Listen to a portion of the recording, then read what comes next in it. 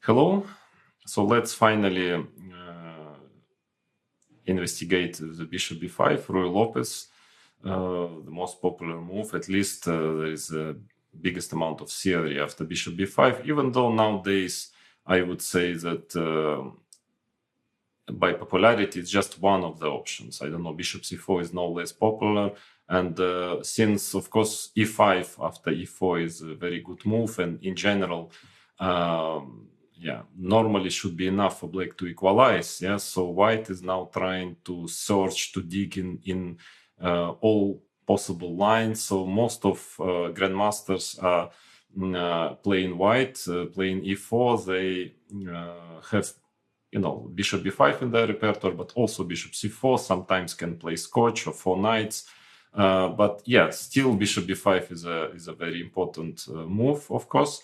The problem, white's problem, is that with time and with the development of engines, black is discovering more and more resources to equalize in various lines. Yeah, so I would say that there are few major systems against bishop b5 which are very difficult for white to deal with. I mean, in the sense of getting a real advantage. First of all, it is Berlin, knight f6. Yeah, definitely is a very serious system. Then after a6, bishop a4, knight f6, castles. Then there are lines with bishop c5. So whether bishop b5 followed by bishop c5, whether immediately bishop c5 followed by b5. So those lines are also very serious, and according to the state of theory, it's quite difficult for white to get something there also.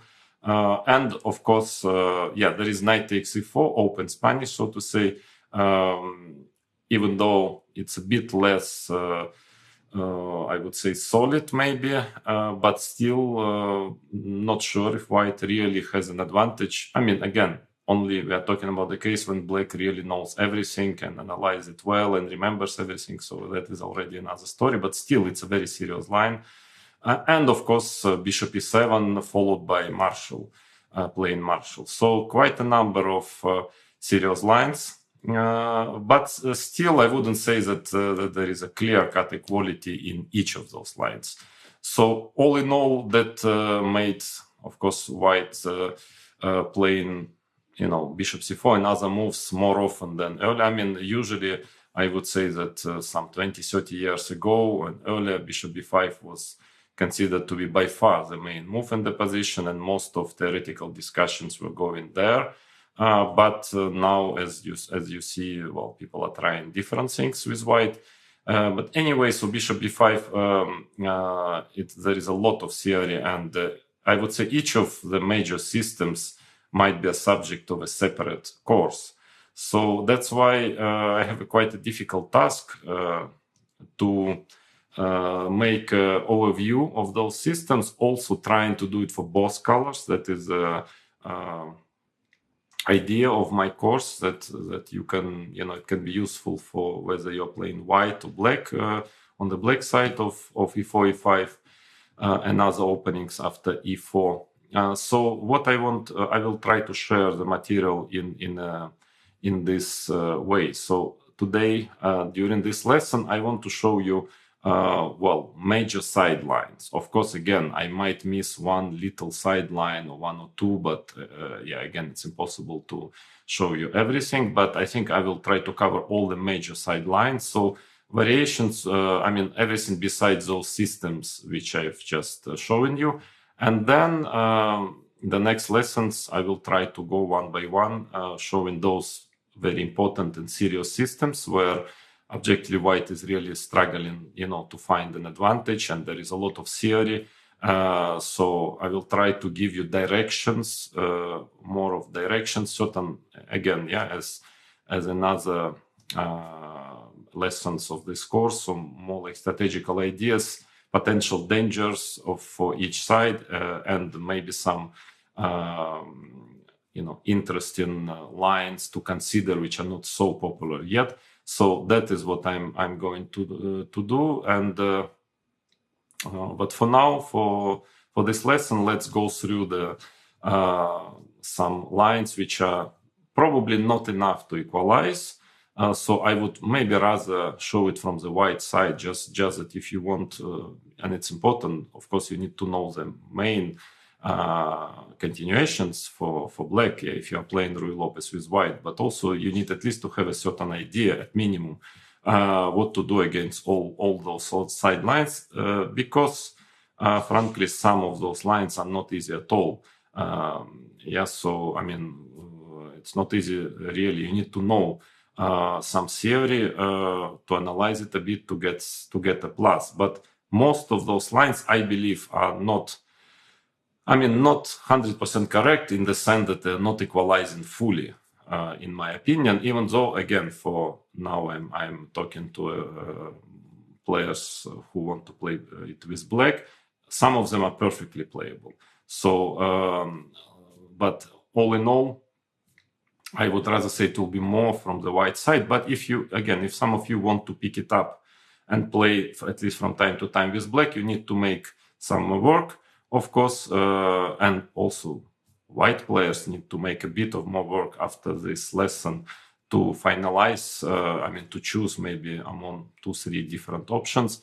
But all in all, I just give you directions. And I believe, again, all those lines I'm going to show you today, I believe that white is rather comfortable.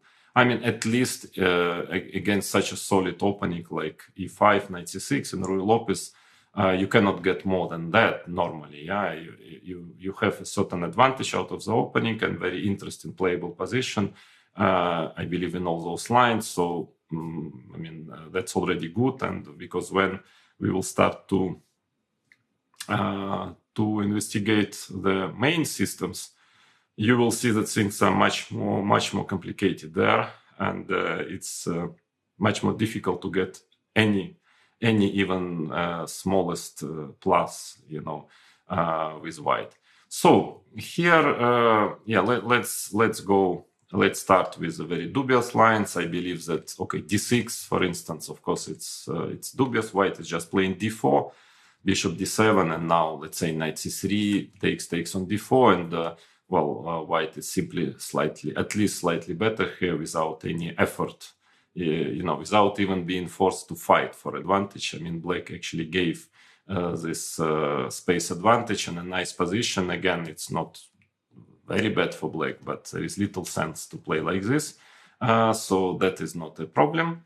Definitely for white, and not recommended to play with black. At least you better first start with a6, bishop a4, d6, then not immediately d6. Then there is a bird, I think it calls a bird system, knight d4. Also, even just by common sense, it's quite understandable that this shouldn't be a good move, because takes. Black is not developing really and doubling his pawn.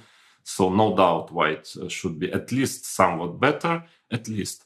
But in reality, probably pretty much better, because white should castle now, and black has a problem with development. In fact, not so easy to develop his pieces. Bishop c5 is the main move. If c6, then bishop c4 is very unpleasant. Again, knight f6. Now I guess the idea is that on e5, black can at least have d5 and maybe actually doing fine. But after rook e1, it's already high time to play d6. And one of the possible options, the most logical, is just to play c3 to try to open up the center, followed by d4. Just very nice plus for white, again without any effort, any opening effort. So that's why bishop c5. Black is trying to play just to to be able after c3 to keep this d4 pawn, and then after cd maybe take with the bishop on d4. But here queen g4, not the only move, but queen g4 seems to be very unpleasant because the pawn is hanging. And black doesn't really have any very comfortable way of protecting it. And usually black is playing queen f6, d3, c6. And now, one small nuance which could be useful for you to know, queen h5 is the most accurate move here, attacking the bishop. And let's say d6, bishop c4, and it seems that white is seriously better here because, this queen on f6 is a bit out of place. And white very often wants to push the f pawn, f4, f5. Knight will come to f3.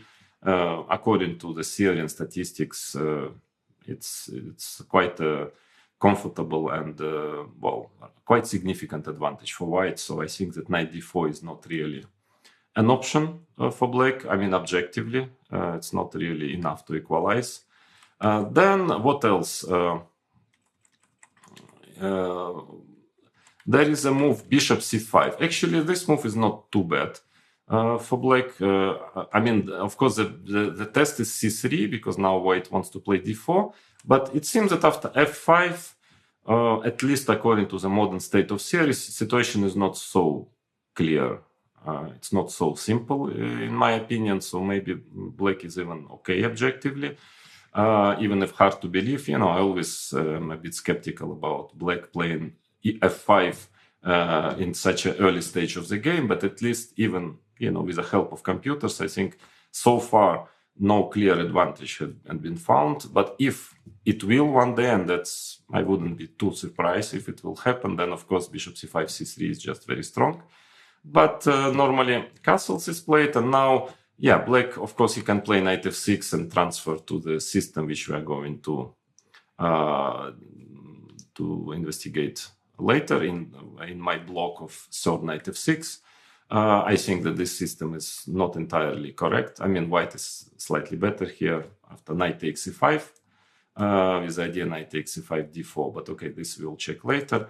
Then, of course, d6 probably is not great because c3 and d4 is coming. White is just a nice plus here.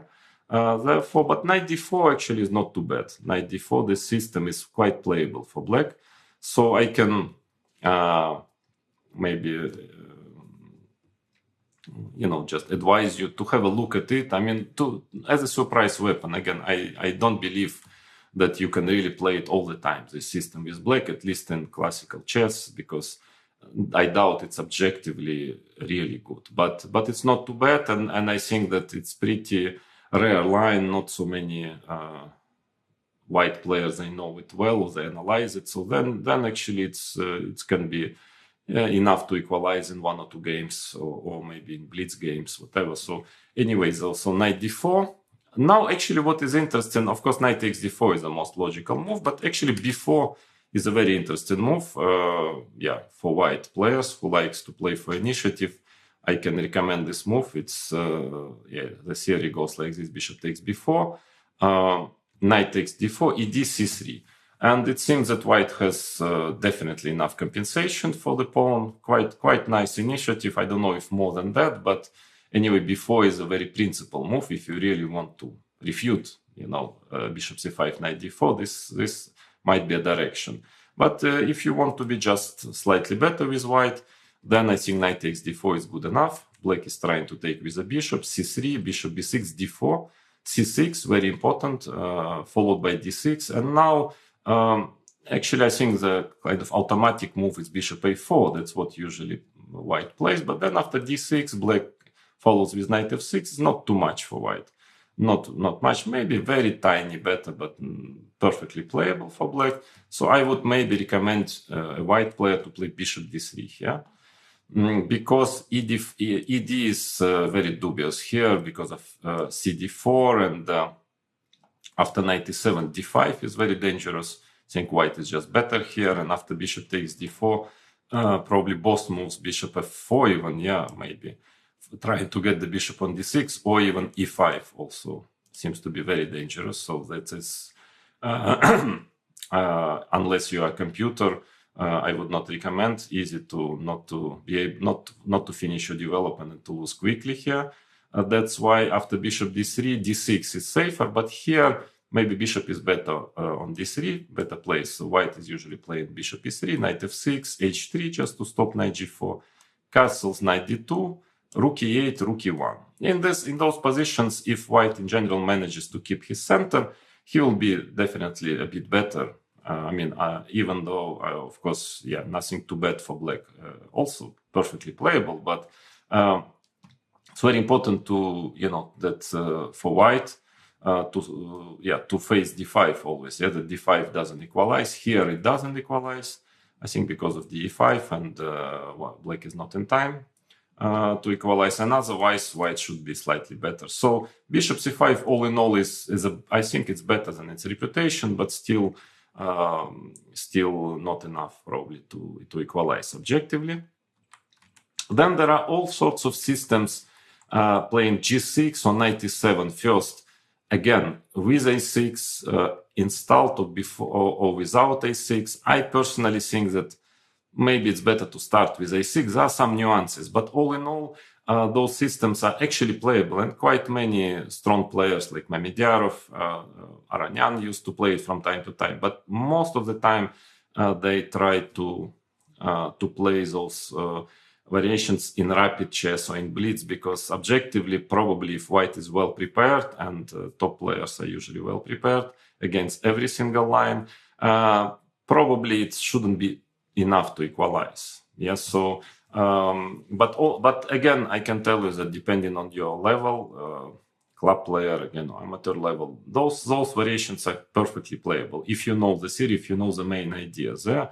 Even though I would more show it from the white side, kind of to a small summary, at least to give you a certain line, one or two lines where I believe white, it's prospectors for white, and then you can check the games, analyze it with the computer, and build your white repertoire. So g6 or knight e7, well, I again, there are some small differences here and there. Let's say g6 might give some additional options, knight e7 might give some other additional options. But again, from the white side, I think white can get to the same position against each of those moves. And I believe that variation is quite promising for white, so I would recommend you that line. But after g6, for instance, white has quite an interesting additional idea is to play d4, ed, and c3.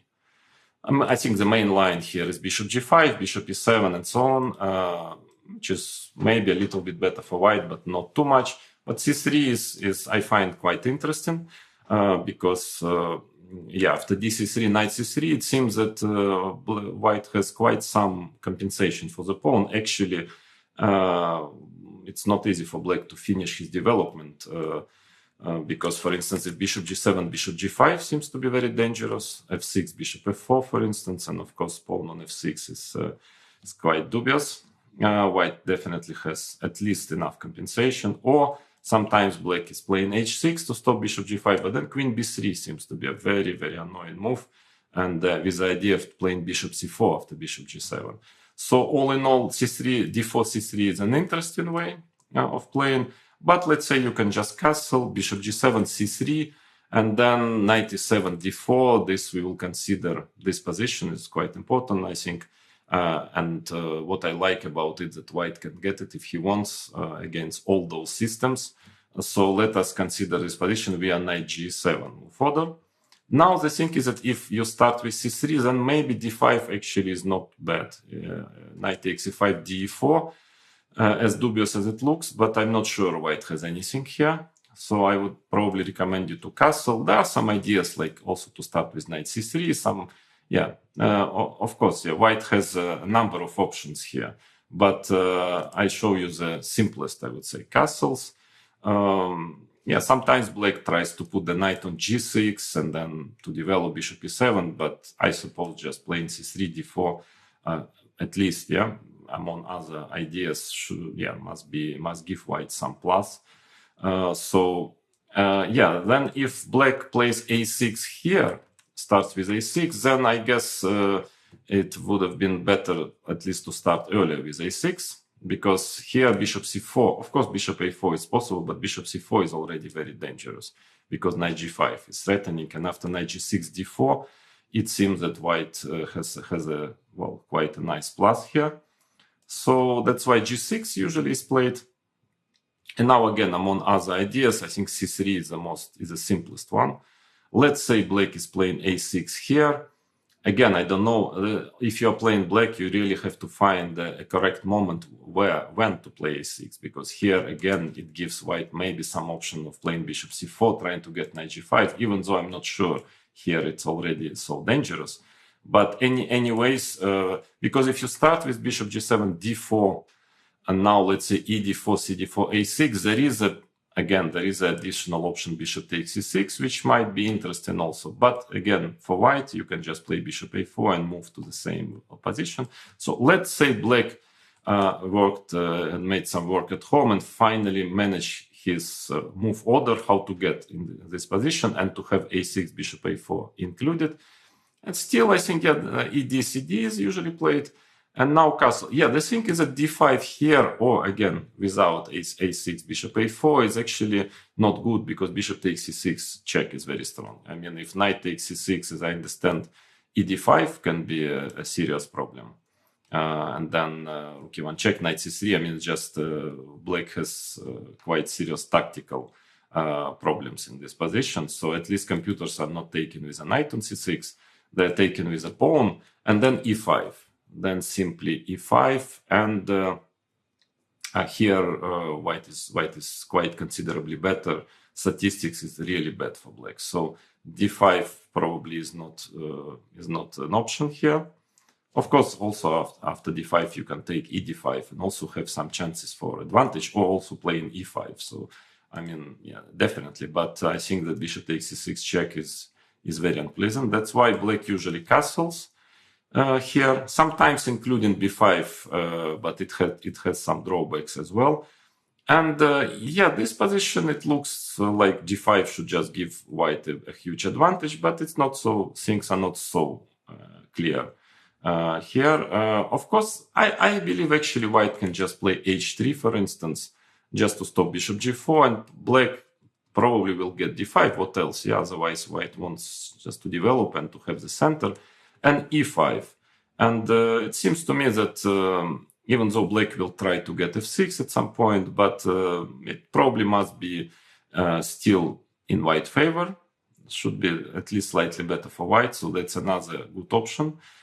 Simple, I would say, option. But d5 is the most principal here.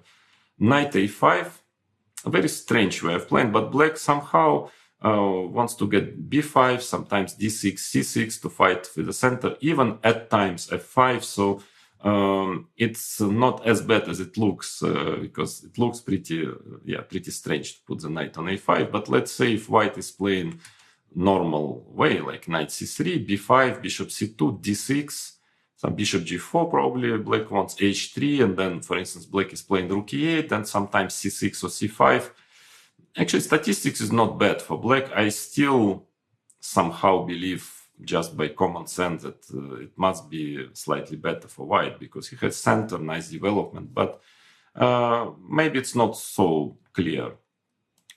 So I can advise you knight bd2 move here.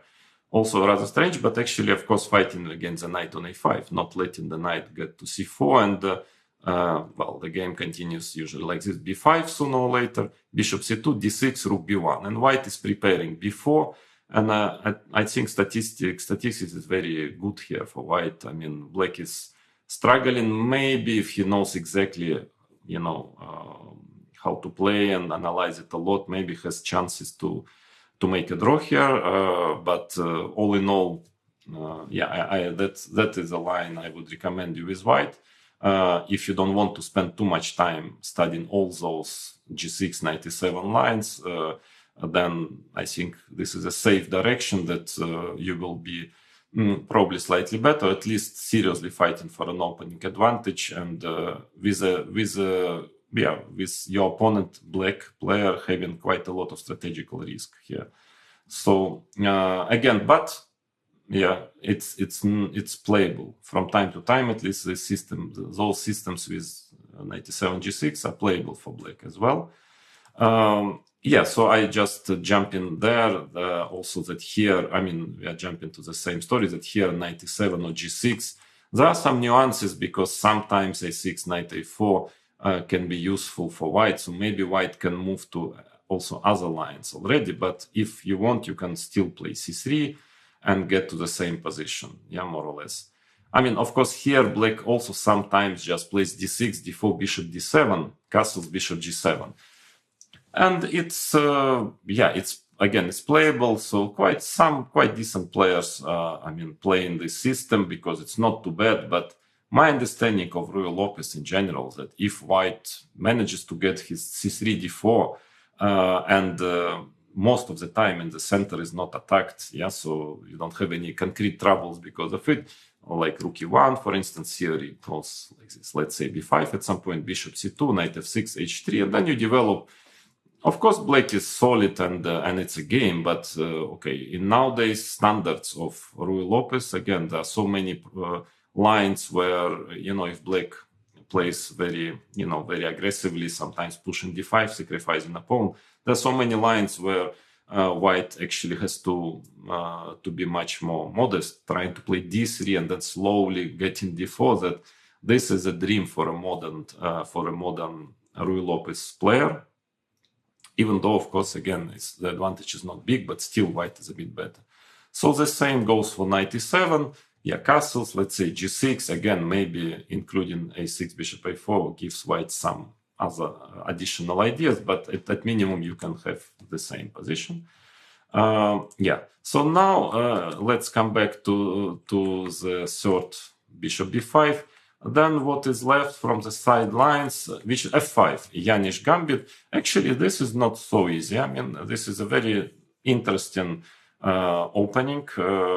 Again, I have always doubts when black is playing so aggressively at such an early stage of the game. Normally, it's not leading to anything good, but surprisingly enough, not easy for white to refute really this opening, because for instance, if e5, e4, queen e2, queen e7, white has some issues with a knight on f3. So usually it takes, plays knight d4, knight f6, but this position is not clear at all. Black has some activity and probably doing okay. Then one of the main lines is knight c3, which probably black's best is to take and play knight f6. There is a lot of theory here. Queen e2 or knight takes f6 check as the moves, but all in all, maybe white is a bit better, but black has quite good chances actually to equalize out of the opening. So f5, all in all, it's a very interesting system for black. I believe that d3 is quite unpleasant. I mean, it's a very serious test for black, but again, if you want to play it with black, study the theory, it's not bad. It's definitely not bad, and it's definitely playable. But I think that d3 is quite an important test. And from the side of white players, of course, again, you can go into all those main lines, knight c3, very forcing long lines. I did it myself at some point. I couldn't really find anything special. So my choice was finally to play d3. And I think that according to the state of theory, white is pressing here in general, because and it's much easier. You don't need to learn too many forced lines after d3. So black should take sooner or later, because if you start with knight f6, first of all, white can just castle, and probably now there is nothing better than taking on e4. But also ef5 might be already might lead to an advantage, because black doesn't have e4 move. So I would rather recommend you to take immediately on e4. d4, knight f6, castles. And here, of course, bishop c5 always was the main line in this position. But I think computers now already found an advantage for white. After bishop takes e6, bc, knight takes e5. I think castles, and now knight c3 white is playing, and you can check the theory. Black is suffering too. Maybe black can hold, but in general, white has a very good statistics here, and it seems that objectively having some advantage, because, for instance, d6 is, I think, the main move, and now actually both moves, I think, are causing problems according to computer, at least. Knight d3, and also strange move knight a4 is also quite difficult for black to equalize fully after knight a4. So bishop c5, I think, is, if white knows well the theory, and I think it's basically a very active, nice move, but finally you will end up fighting for a draw for the rest of the game. So probably then d6 I would consider as a maybe main line now for black, or maybe a better choice if you want to play it with black, this system. But here white has a very big choice of moves. So actually the black's problem that it's quite difficult for him to manage to castle, yeah? Because if black just manages bishop e7, castle king h8, it would have a good position, but white has quite a number of ways how to fight against it, and one of the most principal is just playing bishop c4. So for white players, I would recommend you to study this bishop c4 move, probably, in my opinion, the most dangerous.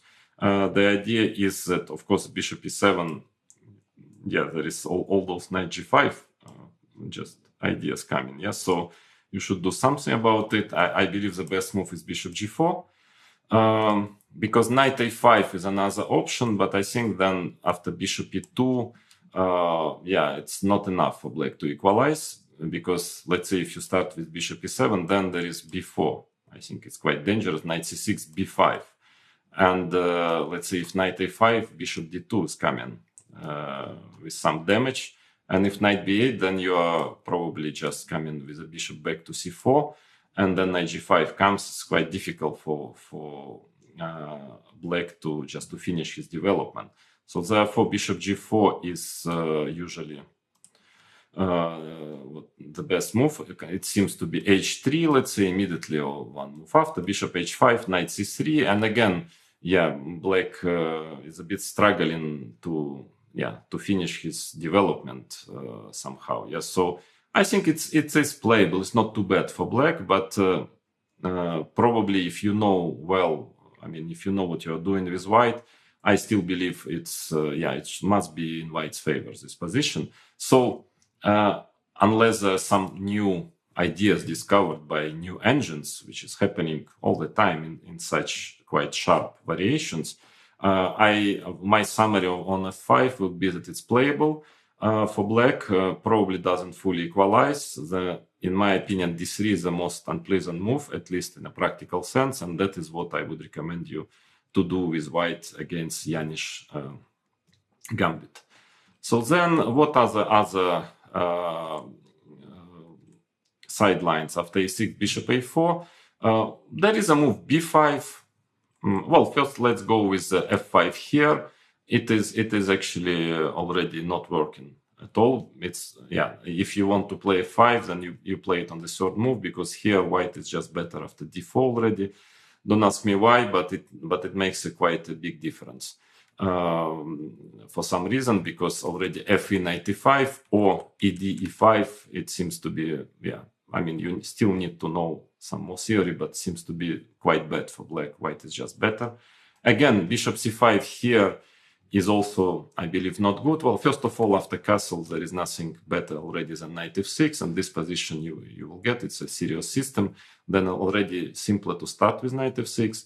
But the problem of bishop c5 is that now c3 is already very good. Again, without a6, bishop a4 included, black, if you remember, black was playing f5, and actually it was pretty fine. But here, okay, knight f6, d4 is already a problem, I believe. And if f5, d4, this position already for some reason is already very dangerous, at least for black. I think white is just much better here, according to theory. Again, you can investigate yourself, spend a bit of time understanding why this line works without a6, bishop a4, I mean with a bishop on b5, and why here already it doesn't work so well for black, but it seems to be the case actually. So again, if you want to play bishop c5, then without a6, or first put the knight on f6. So what are the other system? We already know that knight e7 or g6, if white wants, he gets to this position which I've shown you earlier. There is a system b5, bishop b3, knight a5. Well, I mean, what can I say? It's not losing by force. That is already a big achievement. If you look at black's play in this position, yeah, it looks pretty strange, I would say, but it's not that bad, the system. But again, I cannot believe it can equalize such play. And so white, most common usual ways to castle, d6, d4 is the most logical. Now, usually black takes on b3, f6, knight c3, bishop b7, then trying to play knight e7. Most probably white should be better if you analyze this position with a computer, but it's not too bad for black anyways. I can just give you one of the possible ideas. For instance, I saw the d4 here can be interesting, maybe to take with a queen on d4. I find it quite an interesting way of playing for white. But all in all, again, I will leave it to you. If you want to play it with black, good luck. I mean, it's possible. It's not too bad, but I wouldn't recommend it. And with white, I'm sure it's just a matter of a bit of work, checking games, checking engine to find at least some advantage for white in this system. Then another couple of sidelines which are left is one is d6. That is already serious. I mean, but of course you need to include a6 first. That is a serious system. So the idea is that now if white plays d4, black is in time to go b5, bishop b3, knight takes d4. It's very important, takes, and the idea is that in case of queen d4, black can try to get c5. Yeah, I mean here or first knight f6, but I think already here it works. Yeah, of course. And then if queen d5, bishop e6, and then c4. So that is not recommended. But white can try to play c3 here. It seems that after dc3, knight takes c3, knight f6, white has maybe just enough compensation for the pawn, but no more. So d4 is not leading to any advantage according to the theory. Of course, not the very normal move is castles, and actually, I think that's what I wanted to play myself, if I remember correctly, just to avoid some long theoretical lines, although I think that 5c3 can be a very dangerous move. Castles, and now, well, black can do b5, bishop b3, knight a5, which would more or less lead to the transposition after d4, to that line, force b5 and knight a5. Probably a little bit in a better version for black, because black avoided some sidelines. Normally black wants to play, playing knight f6 will be just a transposition to the system which we are going to consider next. But black has some original ideas, bishop g4 here, and now, h3. Well, maybe you can also try to start with c3. It's another option, but h3, h5, that is the point of bishop g4, I believe is. There is a lot of theory. It's not actually, there is no clear refutation of the system. I somehow, I don't trust it. Sorry. I mean, I don't trust this kind of play with black, with all pieces undeveloped, starting to play so aggressively. But again, you can study theory. I mean, I think the main line goes like this: bishop takes c6 check, bc, d4. And there is a lot of theory, some moves, queen f6, so taking on f3, taking on d4. I remember I've studied it some quite many years ago with, of course, much less powerful engines. And I had a feeling white is somewhat better, but it was it was playable for black, let's say. So this line has to be checked. But of course, the main challenge is c3.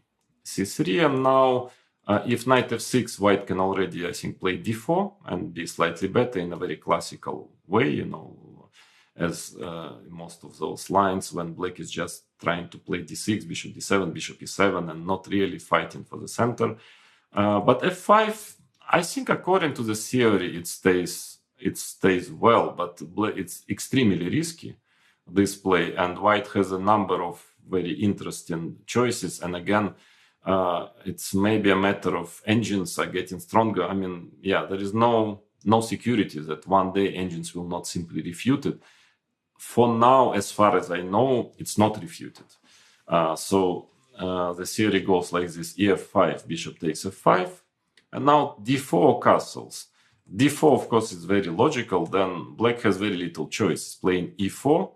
And now if knight retreats, I think black is doing okay, but d5 is a critical move. And now ef, queen f3, and some very strange position. Again, I've checked it 15 years ago. Of course, nowadays engines are much more powerful, so maybe there is already a clear assessment of that line, of this line in modern times. But that time I remember the lines were like this: Queen e7, check, King d1. Well, very direct. Yeah, play Bishop e4, Queen h3.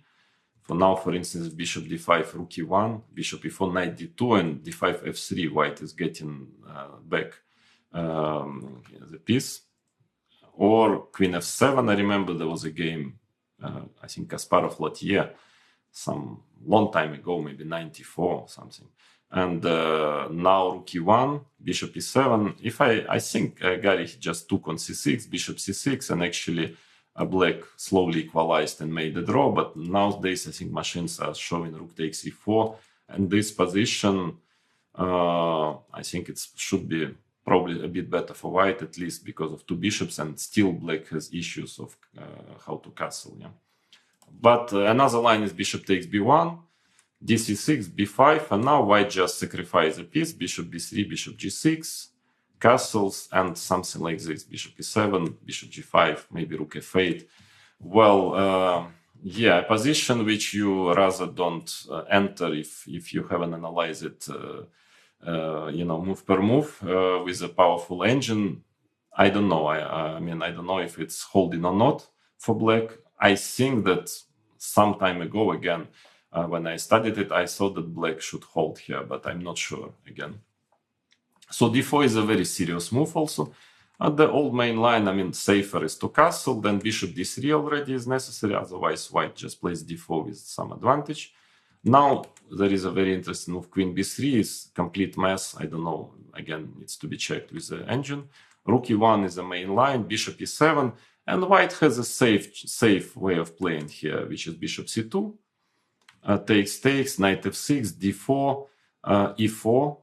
Yeah, I mean, Black's play is practically forced here. Knight g5, d5, and f3, h6. This is an old theory. Knight h3 castles, Knight d2 takes, Knight f3, Queen d7. This position, White is a little bit better because of, yeah, a bit better pieces, and but it seems that in general, with a couple of few accurate moves, usually Black is in time to equalize and to make a draw here.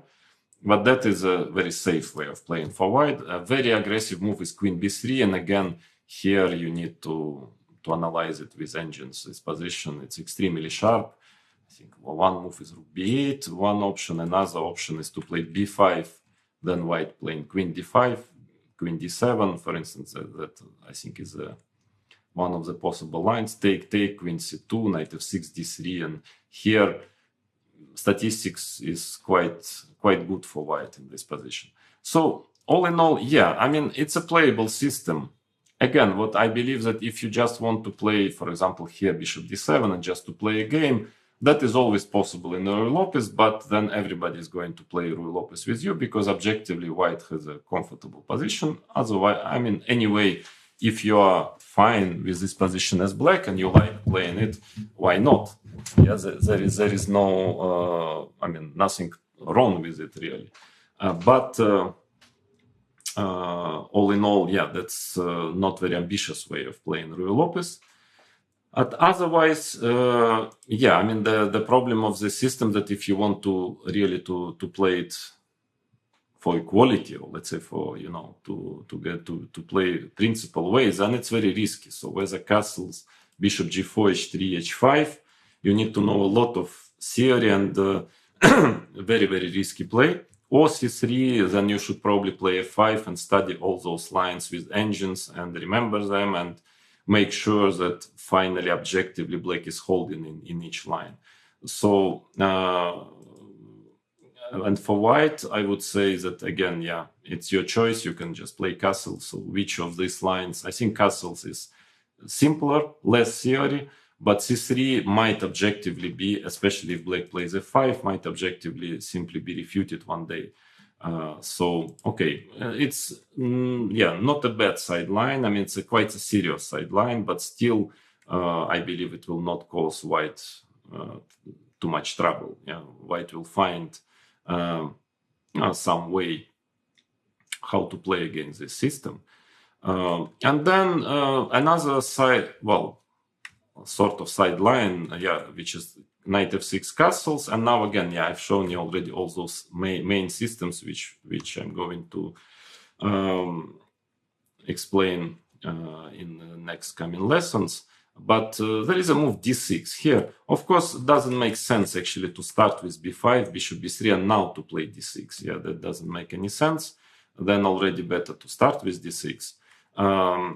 And here, well, the point is that actually it's not so easy for white to get something really special. Probably rook e1 is a move, because long time ago, when when computers were not yet changing many evaluations of different opening systems, I think c3 was considered to be enough to give white a plus, because after knight e4, d4, I think the problem was that bishop d7, rook e1, and black has to play knight f6, and it was considered to be better for white. But I think nowadays computers are holding here, and it seems that black probably has just enough to equalize here. So I'm not sure that after c3, knight e4, white can pretend, because the play becomes very forced, and it seems that if black knows what he's doing, studied this position, probably he'll equalize finally. So then another way of playing is to take on c6 and d4. If rook e1, maybe c5 is already possible. c3, bishop g4, not so clear. Maybe should be probably okay for black. But then after d4, again, strangely enough, e d4, then we get to a position from the Berlin knight f6, d3, d6 system. I will show it to you later when I'll be talking about Berlin with d3. And here, yeah, I think it started to be popular. I'm not sure if white has anything here, because queen d4 is always possible. It's always a game, but normally, yeah, I would prefer to take with a knight on d4. So probably that is quite acceptable for black, maybe very tiny worse or equal. So not a big problem, I would say. Knight takes d4 is much more serious, but then c5, it's very, very direct play starts. I think I played once or twice blitz like this, but via the Berlin knight f6 move further, d3, d6, and knight c6, queen d7, knight a5. I think black is playing queen a4 now, very direct play, and hard to say if white can pretend to have at least some advantage, some opening advantage. I think according to the modern state of theory, black has good chances to equalize here. That makes rook e1 maybe the main move. And yes, actually here, probably that is the simplest for white. Yeah, I would recommend it for white players to play rook e1. Because, of course, again, if black is playing all sorts of moves like bishop e7, bishop d7, then you just play c3, d4, and you get your center and a small plus. I've seen that, I mean, I'm not sure about this particular position, but in a similar position, sometimes black was starting this kind of play g5, but I have my doubts. Probably d4 will come or something, I don't know. Not sure if it's about this exactly position. But the point I think of black's play is that now at least he has b5 and knight a5. That's very important to take this bishop. But still after d4, yeah, it seems to me that I couldn't find any way for black to equalize completely, and then maybe it's the most optimal system for white, that you don't need to learn all kind of variations, just you play like this, and if it's slightly better, you are just happy. Yeah, you play healthy normal chess. So knight b3, a b3, bishop b7, or knight d7. I guess probably white will still play knight c3, and probably bishop b7 is still the best move. I don't know, I would maybe consider also some moves like c4, maybe, but knight d7 is an option. I think more popular is bishop b7 now, and now simply knight c3, knight d7, and I think that computers think that the best move is knight d5 here. And given this line bishop e7, d c4, followed by queen c2, and yeah, not more than just slightly better, but still it is a bit better for white, and cannot really find. I mean, white is having a small pressure, but I'm pretty sure that the final conclusion that black hasn't fully equalized out of the opening. But again, those systems with d6 after e6, immediately after knight f6, those systems are playable and has to be seriously considered if you're playing with white, Ruy Lopez. I just gave you directions. Maybe you will like some other directions against all those systems. So it's my choice, actually, because I was playing also Ruy Lopez and analyzing all those sidelines. So that is, I'm quite honest with you, that was what I have shown you now is what I was ready to play myself, playing professional chess against those systems. So so that is a short summary of those lines, which are not so popular, but still most of them are not too bad. You have to know really, if you are playing white, how to fight for advantage there. And next lesson, we will start to investigate one by one the major systems. Probably we will start before starting with a6. We will start with knight f6, Berlin defense. I have something to say about this opening, as you understand. So that will be the subject of our next lesson.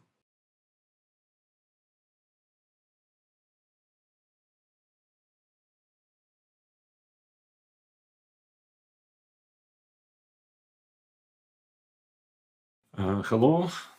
So now we will investigate the Berlin defense, bishop b5, knight f6. Of course, well, it is practically maybe the most popular opening nowadays on the top level chess, and there is a lot of theory, much more than when I started to play it in 2000 in my match against Garry Kasparov. Even though still some lines, some variations, I still have those notes. And for instance, in the force d3 line, actually back then I was already kind of a bit worried about d3. I understood that this move is much more dangerous than it looks, because at that time castles and going to this endgame was considered to be the only white's chance to get an advantage. Now, of course, white is trying many different other things. Among that, this d3 move, which will be the main subject of this lesson. But first, let's consider other moves. Okay, forced knight c3 makes sense, but this will be a transposition into the four knights variation with bishop b5, which was considered earlier in this course. If you remember, I was advocating knight d4 move, and I think black is doing fine here, but you need to know quite some theory, of course. But anyway, usually black players, they know it, because if white plays knight c3, then black's best move is knight f6 and bishop b5, so it's transposition. So if you are playing e4, e5, knight f3, knight c6 with black, I assume you are ready for this. Anyway, so bishop b5, knight f6, queen e2. Again, this in general in Ruy Lopez, I don't know a single line, in fact, in Ruy Lopez where white is really fighting for advantage, playing queen e2, putting his queen on the square. Normally, it's much better for white to castle, play rook e1, and to keep the queen on d1. So even if, of course, it's playable, queen e2, definitely a playable move, but I don't think it really gives any chances for opening advantage, just for maybe a complicated game where black will be less prepared, not so well prepared, because it's a rare move, but no advantage, I'm sure. Bishop c5 is the most logical answer.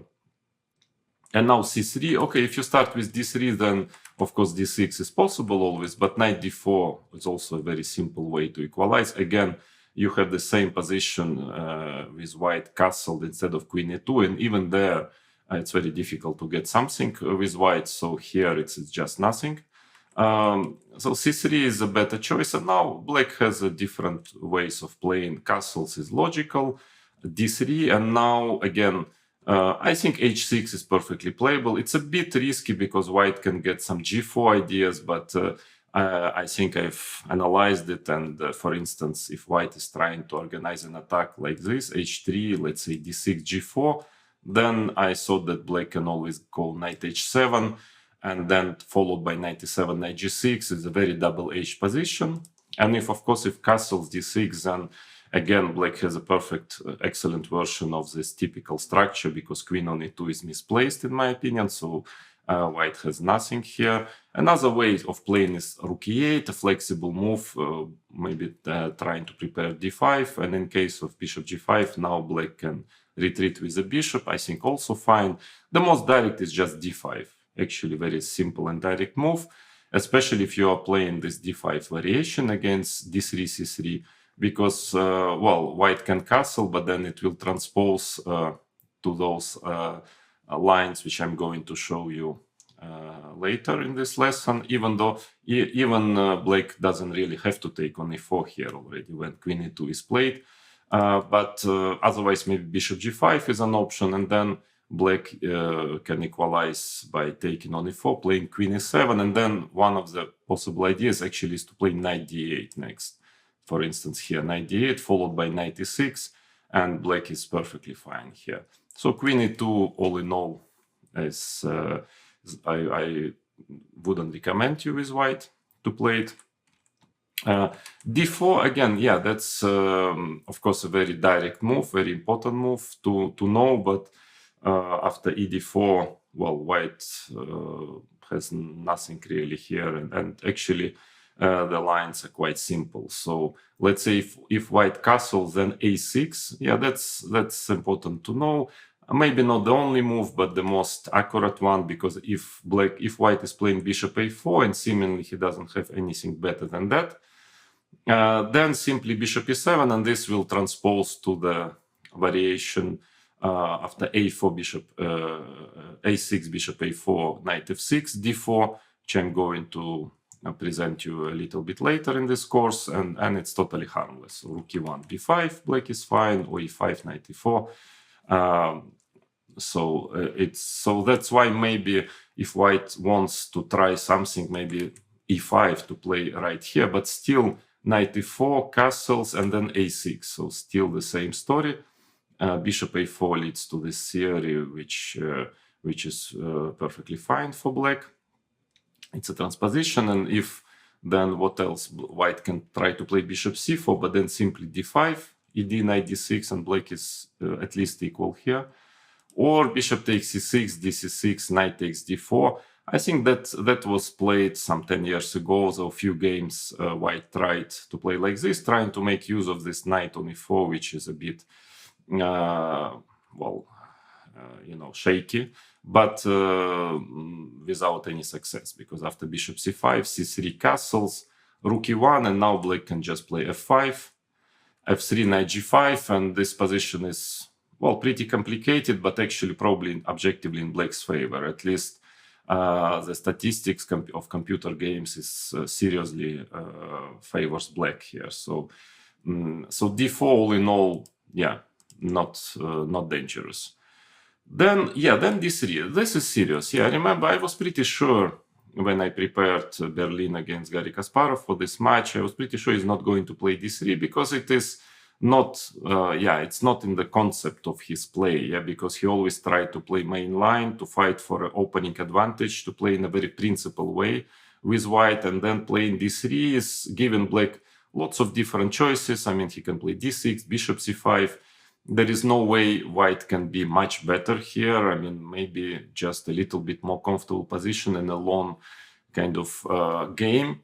So I was sure he's not going to play it. But anyway, actually preparing for it, I realized that things are not so easy here. I spent quite some time actually trying to find the best weapon against d3. Frankly, I don't remember exactly whether I was planning to play bishop c5 or d6 already, or maybe I prepared both. Actually, But it is, of course, a very serious system. Nowadays, it's as popular as castle. So a serious move.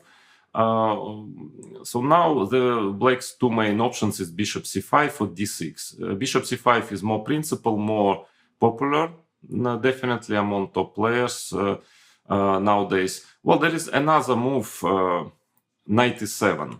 A very strange move. I can tell you a small story, which is I find quite funny actually, because well, not a long time ago I was just making order at home and going through all my notes, different things, and all of a sudden I realized I found some very old notebook where I was writing down my chess games, and my very first tournament I ever played, the first round of my very first tournament, I think I was 6. I played actually among men in our town, some players of maybe 1/6, 1/7 level, something like that. And maybe a bit less, I don't know, hard to say. But so in my first game, my first ever tournament game was actually Berlin. I played Berlin with black, and I played knight e7 move. And well, the thing is that actually I just had one book of opening traps, and there was this trap that you can play in this position knight e7 with black. Of course, I knew nothing. I didn't even know that it's Berlin, or I knew no theory. So since my opponent played bishop b5, knight f6, d3, and then I'm not sure I knew anything if white would play castle, for example. I don't know what I would do. But after d3, I knew that there is this trap knight e7. And in case of knight takes e5, which was played by my opponent, who was not such a bad player, actually. But I think he saw the 6-year-old boy in front of him playing this very strange move, knight e7, just giving up the pawn. I think he took it very quickly, just thought that I just cannot play chess, basically. But then there was a trap c6, and suddenly, actually, white is losing a piece after c6.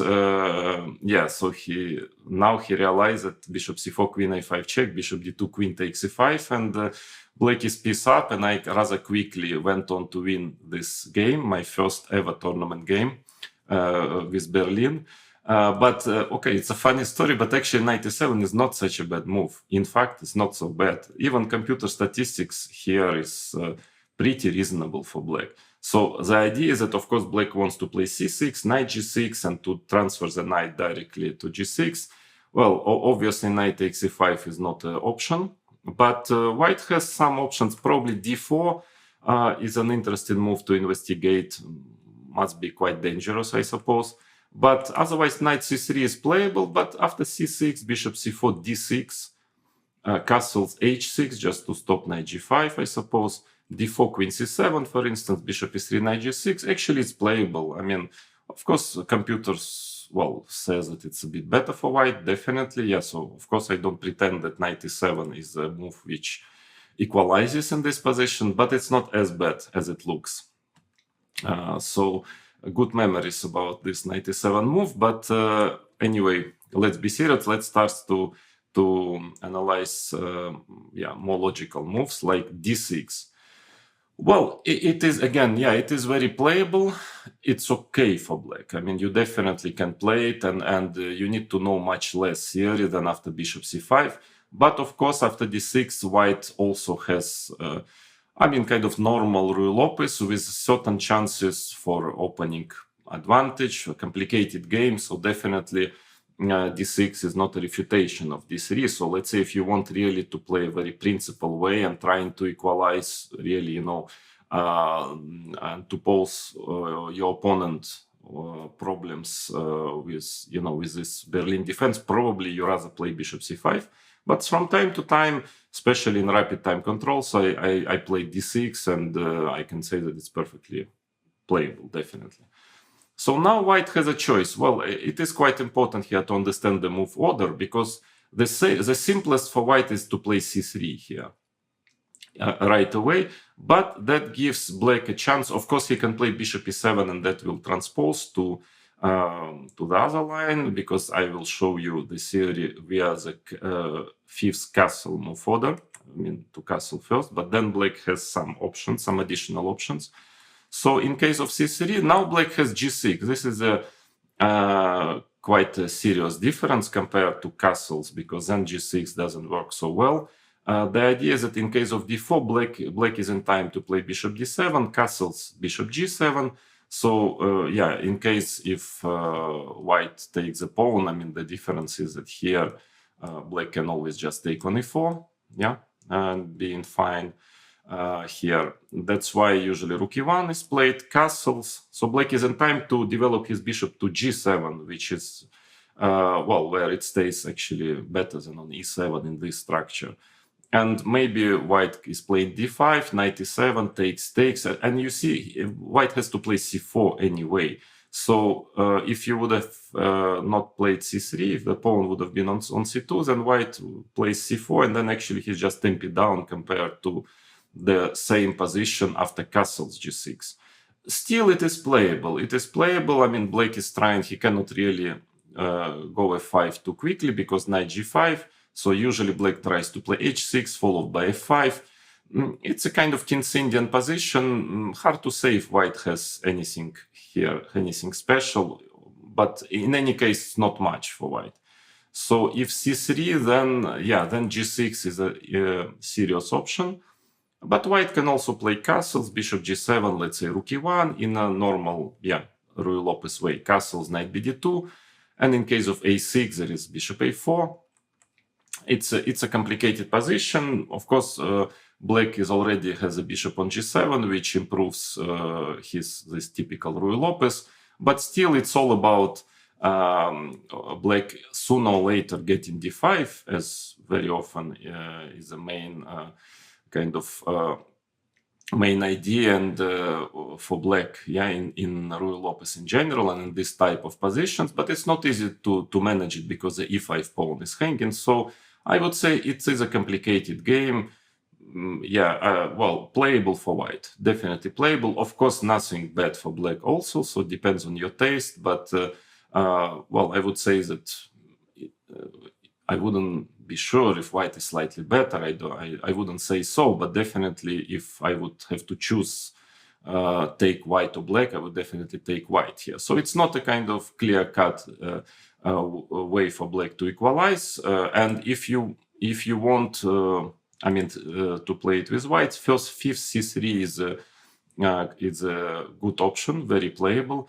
Most of the players, top-level players, they start with castle, because now the thing is that in case of g6, now d4 is already, basically it's practically a tempi up for white, because bishop d7 and then d5 right away.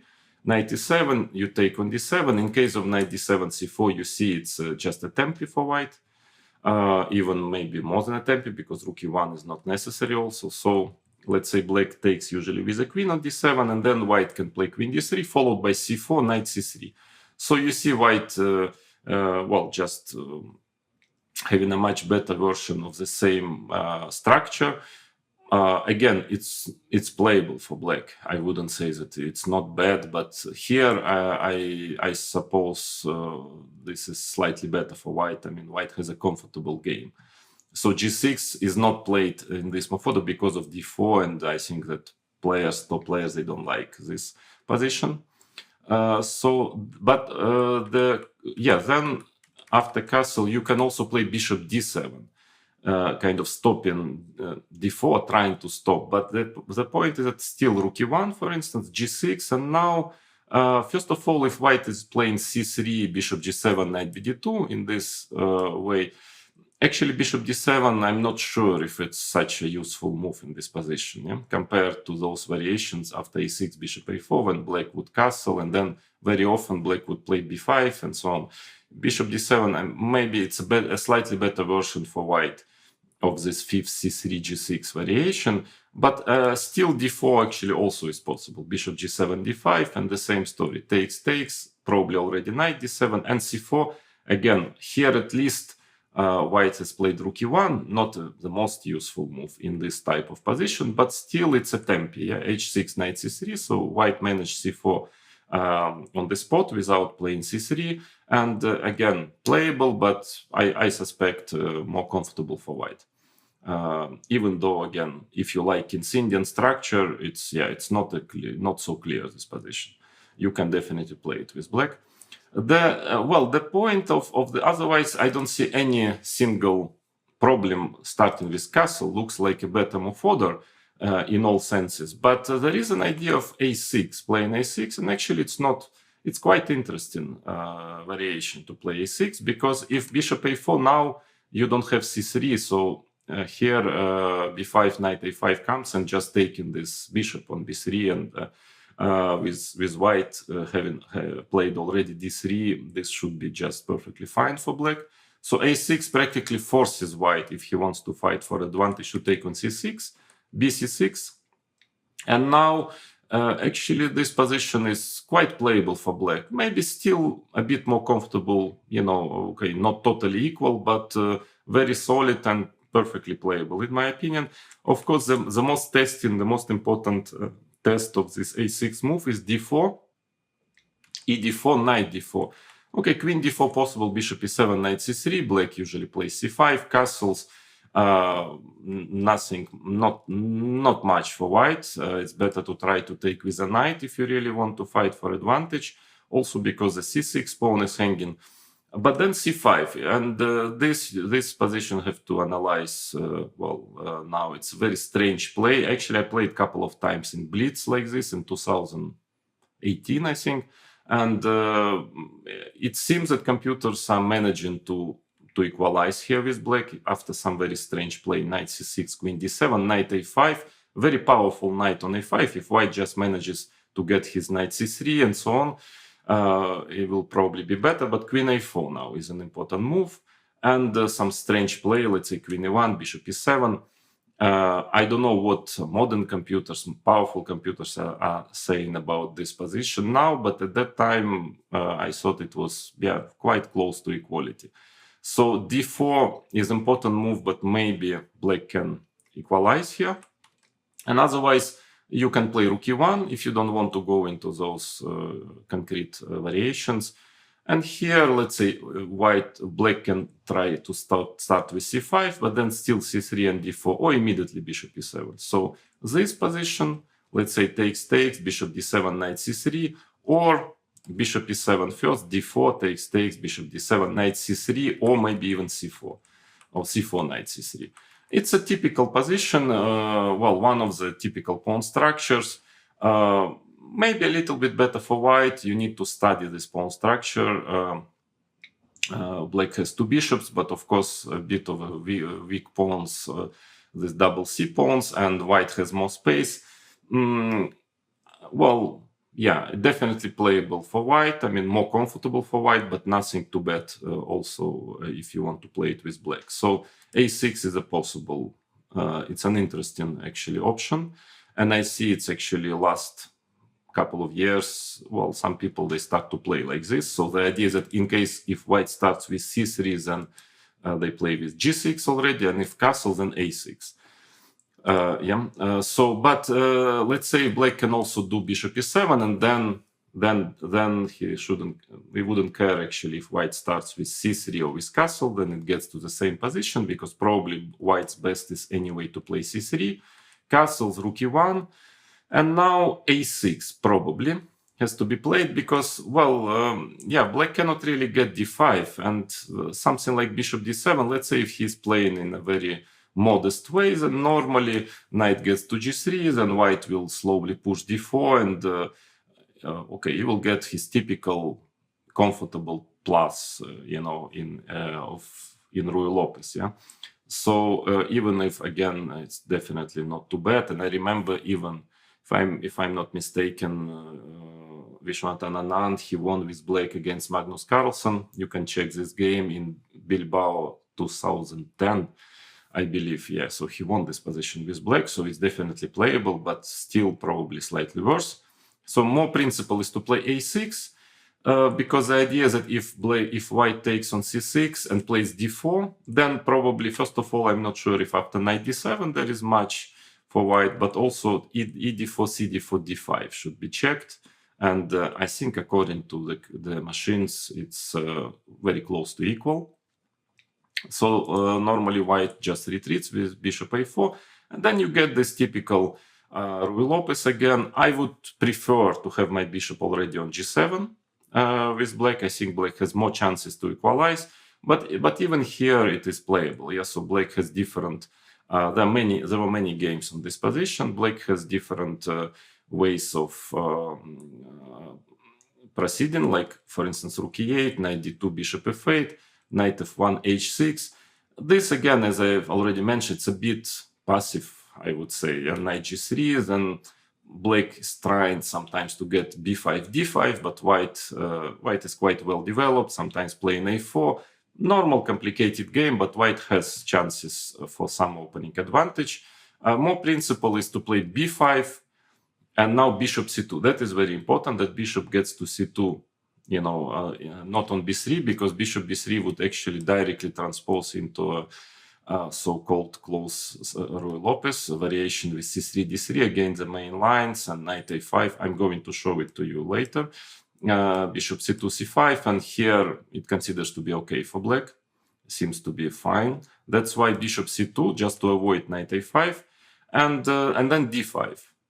And this is a big theoretical position. There were a lot of discussion. Actually, it can happen via the other move orders. So it's not bad for black, but all in all, I think that white has some pressure in this position. First of all, there is an interesting move d4, which is quite dangerous. I mean, black really has to know how to deal with it. And normally white is just playing knight bd2. Sooner or later, black takes on e4, d4, bishop e6, and now white already here plays queen e2, trying to play a4 to attack the pawn on b5. There are many games of strong players in this position. At some point, this position was very popular, but I think, again, it was occurring via different move order. Black has, I would say, the verdict is black has chances to equalize, but it's not so easy. So white has also his chances to get some opening advantage. So all in all, what can I say about this d3, d6? Of course, it is a solid option. It is a compact option if you are playing black, so you don't need to learn too much theory. Most of the time you get to a kind of typical Ruy Lopez slow game. But as white, I would say most of top players, they would definitely, I mean, since Berlin is such a difficult opening to face and to find any chance, at least on the top level, to get some advantage, then of course I think that after d3, d6, white has at least some chances, and slow game is a little bit more comfortable for white. So I believe that that wouldn't stop you from playing d3 against Berlin. But again, it doesn't mean that if it suits your style, if you like this type of position with black, definitely it's maybe a little bit better for white, but no more than that. So it is playable. But let's now move to the bishop c5, the most popular and the most actually principal move in this variation. So d3, bishop c5. Of course, the theory is huge here, and I will just try to give you the general structure of this variation, some certain ideas about different types of positions, and the directions which I find myself prosperous for each color. But definitely it's impossible to cover all the theory of this variation in the limited amount of time. So I will try to do my best to give you as much knowledge, as much of important knowledge as possible during those next minutes. So usually white is sooner or later trying to play c3 in a typical Ruy Lopez Italian style in this variation. But there is a concept of taking on c6. Bishop takes c6, d6. Of course, the pawn on e5 is not hanging because of queen d4. So usually white is trying now to play slow this position. Of course, black's bishop on c5 is somewhat misplaced, so sooner or later it will have to retreat from c5.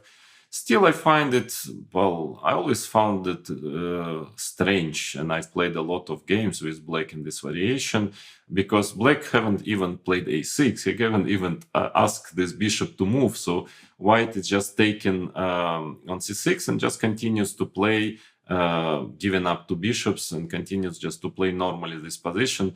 To be honest, I always couldn't believe in this variation objectively, and I still don't believe that white can really fight for any real advantage playing like that.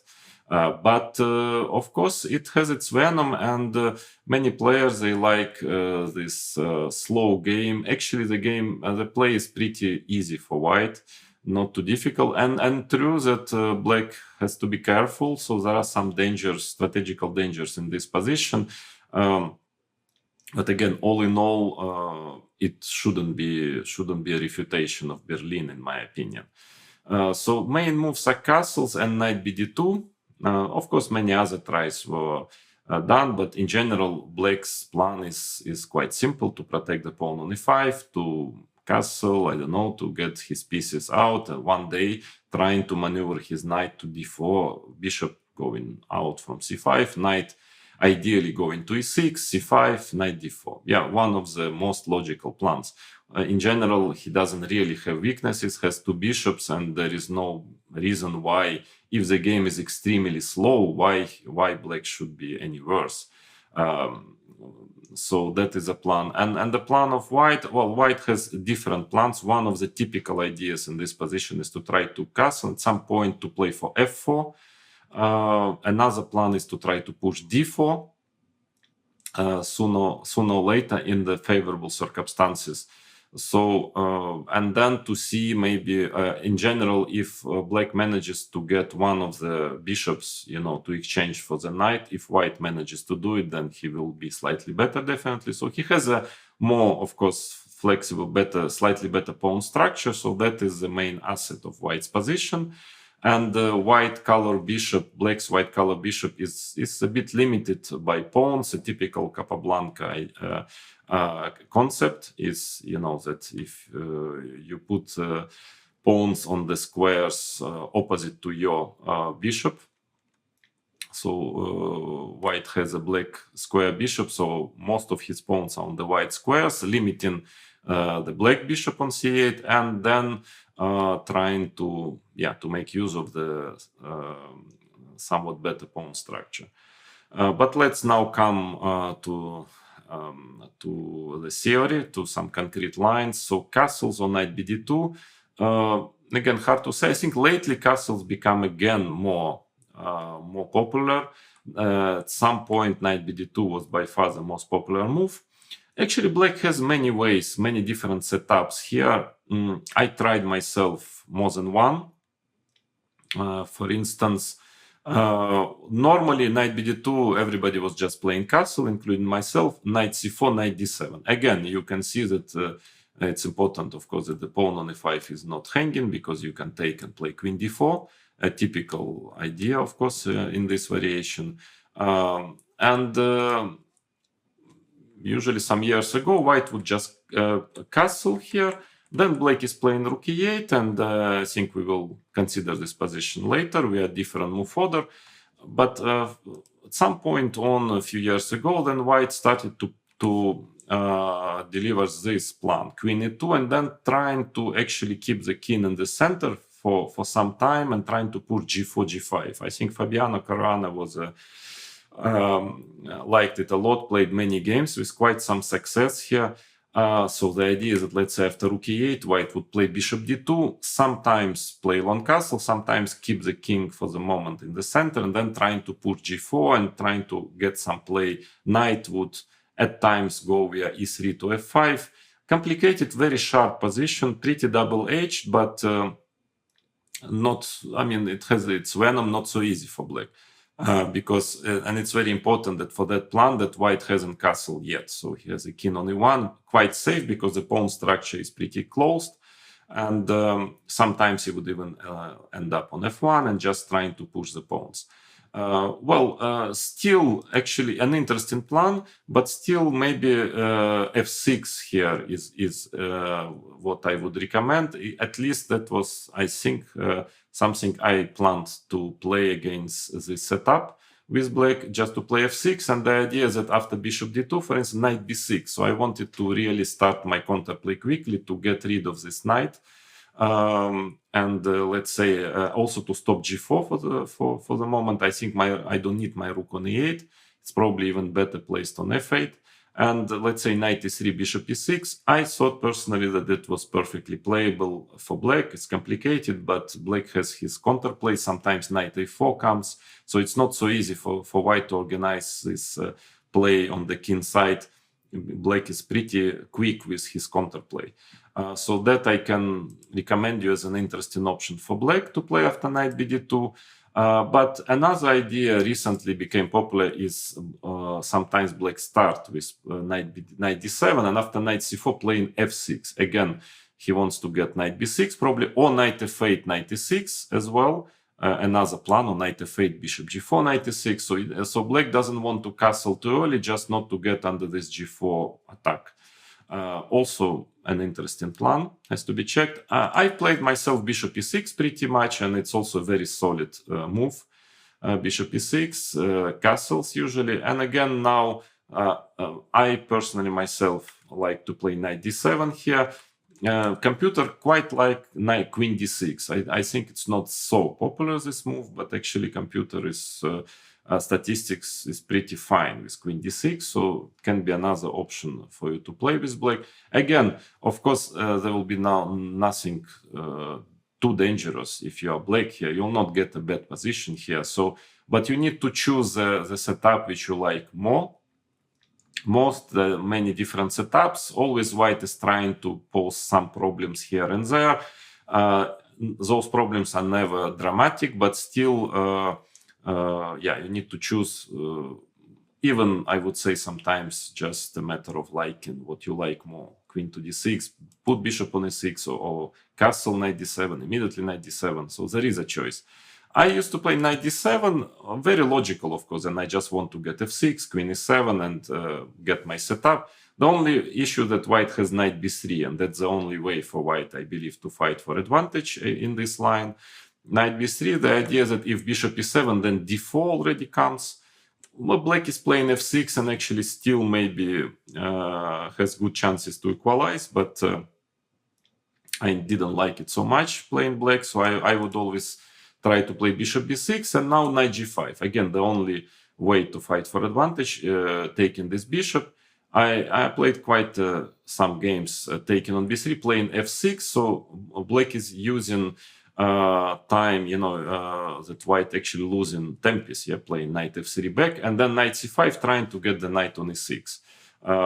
Then queen d7, usually white is playing king h1 and pushing g3, knight goes from f3, f4. Black sometimes can meet it with ef, gf, f5. I thought it was very solid for black, and even if white is a little bit better, but not much. So all in all, after knight bd2, again, it's playable, but black has quite a number of options. So I think lately castles becomes quite popular. And again, black has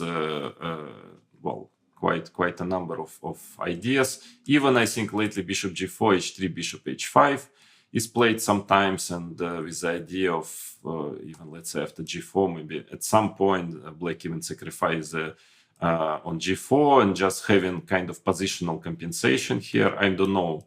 I have my doubts if it's enough, but anyway, I saw some games that black is even trying to play like this. But normally, black doesn't want to burn all bridges, and I myself played queen e7. I thought it was a good move, and now h3 was considered to be the best up to some moment of 2018. There was a game when black played rook g8, and it seems to be a very strong move. You can check this game. I think it's quite interesting. So h3 is not played since then. So knight bd, but after knight bd2, bishop g4, let's say, was always considered to be perfectly fine for black. Again, lately white, with the help of computer, tries to get something here, knight c4, knight d7, and a3, trying to play b4, and I don't see why, because to me it seems like black has a very good development. Bishop is on h5. I don't see objective reason why it should be any dangerous for black, but computer shows that white has some chances for a plus, for opening plus. Well, another idea is that you can always play also knight d7 here. So you see white has already castled, and then now this plan with knight c4, bishop d2, g4, queen e2 doesn't work already. The only minus that queen is on e7, maybe a bit premature. Queen e7 is played, knight c4, f6, maybe followed by knight b6, also actually playable for black. But yeah, I think the latest fashion is to play immediately knight d7 here. And then white's idea is maybe, I mean, the idea of castling before playing knight d2 is actually that here white can play c3 followed by d4. I think lately there was a game even just in Stavanger 2021, Carlsen Karyakin, which, well, I think Karyakin got better with black at some point of the game. He played h6. It's supposed to be the best move, because if castle, then white goes d4, and then quite important point that he manages to get his bishop to h4, and then at some point to g3, something like that. Even though, again, I don't know if it's anything special for white, but at least maybe slightly more comfortable. But h6, d4, bishop d6, that is the way actually AlphaZero, how AlphaZero played against Stockfish in this very famous match, and even I think it had a positive record in this position with black, won 1 or 2 games, if I remember well. And the idea is that, yeah, black just plays like this, a5, just getting some space on the queen side, let's say queen c2, a4. And I think it's AlphaZero's plan is at some point when white is playing knight d2, so it would take, play knight b6, and then followed by f5. And actually, with a nice position. So it's definitely playable for white also. It's a complicated position.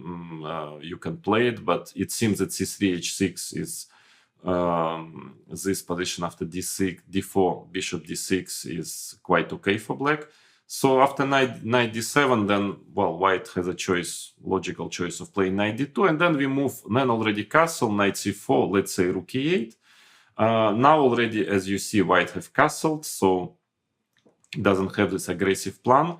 But still, this position is playable. I'm just a bit curious because quite rarely white is playing bishop d2, which in my opinion is definitely the best try for white in this position. I think that is what Vishwant Anand played against me in London 2013 was it, or 2012.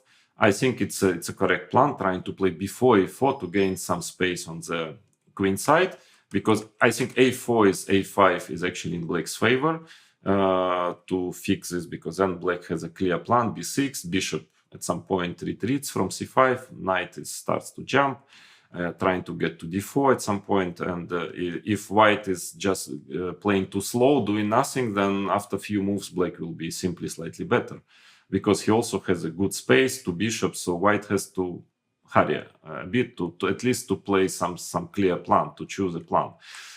Then sometimes white would go king h1, let's say a5, a4, okay, you can play always b6, f6. I mean, I just want to show you what the plan.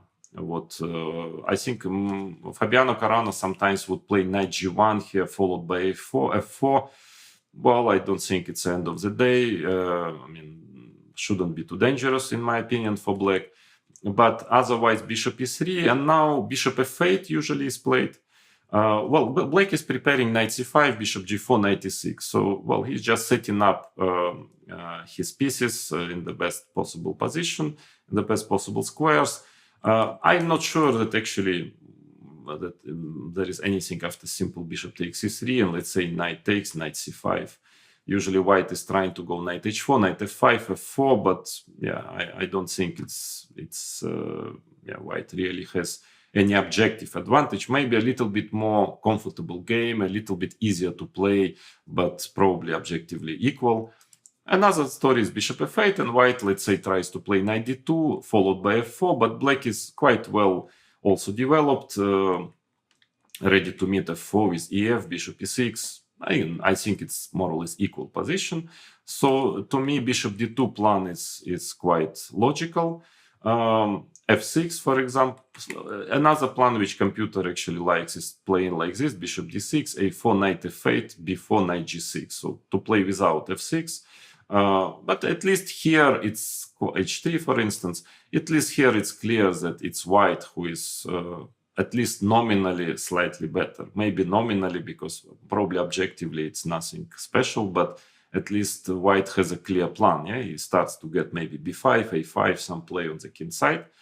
I think I like this plan of playing f6, b4, bishop f8, and a4, and now knight b6. Knight b6, and because otherwise white has some initiative, and black has to manage to get out with his pieces. The bishop on c8 is not in good shape, as you can see. But after knight b6, quite important that in case of knight e3, and I think this is what Vishanan played against me, then at least I develop my bishop. Then queen d7, if a5, I can always get knight c8, and the position is just complicated and unclear.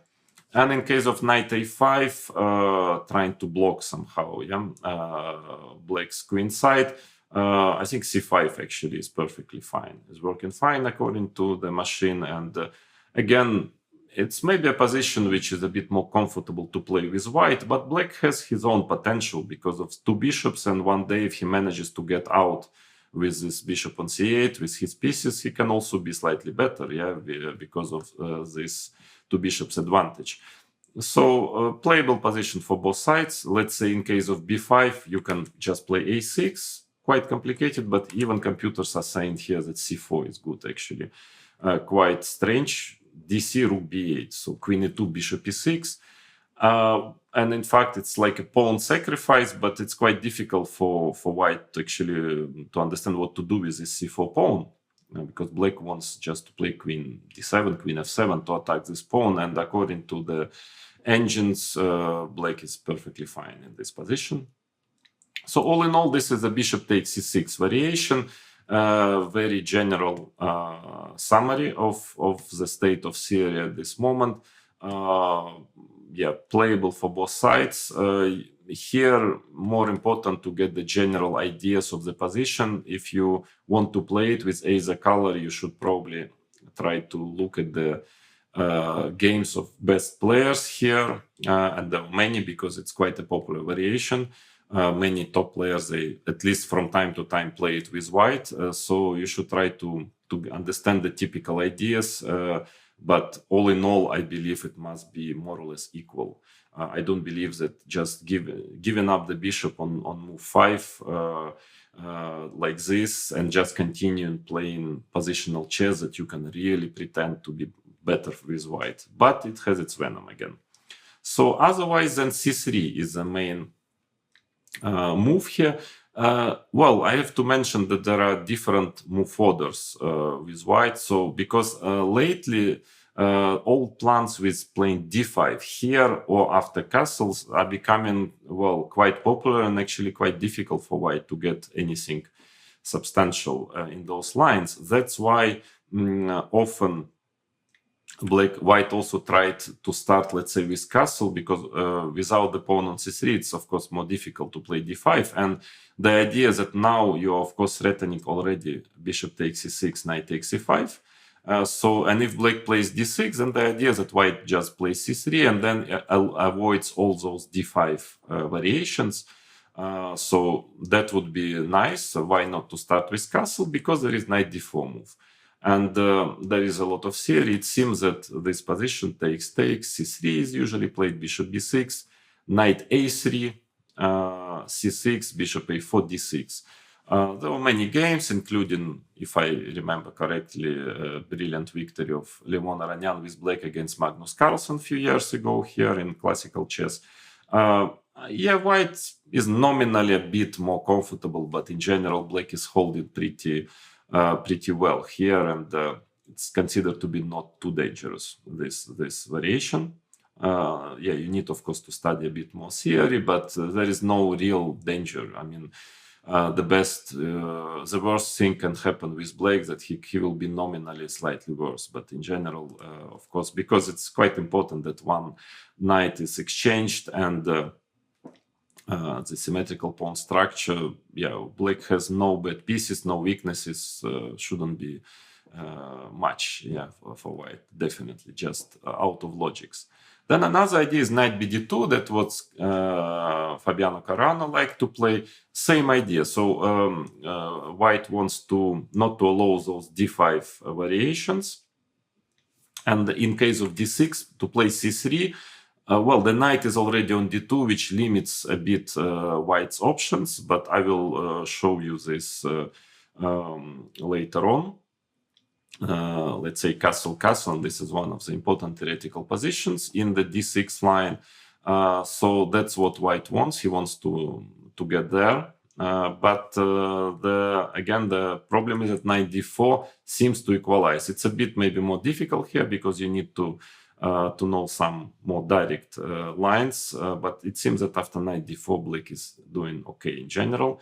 Knight takes d4 is played. I think Vasily Ivanchuk played bishop a4 against me in blitz game. I played b5, not necessary, but I thought that knight takes d4, ba4, and then just followed by d6. I think Vasily played knight f3, d6, and okay, this position c3, bishop d7, let's say.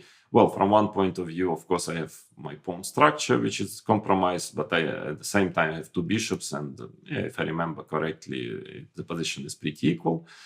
And it was not the only way, by the way, to deal with bishop a4. But normally, white takes on d4, bishop takes d4, and now the important, very important discovery is that after knight f3, black can just play bishop b6, and actually the pawn on e5 is not hanging. Not here immediately, because actually after queen e7, white is simply losing a piece because queen before check is threatening. Neither after castles, I guess you can play c6, d6 here, etc. But actually the simplest is to castle. And now if knight takes e5, d5, and here, believe me or not, but in every line, black takes back the pawn with a complete equality. So knight f3, bishop b6 is quite harmless. And then usually what is played is c3, bishop b6. And now, if knight c4, again, castles, and d5 is a very straightforward way to equalize, even though, of course, d6 shouldn't be much, but at least white will play bishop a4, sooner or later takes this bishop on b6, then bishop c2, and keeps these two bishops with a certain plus in this position. So d5 is more principal. And now e5, queen d5, a4 is, there is some theory here. Black has, I think, more than one way to equalize. The most straightforward is bishop g4. I think something like that. There was a game, if I remember correctly, Vashyela Graf Yakovenko. Yeah, and it's kind of very direct. White has two bishops, but actually it's very difficult to keep the position alive. Something like bishop e3, knight d5, things are getting very direct, and it seems like it's leading to a very drawish position. But there is a d4 move, and that is one of the main ideas. I believe why fifth knight bd2 is played, because there is this additional option, quite dangerous. I played a rapid game with Fabiano Caruana. Here I actually lost because I analyzed it very well, but totally forgot everything, confused everything, and lost the game. But objectively, I remember I analyzed a lot this position, c6, because I think e5 is pretty dangerous for black. So c6, and now already d5, cb, takes, castles. And I think Fabiano played a4 against me, but it also doesn't give much. Actually, in more than one way, I believe, for black. But another idea is knight f3, d6, and black has a bit of compromised pawn structure, but he has two bishops, and it seems that you should maybe check this position with engines, but seems that is always in time by tempi to to make a draw actually here. So I think those two attempts are very interesting for white. If black wants to play the variations with d5, then he needs to play probably knight d4 against castles, or knight bd2 on move 5. If black wants to play d6, and I'm going to show you later both of those options after c3, so variations when black is playing d6 and then when he's playing d5. So if you play d6, you practically don't care what white is doing on the move 5. If you play d5, then probably you should learn those two lines with black, playing knight d4. But the main line is c3. And now, okay, again, the choice is whether playing with d5 or with d6. So it's a conceptual choice. Here, let's maybe start playing with d6, but in any case, you should first castle here, because, yeah, playing d6 here is premature because of d4, and it gives white an advantage. So let's say if you want to play d6, then you castle. That's important.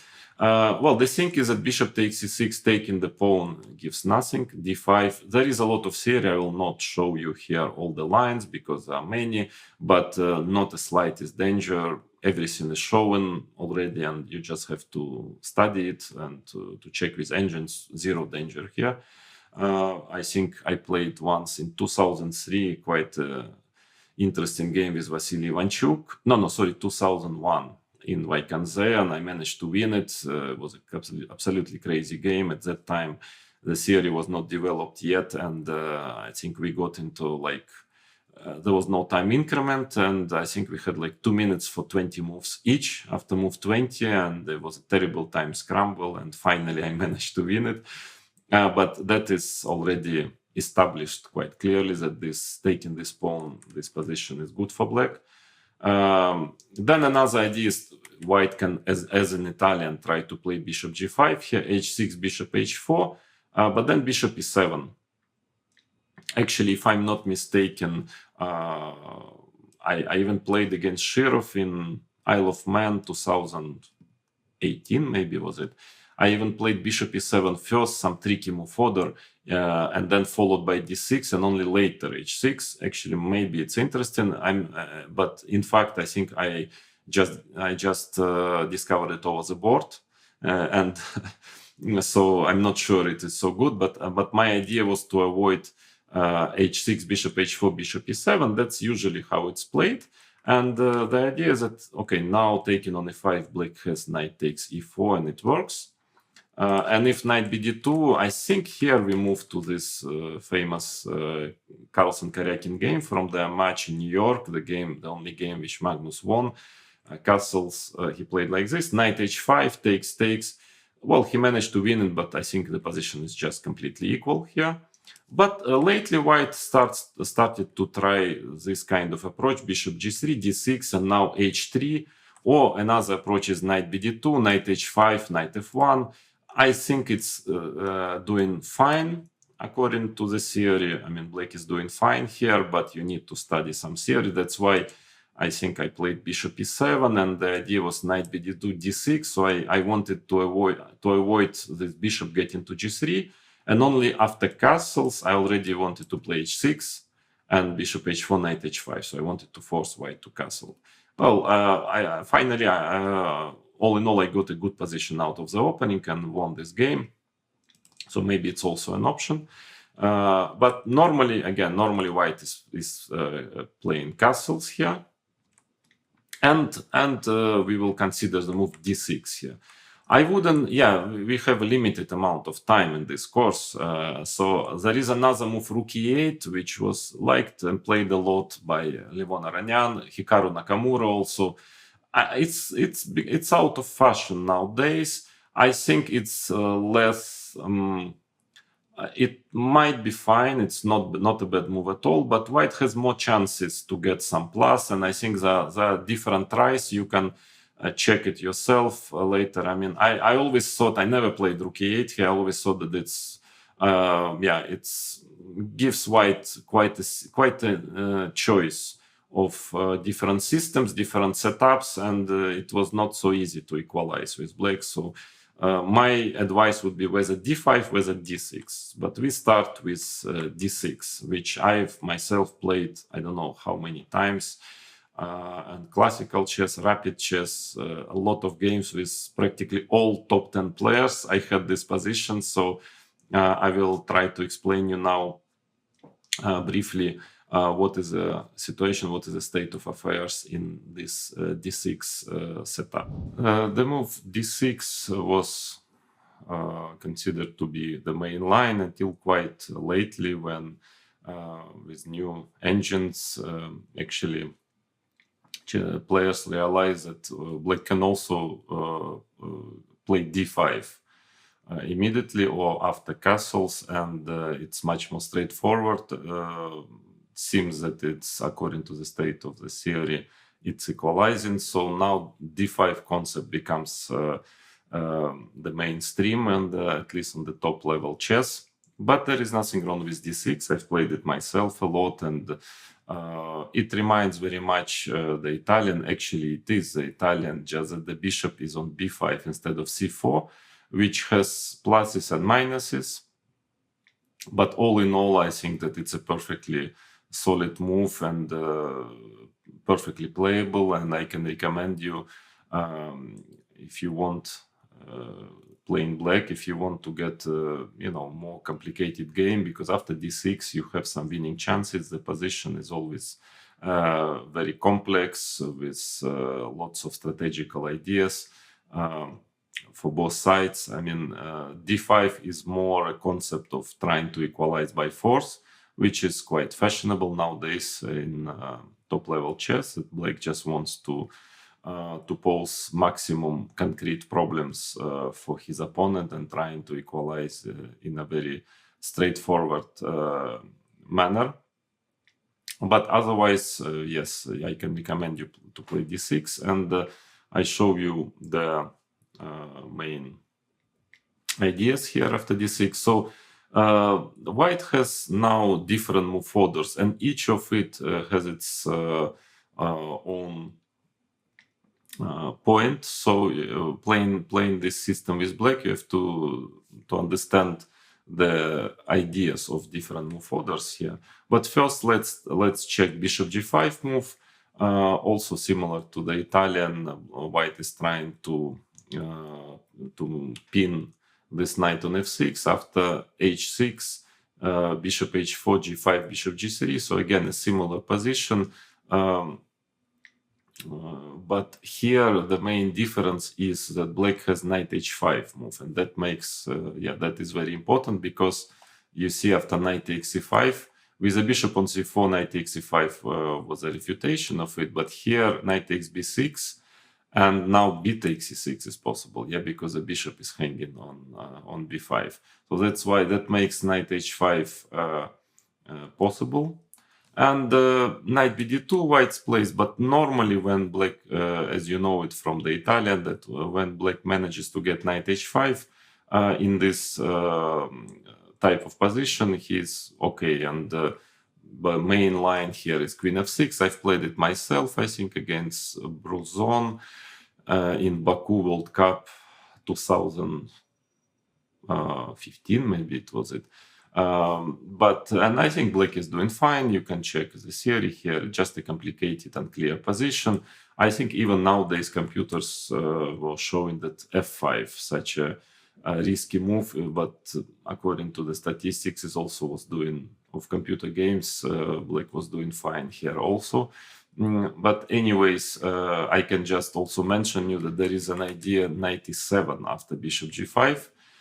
Which was not working so well with the bishop on c4, but with bishop on b5, now black gets an extra tempi with c6 very often, and d4, bishop b6, takes on f6, gf6, knight bd2, and now with the c6 or knight g6 immediately. Quite complicated position, double-edged. Black has two bishops and has some potential definitely in this position. So all in all, bishop g5 is, in my opinion, much less dangerous than in Italian when the white's bishop is on c4. But then about the move orders, So h3, rook e1 on knight bd2. So all in all, white is definitely trying usually to do his usual setup, usual Ruy Lopez setup, h3, rook e1, knight d2, knight f1, knight g3, but each move order has its own nuance. So let's say if white starts with rook e1, I was, at least I'm showing you my repertoire with black here, so I plan to play knight e7 here, even though maybe bishop b6 can be a tricky move order, because anyway it's a useful move. So preparing knight e7, and in case if white plays, let's say, knight bd2, maybe black has knight g4 followed by f5. It must, usually it's working well, yeah, as you know, again from the Italian. So can be a decent move order, and in case of h3, then knight e7, which would lead probably to transpositions.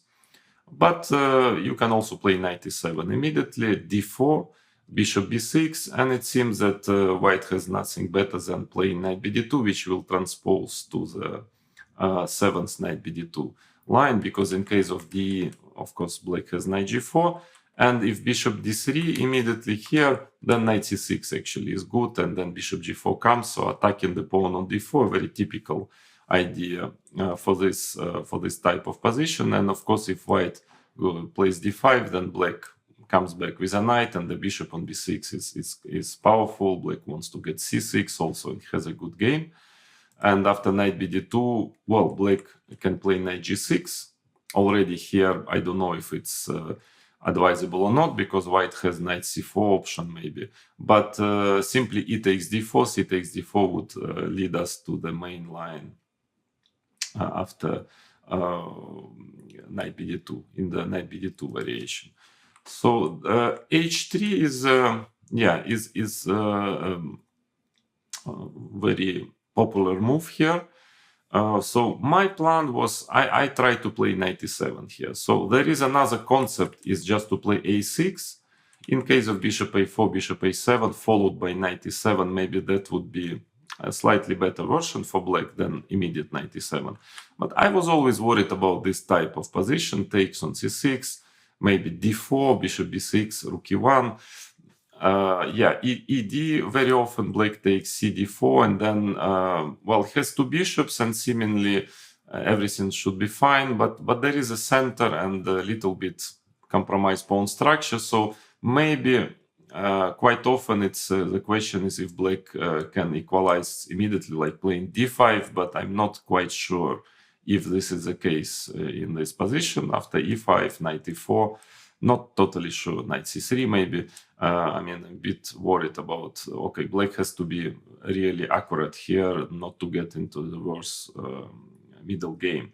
So anyway, but it's possible. a6 is a possible move. Anyway, I tried always to play with knight e7 here. d4, well, sooner or later has to be played. Bishop b6. Again, the idea is that in case of d, knight e4, black is just fine, definitely.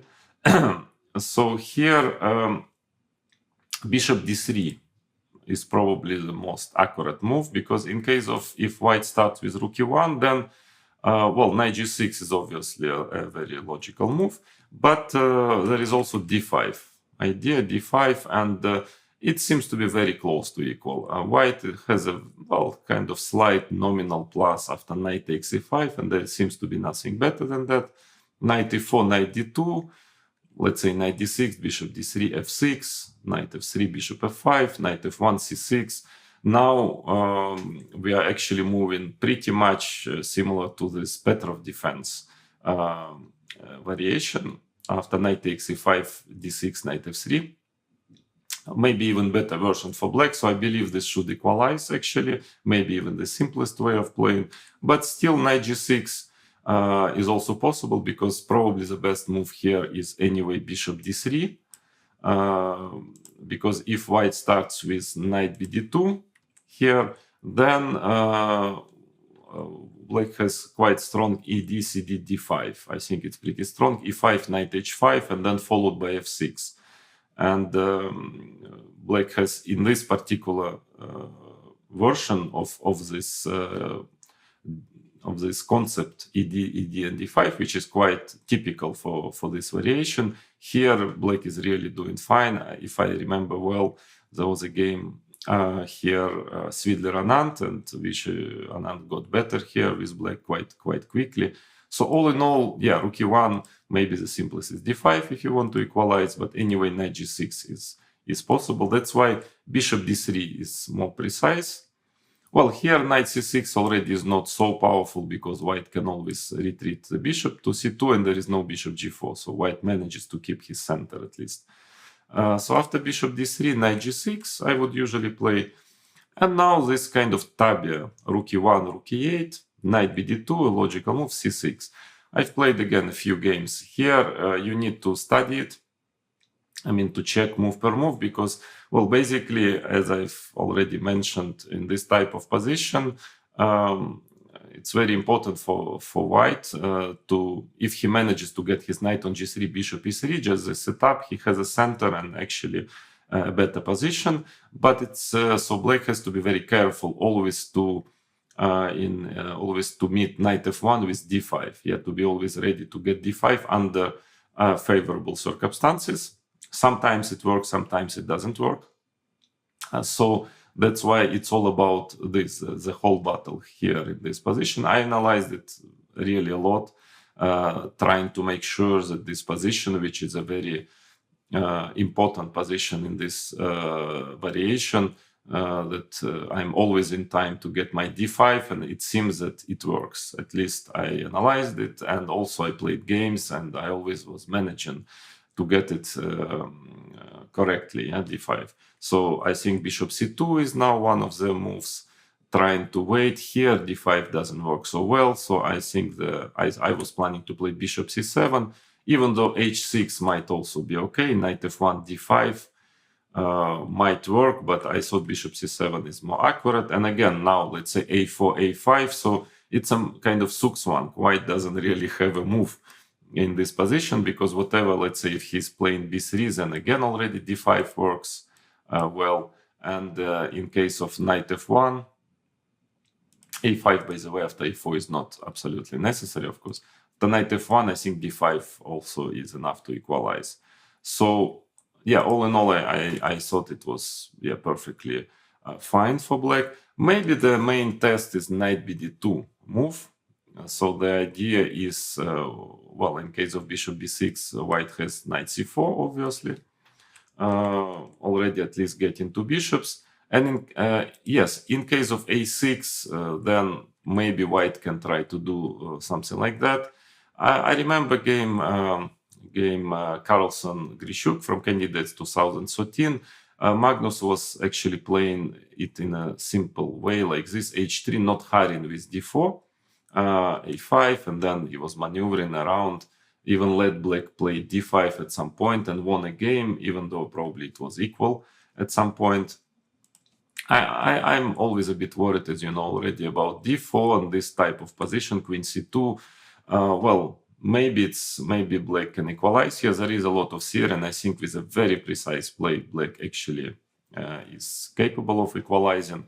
So this, you can also check this position.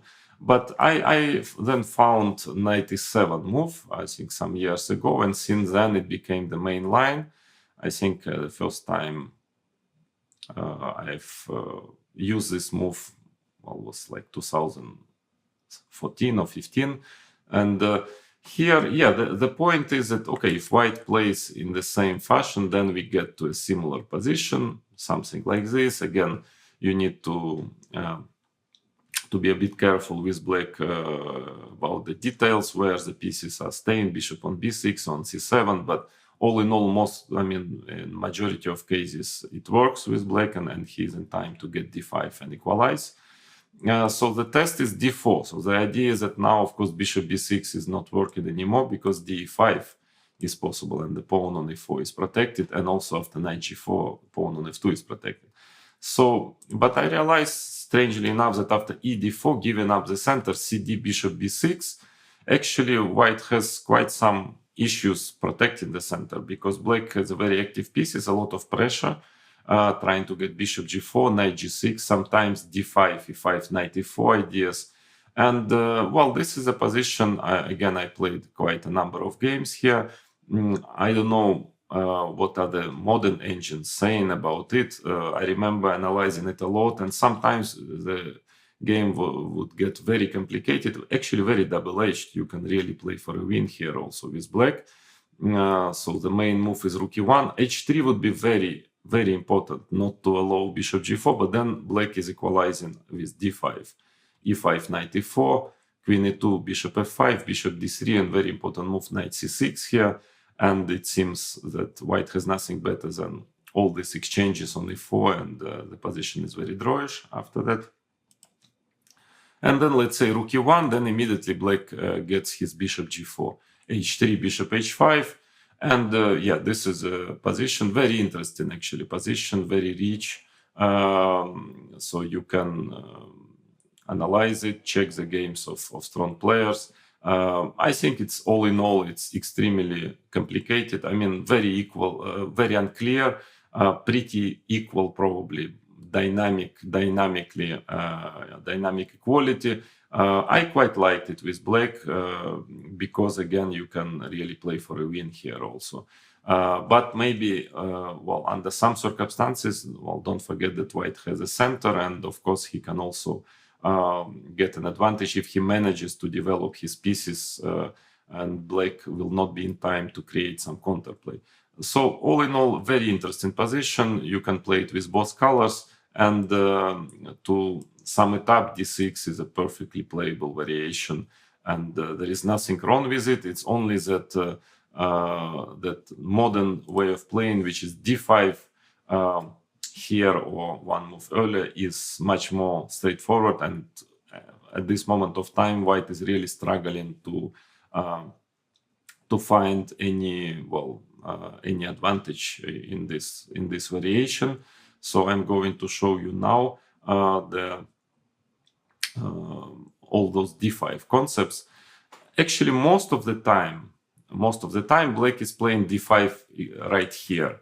I will try to explain you the difference. Actually, because if castles d5, just like a year ago, it's actually this move order started to become more popular because of the concept after e takes d5, which is the main move. I mean, knight bd2 again is possible here, but black can actually takes d4, which trying to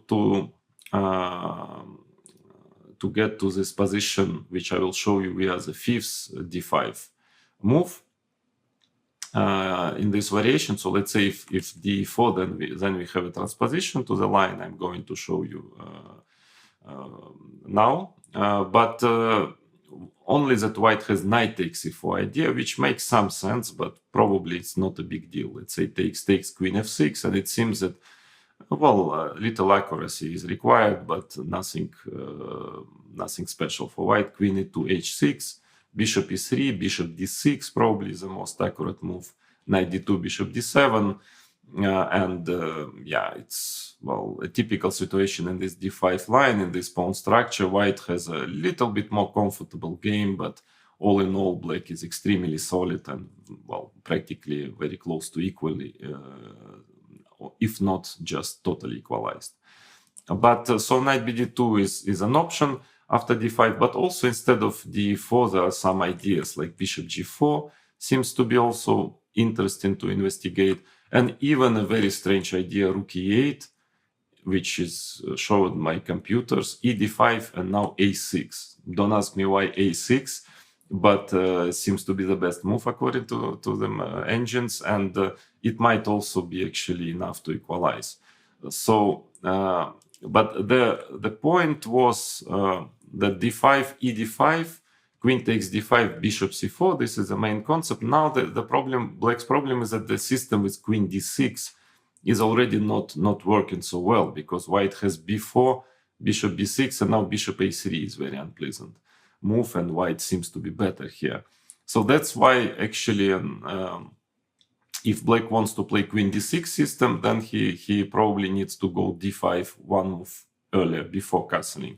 But actually here queen d8, there is a queen d8 system which considered to be, well, somewhat passive and slightly maybe worse for black. So yeah, that's why most of the time, including myself, the players who played it with black, this d5 concept, they try to play d5 on move 5 and then move the queen on d6. I'm going to show it to you now. But actually queen d8 seems to be doing very well now, and it might even be the, if you want, the simplest way for black to equalize in this system.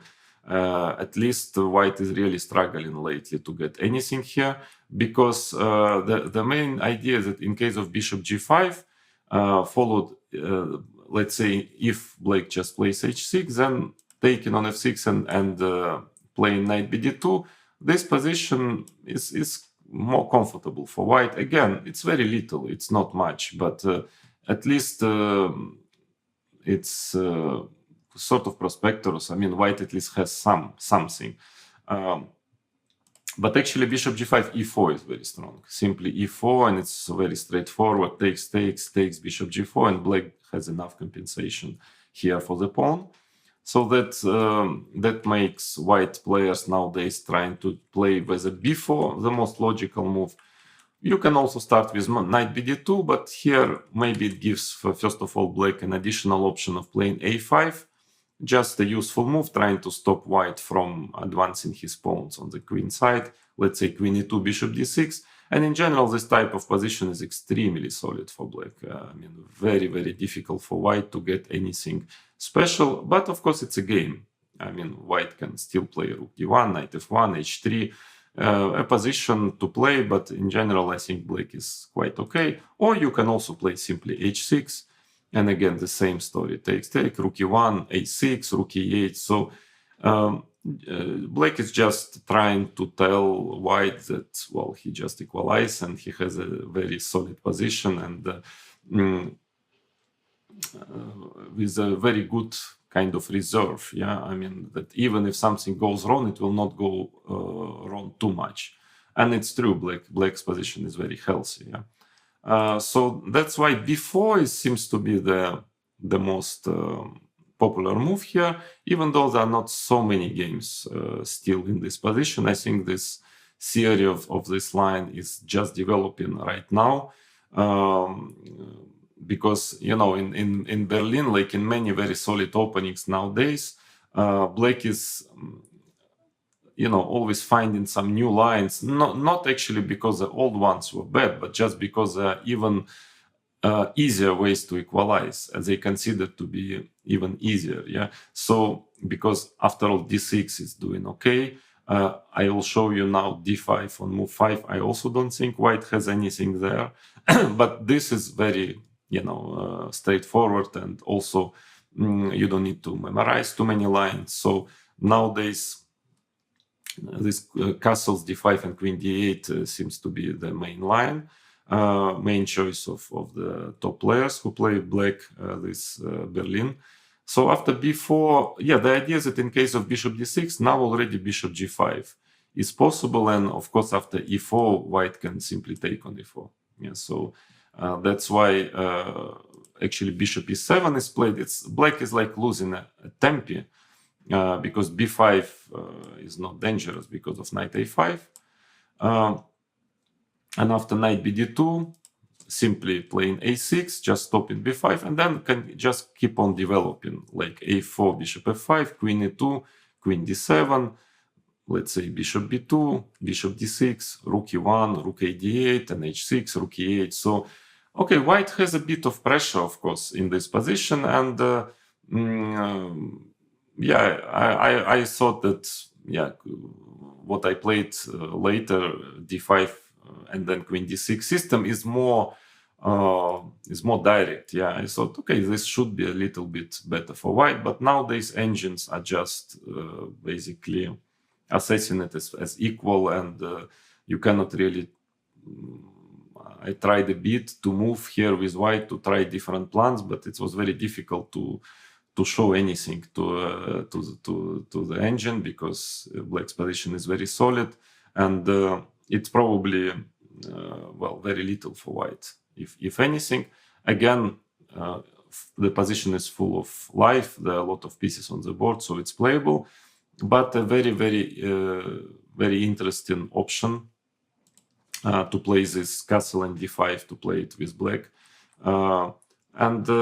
But let's move to d5, which was my choice when I still played competitive chess. I mean, I played both d6 and d5, so I was varying, depending on my opponent and on the tournament situation. Again, I think d5 is also actually doing fine. So I'm going to show you now the theory in this particular move order, when black is playing d5 before castling. At the first sight, it looks like a blunder, simply d5, because everything is hanging and the pawn on e5 is hanging. But it is not, because knight takes e5, a very logical move. All of a sudden, after castles, actually, don't ask me why, but computer definitely, of course, approves it, that black is perfectly fine here. Whatever white is doing, taking with the knight on c6 or bishop on c6. If bishop takes bc6, then there is some theory here. Again, something, if you playing it with black, you need to know, but to study a bit, to check the theory, but there are no problems here. Already there are many games, and black is, it's practically sure already now that black is doing fine in this position. The same goes if castle, then black can simply take already on e4. And that is a difference, because, if you remember, black can castle, but then it would lead to the other system. I hope you still follow all those nuances with move orders. You have it clear in your mind. But here simply d4 is working. Knight takes e5, castle, and it's also fine for black. Again, you can check it with your engines, but this I can assure you. Was already checked many times by, I guess, all best players in the world and powerful engines. Strangely enough, there is a move d4, which probably forces black to go ed4, e5, and all of a sudden we are in Italian defense. You remember there was a line bishop c4, bishop c5, c3, knight f6, d4, d4, ed4, e5, d5, bishop b5. So here both sides lost tempi. White played d3, d4, but at the same time white moved the bishop to b5 immediately without playing bishop c4 first. So all in all, this comes to this quite important theoretical position, which again you need to know if you are playing this fifth d5 with black, but I have covered it in this course also a bit earlier, so you can check this part of this course about the Italian defense, so you will find it there. Then white has a choice. Knight bd2 is a very positional way of playing. Of course, it's clear that it will not give white much, but it's playable. So usually black plays d4, even though castle, as I mentioned already, this rook e8, ed5, a6, strange idea, might be actually working well for black. I don't know, I've never checked it really. It just looks so strange to my eye. So I was simply playing d4, and I remember I played, actually made a draw with Magnus Carlsen with black here in my actually last tournament of my career in Vacanze 2019. Which was not a big success, but still I managed to hold Magnus here with black in this variation. So d castles. Well, if it's actually quite good for white probably to get some space on the queen side playing b4, but then black is very quick transferring his knight to g6, playing c6, and it's probably pretty equal. So castle is the main line, and I think I played queen e7 against Magnus in this game. I think a5 is maybe a bit more accurate, but quite often leads to the same position. Well, my idea was after a5, white can take on c6, take on a5. I think it's actually a draw, but I didn't want to give this possibility because white can still try a bit, and I thought it's in the Magnus style. So I started with queen e7, but then Magnus played already b4, gained the space. It's a bit better version for white. a3, a5, rook b1, or bishop b2. And yeah, it was a normal game. I think I slowly equalized, and it was a kind of logical long game, logical draw. But maybe it's, again, it's perfectly playable, but a5 is more maybe accurate, because if you are not afraid of bishop c6 and knight e5, and there is nothing to be afraid of after rook e8, objectively, black can equalize here, and there was quite a number of games already. White have tried, but couldn't really get much here.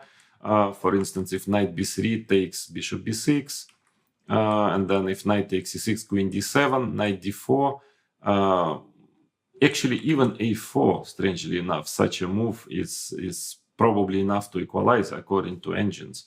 But normally bishop takes d4, takes, and actually white just cannot keep this pawn, because black is very active. Yeah, it actually has a very active position, very typical situation that he sacrifices a pawn in the center, but in this variation. But then, because all pieces are so active, then he gets it back very, very often, or gets simply a good compensation for the pawn. Here, black is just getting it back, something like that, and there were some games, I think all, finally ended in draw. So that's why queen e2, white usually plays here, and then queen e7. a4, a useful move, and this is a position, well, it is playable for white, so I can recommend you, if you want to play it with white, I mean, and you don't know what to do in those forced lines, after e d5, queen d5, that is perfectly playable. I think it's nothing really special for white, maybe a very nominal plus because of very typical Italian situation when the pawn on c3 is limiting the knight on c6. Otherwise, the position is very symmetrical. So yeah, black can play in different ways. For instance, one option is to do something like this, and then bishop d7 followed by knight c8, maybe getting the knight to d6. I think I planned in my preparation, I wanted to play knight b8. Well, just, setting my pieces. Yeah, for instance, h3. Well, on top of the fact that there is maybe interest in knight h5 move, something like this. Yeah, black might be in time to create counterplay, but rook d8, rook e1, h6, knight d7, knight b6, maybe trying to bother a little bit the a4 pawn. White is seemingly slightly better, actually. Actually, I was a bit always worried about with black analyzing this position, because it seemed to me that white has a slightly more comfortable game, but computers just said it like dead equal, just zeros, 0, 0, 0 all the time. So probably my visual, if you want, impression of this position is slightly wrong, and probably it is just simply equal. But again, it's playable. Nowadays, again, if you are white and in this tough openings like Berlin or Marshall, it's not anymore about getting a real advantage out of the opening. I think on the top level, players already are happy with having a certain complicated position, which is a bit more, which a bit easier to play with white, and that is, it's difficult to get more than that in such a solid opening. So at least white can play here. It's clear that he's nominally a bit better, and it's a complicated game. But also from the black side, if you're playing black, obviously it's not a problem. It's not a real problem as well. So e d5, queen takes d5, bishop c4. Yeah, now the difference is that if now black is playing queen d8, then already bishop g5 is quite interesting, with the idea that if e4, then on top of everything, white has queen e2, and that probably makes a difference. And there is not enough already compensation in this particular situation for the pawn. So that's why queen d8, bishop g5, castles, knight bd2. is already little something for white, yeah, because he managed to stop e4. That's why if you already played d5 on move 5, then you would probably rather should play queen d6. Well, queen d7 is actually also not so bad. I don't understand what's the point of this move, but computers are given it, and there is some theory, and it's also not easy for white to get better. But again, yeah, looks strange. So queen d6, and then the idea is that if white castles, then black has e4 already here. You remember hopefully that castles is less precise here, because b6 before bishop b6 bishop a3 is very unpleasant for black. But the problem is that, yeah, castle e4 is very strong here. Queen e2 castles, d bishop g4, very important that the queen is on d6, and believe me or not, but black has enough compensation here, which is approved by engines. That's why, of course, there is quite some theories, even some moves like queen e2, then followed by bishop g5. I think that was Caruana played against me once in Stavanger 2017, I think. But all in all, not too dangerous. I mean, the most probably ambitious way of playing is to play b4, bishop b6, and now a4 or knight bd2. Again, if castle, as I understand, black has e4 again, equalizing. So that's why white is trying to stop it, playing, let's say, a4. That was played against me by Vashiela Graf in the same tournament. I think it was Stavanger 2017. I played e4, very straightforward move. d4 takes, knight takes e4, king c2, and it goes on and on, the theory here. And I think it actually equalizes. I think, but I'm not sure, very complicated position. And now engines since that time are much more powerful, so maybe the assessment has changed. But at that time I thought it was just holding. But actually you can also castle here. Yeah, it's again, I want to say that it's a bit difficult here with all those move orders to understand, and to be. That's why maybe this castle d5 followed by queen d8 is more popular, because, well, players, they have so many different openings, variations in their head. They don't want to to mix up move orders. And in this line is very important. The move orders are extremely important, because now castle is already working, strangely enough, because a5, simply bishop f2, king f2, e4, and well, believe me or not, but according to the computer, black is already fighting for advantage here. And in case of knight bd2, again, bishop f5, very tactical way of playing. Again, a5 is not working because takes and bishop d3. Well, of course, you need, if you're playing d5 line, you need to know and to remember those important concrete, lines. But from other point of view, it's actually quite logical that black should be doing okay here, because he has very good development. Actually, he's better developed, good pawn structure. So it really shouldn't be, I believe in logics in chess openings, shouldn't really be an advantage for white. Still, yeah, there is bishop a3. This was the latest fashion, and then also things are getting very direct. e4 takes on d6 and long castle. Rook ac8, bishop d5. And there were some games here, and I think black is equalizing and actually capable of making draw, but has to be a bit careful in this position. You can check the games. I want to mention that you need to know exactly how to equalize here, but it's definitely achievable. And then knight bd2 is another move order, again stopping e4. Bishop f5 is fine here, I believe. Maybe white has a little bit more comfortable position after knight g5 castle, knight e4 takes d4. And this endgame, check f3, bishop c8, looks completely equal, but in fact, I checked it, maybe slightly more comfortable for white, even though nothing terrible. But castles, I think there was more than one game in rapid chess, Caruana Grishuk here. And again, castle, bishop f5, this position is rather critical. rather important. Fabiano tried here to get some advantage. Very direct play. Again, if you're playing this d5 variation, you really need to study it with the engines. Rook a8, a4, a5, that was the main line. I think the best move according to engines, b5, 97, and Fabiano have tried different things here, but it seems that again, I also was checking it definitely myself, and the engines are holding here with black well, pretty convincingly, so it seems that it equalizes as well. So all in all, what can I say? Yeah, well, d3, it's the advantage of playing d3 that the position is much more complicated.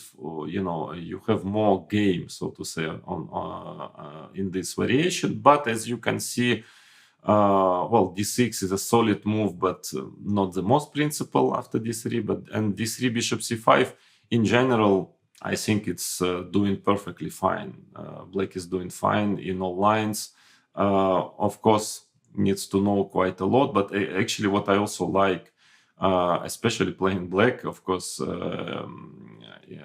playing such openings where you even have a choice with black. It's not like the only line which equalizes or which is playable, but here you see that most of the time you have a choice. You can play with d6, with d5, even rook e8 is playable. So, well, I felt comfortable. I played millions of games here, and well, with general quite good results. And yeah, I feel quite comfortable that in general, I mean, d3 move will not give white an advantage, objective advantage, but it's a very, very serious move nowadays, which if you are playing Berlin, you definitely have to study it a lot because it is quite popular. Because in the main lines, which we are going to investigate during the next lesson, castles, knight takes e4, well, the game is more straightforward, and again, in this moment of time, white is really struggling to find anything special. I mean, anything at all, actually, most of the time. And so that is, d3 is a way for white sometimes just to get a game, and yeah, not to get some rather kind of drawish position out of the opening. Such as Berlin, it's a very, very, very solid opening. It's actually a part of the opening repertoire, I think, of all top players, absolutely all. I don't know a single one who is not playing at least from time to time Berlin. So that's why also one of the reasons why I'm spending so much time on it and trying to go into details, because maybe nowadays in real opus it is the most important opening system. So yeah, that's all about d3, and then we are going to move to short castle, knight takes e4.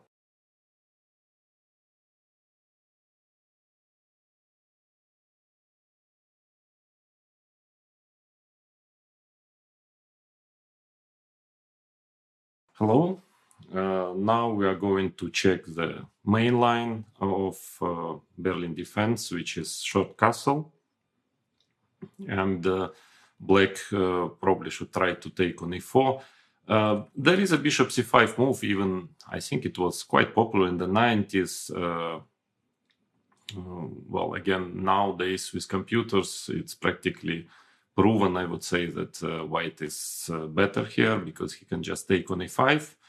And well, there is some theory, but I couldn't find any line which can be satisfactory for black after knight takes e5. So whether knight takes e5, then d4, and it seems that a6 is played, bishop e2, and this line knight e4, dc5, knight c5, and white can just play b4, bishop f4, and bishop b2, and it seems that his initiative is very powerful. Statistics is pretty bad for black here of computer games. Or knight takes e5, knight takes e4, but then queen e2, knight takes e5, d4 is strong, and let's say bishop e7, d5, and white is at least slightly better, very easy, comfortable game. So I think that bishop c5 is now totally out of fashion here. It doesn't equalize. We can conclude. So knight takes e4. then is the best move, and the only move probably to fight for equality. And here d4, of course, the main move in this variation in the Berlin defense. But first, let's check rook e1. Actually, quite an unpleasant move to face. Of course, I've played lots of games here and was always a bit concerned because here white is completely safe after rook e1. Of course, there are lots of drawish tendencies, and in general, with such a pawn structure, symmetrical pawn structure, it will not be much for white, if anything. But still, black has to be always accurate. Yeah, I mean, I'm sure if black really knows what he's doing, if he is very well prepared, he will probably equalize. But still, you always have to be careful. And I had a lot of games here. And most of the time I would equalize, but still from time to time I would get into slightly worse position after rook e1. So this is a good option for white players if you want to be very safe and still try to squeeze little bit something out of water, out of the stone. Don't be afraid, because there are many players who tried it, and sometimes they succeed. Sometimes white wins games here, even against very, very strong opponents. So it's not so easy for black to equalize here. And if you are black, I can advise you here really to study it carefully, the theory here, really to know it move per move.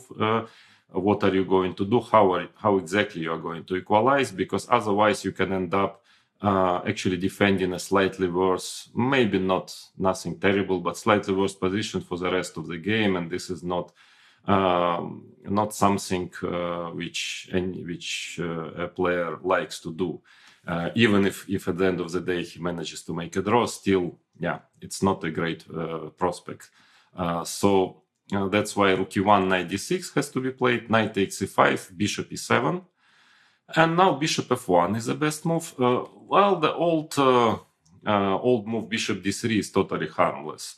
It's seemingly active, but of course, white now cannot play d4 anymore, so it has to develop very often a bishop via b2 in this variation, and then it's not really harmonious. And there are some attempts, usually it takes castle, knight c3, actually bishop f6 here is perfectly fine, but the good old style c6 move is okay. Black has only problem the knight on d6 in this position, but is in time to remove it, to play d5, and actually after b3, knight e8, followed by d5, white has some activity, but in fact, actually has to be careful to equalize here. Yeah, I mean, this activity is not leading to a mate or any serious attack, and then this bishop d3, knight c3 with those pawns on c2, d2 might fire back. So not really something I would recommend you with white, to play with white. So bishop f1, and black has, white definitely wants to play d4 here. So black has a choice to play knight takes e5 or knight f5. I've tried both moves a lot, actually played quite a number of games after both of those moves.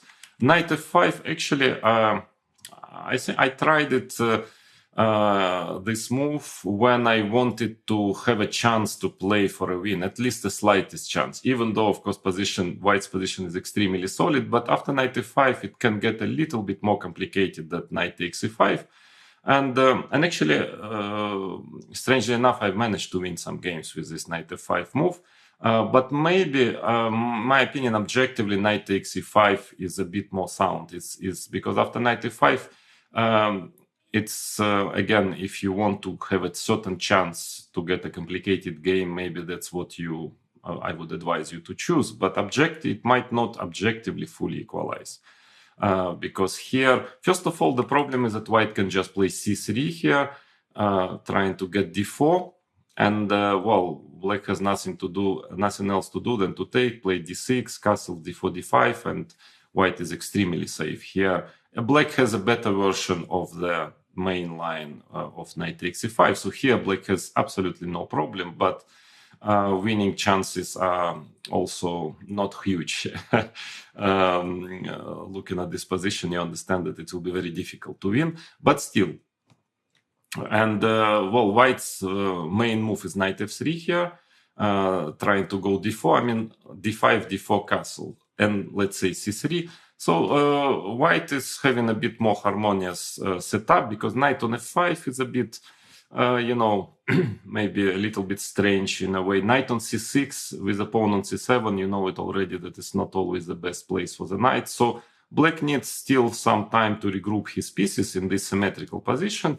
And the plan is to play bishop d6, followed by knight c7, sometimes c6, f6, sometimes even g6, knight g7. So you see the idea that the game can get a bit more complicated here. I played quite a few games here. I think Hikaru Nakamura, he liked a lot to play this knight f5 against rook e1 system, probably with the same idea to get certain winning chances, somehow to get the game a bit more complicated.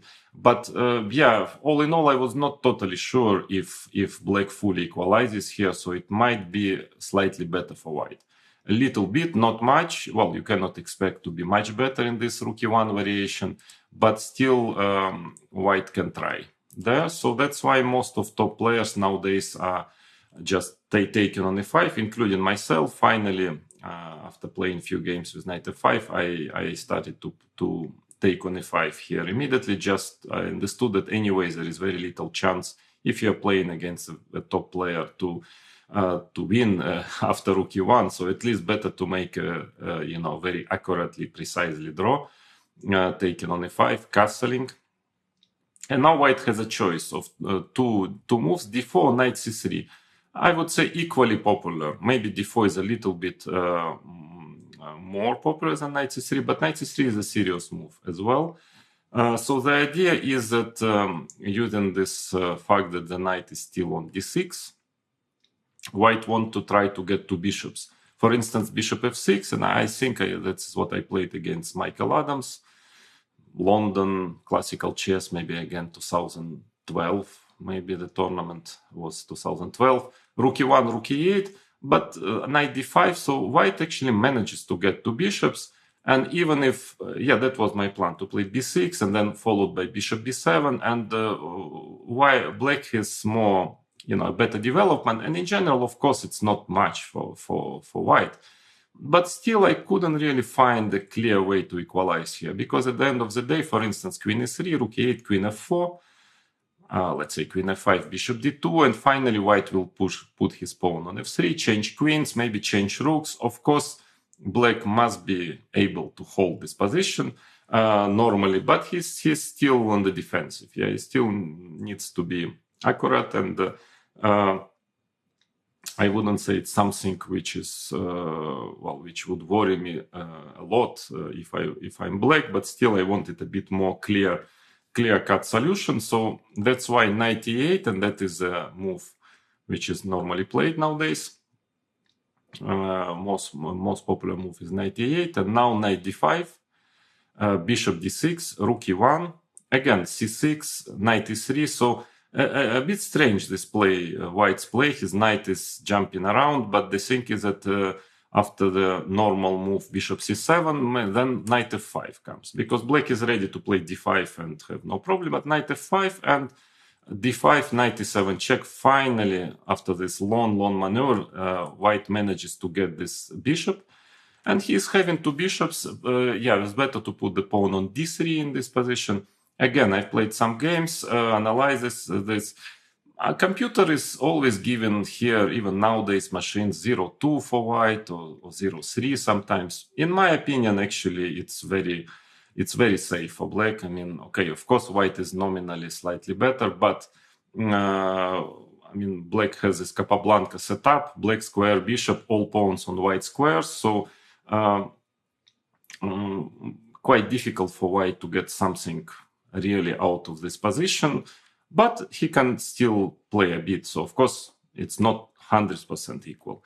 So I like to put my pawn on f5, and that's what I would recommend you. I think it's a good plan, because at some point, it's limiting white color bishop, and giving black sometimes some active possibilities to play on the king side. And let's say the game develops usually like this: bishop d2, knight f6, queen f3, queen d7. Of course, white can always change, playing bishop f4, exchange this bishop, but that leads to a very just equal position. White is trying to play g3. Sometimes here black has a typical idea of playing knight g4 followed by rook e8. All in all, again, I was not afraid of it as black. I thought it was perfectly safe, but computers are still giving a small plus for white. I don't know why, but to me, it's not much. Well, if anything for white, but nowadays bishop e7 move is even more popular. So black wants really, not to give even two bishops, not to give a slightest advantage to his opponent. And but still, now the game gets pretty direct. c4 is important move. Knight c7, d4, d5.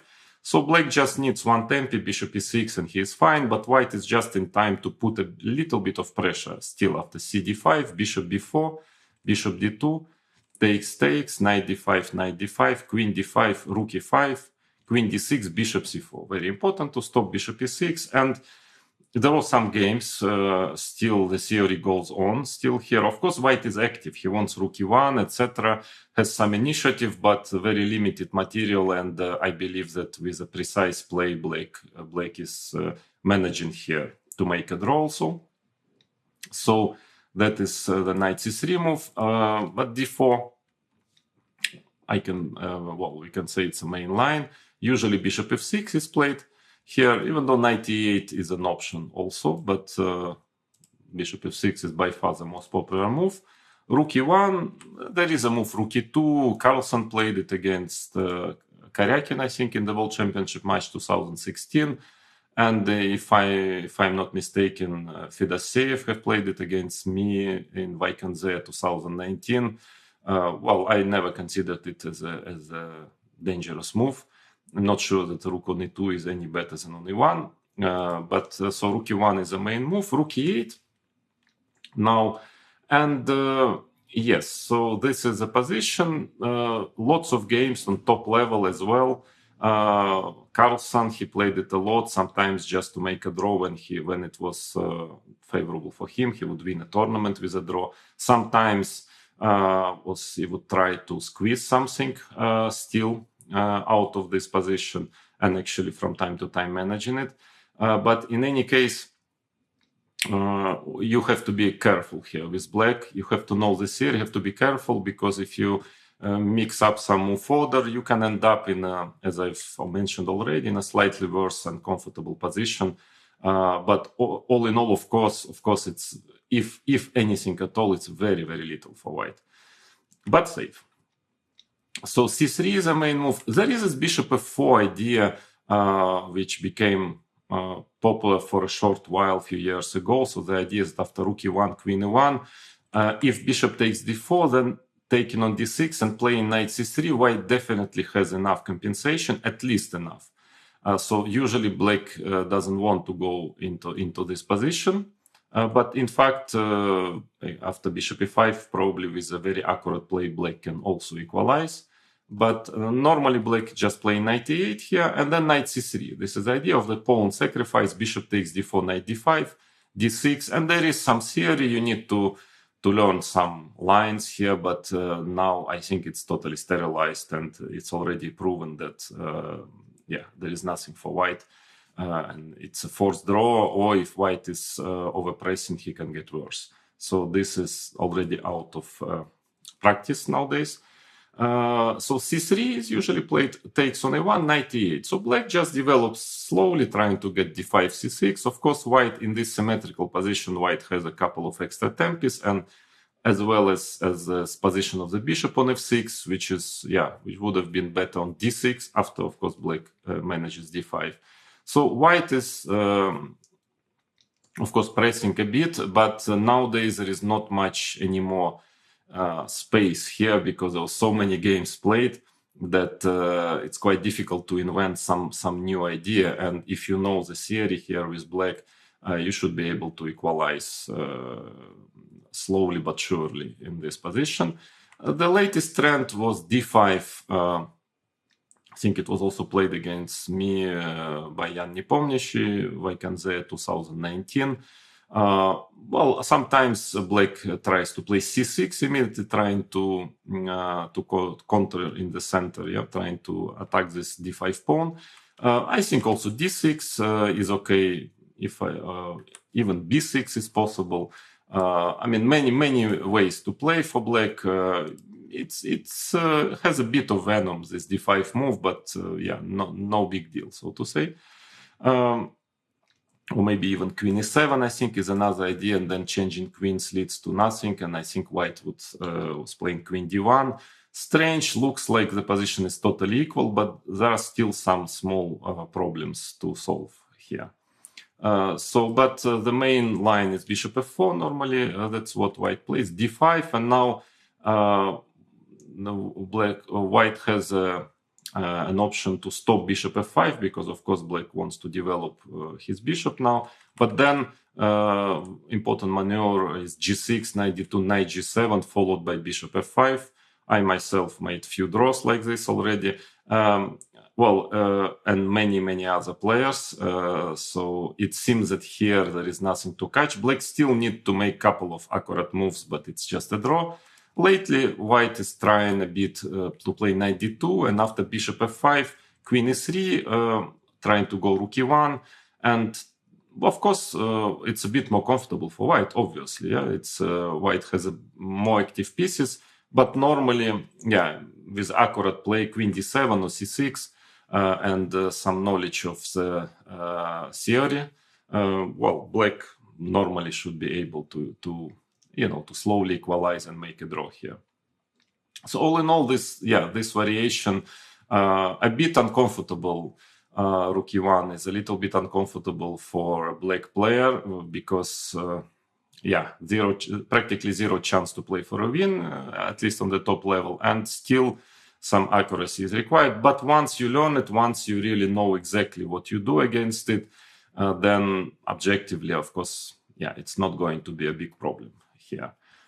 So the main move is d4, and in practical sense, obviously the most dangerous move. Knight d6 now. Knight d6, this is the Berlin defense.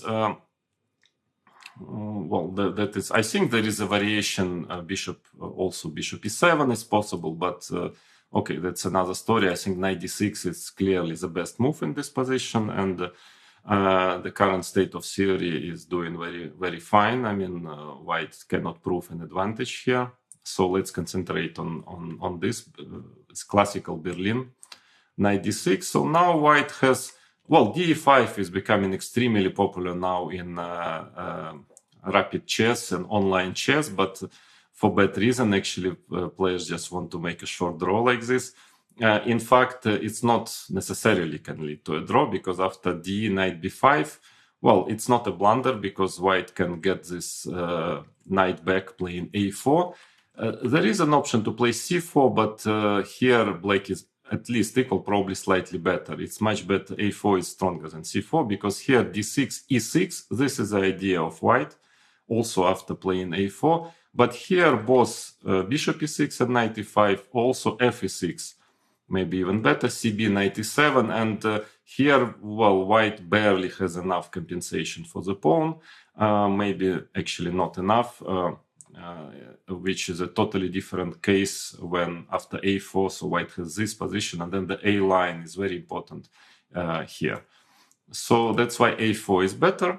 And now black can still do the same, d6, but e6 here, this position is already not so easy. Actually it's holdable for black, but most of players, they don't want to go for it, because this rook on the a line is quite dangerous. For instance, like knight f5, trying to develop knight d4, and after exchange on d4, queen d4, already a7 pawn is hanging. Sometimes rook can enter the game via a4. So this position is considered to be dangerous for black.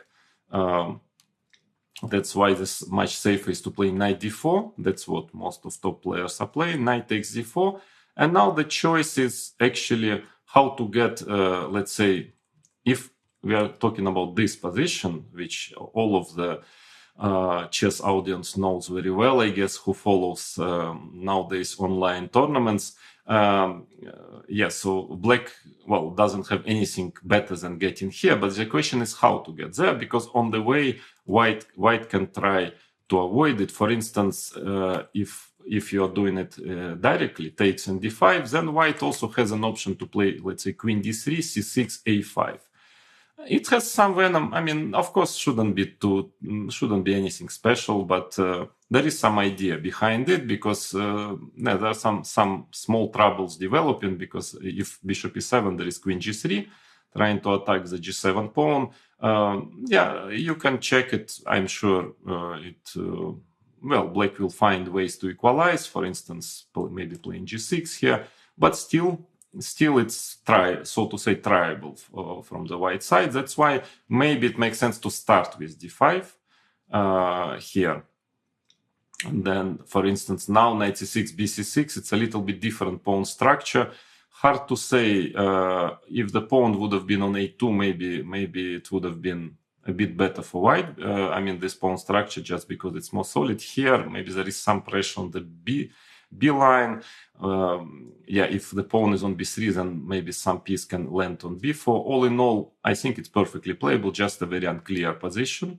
But playable for both sides. White can also maybe analyze it and give it a try in one or two games. Or even d6 is possible. Here, white's only way to avoid this main theoretical position is to take and play rook e1, d5, rook e5, bishop e6, let's say queen f3, queen d7. Here, black is definitely just fighting for equality, but in fact, probably achieving it. So all in all, if you are playing black, it's your choice. Which of those move orders to choose in order to get to this position. But if white wants to get there, he gets. Here. And now queen e4 check. This is a well-known, it's already sterilized, this position. If queen e3 check was the main line for quite some time. And after bishop e7, white can still try a little bit. There is some theory here, and it can still try to be a little bit better. But actually, bishop e6 is strong. Knight c3, a6. This is the best way for black to play. In case of rook d1, queen c6, and there is some theory, and but it seems that black is just equalizing has a very clear equality in every line here, so it's basically nothing for white. That's why most of players are nowadays preferring to give a check on e4. And now, the main problem of black that he really cannot. I tried myself because I wanted, if some player of lower level than me tries just to make a draw, and I wanted to find any way to avoid it, but I just couldn't, because otherwise black is just suffering and trying to anyway has zero winning chances. So it's better to play queen e6, and after queen d4 there is no better move than queen d6, which leads to a perpetual. But okay, it's if white wants to make a draw in the opening and you have a decent strong player in front of you, it's difficult to do something, almost in any opening. So, but we assume that usually white player wants to give it a try, doesn't want to make a short draw. So, by the way, in my practice, I think I haven't have a single game like this.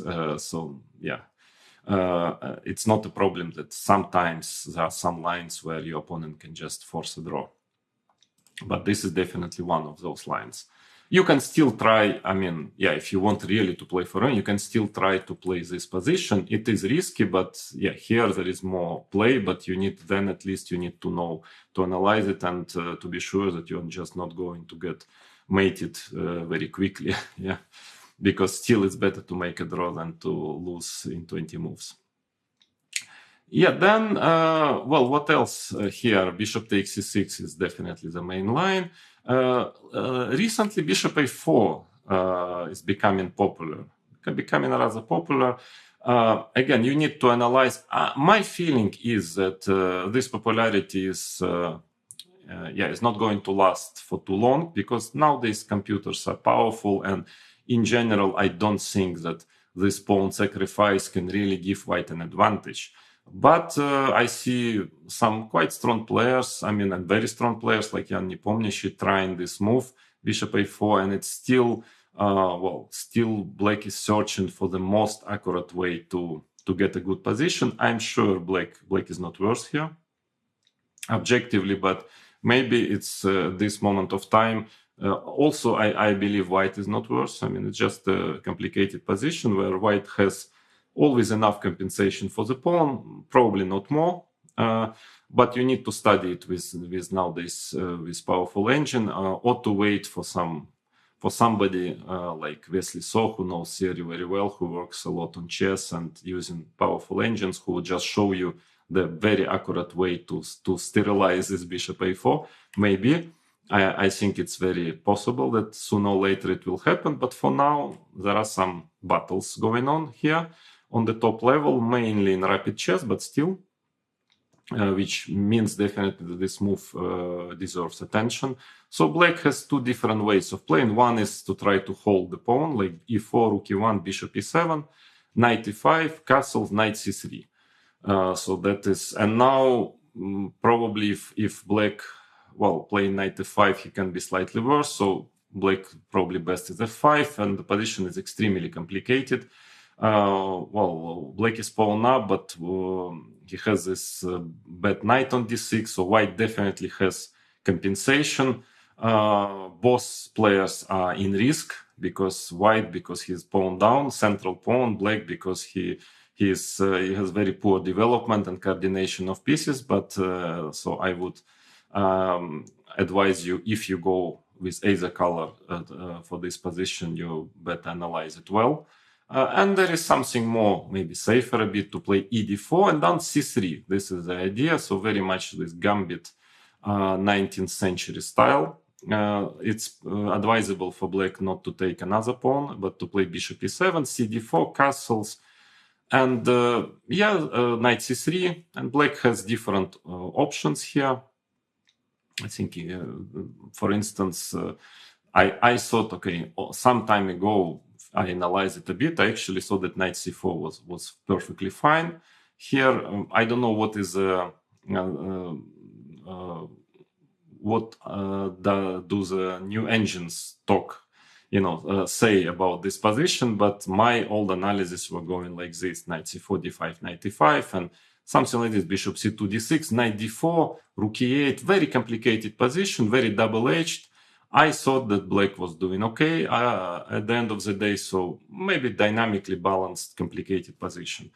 But again, bishop a4, you can try it with white. It's worth, if you play in Berlin with either color white or black, it's really worth analyzing this move because it's fashionable and because the position is very unbalanced. So you better, in such situations, you better be well prepared. So knight d6, otherwise, yes, bishop takes e6, of course, is the main line, dc6, d5, knight f5. Again, I saw lately even queen e2, which was always considered to be a poor move, but I think Fabiano Caruana played it even in classical chess. So knight d4, that is a problem, knight d4, queen d4. And, it's always what's considered to be almost slightly better for black, but in fact, probably not. Otherwise, definitely Fabiano would have never played it in classical chess. But I still don't believe it can give white an advantage. But you can check it a bit. There are a few games lately on this in this position, but yeah, I'm sure black is doing fine objectively. So still, I believe queen takes d8 check should be played. King takes d8. And let's now talk a bit about this endgame, which is quite familiar to me. So let's have first a general kind of, let me explain you generally how do I see this endgame, certain experience. I will share a bit of my experience because, I played the World Championship match in 2000, and this endgame was one of the key opening positions for me in this match. I managed to hold it well, and after that I've played a lot this endgame also. sometimes even with white, more with black. And again, here there is a lot of theory. I'm not going to go through all the theory. And since that time, since 2000, it grew enormously. It became almost like neither, the amount of theoretical lines here. But and this you can all study. I will definitely give you some directions, some ideas which lines are more dangerous or less dangerous for both colors. But my main goal is to try to give you a feeling, a certain understanding of what is going on in this endgame, because this endgame, it's not only about concrete lines or even opening knowledge. You really need to get the feeling here. The endgame is extremely subtle, and even Garry Kasparov needed quite some time to get to the nuances of this endgame. Very, very, in my opinion, very interesting endgame. I mean, very strange and strange position, very special in the whole opening theory. Very special play. Not easy to understand what is going on. Even players with a lot of experience make mistakes and sometimes lose quite badly in this endgame with black and even with white. So I try my best to give you an overview of this legendary endgame, I would say, and probably one of the main theoretical, most important theoretical positions in nowadays top level practice. So, what can I say about this endgame? At the first glance, it looks like black must be perfectly fine here.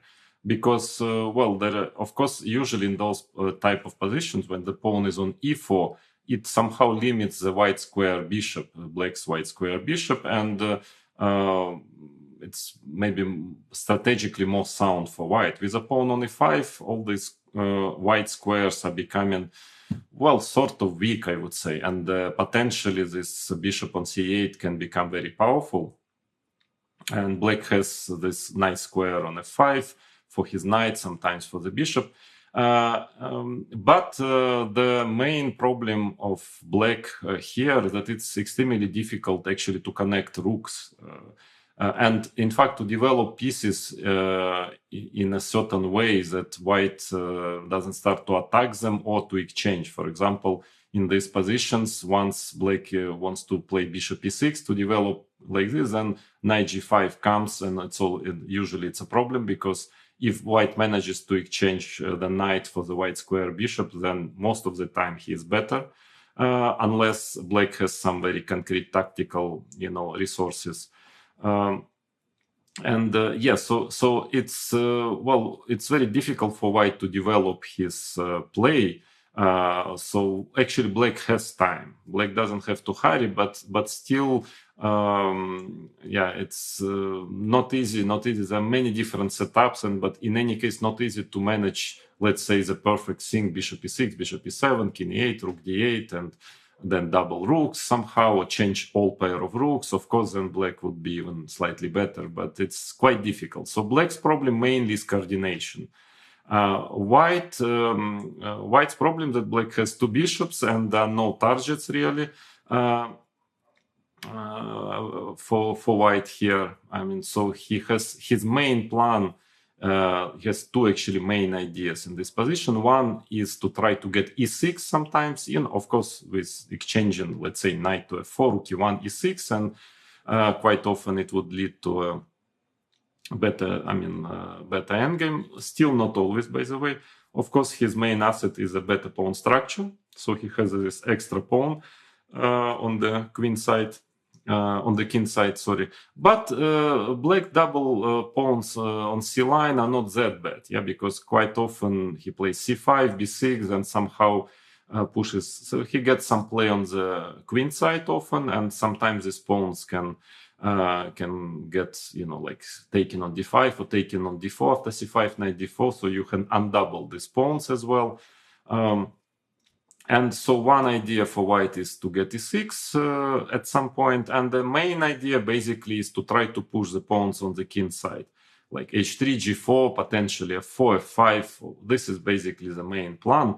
But easier said than done, because as you see that very often once you get h3, g4, black starts to counterattack with h5, so you have to be extremely careful pushing those pawns, and you will see some examples when it can fire back also. So in my time when I started analyzing this endgame, of course, situation was very different. There was almost no theory, very little theory, and at that time, it was more of a strategical understanding of what to do in this endgame. So I tried very different setups, and I tried to analyze it, really in a strategical manner. But now, since engines are powerful, the endgame is very, very popular, very fashionable, and now there are many lines which start to be already analyzed till the end almost, and move per move. So conceptually it's changed a lot since 2000. So now if you want to play this endgame, we are talking about professional level, then you really need to know some concrete lines also here.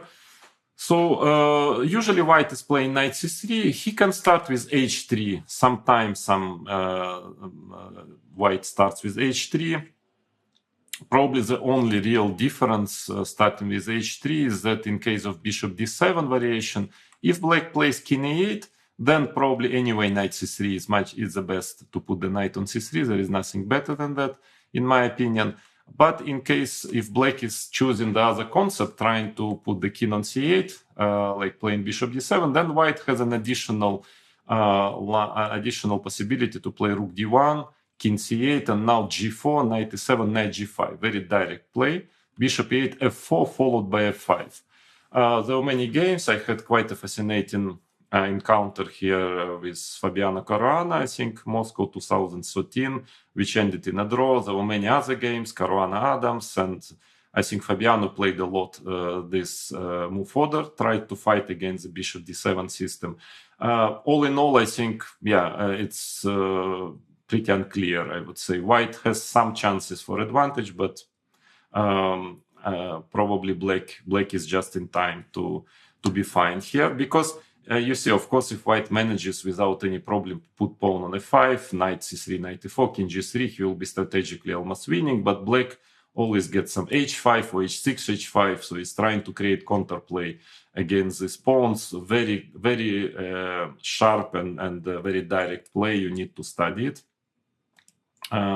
But most of the time knight c3 is played, and here black, I always thought that black has two conceptually different options here. One is to try to get the king to the queen side, so playing bishop d7, king c8. So more or less the idea is bishop d7. I just show you, let's say, just to show you if white is doing nothing. So what is the plan? The plan is to do this, then to play b6, then at some point to play, h6, usually at some point king b7, and finally rook e8 and bishop e7 and c5 bishop c6 or c5 bishop e6. So that is the plan. Of course, it takes time, to deliver it, but it's one concept. Another concept is to try to get king to e8. So in a way, it's defending the pawn on f7 and having more control on the king side then. But it's more difficult to connect rooks, and king is still a bit stuck in the center. So two different concepts. I think both are playable. So I played both from time to time. 50-50 more or less. Also in my match against Gary, I think we had 4 endgames, Berlin endgames, and twice I moved the king to the queen side and twice to the king side. So in my opinion, both are playable. But now there is a third concept which is becoming very popular, and as I see in the latest games, it seems to be doing pretty well, which is to keep the king on d8, something which haven't crossed my mind, frankly, in 2000, and by means of bishop e7. This is now becoming very popular, this move.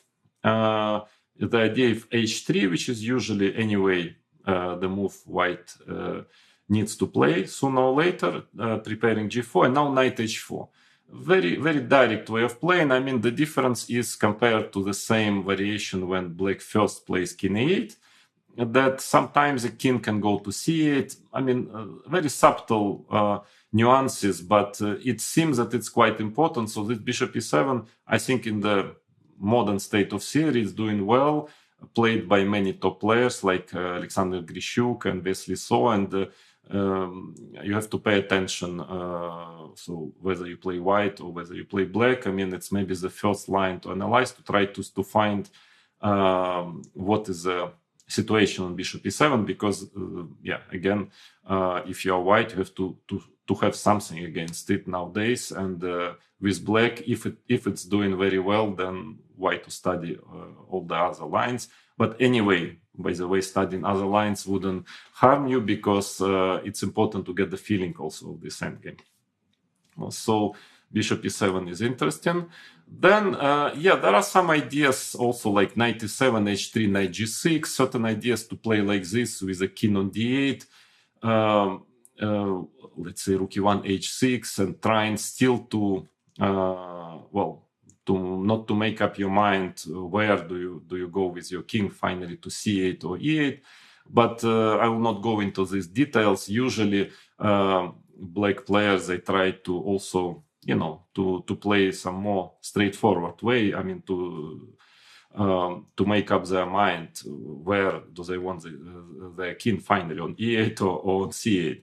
And sometimes doing this kind of strange move orders, it can fire back, because you can confuse yourself at the end of the day. By the way, I also played h3, knight e7, bishop d7. So of course, black has many different move orders and certain strange ideas, trying to keep the king on d8 for the moment, and trying to confuse white. But all in all, since it's more of an introduction of the same game, so it's I will not have just enough time to cover all those nuances. And in any case, you need a certain understanding of the general structure of the theory of this endgame. And with time, with practice, you will get into those delicate nuances of move orders. So that's why for now I would like to explain you in general the general plans, and let's say to investigate mainly the very straightforward ideas, when black is not trying to do something tricky, but just actually makes up his mind quickly whether he wants king on e8 or on c8. And then I will show you what is the state of theory at the moment, and what are the main ideas in each of those concepts. So bishop d7, this is the way to, if black wants to get his king to c8, that's what usually he is doing, is playing first bishop d7 in this position. h3, again, as I've mentioned already, it's, most of the time, 90% of cases, this move is necessary anyway, because white is preparing g4. There is an option to play rook d1 here. So the idea is, if now black gets his king to e8, of course, rook on d1 is not so well placed. I mean, it probably would have been better to get another rook to d1 and this one to e1 at some point. But also black has played bishop d7, which is a bit dubious, not clear if it's really standing better than on c8. So now maybe white can play h3 or bishop f4. That is, can be a bit better for white. So that was not the black's plan. So the idea is, of course, to play king c8 and now knight g5. That's the point of the rook d1. So which forces black to put his bishop on e8. Not really what he wants to do normally. b3. And the idea is, in case of h6, then white wants to get the knight to e4, bishop to b2, and then maybe start pushing pawns. That's why I believe the most accurate is actually not to hurry with h6. That is quite important, is to play b6, bishop b2, and bishop e7. Now you don't need h6 anymore. And in fact, the idea that after knight e4, you can start with king b7, because on g4 there is knight h4, and then probably you will put immediately pawn on h5 and finally start exchanging rooks, like rook d8. There is quite some theory here. It seems that black is okay in this position. White, some strong players tried to get something here with white, but didn't really manage. So that's why h3 is the main move. And now black has a choice of whether playing h6, which was a kind of almost forced main line, and that's what I played, by the way, in my match against Garry Kasparov. But lately, of course, with the help of engines, bishop e7 became popular and maybe even considered to be the most accurate move here. Well, the thing is that king g8 is not working so well here, because then g4 comes and knight g5. So this idea bishop e8 f4, and this is already a really dangerous version, because white is practically pawn tempi up compared to, you remember this variation with rook d1 after h3. Bishop d7, so rook is not worse on f1 than on d1, and the knight is already developed on c3. So I believe here white is just better in this position. That's why king c8 is not an accurate move. So before moving his king, black needs to to do something about this potential knight g5 idea. Well, h6 is the most logical move. So black wants his plan, king c8, b6, etc. Yeah, and because again g4, this straightforward way of playing knight e7 is not easy to arrange f4. Yeah, because black has his counterplay. He wants very often h5. Then if knight d4, c5 sometime comes. So yeah, g4 is premature here. I think the best in this type, when the king is going to c8, that was my understanding of this position, then probably white's best is to develop the bishop to b2. Why? Because black has less control on the, as I've mentioned already, on the king side, when his king is on the other side of the board. And now white is quite often starting to be threatening e6. What I mean is, like, let's say king c8, bishop b2, and so one of the ideas is to play knight e2, knight f4, and then rook e1, e6. And the bishop on b2 is actually, there is a lot of pressure on the g7 pawn and on the queen side. While at the same time, when the king goes to e8, I considered already b3, bishop b2 plan is less dangerous. So that is my understanding of this endgame.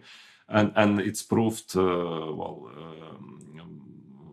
because of the practice, and most of the players, in case the king goes to c8, are trying to play b3, bishop b2 here. And again, yeah, I remember I played b6 here against Garry Kasparov. Of course, the theory was only developing at that time. Actually, the whole plan of bishop d7, king c8, first time appeared a few months before my match, just in one game. I think Zoltan Almashi tried this plan. I found it interesting. I analyzed it a bit. So there was basically no theory at all. So we were discovering it, the theory, the main ideas of this position, because before, well, basically automatically black would move his king to e8, always in Berlin defense.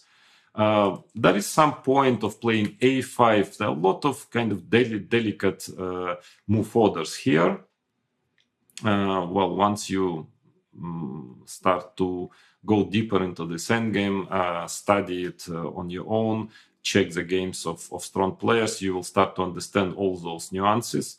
But the mainly b6 is played, rook a d1. So you see white is actually trying to stop black from developing. Not easy for black to what to do, because if you play bishop e6, then knight e2 comes, and actually knight f4 is very unpleasant threat. And as I've mentioned already, usually if white manages to exchange this bishop, then he is better.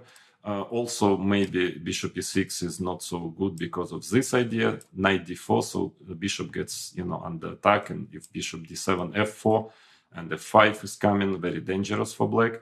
So I think I've played knight e7, if I remember well here. That was my defensive idea. So black wants to play c5, covering the d5 square.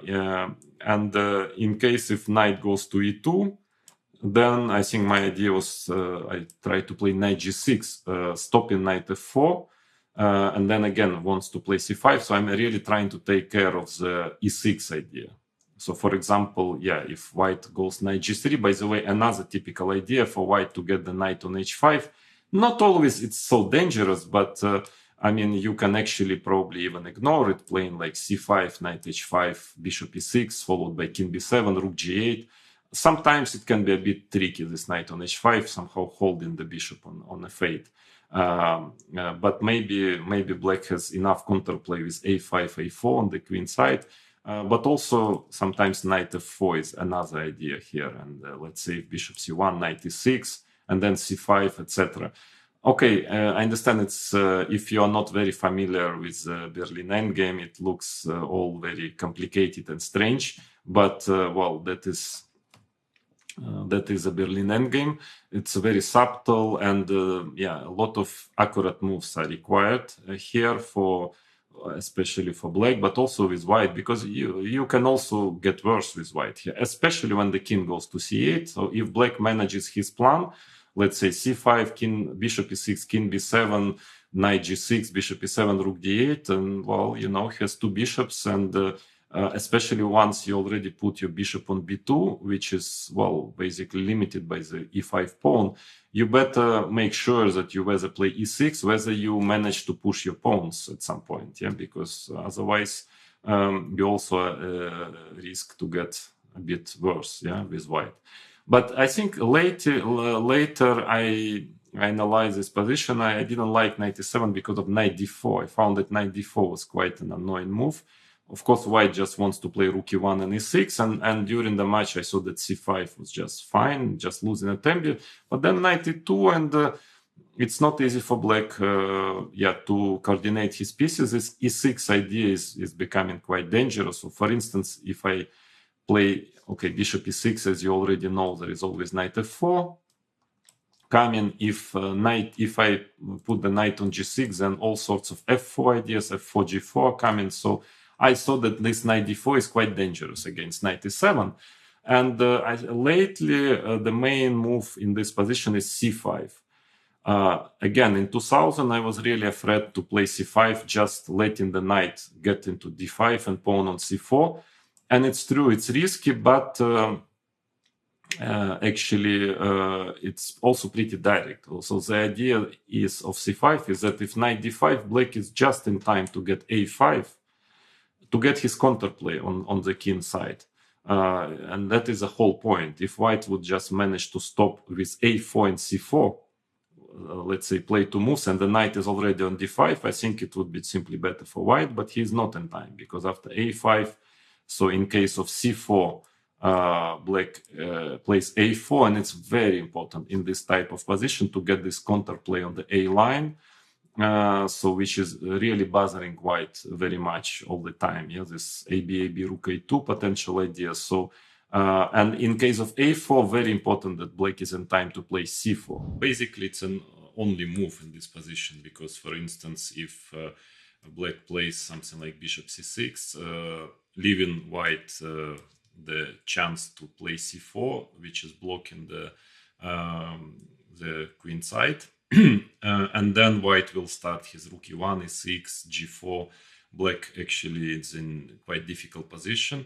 So in general, again, as a concept, well, c5 normally is not a great move when the knight is on c3 in such positions. So when I was studying in 2000 those Berlin endgames, and it was basically an unknown territory completely, I always thought that you should only play c5 with black only once white moved his knight away from c3. Let's say, just to show you, let's say rook g8, of course, not a good move, but just to show you the idea. So once white is playing knight e4, knight e2, then already c5, because then the main idea for white is anyway most of the time to maneuver the knight to d5, and then white would lose a couple of tempos doing so. So in general, c5 is not a good move, but here it's very important that it works tactically. So you see in this endgame, well, especially if you're playing on professional level, it's not only enough to know the ideas, which is, by the way, very, of course, important, and that's why I'm showing you the theory here, not only to, you know, for you to learn some concrete variations, theoretical variations in Berlin, but also to understand the typical ideas. Yeah, so, but it's not enough only to know the typical ideas. You need also to of course, preferably to know as much as possible theory in Berlin endgame, and also to calculate variations over the board. Because, for instance, here, so a4, so that would be a big positional mistake for black to do so. But here exactly, black has c4. And that is very important, because if b takes c4, then the pawn on a4 is hanging. That is a justification of this c5 move. And then black can take on b3 and undouble his pawns. The bishop starts to work, sometimes getting to c5. There is still quite some theory here, and it still things are not so easy for black, but it seems that it's holding. Black is holding here quite well. So that's why c5 became fashionable at some point, and there was a very important game, not only in a sense of for the world of chess, in the sportive sense, but also showing a lot of very important ideas in this position, which was Carlsen Anand. It was 11th, I think, game of the World Championship match in Sochi. I actually, if you are interested in this particular variation, this position of Berlin endgame, I would really recommend you to study it carefully. Very important game. That's why Magnus have played rook e1, because he knew that knight d5 a5 seems to be okay for black. And now what is important, that of course if black plays a5, then white would just go a4, and the point is that after c4 you can always probably, I guess, take on c4. The pawn is not hanging on a4. So that's why rook e1, just playing a very useful move. Because you know already that there is a plan knight e2, knight e4, e6. But now black is just in time to manage what he wants to manage. Another plan in this position is to play bishop e6, and after knight e2, or of course knight d5 is more logical. Then black is in time to play g5. So that is the idea. He's securing the bishop. As you know already, if white would just have time to play knight f4 and take this bishop, he would be better simply. But g5. And so now the game continues in a very logical manner. c4, king b7. Of course, white can start with g4, but still after knight e7, the white's plan in this position, because he has not so much to do else than to try to put the king on g3 and play h4, try to break through on the king side. So Magnus started with king h2. This or that way it gets to the following position: g4, knight g6, king g3, bishop e7. So of course knight takes e7 is not too dangerous, because this knight on d5 is the main asset for white in this position. So if he's changing it, then things are okay for black, because you shouldn't also play in white. If you shouldn't forget that those pawns, one day if bishop just gets to c2, all those pawns are collapsing. So white also has to be careful. And so Magnus played knight d2, also very logical way of playing. Another idea is to play knight f6, and I assume that it might be that Vishy would have done something similar that he did in the game, a similar plan. But knight d2, so Magnus wants another knight to f6, rook d8, knight e4, bishop f8, very logical plan. Now everybody is, improving his position. And the very important point now, I think Magnus should have played bishop c3.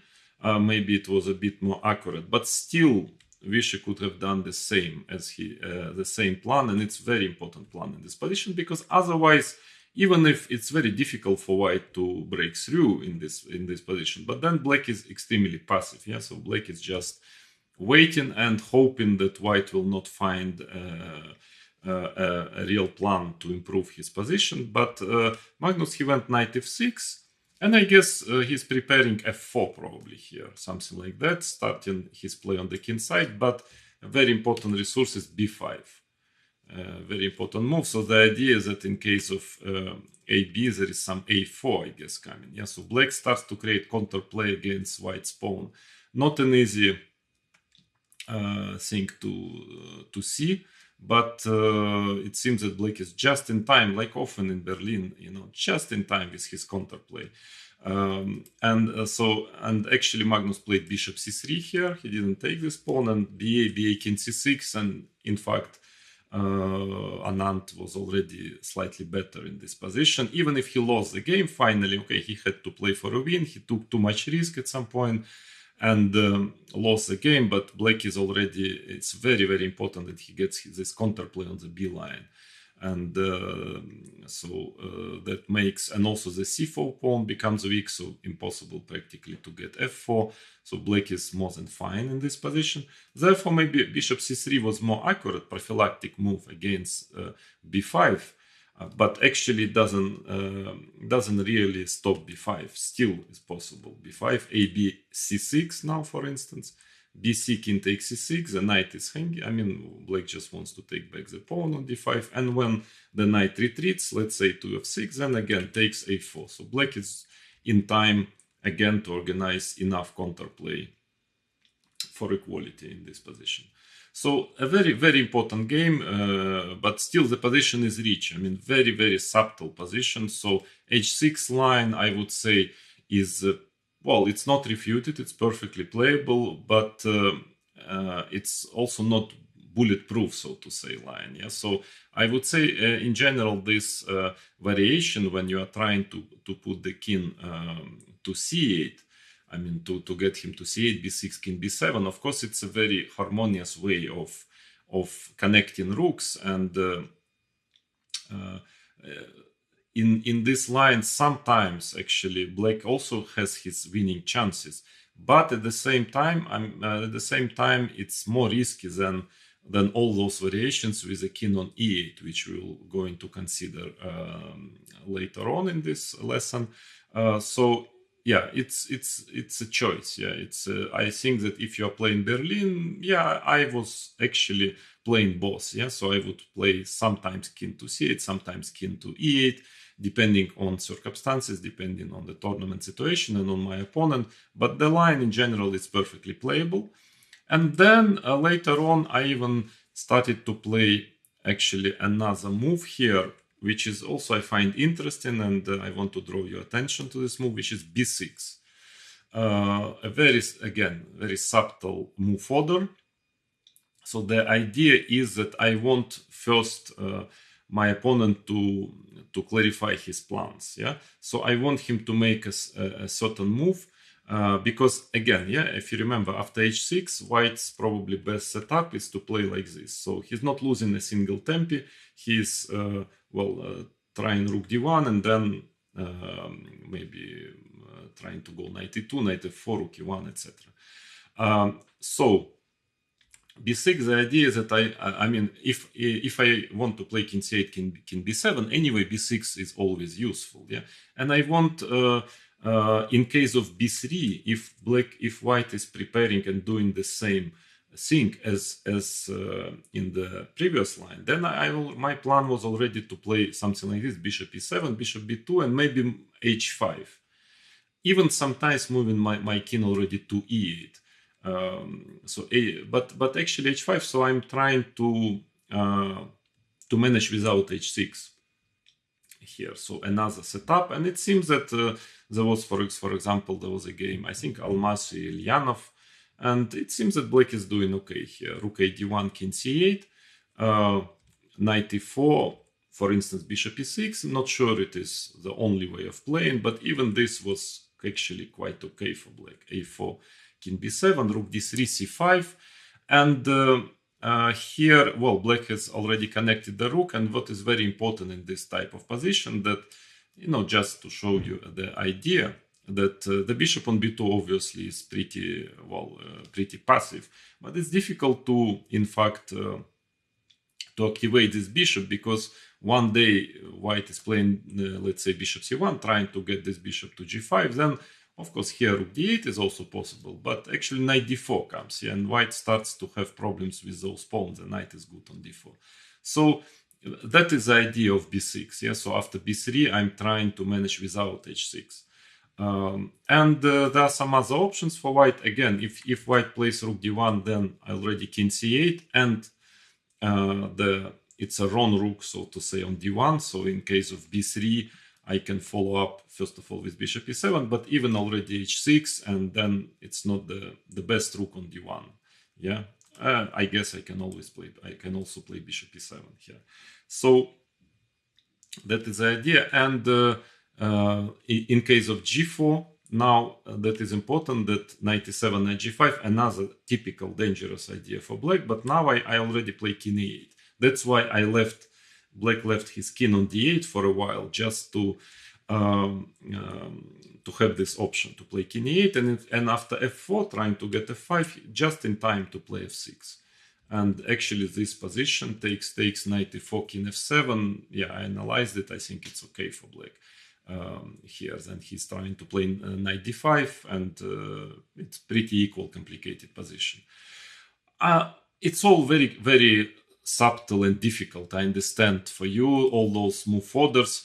Again, we are talking about a very high professional level. I think for those players, all this will make a lot of sense, and it will be very useful, all those concrete move orders. For more amateur level players or club players, I think that anyway, of course, it's very useful, but even if you will not remember all those move orders exactly, what is very important also that you get this idea of typical maneuvers, typical nuances of the position. So, again, this endgame is very, very delicate, so to say, very subtle, and you need to a smallest change of move order or change of plan can actually have a very big impact on the assessment of the position. So, okay, bishop d7, that was the plan, trying to get the king to c8. Now let's consider when black is playing king e8 in good old fashion. So of course it's much safer because the king is also sort of protecting the pawn on f7 and the king side in general. But black, it's a bit more difficult for black to coordinate his rooks, with the king on e8. So he doesn't have a very clear plan like king c8, b6, king b7, rook d8. So matter of taste, again, it's a bit safer, I believe, for black. I mean, you will not get too bad position with the king on e8. It's also, there is no bulletproof equality here as well. So, I mean, there is according to theory, but white still has ideas, white still can try. So usually h3, I think it's the best move. I mean, I would recommend you to make this move anyway, because, again, as I've explained already, it's a strange position, strange endgame, where in some way, both sides are making useful moves at the beginning and waiting for his opponent to show his plan. And then trying to set up pieces, trying to react accordingly. So that's why it's this move h3 is extremely useful, because one of the main ideas for white in this endgame, sooner or later, to try to push pawns on the king side. And you need h3. Yeah, you need h3 just to be able to play g4 and later maybe f4. And because, for instance, if you now with a king on e8, by the way, this plan with b3, I think it's already quite harmless, because black can play bishop e7, bishop b2, for instance, bishop e6, followed by rook d8. That is one of the things I want you to remember, to know that b3, bishop b2 plan usually is dangerous, pretty dangerous when the king goes to c8. Otherwise, especially immediately after king e8, it's probably not a big deal. So I wouldn't recommend you to do this. So now let us consider another logical move, for instance, bishop f4. Again, to my taste, it's a bit too early, just showing exactly the plan, because sometimes, for instance, the knight might go to f4. So that is quite a good example why maybe h3 is the best move, in my opinion, just because it leaves more options. Because now black can easily play bishop e6. as you know that, for instance, with a pawn on h3, bishop e6 is quite dubious because white has knight g5 and also g4, knight d4 ideas. So here bishop e6, again, there is knight g5 is more dangerous already, and also after bishop e6, g4, knight d4, it's possible because again h3 you see is very useful. The pawn is not hanging on g4, so white can try knight d4 and bishop retreats probably, and maybe f4, f5, something of this sort might be quite dangerous. For instance, here after bishop f4, bishop e6, not the only move, but very logical, because now after g4, knight e7, again, the same plan already, the pawn is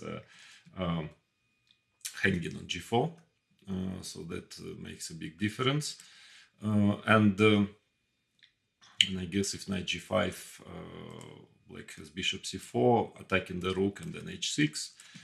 So bishop e6, let's say rook fd1, and now, for instance, h6, again h3, you see sooner or later white is playing h3, but then probably better to do it immediately on move 10.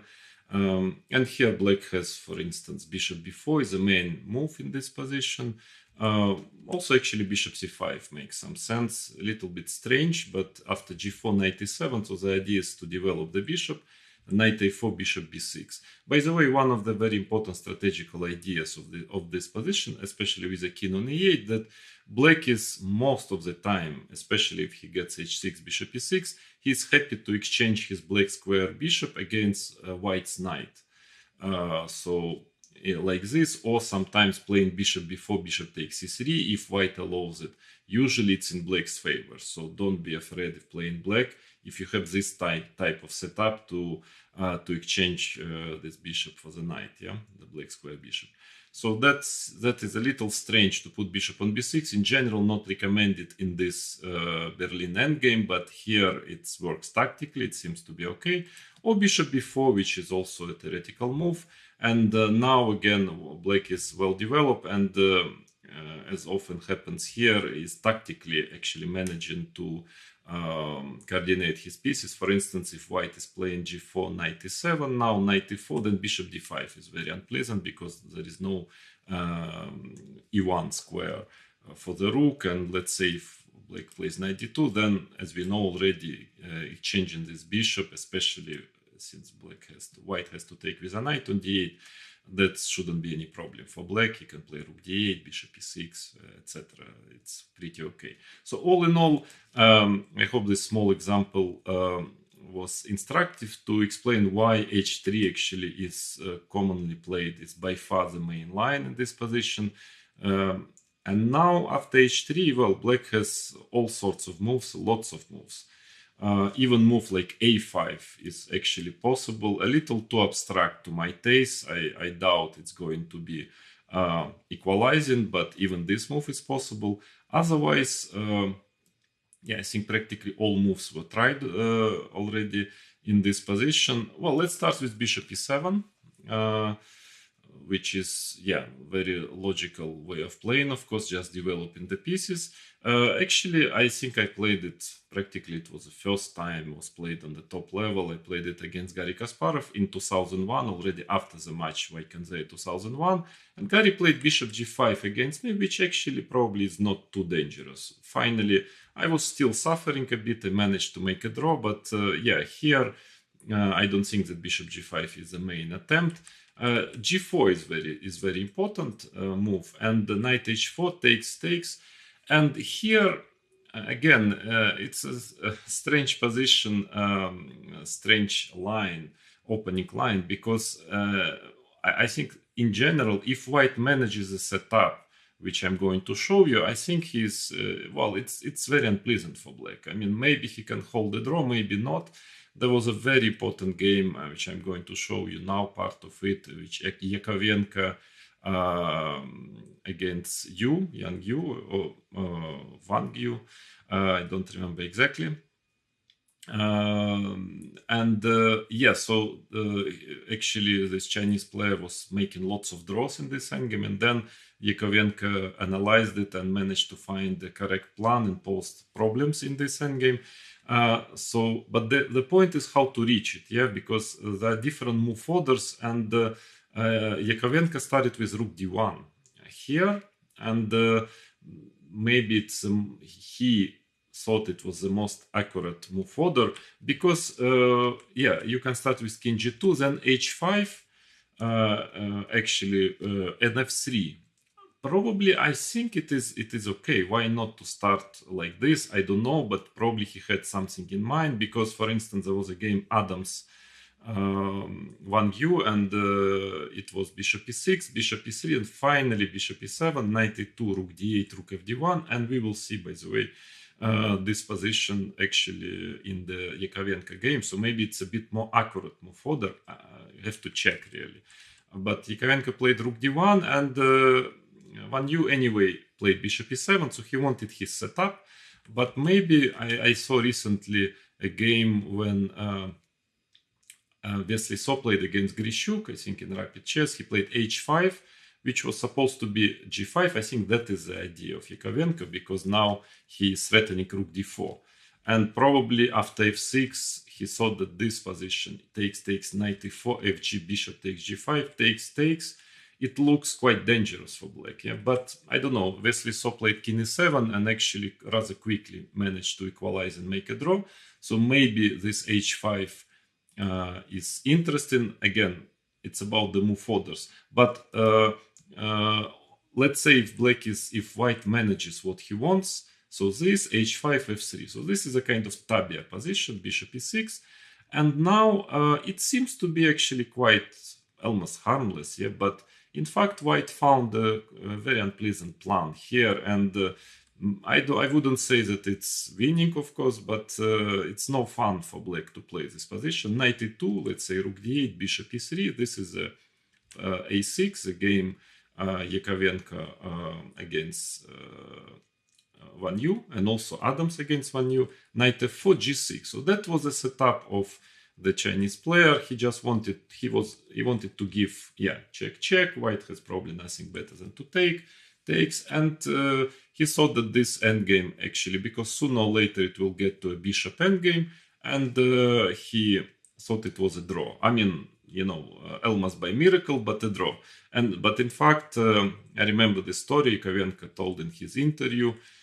So it was something of this sort, the game, and he said that he actually started to analyze this bishop endgame, and basically the final position he had on the board, which I think the game lasted 54 moves, he had it in his home preparation. Actually, he analyzed this bishop endgame and he found some study-like way to win it, that actually it's not a draw, but it's a win for white. Well, anyway, it has not much to do with, I would say, practical chess, yeah. So basically the whole game was played out of preparation. But in any case, this is a little sad. This bishop e7 system is really like trying just to fight for a draw. But who knows, maybe it's still not so easy for white to, you know, maybe if black especially, I mean, this position I really don't recommend you to enter, because you're just praying, you know, to make a draw and there is no guarantee. But maybe all those move orders, you can find something with move orders not to get into this position, like h5, g5, f6. All in all, not a very popular system, too passive somehow. What else? There is a bishop e6 move here also. Actually, it's not refuted. I've mentioned already this move earlier. Not refuted, but again, not very popular, because white has a choice of playing rook d1. It's something I would recommend you to play with white if you don't want to study long force lines. Quite a dangerous move, but actually g4 is really dangerous, so it's getting pretty forced here. Knight e7, knight d4. Again, as you know, if I manage to take the bishop, I will be just better with white. So bishop d7, f4, a typical, well, very aggressive plan. And now h5, f5, hg, hg. And of course, if white just managed to develop, he will have a huge advantage. I mean, simply black cannot move, yeah, he has no space. But rook h4, there is some tactical resource. Rook h4, rook f4. And now knight d5. Knight takes d5, c takes d5. At least black managed to change one pair of knights tactically, and after knight f3, rook h8. Well, there is still a lot of theory here. It goes on and on. I mean, black's position is clearly incredibly dangerous. I mean, looks really bad, but as always, with the help of computer, he manages in most of the lines at least to survive somehow. Maybe even in general it's holdable, but a very risky line. White has quite a number of options even in this position, and there is no guarantee that you are not going just to lose by force. You need to memorize lots of very direct computer like variations, and still with actually the reward will be at best a forced draw. So all in all, a bit dubious line, even if, again, if you like it, you can study it. It's, as far as I know, it's not refuted yet, but not to everyone's taste. Then what else? There is a old, a bit forgotten move, 97 in this position. So this is a plan which was very popular, well, many years ago, like 50 years ago. Basically, that was the way black would usually play Berlin.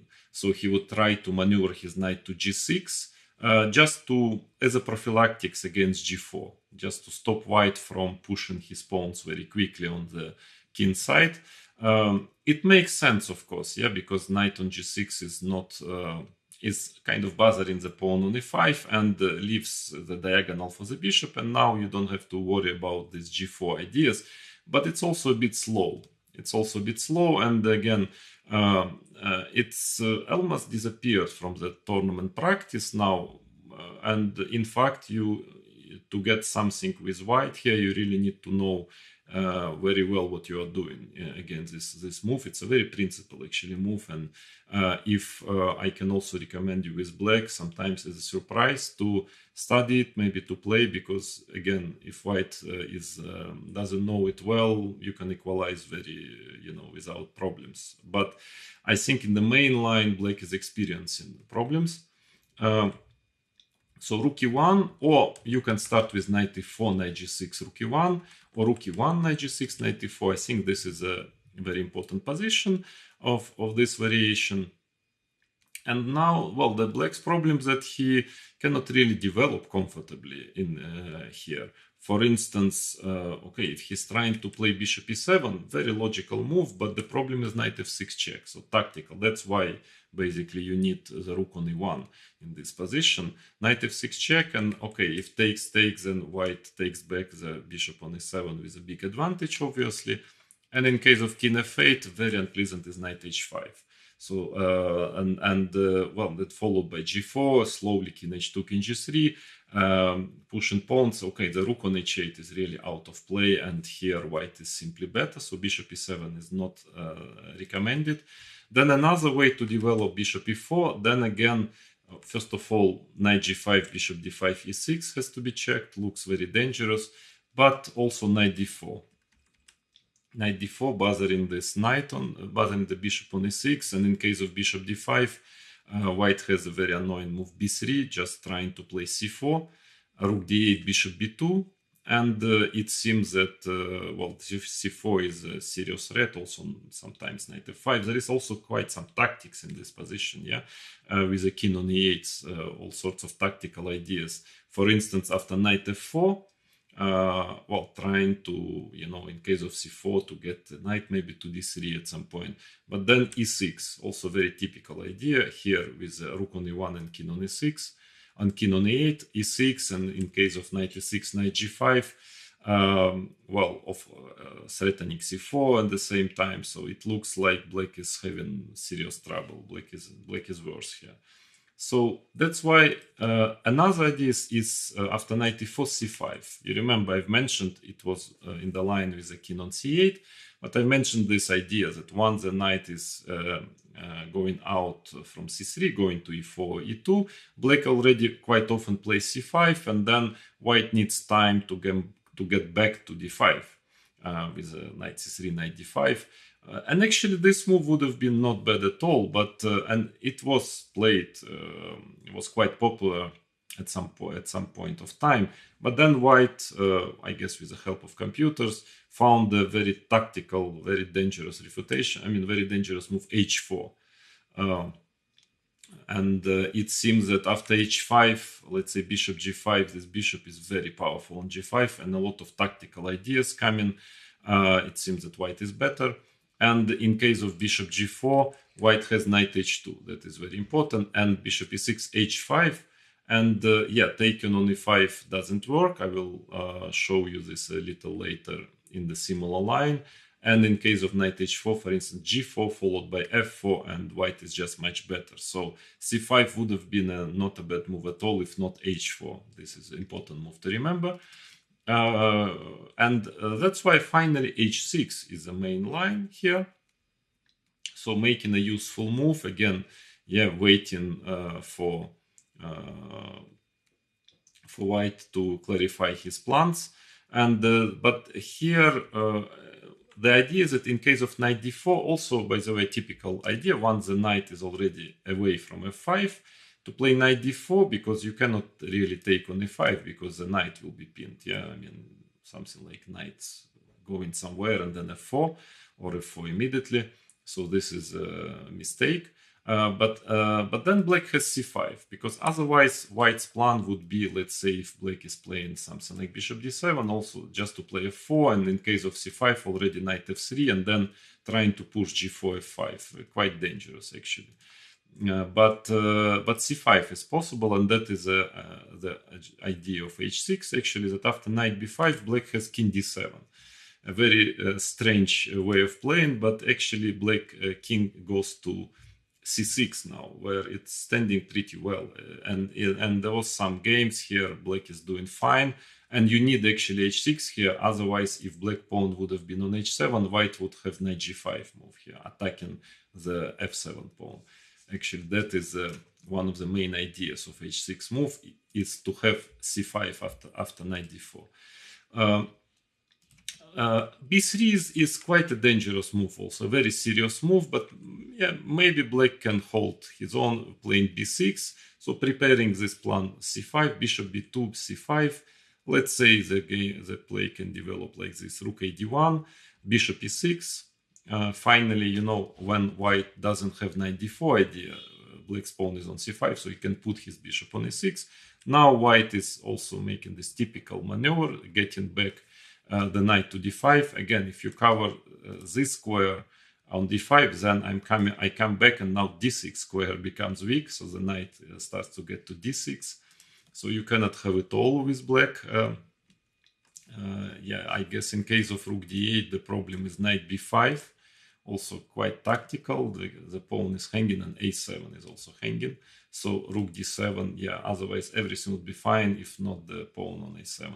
Yeah, it's just you're losing a pawn. So usually black is trying to play bishop e7, knight d5, bishop d8, like this, and then slowly trying to maneuver in a similar fashion of this king c8 variation. Of course, I would have preferred definitely my king on b7 in this line, but still maybe this position is not too bad for black. So it's still not totally sure, frankly, but I'm more worried about a4 move. A very subtle, very subtle move. What is the idea of a4? The idea is that in case of course, if b6, so in a way it's sort of prophylactic against b6, because a5, yeah, I want immediately to start attacking on the king side. In case if you play a very typical move a5 after a4, then it's very difficult to get c5, because the knight will be on b5. So now already knight d4 comes. And the very big difference is after c5, knight b5, king d7, without a4, a5, black would just be playing king c6, attacking the knight, a6. Here you cannot really get rid of this knight on b5, and white is better here. Then what else? Bishop d7, another way of playing, trying to go rook d8 maybe. Then again knight d4 already possible, and after c5, knight b5. Very important. That's why a4 is played. So you see how subtle actually is play here. So you need really to have a lot of experience and knowledge, understanding of this endgame to play it really precisely with either color. Then a4 c5. That is another way of playing, just trying to play bishop e6 next. But now again tactical. Yeah. Otherwise, let's say if white just plays a5, probably after bishop e6, well, maybe still a bit dangerous, bishop e3, but maybe b6, maybe black can like a b c b, a bit risky, but maybe black can hold here. Also, bishop d5 move maybe has to be checked. Some tactical ideas, but actually, in any case, h4 here is very strong.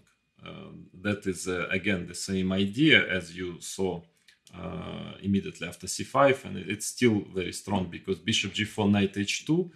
Again, yeah, otherwise h5 is a threat, and actually the problem after h5 is that yeah, it's difficult for black to get his coordination because of all these tactics. As usual here, I guess this h5, let's say knight f8, and then knight d6 check, knight f6 check. Yeah, these tactics seems to be maybe, for instance, here already. Well, f6 is also good, and then white seems to have too much initiative here.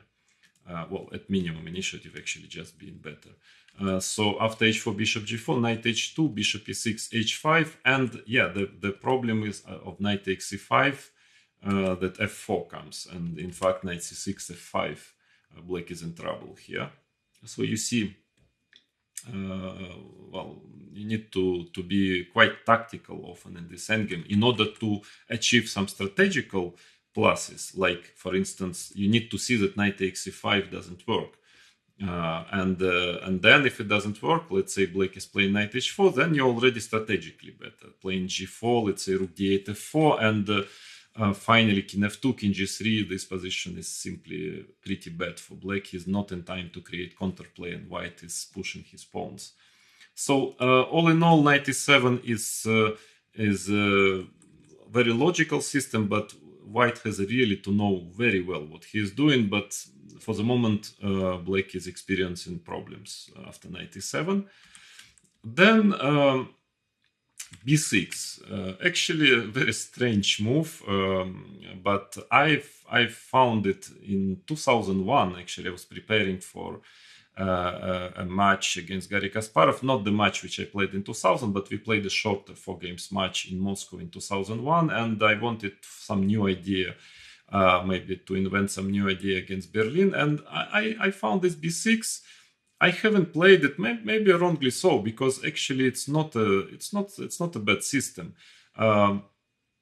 Because I thought it was not good enough for classical chess, and finally I played it many years after in some Blitz World Championship. I played many games with b6 with a lot of success, because it's quite tricky, this move.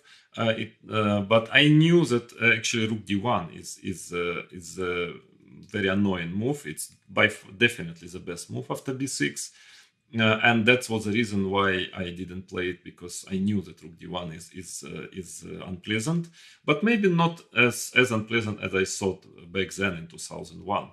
Well, the idea is that why rook d1, because let's say if white is playing a logical move, something like bishop f4, then black has bishop b4. It's a tactical idea. Why b6 was played? Because now, for instance, if knight e2, black has bishop a6, and actually this pin is just having a problem losing material after that. Then if knight e4, also bishop a6. That is one of the reasons of b6, is to have this tactical idea. And in case of rook d1, black has bishop e2 move.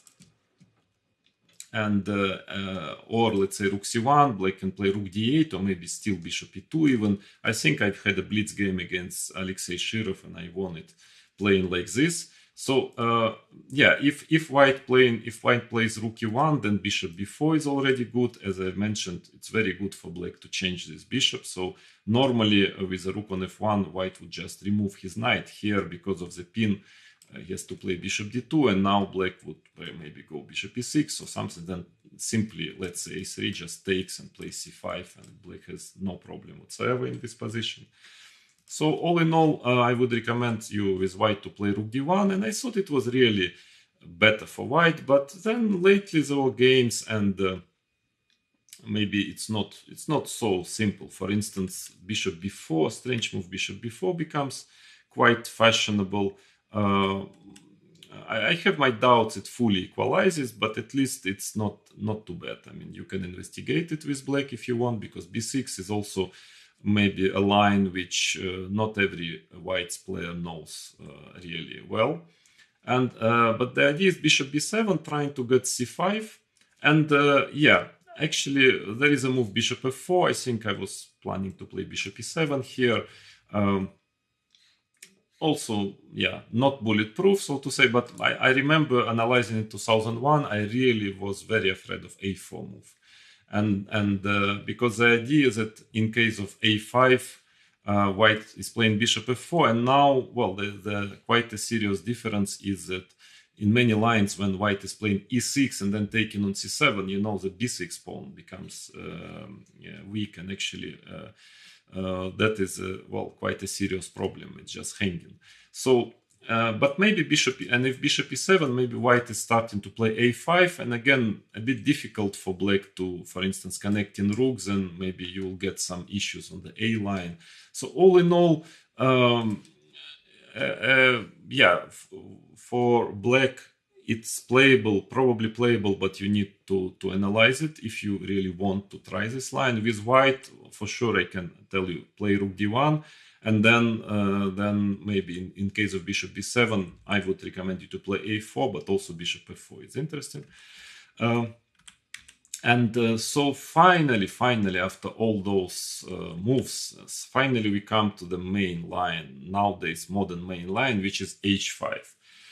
Well, I can tell you the story that actually I've analyzed this move already back in 2000 when playing the match with Kasparov. Finally, me and our team, we were, well, we are not so happy with 97 knight g6 line. We realized that this bishop e7 g4 is not so easy, this position, even if it's maybe holdable, but we are not totally sure. So then was checking all this move, bishop e6 g4 we didn't like also. So finally, well, I think Joel Latier, he analyzed this h5, he came to me and he said, you know, I cannot find any clear refutation of h5. But at that time, now everybody plays this like automatically, it's becoming a normal automatic move. But at that time, it was really a very revolutionary way of playing. It was really strange to, you know, to weaken this g5 square so much, because I mean, I remember we analyzed with Joel the position. Of course, engines were pretty weak at that time, so you couldn't really rely on the engines, but we couldn't, yeah, somehow black always had enough resources or close to enough resources after h5, but I just couldn't kind of commit myself to play like this, because, you know, this g5 square, you just play bishop g5, rook d1, and, you know, this bishop on g5 is really bothering black terribly. Yeah? You cannot develop. Changing this bishop on e7, you know, it can lead to a strategically difficult position under some circumstances. So finally, I didn't play it. But then some years after, computers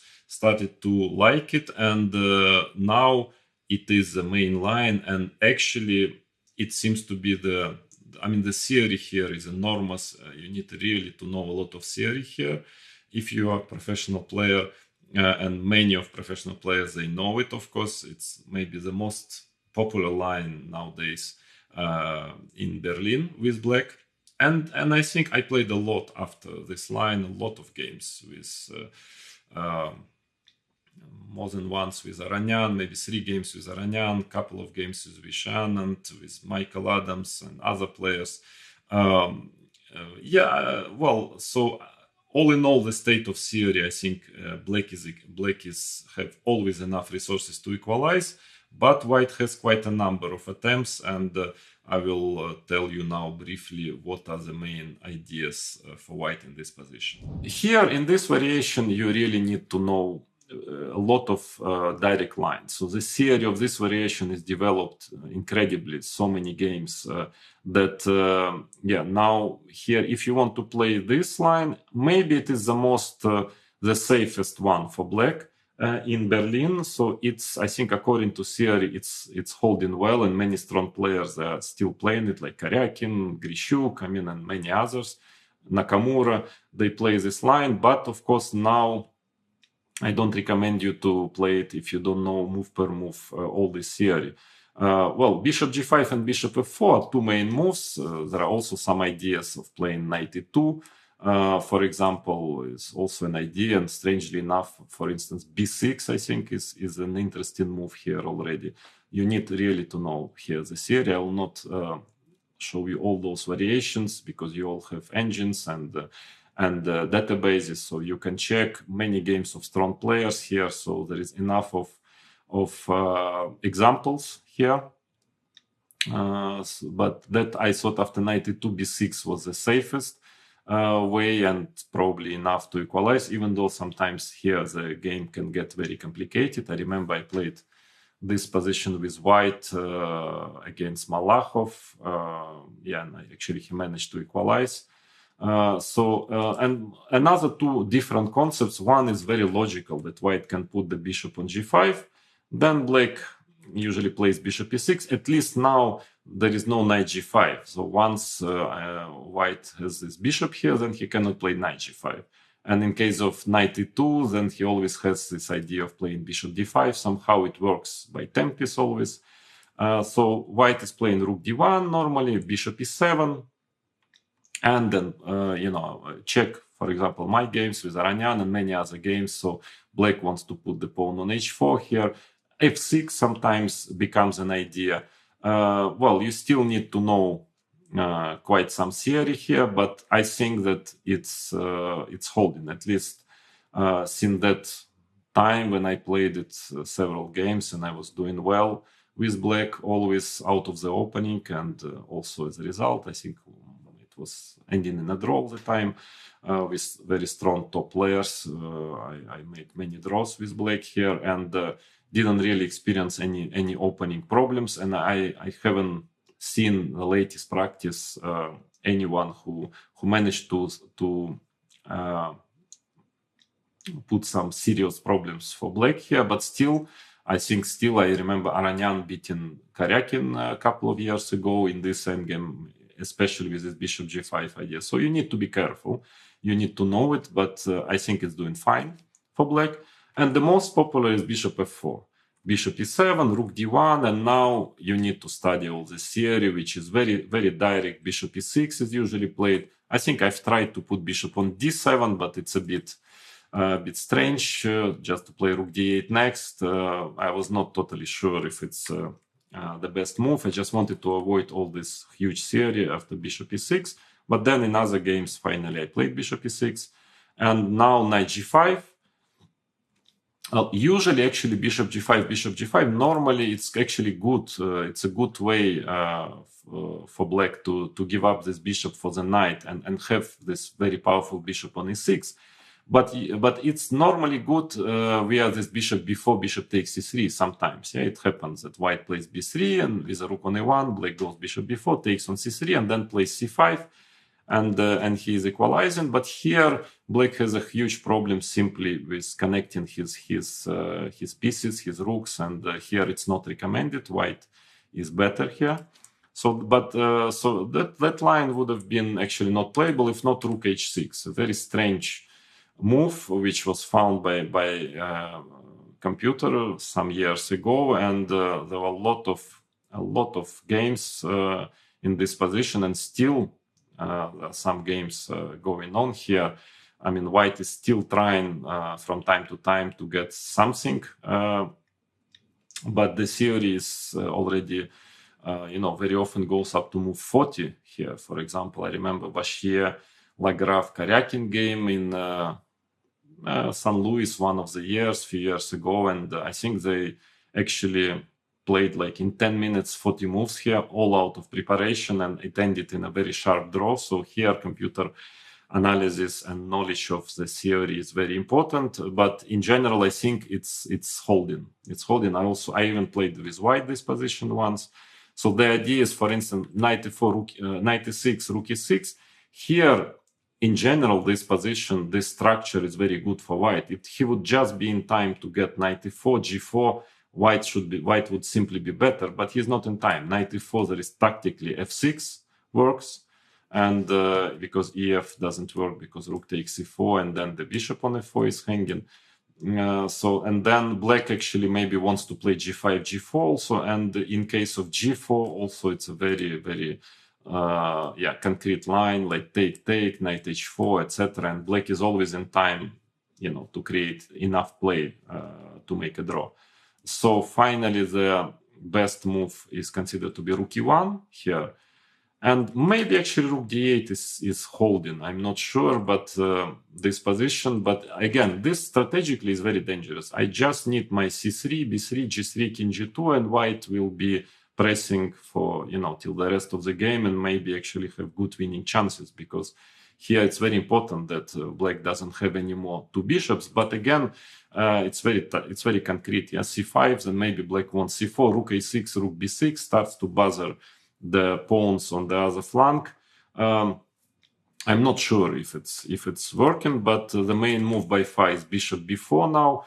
Again, tons of theory after moves like g4. Lately, I think I discovered a3 move, which I played against Sergei Karyakin with white in the candidates tournament 2018. Got some pressure here, but very strange position. Bishop is taken on c3, bc3. Then there was later in the candidates of 2020 Ekaterinburg, there was a game Nepomнящий Grishuk, where Grishuk managed to get a good position out of the opening. So all in all here, if you want to play this variation with king a8, h5, some work is needed. But again, what can I say about this whole endgame? I believe it is, from at some point on, computers, they've changed their mind, because when in 2000 I used to work on it, actually Fritz, which was the best chess program at that time, it would assess this starting position actually after exchanging on d8. Let's say it's almost like +1 for white, because it really didn't like the double pawns. It was given a big assessment, a big like it's a big disadvantage. So it was a bit difficult to analyze, because I felt, of course, it's not so bad. It's definitely playable for black. But then when I would analyze it, it's always given +1. It was a bit difficult psychologically, always to go against the machine. I believe that now situation is a little bit different. I mean, we are on the other side of radicalism. So now very often computer says that it's equal almost after any move, any variation is 0-0 equal. I believe that it's not easy at all. I mean, that white has some tries, and it's not so easy to equalize with black. So I still believe that probably objectively, of course, it's a matter of taste, of your style, but objectively, I still believe that Kasparov was right when he saw that this is the best objective chance for white to get an advantage in all Berlin. And of course, there are still ideas which you can find. I mean, with both colors, and it's not so easy for black to fully equalize. So, and you see sometimes. There are some players who are actually playing it very well with white. I can advise you to look at the games of Alexander Grishuk. I think he has very strong, very good understanding of this endgame. And he won quite a number of games here with white, playing extremely well, very, very precise. So he shows that this endgame is not easy at all. Also, quite many games was won by Maxim Vashilograf here with white. So interesting endgame. Very important is to the practice here is very important. I mean, it's difficult to get all the, even learning all the theory, using the engines. Still, you need to play a few games to get the feeling of this endgame, because there are lots of nuances. There is a kind of strange mixture of positional understanding, strategical thinking, and calculation. So you always need to justify your idea with a very accurate move order, and it should work move per move. But yes, all in all, I think it's playable. In general, I think black is probably objectively should equalize here. Again, I think it's not as simple as people believe nowadays, because at some point it's not very fashionable. Many white players, they try to play d3 on the move 4 or try to go for rook e1 line, because there is a general consensus that this endgame is very difficult task for white to get anything. Well, without a lot of work, yes, but I'm absolutely sure that if you make some work here, you can still pose at least practical problems for black. But again, objectively, probably black will hold always this position. So that was the Berlin. I tried in this limited amount of time, I tried my best to give my impression, to give you certain direction, certain structure of the opening theory, most of typical ideas. It is probably the most important opening nowadays after e4. That's why I was, well, spend more time than on practically any other opening line in after e4, because I believe it is important, and I think hopefully I gave you a certain base of knowledge, of understanding of Berlin, the choices of different lines, so you can choose playing white, playing black, what you like more, but still some work has to be done. Of course, and it's a lifelong story. It's clear that Berlin will not be refuted. It's going to stay with us in the theory of chess for years and tens of years. So if you are e4 player or e4, e5 player and you're playing Berlin, it's better that you get ready to analyze it, to get a good understanding of this opening line, because one last thing that actually for zero, after playing with itself and trying to understand from the scratch what is chess all about, trying to develop its own opening theory, finally after reaching the cosmic level of 3,800 or 4,000 rating. Anyway, who knows what is a rating, but it's definitely the best player existed ever. So finally it decided that against e4, this is the best opening choice. Of course, with a small margin. Also, other Roy Lopez are fine and other openings, but finally it decides that with black it's playing Berlin defense because it considers it the best opening. So it is a serious opening. It's going to stay for a while, and I hope that after those 2 long lessons, you have a certain clear idea about this opening variation.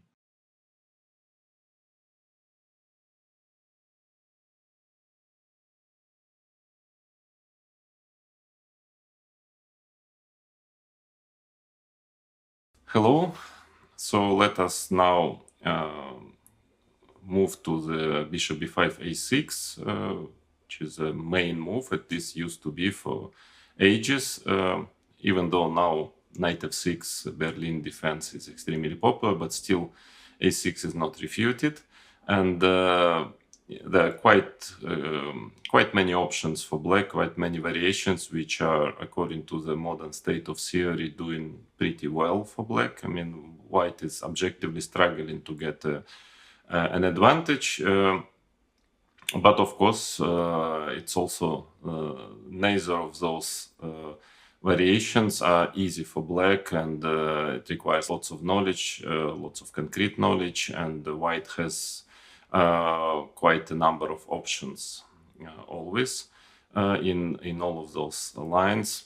So today I would like to start with open Spanish, so-called knight f6, knight takes e4 variation. So basically it's like a Berlin, but just with the moves a6, bishop a4 included, which actually makes a big difference. So the type of position is it's totally different to the Berlin variation, and also during this lesson I'm going to present you some other options for white, where white is trying to avoid this knight f6, knight takes e4 line. So first is bishop takes c6, the so-called exchange variation of Ruy Lopez, dc6, castles. Well, the pawn on e5 obviously is not hanging, yeah, because of queen d4, and then attacking the knight and the pawn on e4, so usually white castles. Well, this variation is really now out of fashion. The problem is that, of course, it makes some sense because, well, since black have just played a6, so yeah, instead of losing a tempi on bishop a4, you just take on c6 and castle, so it's quite logical, and Robert James Fisher was quite successful playing this variation with white. Well, we have to I have to mention that he was successful with most of the openings, mainly due to the fact that he was simply a better chess player than his opponents. But anyway, at that time, before computers, of course, it was much more difficult for black to equalize in many lines. In fact, now with the help of computers and a lot of tournament practice, well, somehow it looks like black has many different ways of playing against this system, and well, most of those are doing well. So somehow it's not clear what is the gain for white playing this variation, because most of the logical moves are standing well according to the theory. Even illogical moves, I would say, like queen f6, is actually nowadays quite popular, and it seems to be also doing pretty well. Okay, if d3, knight e7 is quite good according to the theory, and if d4, e takes d4, bishop g5, and now queen d6, there is some theory, but I think black doesn't really have much problems here. Then there is for instance, the old main line, which is f6, a very logical move. Now white is practically forced to play d4. And then e d4, knight takes d4, c5, old main line. So white usually retreats with a knight to e2, sometimes to b3. Then the queens are exchanged. White has a small pressure still in this endgame, but really not much. And already there were a lot of games, and I think black found ways to equalize slowly but surely. Also, by the way, there is quite an interesting move, knight e7, which is at least statistically doing quite well for black. And on top of that, I don't even mention there are some other moves, like, for instance, there is a strange move, knight e7, also possible here. But actually, bishop g4 is also a very solid line. The idea is that after h3, black has h5. And, well, hg doesn't lead anywhere, because you cannot keep the piece because of the mating attack on h line. So here also, usually, white is just playing d3, black's main continuation is queen f6. And again, there is a lot of theory, but it seems that also black is doing perfectly fine here. So all in all, okay, of course, it's a playable variation. You can, if you like it with white, it's handy because a6, you just take castle, and you don't need to learn all those main lines of Ruy Lopez. But frankly, yeah, I don't think it is objectively dangerous. And for those of you who like to play Ruy Lopez with black with a6, well, you can just choose the line to your liking. Of course, you need still to study it, of course, a bit to check the latest games, but I don't really see a problem here for black in few ways, actually. So I think it's just a matter of choice, but objectively, again, not a dangerous variation for black. Therefore, let's come to bishop a4, knight f6. And today we are going to analyze this castles, knight takes e4. But before, well, let's check what are the other options for white.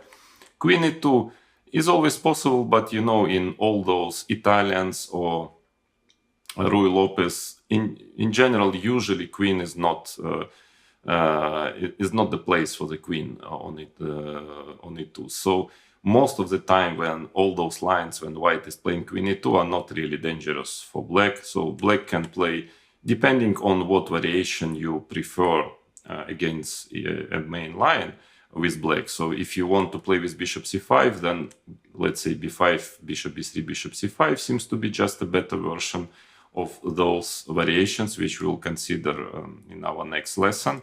But also bishop e7 is perfectly fine. Again, the pawn is not hanging. Because knight takes e5, queen d4, and getting the pawn back. And after castles, b5, bishop b3 castles, and after c3, black has d5 move, and it's similar to the Marshall variation, black is having a good game here. I think taking the pawn on e5 is more dangerous than with a rook on e1.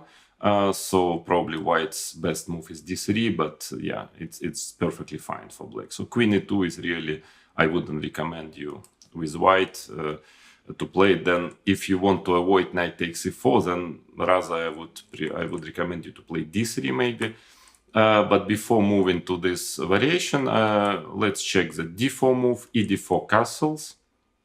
Now bishop e7 is the safest and probably the best move.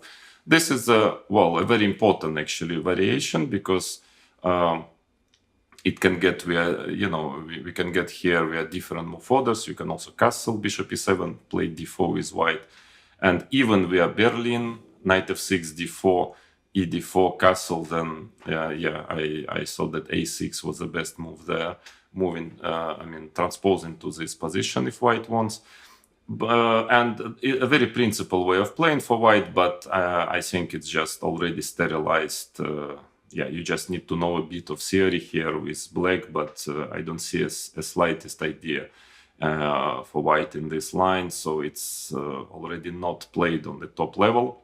Can be maybe used as a surprise weapon in rapid or blitz chess, but objectively I think it's totally empty. Because let's say if rook e1, then black is playing b5. Now bishop b3, d6. White's problem is that he cannot even take the pawn on d4, because then the typical story, of course, comes that you take c5 followed by c4, winning a piece. That's why the main theory is bishop d5. Here takes knight e5, knight takes d4, castles, and actually this position is simply slightly better for black. I remember I won myself rapid chess game against Laurent Fressinet here with black. Knight c3, for instance, rook e8, not the only move, but the move which computer likes most. And in fact, white is struggling to equalize here, so that is not an option for white really. Better is e5 maybe, but then knight takes e5, rook takes e5, and now everything is okay. Even b takes a4, which was considered to be a bit dangerous, but because of knight takes d4, but then still after castles, it seems that nowadays computers are showing that black is at least equal here. Or if you want, the old main move is d6, and now, if rook e1, ba4, obviously black cannot have slightest problem here. And after rook takes e7, queen e7, bishop b3, black is playing c5 against threatening c4, and it seems to be better for black as well.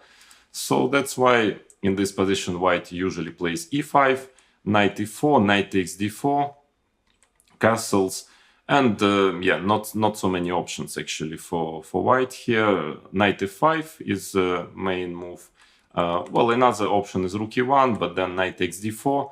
So the idea is if white takes queen d4, then, the simplest is probably knight c5, then you just want to play d6, take the bishop on a4, and having no problem at all for black. And let's say if rook takes e4, then you play knight e6, knight c3, knight c5, rook d4, and f6 is the simplest, and black has a very good game here.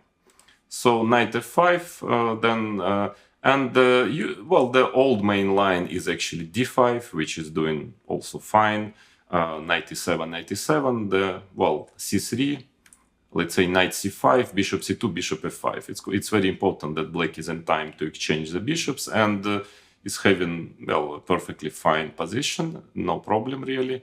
But lately computers even like to play knight c5, which seemingly looks a bit dangerous, but queen g4, g6, but I think that it's also perfectly okay for black. Of course, pre-computer era, nobody wanted to play like this with black because of all those black squares. This knight on f5 is a bit dangerous, but computers are they don't care about all this, and if it works, it works, and according to machines, it works perfectly. So all in all, d4 is also not dangerous. But d3, yeah, that is a serious move. That is much more serious. Actually, the idea is white. You see quite often in Ruy Lopez nowadays, in all those lines with bishop e7, white anyways very often is trying to play d3, and then that we will check later during our lessons on the bishop e7, so the main line of Ruy Lopez. But the idea is that with this move d3, white wants to avoid knight takes e4 variation, and most of the time trying to transpose to those types of position, which he anyway quite often is going for in the main lines of Ruy Lopez. So let's say d6 is a very solid move. Of course, then white is playing c3, black can already do g6, castles, bishop g7, and so on. It's rook e1, black castles, it's knight bd2. It's a game, yeah. I wouldn't say that white is necessarily better, not really. I mean, but as you will see later on during our lessons on the main lines of Ruy Lopez with bishop e7, this type of position is perfectly playable for white. And here what is important that if black sooner or later, very likely black is going to play b5, then white's bishop will retreat to c2 immediately, not to b3, but to c2, which gives him half tempi, I would say. And well, at least it's playable for white. I wouldn't say that there is a big danger. You can perfectly play it with black also, but still it's not a kind of bulletproof equality. Now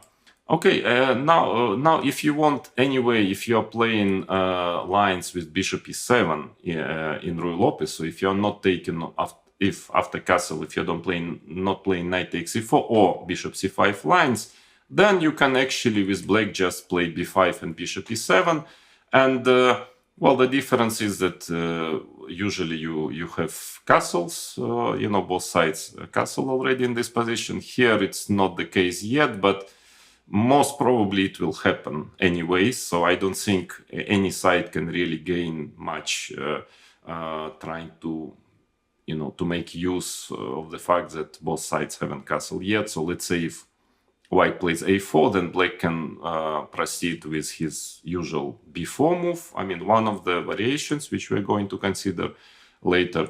Or bishop b7. I think anyways it will lead to transposition, so both sides will castle sooner or later. So that is the simplest way, again, if you are playing bishop e7 variation with black. But if not, then probably you should try to play with a d6, g6, with a b5, bishop c5, or bishop c5 immediately. Actually, yeah, b5, bishop b3, bishop c5. Of course, yeah, as we will analyze this whole concept of putting the bishop on c5, well, usually white is trying to get an advantage by playing d4, c3, d4. Well, with a pawn on d3, normally doesn't really give white anything. But here,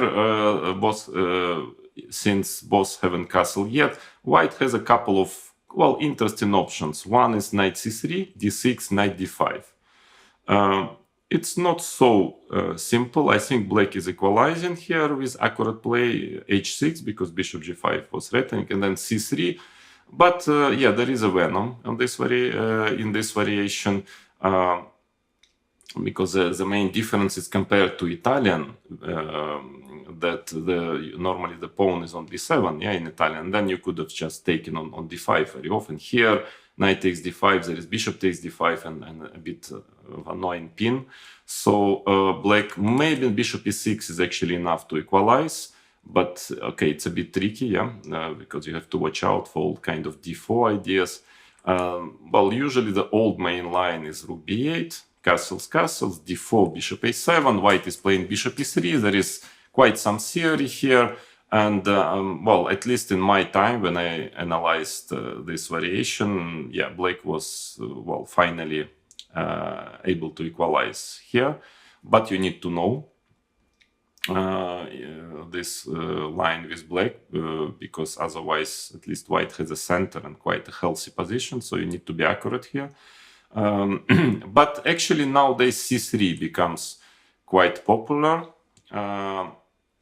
and after d6, well, I saw lately even d5 was played, ed5, knight d5 looks extremely dubious to me. To be honest, I mean, with this pawn on b5, very shaky, but who knows, maybe it works. At least I saw it's really like the last fashion. I saw some games in rapid chess mainly, but on quite top level. I saw Mamedjarov playing it, Dubov, so maybe it is something to investigate with black. But normally black is playing d6, and now an interesting move is bishop g5. Yeah, because again, castles h6 must be fine for black. But after bishop g5, well, it seems to be that it might get to a better, slightly better version for white of those Italians with bishop g5, if you remember. This variation, g5, bishop g3, because of the pawn on b5. So sometimes all those ideas of the bishop d5, sometimes a4, hard to say if it's better version, really better version for white or not. But at least I saw that Alexander Grishuk played it a lot lately and with quite a success. So this might be an interesting line for white. And definitely if you play b5, bishop b3, bishop c5 with black, you also need to well, to study it. I think it's maybe the only, well, the main danger of this move order for black. But maybe actually bishop c5 immediately is more precise in my opinion, because well, first of all, knight c3, of course you can play b5 still, and after bishop b3 to, well, it's a transposition, d6, knight d5, yeah, to this variation which I've just mentioned. But in fact, knight c3, the simplest is just to start to play d6 here, and black is fine. Because after knight d5, you can always take on d5 already, yeah, and ed5, b5. So that's why knight c3 is not really working anymore. But white can play c3. And at least now, first of all, you can play b5 again and to transpose to bishop b3 variation, because bishop c2 here, d5 works already perfectly fine. So white's best is anyway bishop b3. But maybe d6, actually this move order is possible here. And I think I've checked it, and if I remember well, it was what I actually wanted to play with black some years ago, and I couldn't really find anything special for white, because the main idea is that after d4, bishop a7 works, and the idea is that after d5, black has b5, dcba, and he's having a very good game here.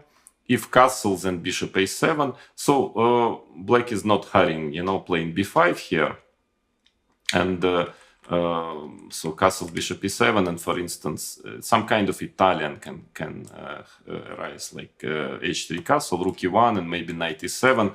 But it might be, well, sort of extra tempting actually for black in Italian, because, you know, white has played bishop b5, bishop a4, and bishop c2, and black anyway in Italian is playing a6, bishop a7. So it seems like a good Italian for black, shouldn't be any problem. So maybe still white can try to play bishop g5 here, but probably it is a better version for black, you know, without b5, bishop b3, and after bishop a7, knight bd2, let's say h6, bishop h4, g5, bishop g3.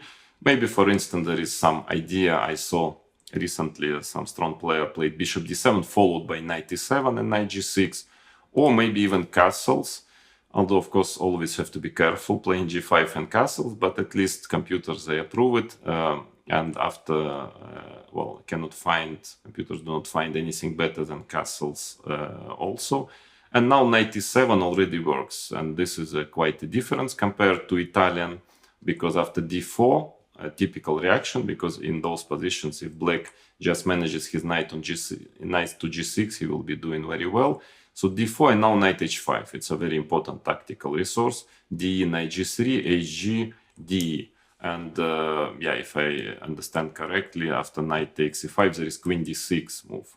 And somehow taking back the pawn on g3, yeah, in all variations, because for instance, after knight f3, there is g4. So it works tactically. So, but anyway, all in all, d3 is, well, a playable variation for white. Definitely, there is much less theory than after castles, and yeah, it's a good side option, I would say, if you play Ruy Lopez, just to be always to have it, you know, for some games d3, that you want to avoid all those tons of theory, and it's not totally harmless, as for instance, in my opinion, queen e2 or d4 moves. But I'm also sure that playing black, depending on what system you play against the main lines, you will find your weapon here against d3, and it will not cause black player too many problems in general. So then white castles normally, and knight takes e4. Well, actually, a very logical way of playing. I always was wondering, you know, because I was a d4 player and haven't played Sicilian against c4, and I even in the 90s, when I saw everybody playing bishop e7 and all those slow Ruy Lopez like Zaitsev or Chigorin, I was always wondering that, okay, I mean, it's very logical to take on e4. I mean, the pawn is hanging, so it must be a real test that actually finally those intuitions of mine led me to play in Berlin, actually, because I thought knight f6, knight e4 is a real test, but also here a6 and knight f6, knight e4, of course, it's a very principal variation. Actually, I think, as I understand, according to the state of theory nowadays, it's doing very well. There is, I mean, I don't see any advantage for white in this variation. I'm a bit surprised why it's not that popular. There was a time, maybe a few years ago, when this variation was extremely popular. Then maybe it's a matter of fashion. I don't know, maybe some new powerful computers, well, you know, on top level finds some little problems here and there for black, but frankly, well, I don't see any advantage for white. The only problem of this variation, if you're playing it black, that you need to know a lot of very forced lines. You need to have a good memory to memorize a lot of theory. And most of the time, black is actually not really having any realistic winning chances. So it's just trying to make, well, I would say, if you're talking about the top level chess, to make a forced draw, basically, after knight takes e4. And I remember Ding Liren played it for quite a long time and made many forced draws. He's a very strong player and also a very good theoretician.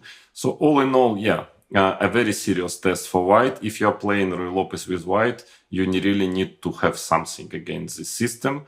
So now I'm going to show you what are the options here which white has. He has quite a number of options. Some are more dangerous, some less dangerous. In most of those variations, black has to just be very accurate to, you know, to analyze it well and just to make a kind of, you know, to remember lots of forced long lines and to try to make a forced draw.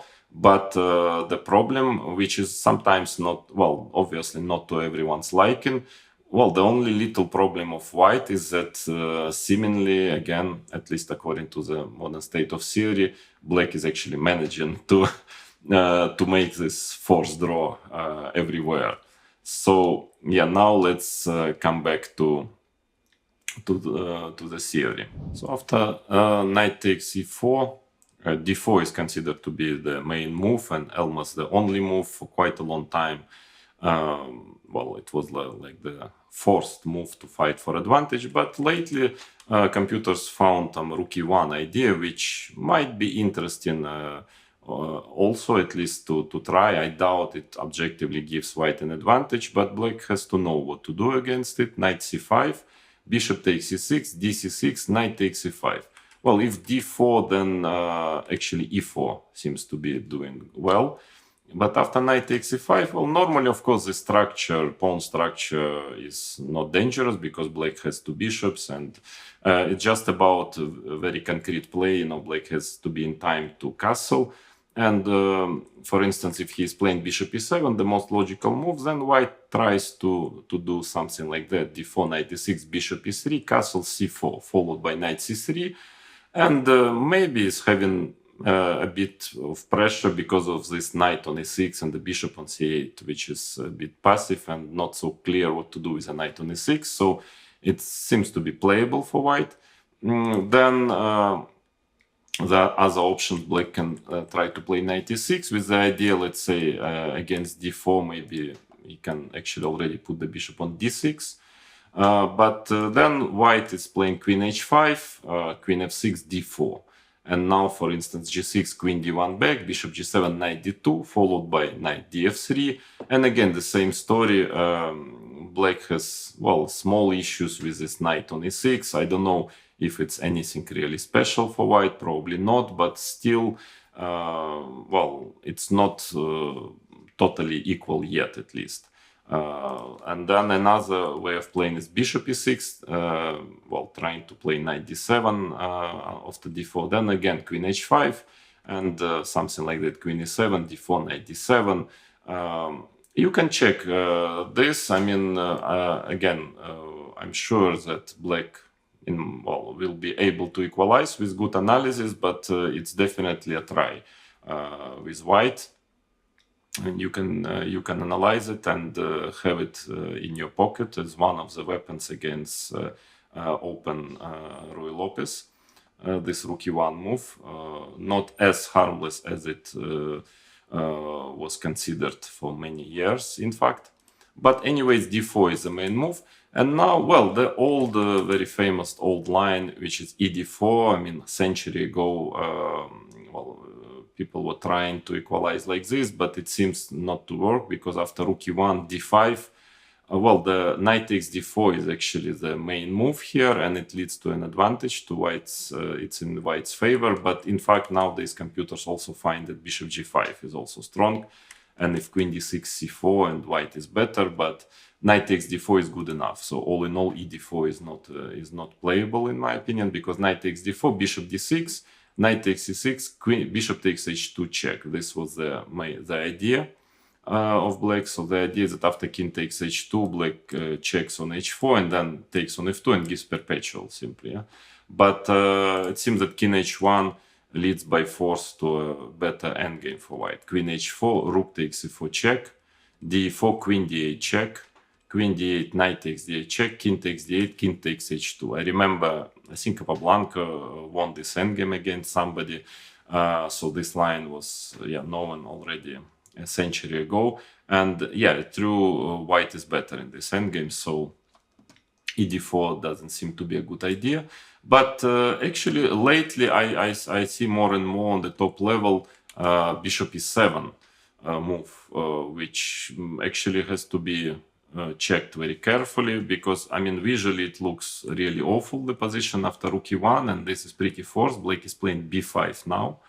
Rook takes e4, d5, knight takes e5, knight takes e5, rook takes e5, ba4.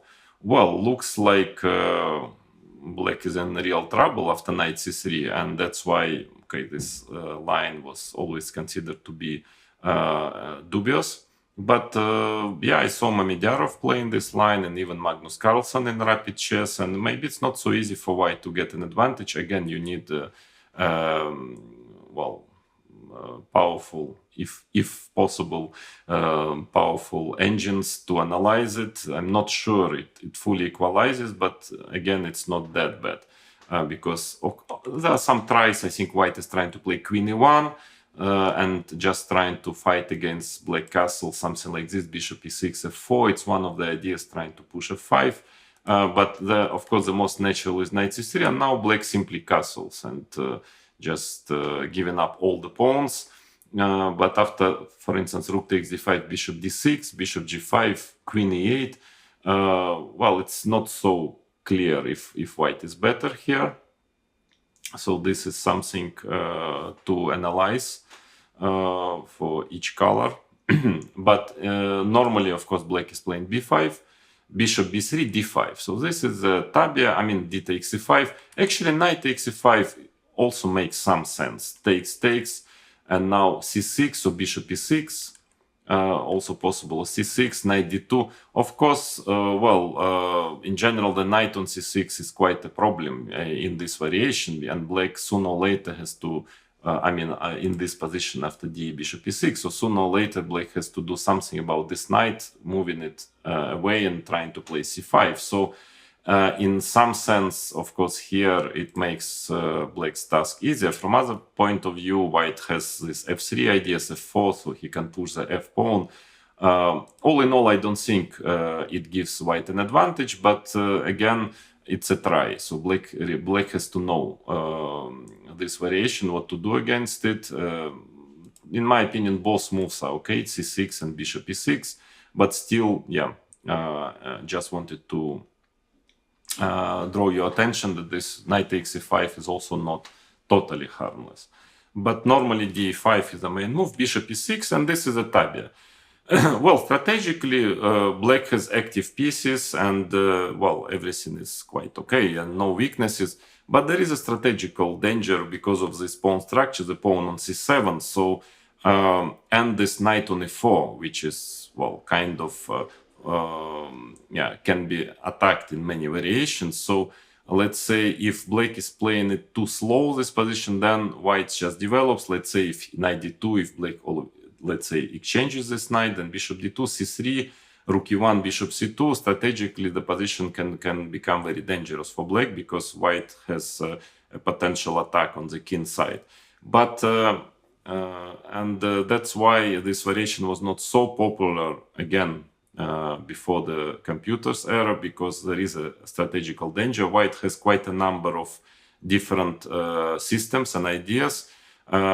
Still, Viktor Korchnoi used to play it against Anatoly Karpov in the match in 78, I think, and in 81. 81, it was not that successful because Karpov and his team found lots of new ideas at that time, which were very dangerous, and he won a couple of games very convincingly in this system. But now, of course, computers got into the business, and this variation is actually very direct. You need to know a lot of theory here, especially with black, of course, because it's more white who has a choice here, even though, as you will see later, black also can choose. But again, with all minuses of being forced, playing black this variation, being forced to learn a lot of theory, and sometimes, analyzing it very deeply, just holding a slightly worse position, but actually with a very, very good chances to make a draw, basically drawish positions, but still white has some options where he's a little bit better, anyways. But again, on the top level, with the help of computers, actually, the players, they managed to make draws in those lines. And as I understand the modern state of theory, there is no real advantage for white here, even though, again, many tries and lots of memorization for black is required. And again, the position is very tricky and balanced, so you never know, some new engines might come, they're getting stronger and stronger, and they might pose some problems here.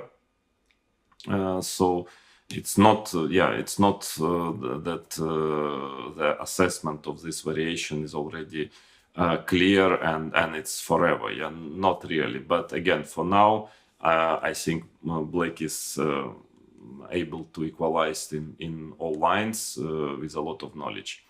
and work homework. So queen e2. Let's check all the major lines. Of course, I cannot really tell you everything because there is simply no time. There are all kind of moves like a4 and so on, but I just will show you the main lines, the most dangerous continuations for black. But if you decide to play it with black, this variation, you need to study also all sorts of sidelines. So queen e2, bishop e7, rook d1. Actually, very logical way of playing. Just trying to attack the d5 pawn. Well, I mean, bishop c5 after queen e2. First of all, white has bishop e3. This variation is not so simple, but also probably knight bd2 is a bit dangerous. So normally black is playing bishop e7. The idea is that now if knight bd2, yeah, it's always most of the time in this variation, black shouldn't exchange on d2. Yeah, because here bishop d2, rook d1, white is just better. So black's reaction once white starts to attack this knight on e4, so black's reaction is whether to move it to c5, whether to play f5. Well, here f5 is obviously not possible, but knight c5 is perfectly fine. The queen on e2 is not doing well, so black is okay. So the idea is rook d1, castles, and now black's position is seemingly quite shaky because of this d5 pawn and this pin on the d line, but again, there was a lot of, lots of games here, and it seems that black is always in time to equalize. So c4 is the most dangerous move. Sometimes white is trying to play c3, but now I think knight c5 is a old main line. I saw even computers actually nowadays are trying to play queen d7, bishop c2, f5, which is a bit tricky, but again, a bit risky, but I think the final assessment is quite okay for black here. But knight c5 is an old main line, bishop c2 and bishop g4. Again, in these positions, black has to be very concrete, yeah, his play, because if white just manages his knight d2, knight b3, or knight d2, knight f1, or even bishop e3, knight d2, he just needs a couple of tempis and he will be better simply. So you need to know really this variation move per move if you play it. Bishop g4 is a very important move, attacking the pawn on e5, and let's say b4, then knight a4. Well, not an easy move to play over the board, so you better know it. But bishop f4, queen d7, there is some theory, but it seems that black is okay here. Therefore, most of top players, they play c4 in this position. And now bc4, bishop takes c4, bishop c5 is considered to be the best move. Bishop e3, exchanging, and queen b8 is a very important resource. Bishop b3, and now the main move is knight a5. Well, actually, queen b6 is also very close to a draw. I think knight a5 and the theory, as in most of the lines in open Spanish, is still going on and on here. There are many games, but again, it seems that if black analyze it, knows it move per move, he is capable of equalizing here. So queen e2 is a very serious try, very principal move, but seems to be holding. Black seems to hold here. Then another move is bishop e3. Well, also makes sense. So white wants to develop first bishop on e3 and then to play knight d2, c3. Here, well, bishop c5 is actually not too bad. Actually, maybe it also objectively equalizes, but those positions, let's say queen e2, castles, rook d1, bishop e3, queen e3, again, strategically are very dangerous. So white just needs to develop now, and then this hole on c5, this weak square c5 can become a very serious problem for black in the position. Well, black has to be, as always, very concrete. Knight a5, knight d2, let's say taken on d2 already, now c6, c3, and again, this position is, computers, they manage to equalize it, but strategically it's quite dangerous in my opinion for black. So again, if you just miss one or two tempis, white plays queen f4, bishop c2, knight g5, or of course if you take on b3, b puts pawn on b4, he's strategically almost winning already. So bishop c5 is a bit dubious move. I think most of players prefer bishop e7.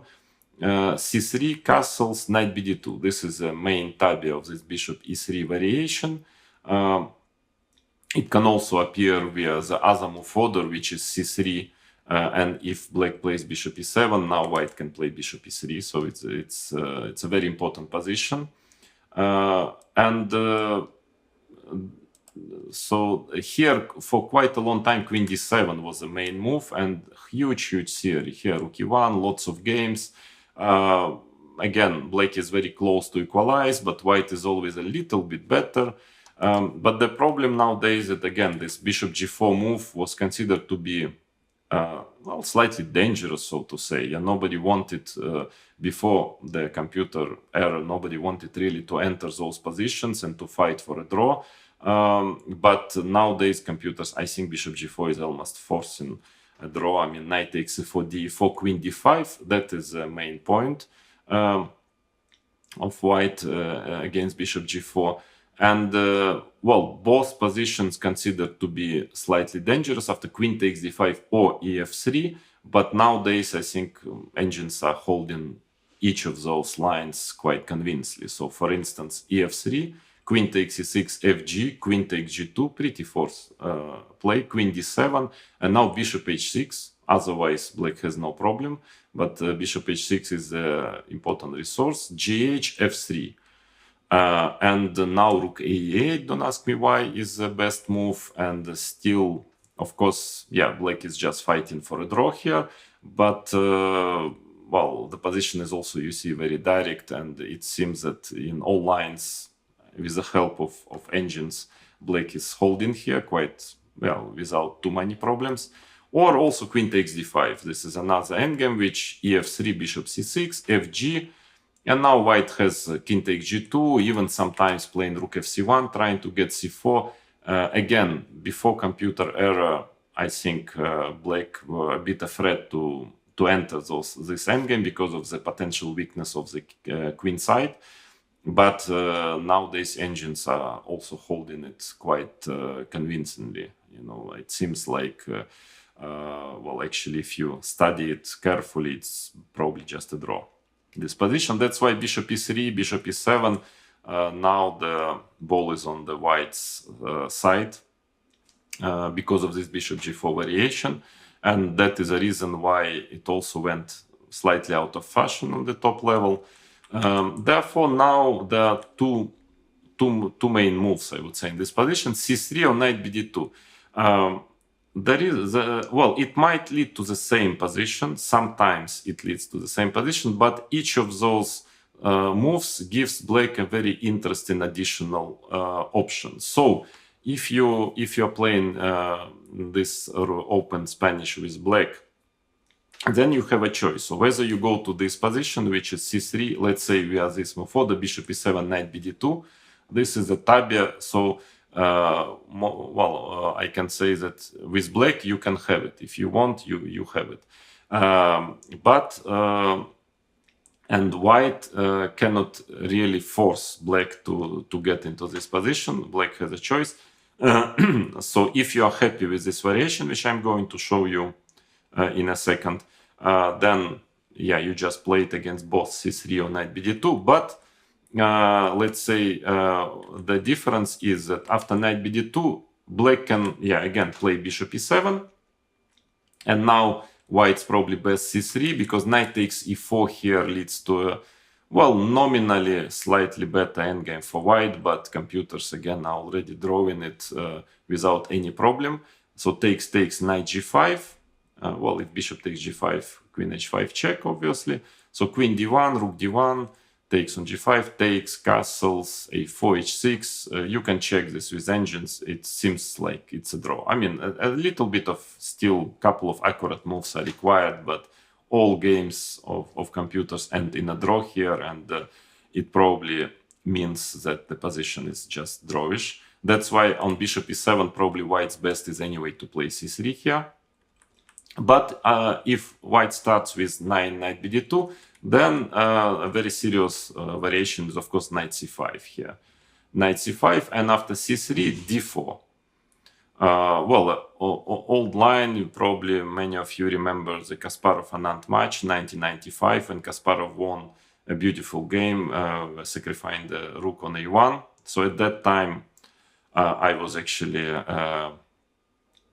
second of Kasparov in this match, so we analyzed a lot those knight g5 variation. Actually, knight g5 is a beautiful move, which was discovered before computer era, was by Grandmaster Zaitsev, who was a trainer of Anatoly Karpov.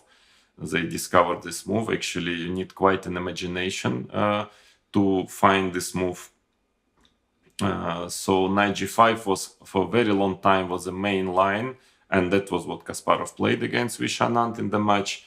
Queen takes g5, queen f3. Okay, there are many other ways of playing, but queen takes g5, queen f3.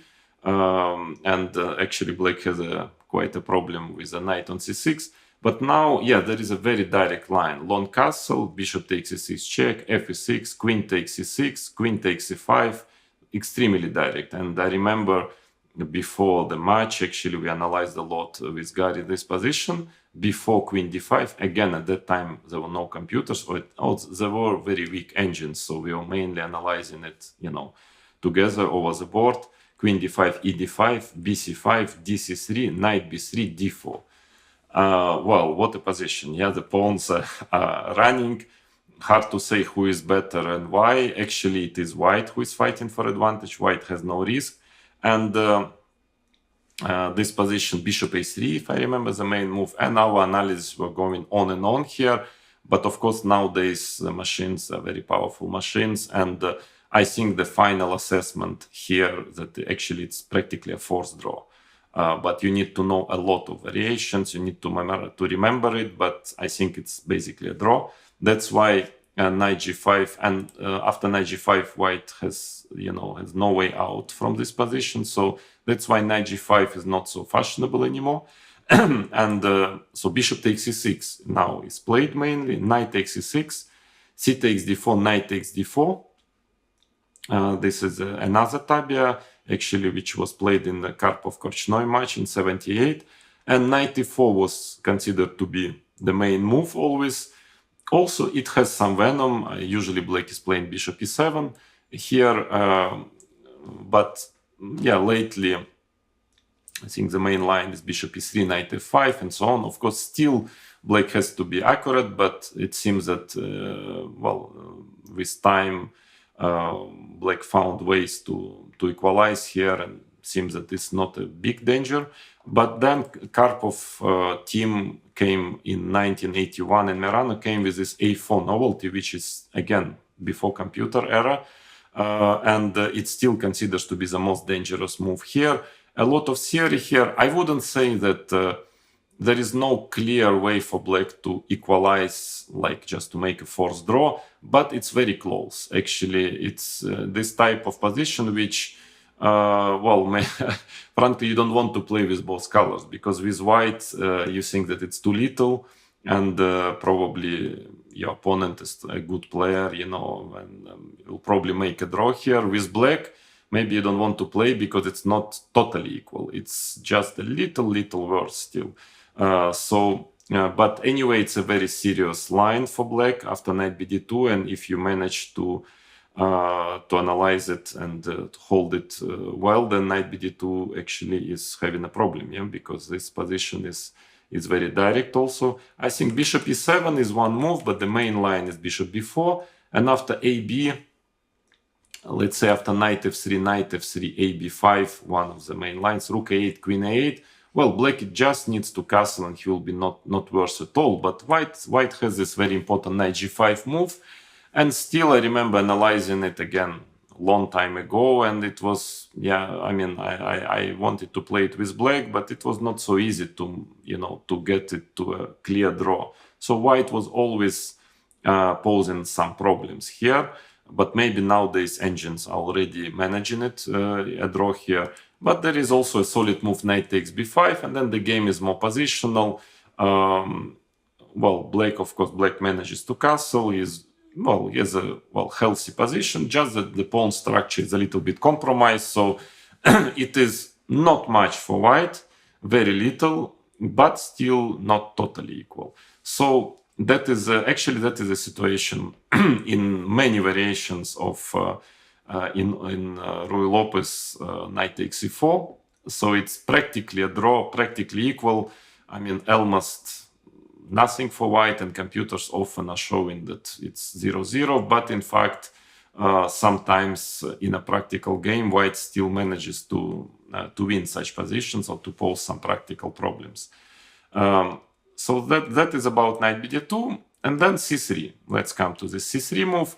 So again, as I've mentioned, yeah, bishop e7 is the main move, but here, again, if you don't want with black to play this position, this main position, then you can choose bishop c5.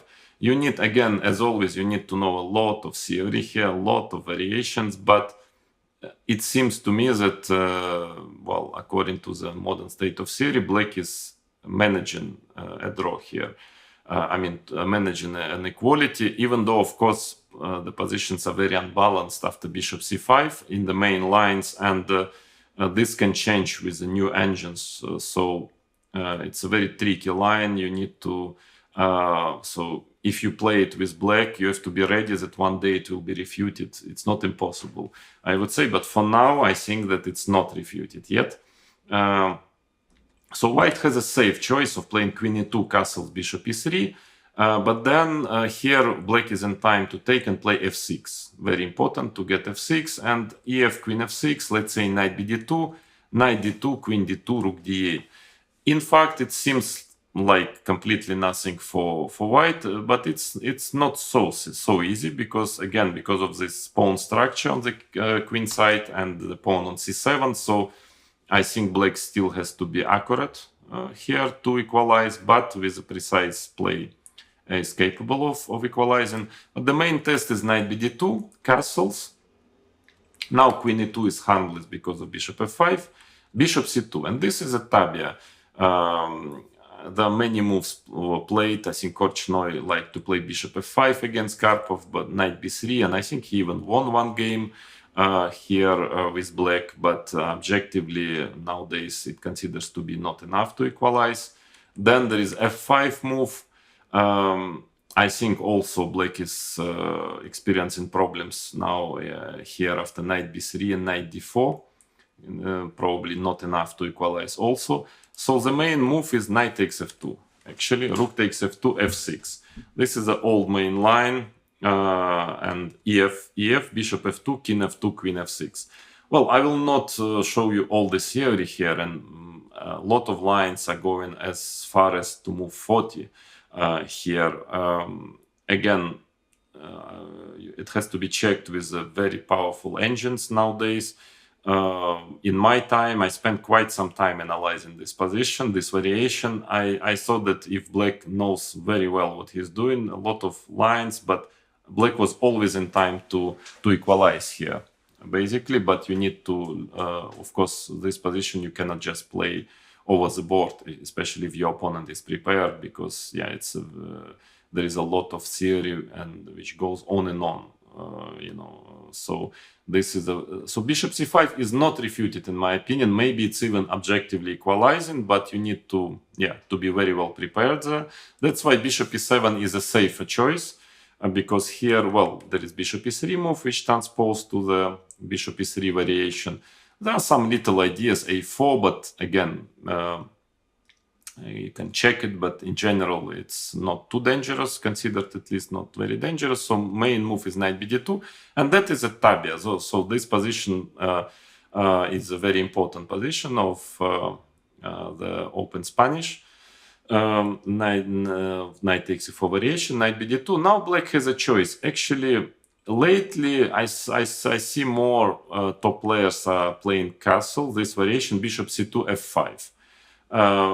So it was considered to be a bit dubious, slightly worse for black, but they're holding, actually, they're holding here, because let's say ef, knight f6, rook e1, bishop g4, let's say h3, bishop h5, it was always considered to be okay for black, but now there are some new games. White is trying to play knight f1, bishop c5, and very tactical position. I think that black should be able to equalize here. He has active game and no weaknesses, but very concrete play. Again, the computer preparation is very important here, and you need to check it carefully.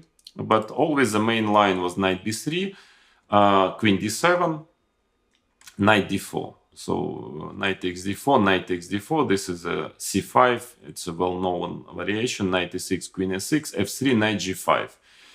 In general, well, it looks quite dubious for black because white has two bishops, etc. Well, the only thing that, of course, if e4 black, then we'll have a very powerful knight on e4.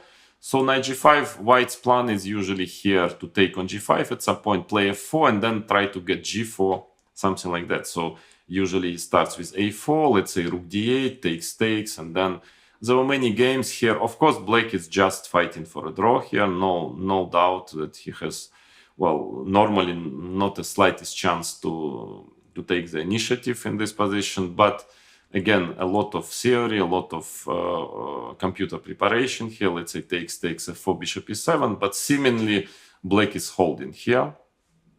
Even though you need, again, there are some traps. For example, king h1. White quite often wants to play g4 in this position, and actually very often can develop a dangerous attack. So I think the main theory goes like king h8, queen e2, c4, and of course, well, if you're a top player, you still have notes further on from this position. If you are not, I think you can stop here and just play it with black. I think it's definitely holding. You just have to be sure that this g4, you always have a reaction, something in mind against g4 plan. So this castle is a very serious variation, of course. I mean, a bit passive, like really playing for a draw, but not refuted yet. And the knight c5, well, also not really trying to play for a win, obviously, but also a very important, very direct line, bishop c2, and now d4. Of course, if castles, again, knight b3, queen d7, for instance, rook e1, white is just better here. So you stop d4, and then, so the whole black's play doesn't make sense anymore.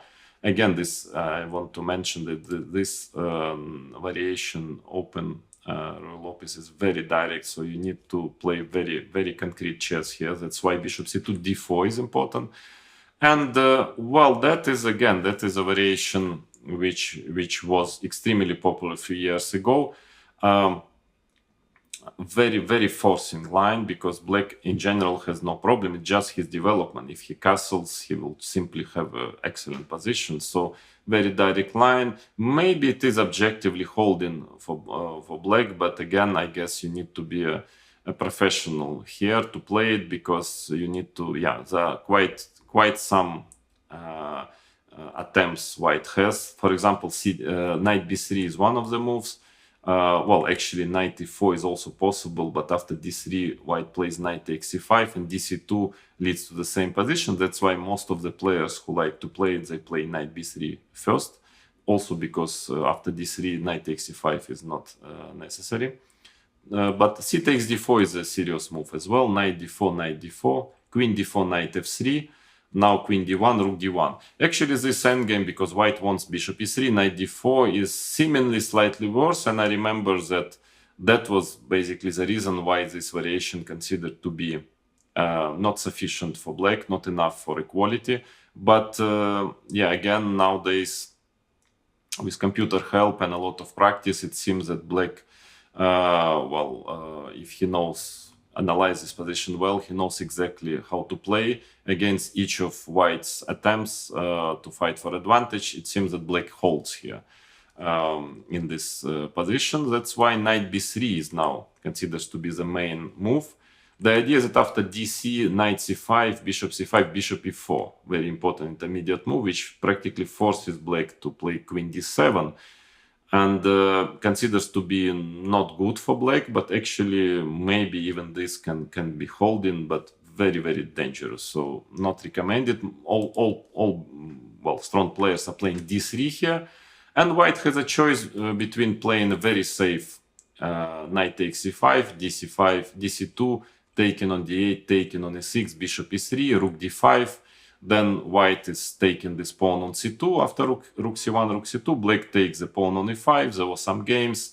White tried sometimes to, to fight for a win in this endgame. Very often it's double rook endgame, but white has this idea of playing a4. Let's say, something like that. This position takes, white takes on c2 immediately, then trying to play a4. White is a little bit better, very little. But again, this position was already analyzed and played for quite some time. And there were games, I remember, for example, Magnus Carlsen tried to win it against Dingley-Ren, didn't even get close to it. So it seems that black holds here.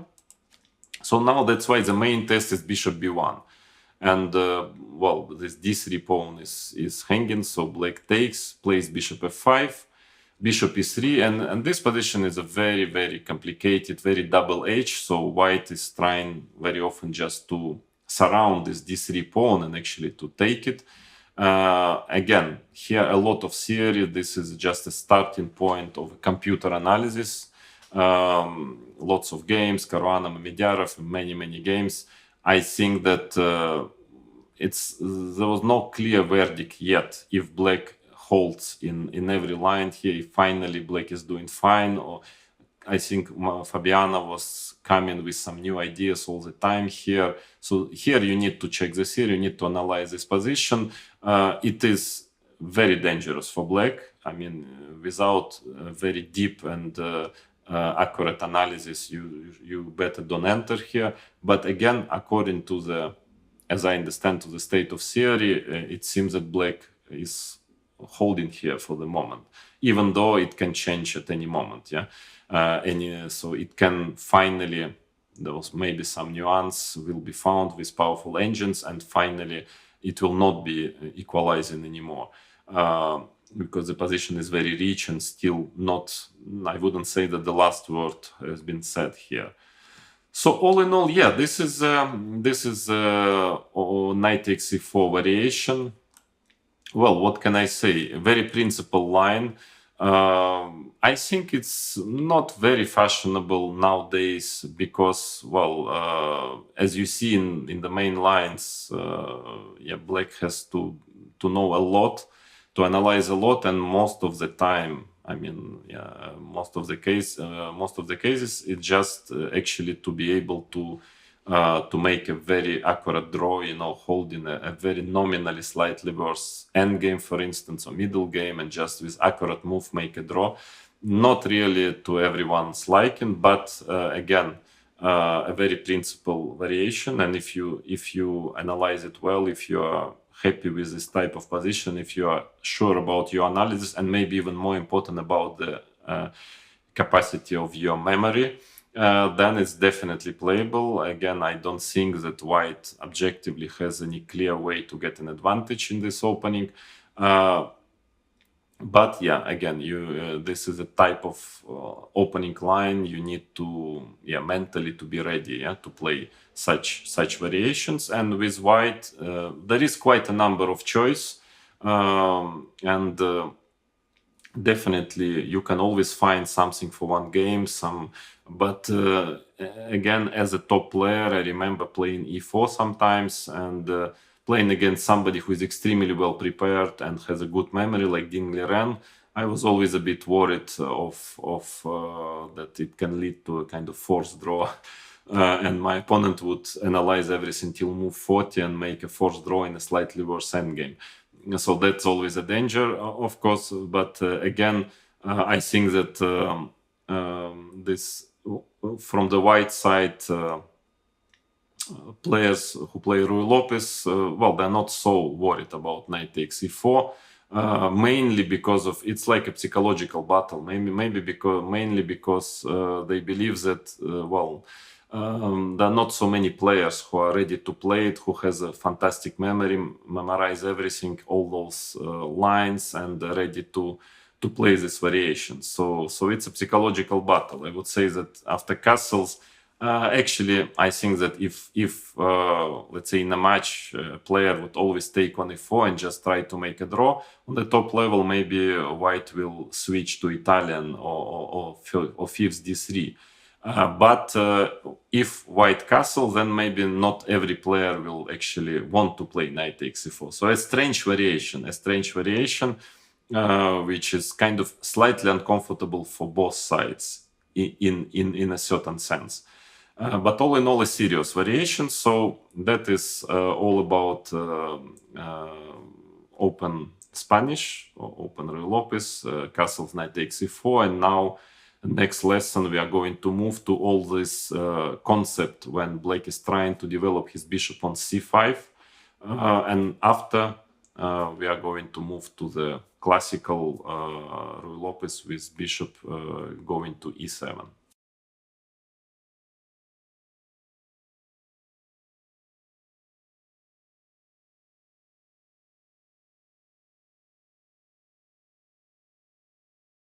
Hello.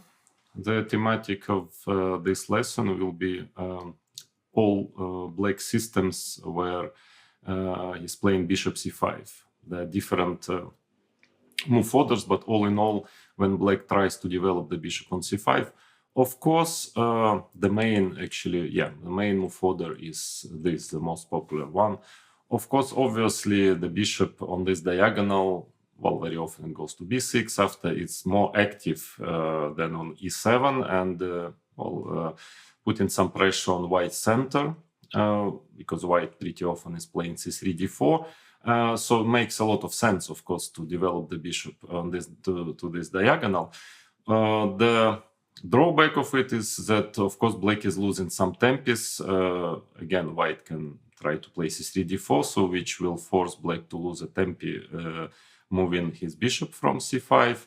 And well, basically, it's pretty much about if black is in time actually to develop normally, having the bishop on b6, d6, castle, just to so if he manages, then normally having a bishop on this diagonal is better than having the bishop on e7. Well, especially when black is playing d6. Yeah, we are talking about black playing d6. There is, of course, bishop e7 and then followed by d5, the marshal, which we are going to consider later this course. But otherwise, if black puts the pawn on d6, of course, bishop on e7 is quite limited. And of course, having this bishop somewhere on b6 is much more, seems to that most likely black will get a better version of typical Ruy Lopez, something similar, by the way, to the Italian defense. If you remember that there is a system where black plays after bishop third, bishop c4, is playing knight f6, d3, bishop e7. In general, most of players are trying to put the bishop on c5. So a very direct system. What is good about the system that the play is quite easy. Black's play is easy. A very healthy natural development. The minus is that you need to, if you want to play all those bishop c5 lines, you need to know quite a lot, and it's definitely more risky than playing bishop e7. It's much less solid, but at the same time, again, much more demanding for white. Yeah, so white has to really to show something now on bishop c5. Here, well, there are not that many strategical aspects in this variation, so I will try to give you certain directions again. What are the most dangerous ideas for white? And I think at the moment this bishop c5 system is doing well according to the theory, but there are some lines where I have a feeling that it's not impossible that white will find some, if not advantage, but at least some unpleasant ideas and plans. And so I'm not 100% sure that this bishop c5 system is bulletproof. But again, for now, I don't see, checking the state of modern theory, I don't see any clear way for white to get an advantage. So let me tell you something about the history of this variation. Actually, well, it started with b5, bishop b3, bishop b7. For quite some time, that was supposed to be the only way to manage finally to develop the bishop on c5. It's actually playable. Also, I want to immediately to attract your attention that it's perfectly playable variation, and sometimes it's played even by Magnus Carlsen played it sometimes. I mean, there is nothing really wrong with it. What is important here is that after bishop b7, of course, d4 seems to be a very dangerous move, but now knight takes d4 is working well according to theory, and it looks dangerous. For instance, white has bishop takes f7 check, king takes f7, knight takes e5 check, but then king g8, queen takes d4, c5, queen d1, let's say, and I think something like queen e8. Actually, it's perfectly fine for black, this position. So that is important. And also knight takes d4, e d4. It seems that everything works tactically, and black is fine here. The bishop, of course, now white has two main ideas. One is rook e1. Then black's idea is to have the bishop on c5. Otherwise, it's not clear why black is hurrying, having his bishop on b7. For instance, if bishop e7 doesn't make much sense, not even mentioning that maybe some direct moves like d4 can be quite annoying. So obviously the idea is to play bishop c5 and then c3, d6, d4, bishop b6. So this position will actually, it's very much like the main line of bishop c5 system, which we are going to go through during this lesson. It's only that bishop is a bit too early on b7. I mean, it's nothing dramatic, but as you will see, most of the time, black is trying to keep it on c8. First of all, it gives a possibility for black to play bishop g4 very often, pinning and putting some even more pressure on white's center. Therefore, white might have to lose tempi playing h3. Here, again, it's not bad, it's playable, but it's sort of a slightly better version for white of typical lines of bishop c5 system. And maybe it can pretend to be slightly better. For example, bishop e3, knight d2, and you will see that in this position, bishop is on c8 usually. There is a system I will show you now. Bishop is usually staying on c8 and actually not always going to b7. So that is one thing which is in favor of playing actually 6 bishop c5 immediately. Another point is d3. That is, by the way, in general, the concept of in Ruy-Lopez. Very important for you to know it, to understand that normally if white plays d3, if white doesn't try to play d4, all those lines, and they are now quite popular, this kind of Ruy-Lopez, just trying to play d3, c3, d3, a3. Not actually not because d3 is better than d4, but just that many lines, as you will see, when white is trying to push d4, somehow leads to kind of forced draw. So now white very often tries to play it slow with d3. Then, of course, bishop is usually better on c8. I mean, yeah, you can put it on b7, but there is no need, because quite often then when black plays d6, he's trying to exchange his bishop to play bishop e6. So all in all, here d3, if after bishop c5, d3 is quite harmless, because black will just never play bishop b7. Here d3 is already quite a serious move. Again, bishop c5, and now white, first of all, white can play a4, which will transpose to the variation we are going to analyze today, but also has some other interesting options, like maybe bishop g5, or even something like knight c3, for instance, castles, bishop d2, d6, knight d5, also possible.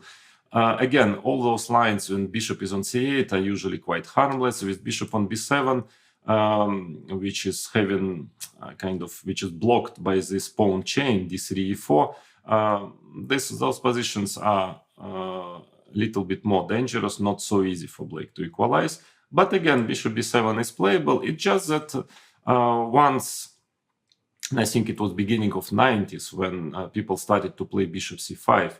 Actually, what happened is that they realized that, in fact, it was considered to be bad because of c3, d6, d4, and bishop b6, d5. Yeah, and then you just lose a pawn. And I want to again to remind you that that was era before computers. So then everybody would stop here and just the common conclusion was that bishop c5 is just not playable because of that. But then somebody realized that actually it's okay. Knight takes c5, takes, queen d8, king d8, bishop takes f7. And of course, knight takes c4 is not working because of bishop d5. But black has rook f8 move. Rook f8, and now everything works. So after bishop d5, takes, bishop b7, and black is in time in every line to taking back this pawn finally, and is not worse at all. So that was a day when somebody, and I think it was actually a very talented chess player, not very well known. His name is Yurtaev, who had found it and actually started to develop this variation. Started this fashion, which still continues for already I don't know how many years. This variation with bishop c5 immediately. Before playing bishop b7. So that is a tactical justification of the line. Then let's say if c3, d6, d4, bishop b6, so d5 is given nothing. a4 here is, at least black can play whether rook b8, whether bishop b7, which will transpose to those main lines we are going to consider. But I think here already bishop g4 is perfectly fine.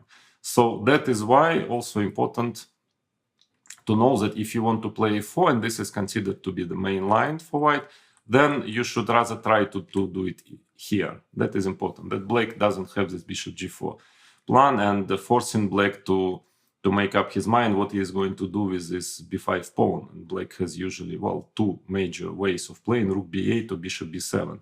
Because actually before here is not good already. Knight takes e5, knight takes e5, d4, and in this position white is actually better. So before is not playable. Very important that after takes d6. So without a4 before, this is the main line and supposed to be fine. But here the pawn on b4 is hanging, so this is not good for black. Before, so basically which leaves black with only choice of playing bishop b7 or rook b8. But first, before going there, so let's check knight takes e5, takes d4, then takes and d6. You can check there's quite some games on this position. It seems to be completely harmless. Black is perfectly fine because he's having this c5 c4 threat. At least if you want to play knight takes e5 with white, there is more danger for black if a4, let's say black plays rook b8, which is the main line in this position, the most popular move. At least here, knight takes e5, you should play, takes d4, takes d6, and here there is more venom in it because, at the end of the day, let's say a b, there is a line, and also c5, c4 is not winning the bishop. So white has different options here. f4, of course, is the main move. Black is playing knight c6, etc. I think, again, black is doing fine here. Of course, it's a very principled way of playing. Knight takes c5 here on move 7 or on move 8. But, if that would be a refutation of bishop c5, then bishop c5 would already disappear from top tournament practice. So I'm pretty sure that this is not a refutation. I mean that black is able to equalize in this position, but again, it's not so harmless. So if you're playing black, you need to study it a bit. Even recently, I've seen a game, I think in the last tournament in Stavanger 2021, there was a game, I think a4 rook b8 in this position. Nepomniachtchi Firuja, and Nepomniachtchi found some little idea at least and got some small plus out of the opening. So anyway, this has to be checked definitely, but I don't believe it's going to be a refutation, obviously. Then white can just play instead of a4, c3, as I mentioned already, d6, d4, bishop b6, and bishop e3. This system is, by the way, it's not very popular, but actually I can recommend you.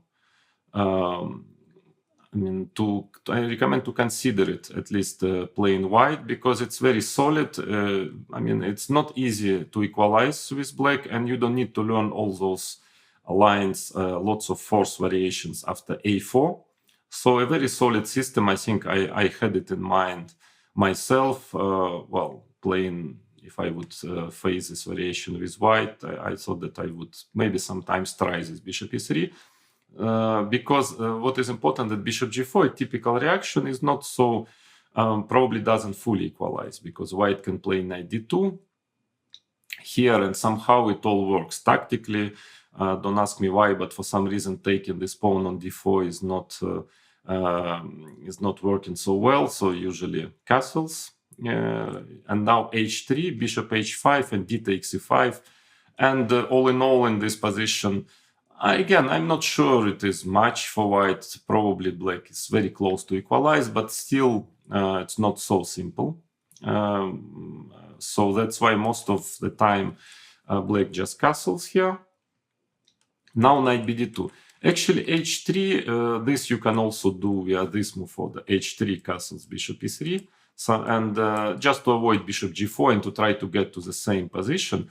But then black has, on top of course, normal moves like h6 or rook e8, black actually has this typical tactics, which also for this variation, which important to know, it's a very typical idea. Knight takes e4, looks like after bishop d5, queen e8, queen c2, it's time to resign, but in fact there is knight b4 move.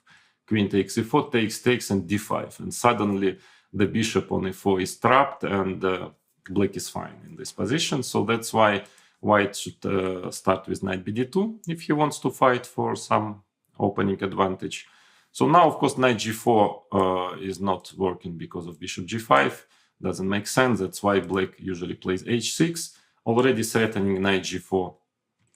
White is playing h3, and here this typical position. Again, you see that compared to this Arkhangelsk variation with early bishop b7, yeah, I actually don't need my bishop on b7 yet, at least here. And so I think rook e8 is usually played. White is playing bishop c2 or rook e1. It leads to more or less the same type of position. Let's say bishop c2, I think, is more common continuation. And black has here a different way of playing. One is just to play solid, just to play quietly, like rook b8, of course rook e1, and let's say bishop d7. Of course white has a center, but again, you see the big difference compared to those positions where black's bishop is on f8 here. Then usually white has a very comfortable and nice advantage. With the bishop on b6, things are not so easy because the bishop is active, and in general, well, it is playable. Maybe it's a little bit better for white, but no big deal. So to say, it's it's definitely not bad for black also. Perfectly playable. But as far, I think that ed4 actually here is enough to equalize, even if you need to know some theory here. So ed4, cd4, knight a5, a very little bit strange way of playing, but the point is that black is just trying to attack the center very, very directly, just to attack the pawn on e4. So rook e1, bishop b7. So this position can also happen via here, rook e1, move further, and then you get to the same story, ed, cd, knight a5, bishop c2, bishop b7. So a very important position in this theory, and it seems that black is equalizing here because the pawn on e4 is hanging. Once d5 is played, then always c6 comes. I don't know if taking first on e3 or immediately c6. Very typical also idea, just breaking in the center, or queen b1. This is another move. Not so easy otherwise to protect the pawn on e4, and black is just in time to have knight c4, takes, and after d5, c6. So still that couple of accurate moves are still required from black to equalize here, but in general, this is probably enough for black to equalize this position. So not a big deal, this variation, bishop e3. I wouldn't say that it's extremely dangerous, but still white has full control here, and black, I mean, at least he manages to keep the center, and black needs to, well, to know what he is doing here. So bishop e3 is quite an important line. For some reason, quite a rare guess nowadays in the top level chess, in the grandmaster practice. I think that it's well, it's a little bit underestimated, this bishop e3 system. Was trying, I mean, playing with white, was trying to analyze it and maybe to have it as a weapon, because there are not so many actually attractive weapons in this bishop c5 variation. So basically, to have at least something that you can play a game, you can try to get a very small advantage and press a bit. This already something, you know. Nowadays in Ruy Lopez, with all those computers which are more and more, you know, finding more and more ways to equalize in different Ruy Lopez lines. So yeah, not a bad choice to from time to time to play bishop e3. But the main move by far is a4, and now. Again, before, as I've mentioned already, is simply not good. So the choice is to play bishop b7 or rook b8 here. Rook b8 is much more popular, but bishop b7 is not bad actually. I wouldn't say it's bad, but of course white has here quite a number of options. I mean, it's not so bulletproof, bishop b7 move. Because what? First of all, knight takes e5 probably doesn't make much difference. Takes d6. It seems that bishop on b7 is no worse than rook on b8. You know, if black plays rook b8, so I don't think this is too dangerous for black. But here, yeah, d3 or c3, both moves are quite dangerous. Actually, d3 is more positional way of playing. c3 is very direct, and some quite sharp variations can occur on the board after c3. So d3, castles.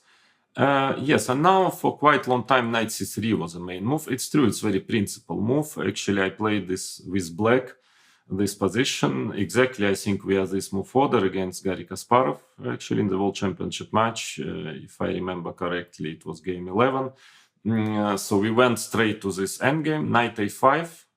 And now the idea is that if bishop a2, then black seems to be in time with b4, knight e2, d5, just in time to equalize here. So that's why white is taking ab, knight takes b3, c b3, takes, knight e5, d5, bishop g5, and you can see there is a long theory here, many games at the end of 90s, and it seems that nowadays computers actually are finding some ways to make a draw here with black. I also managed to make a draw. So this line is, well, it's safe for white, but no more than that. Probably it doesn't give much. But white has some ideas here. I mean, as always, when he has pawn on d3 and black the bishop on b7, you know, there are always some ideas for positional play. For instance, I consider a move like bishop e3 may be interesting. I thought that, yeah, it's possible. It's leads to sort of Italian, but a better version, again, because the bishop is on b7. So I would consider a move like bishop e3, for instance, takes, d6, and maybe queen e1, just stopping knight a5 ideas. And yeah, I have a feeling that sooner or later black will have to retreat maybe his bishop from b7 to c8 at some point. So white has some potential in this position. I think it's perfectly playable. Some knight h4, knight f5 ideas, some play on the king side.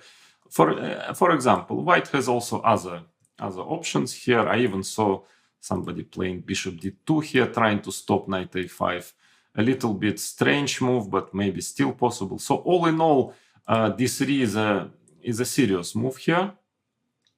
But the most direct approach is c3. And here again, sorry to repeat it again and again, you know, in many Ruy Lopez lines that you need quite a powerful machine engine to understand what is going on here in the main lines, because the game gets very, very direct after c3. So usually d6 is played, d4, bishop b6.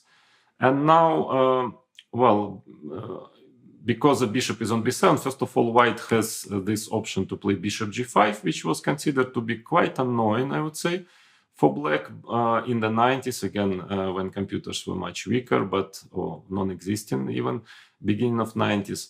Takes bishop d5. This pin is pretty unpleasant. Castle, knight a3, but e4, cd4, and now rook b8 or rook a7 even is played. I think rook b8 is the best move. According to theory, looks not very convincing, I would say, for black, but nowadays computers cannot actually find anything special for white, so it seems that black is very close to equalize, even if it doesn't look, again, so great, yeah, this type of play, because black's next is anyway to remove the knight somewhere, to change these bishops, and very often black is playing b takes a4 in this position, just trying to just to secure this bishop on b6 with a bit compromised pawn structure, but somehow, all in all, with a very accurate play, it seems to equalize. And then another attempt is to play rook e1, which is maybe the most dangerous move here.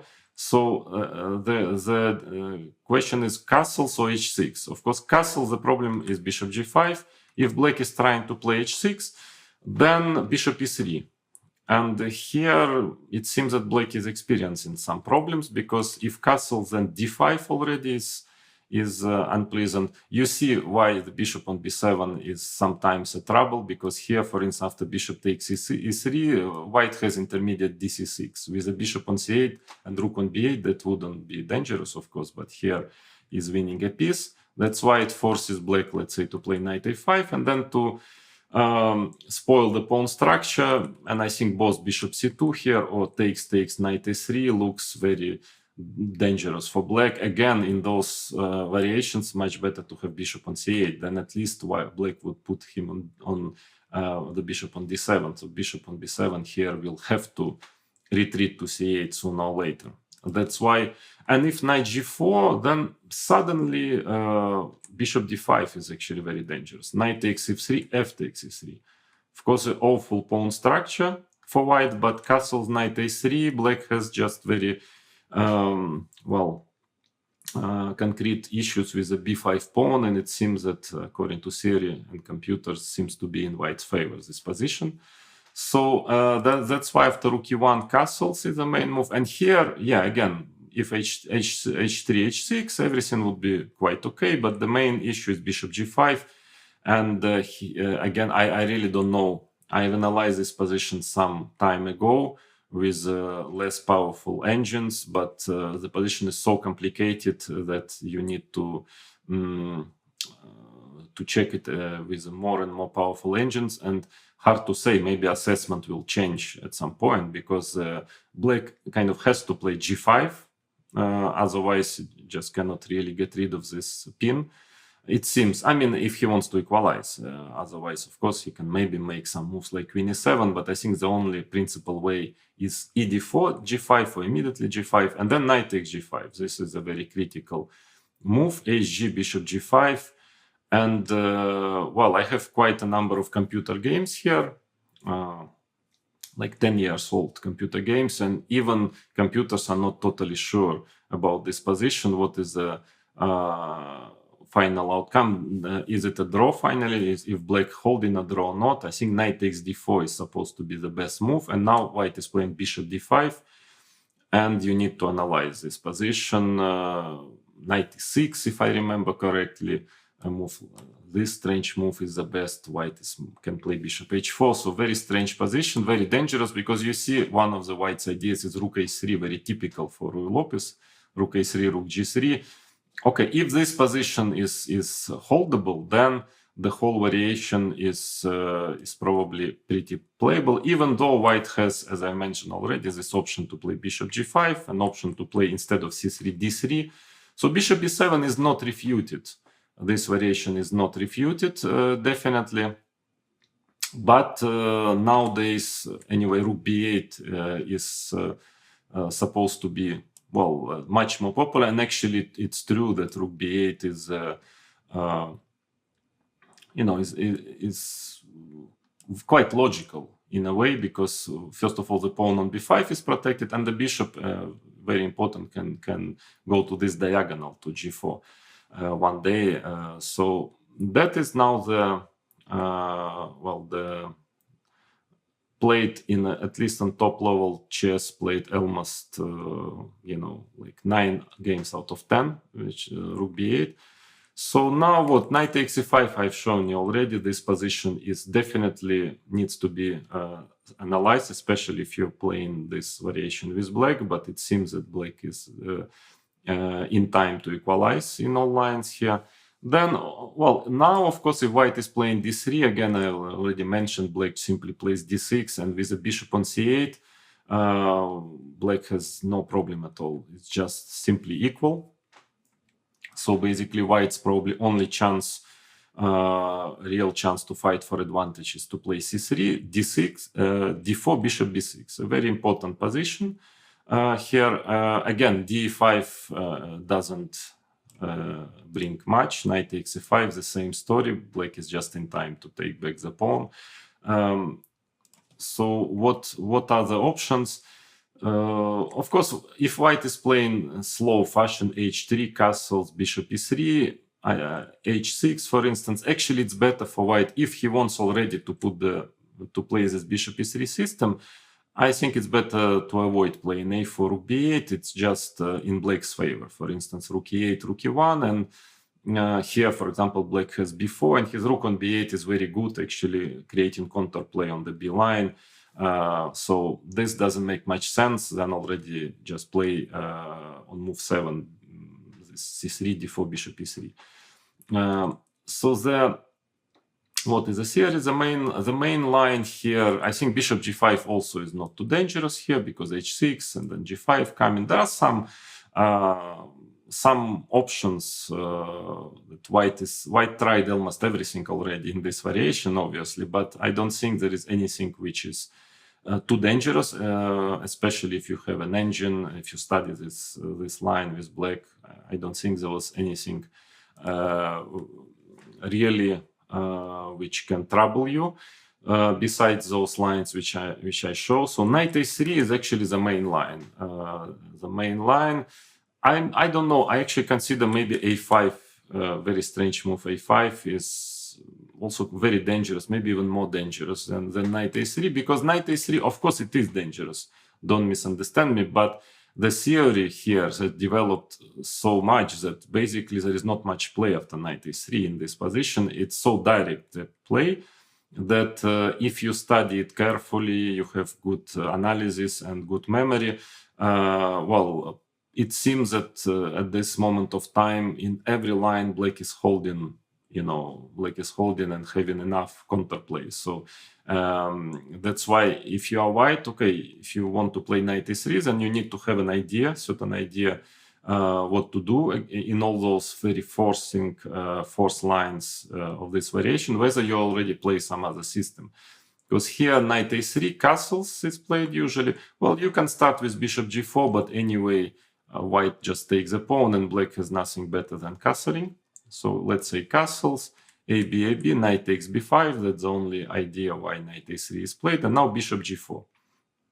This is a tabia. Again, lots of tries. I remember I played myself. I actually won against Veselin Topalov in Rapid Chess Monaco 2004, also in this variation. At that time, again, computers were not so powerful, so and the practice, there was much less games in this variation. So it was still not clear if black has enough or not. There was quite some unexplored territories. Now, again, especially with the help of thousands of computer games, it's maybe, I don't know, I had a feeling again that it's almost sterilized now. Almost every sensible move in the position was already tried and played, I don't know, by among computers. it's difficult to find something here, and I think that bishop c2 is a main line, and it seems that black is holding in every line here. But again, I don't know, you can investigate. Of course, after all, white is pawn up. You see, black is very active. Yeah, that is the point, that he sacrificed the pawn, but he's extremely fantastic development, great pressure on the center. And that is a compensation of black. Well, definitely black is not pretending to fight for anything than just equality. But probably if you know theory well, you will probably manage to equalize. Bishop takes f3 is the main move. For example, if I remember correctly, after d5, h3 is a very important move, and actually h3 poses a lot of problems for black. So bishop f3, the problem that white's problem that, of course, if he takes with the queen, then just black takes the pawn back. So gf and knight h5. And here black just wants to create his counterplay, just knight e7, knight g6, sometimes queen h4, so just to have a very strong positional compensation. That's why white should probably try to do something about it. So one way of playing is f4. Okay, giving back this pawn, let's say takes, but at least now the center is powerful, and the bishop on b6 is a little bit, for the moment, out of play, even though black, of course, will try to remove his knight from c6 and play c5. Was quite fashionable for a while, playing something like this, queen g4, but again, well, a lot of computer games analysis seems that black is doing fine. For example, one of the ways is knight e7, queen takes f4, and actually f5.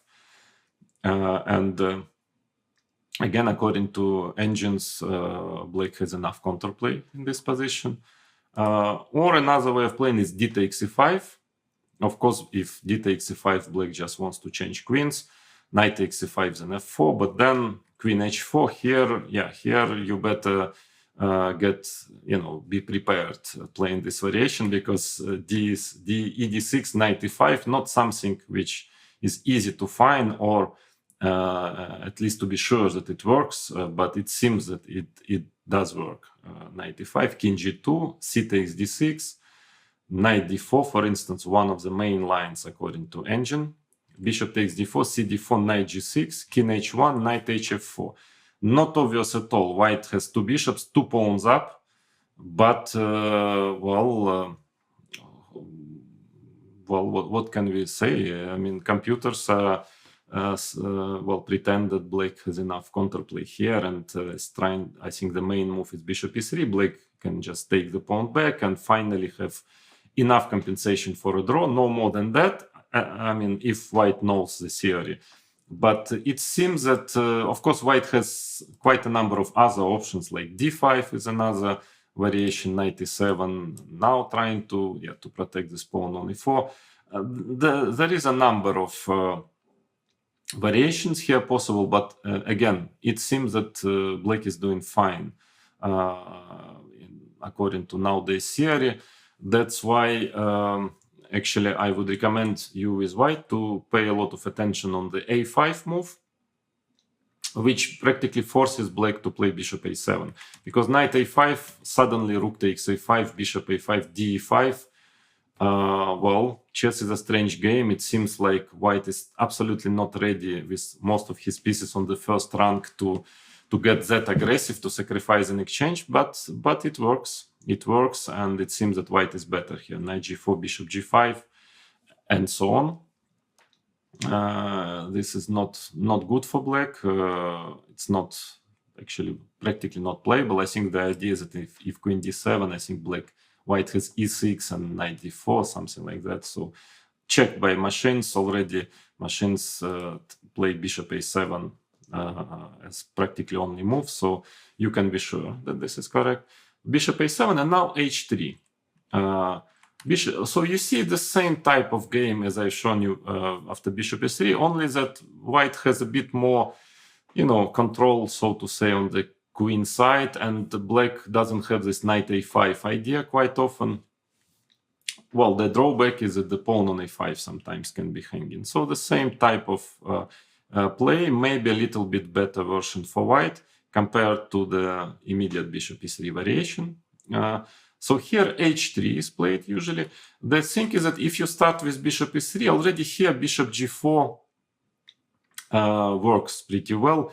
Again, don't ask me why, because it's very direct. The play, for some reason, I think after knight bd2, you can already take the pawn on d4. Without a4, you remember we had the same position, then black should rather castle instead. Here, I think you can take. So that's why anyways the theory goes d5. Here, bishop takes f3, queen takes f3, knight takes e5, queen e2, exchanging the bishops, let's say castle, knight d2, rook e8. This type of game, rook d1, queen e7, well, white maybe is very, very slightly nominally a bit better because he has a bishop, a bit more space, but in general you see black has no weaknesses really and healthy position, so not very dangerous. That's why after bishop a7, h3 is supposed to be the main move. And so now that is, by the way, quite an important position nowadays.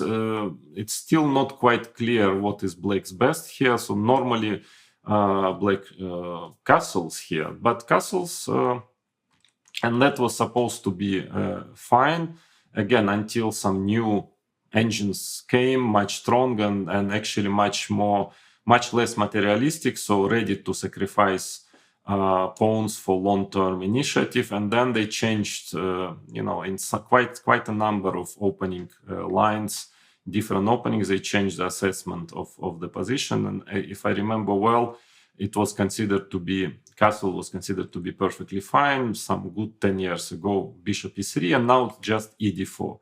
cd4, knight takes e4, queen c2, queen e8. So you know already this idea that after bishop d5, again, there is knight b4, takes, and f5, even better than d5, and black is fine here. So that's why this a5, h3 castle was supposed to be a good way of playing. But nowadays I see that computers are just playing knight c3 and actually playing for compensation here. And you need to analyze it, of course, on your own, but there are not so many human games in this position, but the computer statistic is frightening.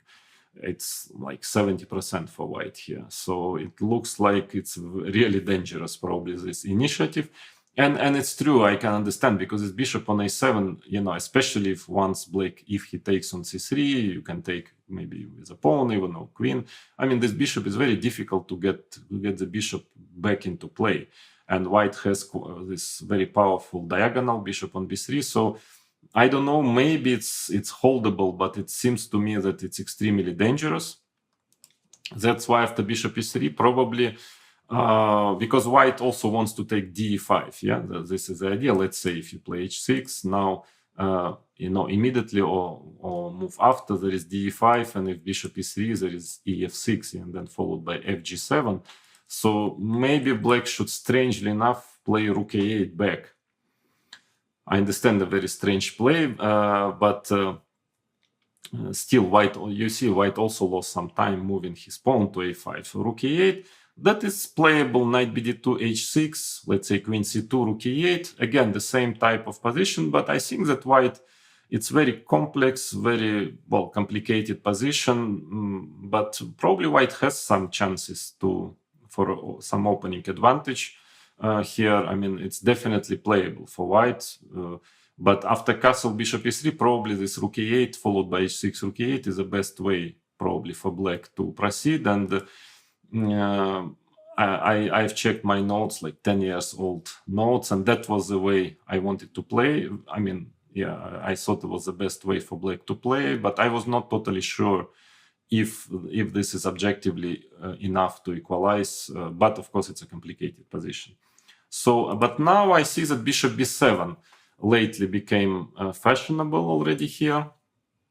It was supposed to be not great, but again, new computers are coming, and some things, some evaluations are changing. So bishop b7, a strange move, but it's just extremely direct. So I will show you why, because let's say if rook e1 castles, Now I guess the idea that if bishop e3, that black can maybe first take on d4, but you can probably just attack this e4 pawn and take this e4 pawn immediately. So bishop g5, h6, bishop h4, g5. Now already knight takes g5 doesn't work so well. I mean, the same story, or ed, maybe ed, cd, g5, yeah, whatever is the best move further. Again, you need to understand why, and all those small, small issues, why with a rook on a8 it was dangerous, with a rook on b8, I suspect, because this bishop d5 move is not anymore, your bishop is not hanging on b7 anymore. Very tactical, of course, this whole story. But all in all, that after ed, cd, g5, white is playing bishop g3 here already, and then knight h5, still very sharp position, but well, again, black is very active, and it seems that black is doing fine here. But the serious test is bishop e3, because now d5 is a threat, so black actually, again, yeah, the problem is that if castle, then white simply plays d5, and again d takes c6, winning a piece.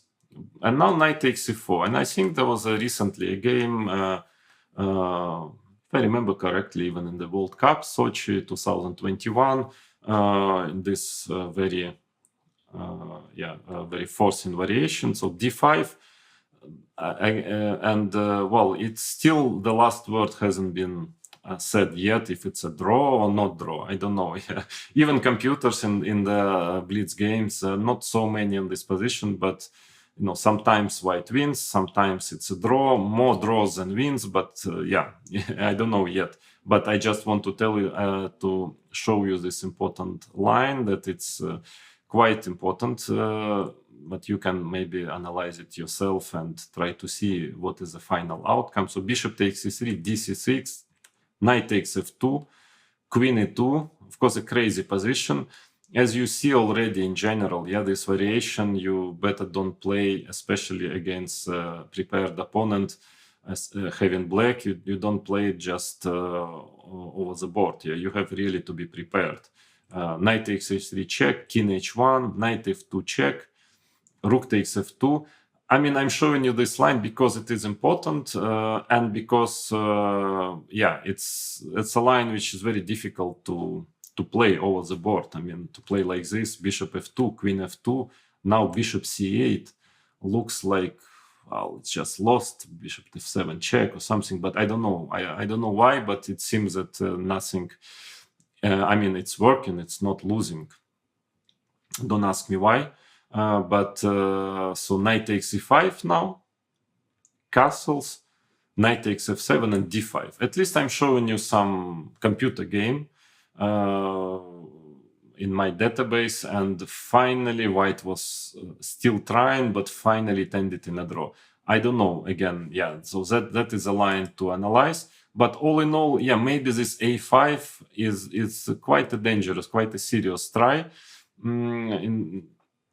Even though I see, well, quite often top players are still playing this bishop c5 variation, and actually, yeah, I mean, they're not afraid of this a5 move, but I guess you need serious preparation to play it, I mean, with both colors. But I wouldn't say that it's totally empty. I mean, maybe even if the state of theory is quite favorable for black at the current moment, but as you see, white has ideas, so it's not so simple, this line. And then what I want to come back to the beginning, and then I want to show you that actually there is an interesting bishop c5 move order. I played it myself once or twice. The point is that, okay, white can actually take on e5 again, but then takes, the same story, d4, now black can just play b5. And actually it seems to be perfectly fine for black, because white has nothing better than bishop b3, and then you transpose to this variation, but you avoid a4 rook b8 line. I mean, you avoid the same position with a4 and rook b8 played. So knight e5 is considered to be not too dangerous. So what is the point of playing bishop c5? That you can avoid some lines. I mean, you give white some additional line, I'm sure, quite a big one, quite a serious one. But again, according to the modern state of theory, it seems that black is holding there, even though not without some difficulties. But you avoid some other lines. So it's like a little bit a side subline of bishop c5 system, but actually it has also a separate value also. So you can play it, if you want to play with black, you can play b5, bishop c5, but you can also play bishop c5, and it can transpose one to another in some lines, but you can also play it as a separate system. I will show you now what I mean. So bishop c5, c3. And now, first of all, yeah, lately I see some players are playing, even again Magnus Carlsen in rapid chess mainly, but playing this system castle d4 bishop a7. Well, I never really studied it. In my time, when I studied Ruy Lopez, some good 15, 20 years ago, it was considered to be, well, practically bad. I still believe it's pretty dubious, but I see some players from time to time playing it. I guess if the system, my guess is very simple, logical, you know, I'm like Sherlock Holmes, so deductive thinking. So if that would be good, everybody would play it all the time with black. But so I guess since it's just a very rare guest in some rapid blitz chess, I suppose it's not a great system, but still not so easy. Because, okay, the idea is, of course, if d knight e4, if rook e1, then black is playing d6. Still, yeah, as usual, you can always take an h3. Probably it's playable for white. But the main test is bishop g5. Bishop g5 here. And, again, 20 years ago, it was considered to be almost like winning by force. Now I see that some strong players are going for this line. So I guess it's not that bad. The idea is that after h6, bishop h4, let's say ed4, if you play like this, then on top of the transposing to the main line, cd4, there is some very strange move, queen c1. I guess, I mean, this pin is terribly dangerous, yeah, and the idea is that after g5 that you can just take on g5. So maybe for black it's better to start with ed4. I mean, a very, very dangerous line, of course. Only with computers you can play like this. And e5, h6, seems to be takes, cd, rook e8, rook e1, exchanging on e5 and d6, probably holding for black. At least computers are having, well, close to 50% statistics here with black. But actually cd4, h6, bishop h4 probably is the most dangerous try. I don't know, g5, again, at least computer statistics, I have a database of computer games, and sometimes it's, especially in such sharp lines, it's very important, yeah, because they don't blunder and they calculate well. So I think here, according to my database, white has a huge statistics. So probably it means it is bad for black. I don't know, again, has to be checked, because some of those games are like 20 or 15 years old. Some computers were a bit weaker at that time, but it's frightening in such a sharp position to have, like, over 80% statistics. It's probably means something. So I guess it's not good. But black can play d6. A very strange way of playing. I mean, still, let's say white can play something like this, takes knight d2 or some other way of playing. I suppose that it is not too bad, but yeah, again, first of all, it doesn't look good. It's very dangerous, looks extremely dangerous. And this line you can only play if you really analyze every single move, because, to play under this pin and, just to start to understand and calculate over the board, if g5, knight g5, sometimes, if it wins or it doesn't win, not my cup of tea. I better prepare it at home. But in general, I suspect this line is a bit dubious. I mean, at least a bit dubious.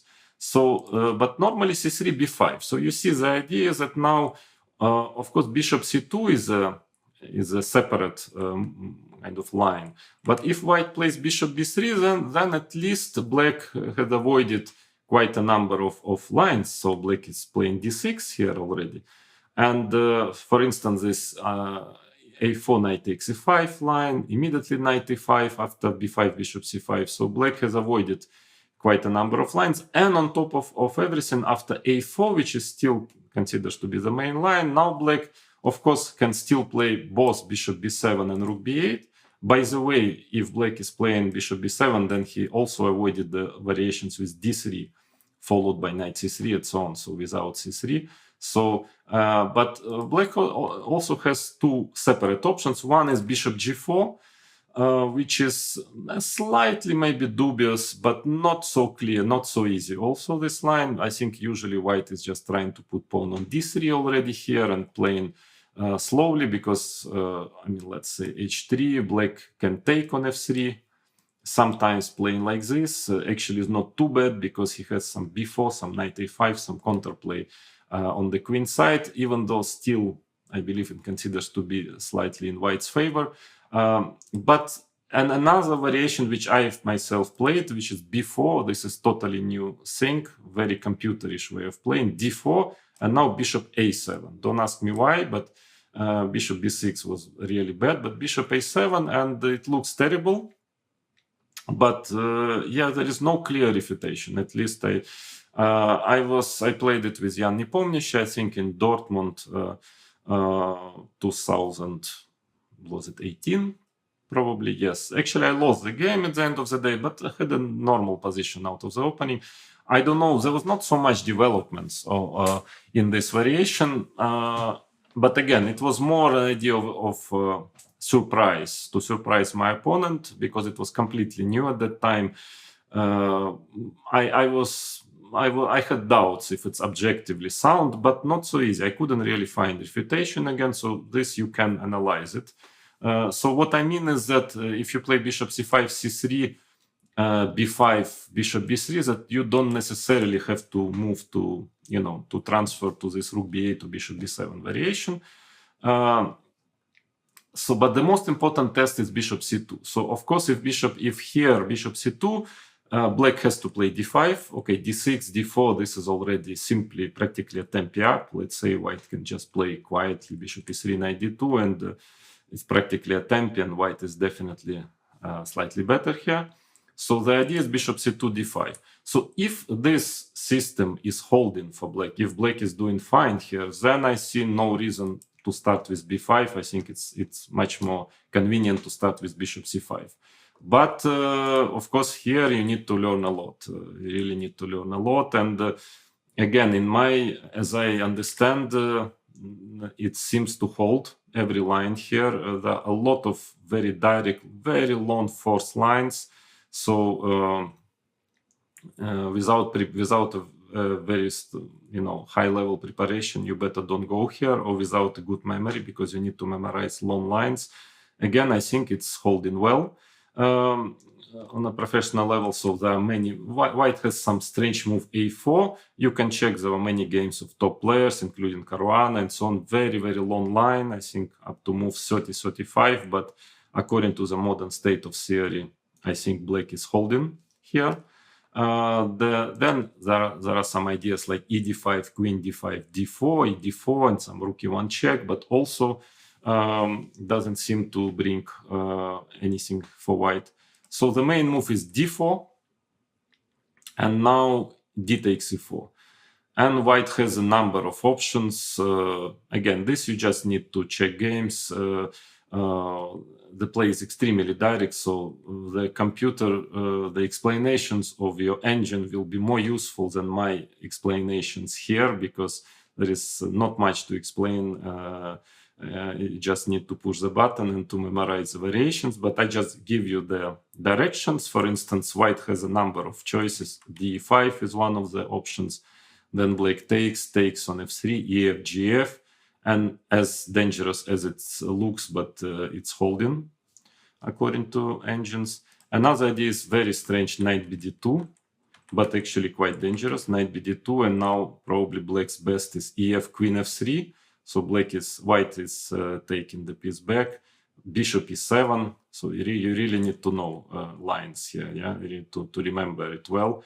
Takes bishop d7, queen f3, takes knight e4, and it's still going on, the theory, but it seems that black is just in time to equalize. And the main move is knight takes e5, knight takes e5. I think d5 was old main line. Nowadays, I saw quite a number of games. White is trying to get something after dc5. Usually black is playing knight d3, and a very unbalanced position where, in my opinion, black is holding it quite. But you need, again, it's very difficult position to play, so you better just analyze it. But it's quite interesting for white. I mean, at least as a try, even if it doesn't give objectively an advantage, but things are not easy for black here. And d5 is, old main line, queen d1, rook d1, knight g4.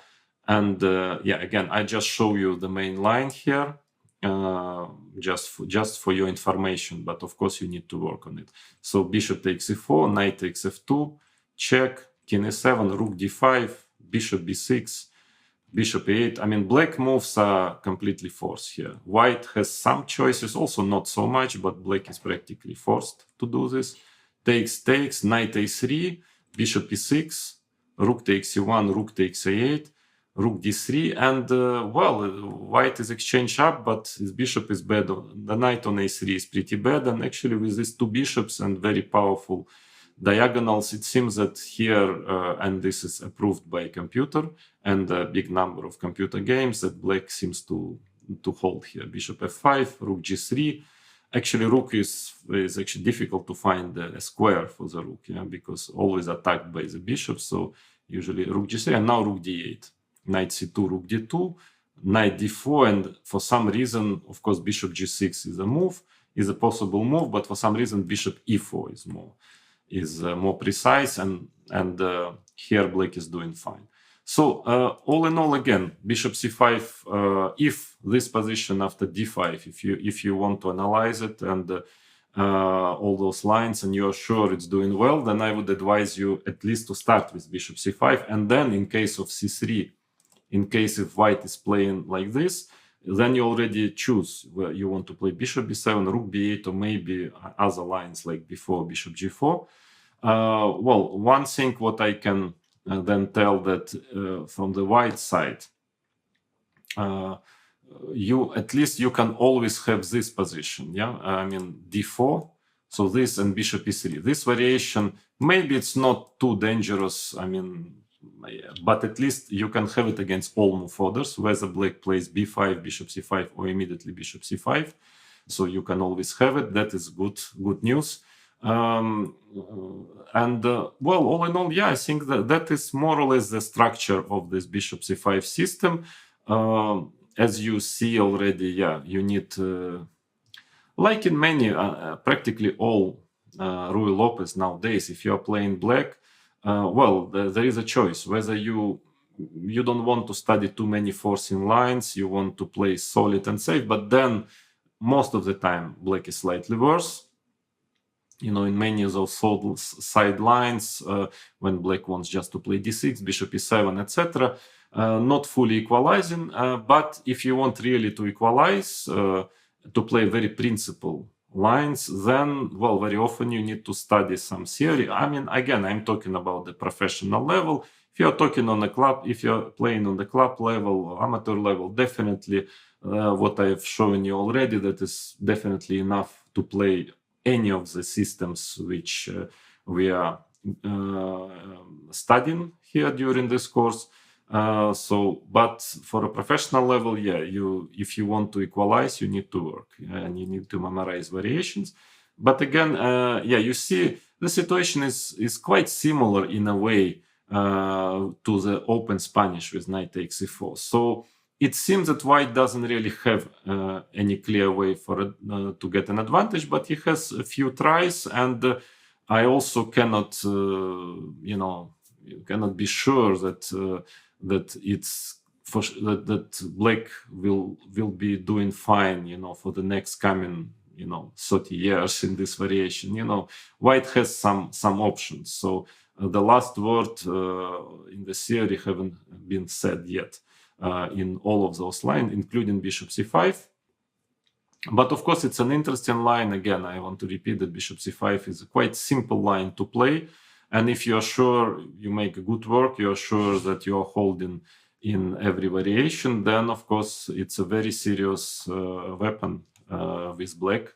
And same as in open Spanish knight takes e4 variation. If you're playing white, you need to have something here.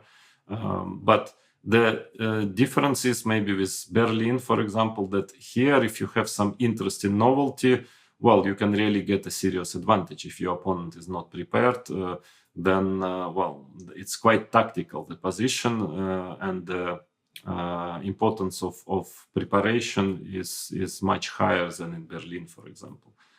So that is all about the bishop c5 lines. And now next we are going to move to the classics, bishop e7, which is also, of course, very popular. Also, well, not easy for white to find an advantage. And we will, yes, slowly go through, well, I'll try to go through all the more or less serious existing systems, but the main one is Marshall. I believe it's now a very important line. And so first I will consider everything else, and then we'll go to the Marshall variation when black sacrifices a pawn, and the same type of play, quite aggressive. I mean, you need to memorize quite a number of lines, but probably objectively it is the best way, the best variation for black in the bishop e7 system.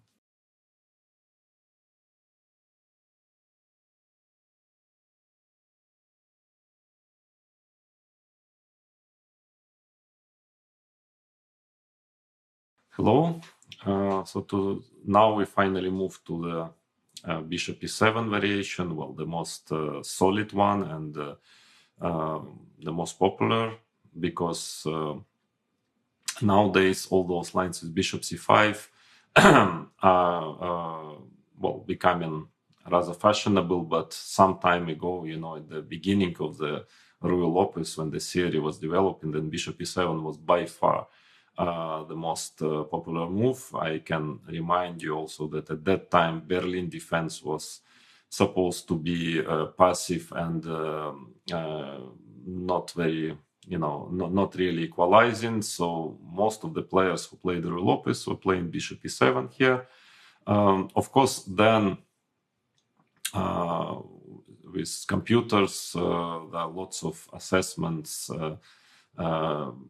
lots of variations have some different assessments. So I believe that in general, the most reliable variation, and which causes for now wide main problems, is Marshall, which I'm going to show you in the next lessons, during the next couple of lessons.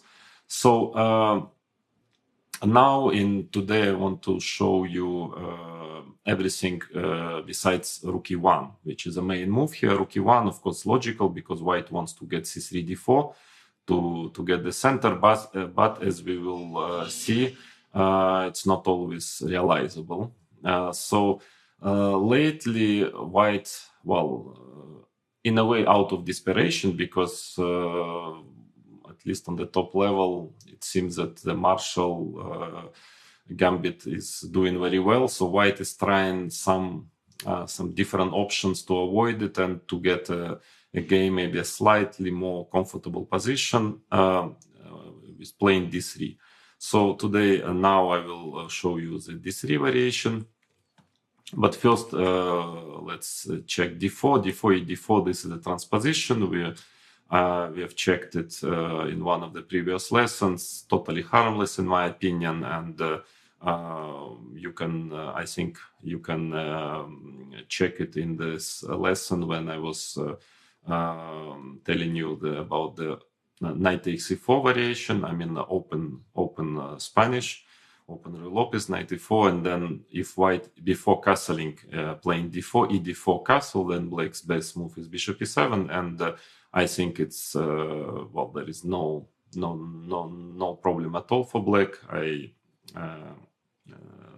explained there in this lesson how exactly black can equalize, at least equalize, sometimes even get slightly better. So this variation is harmless.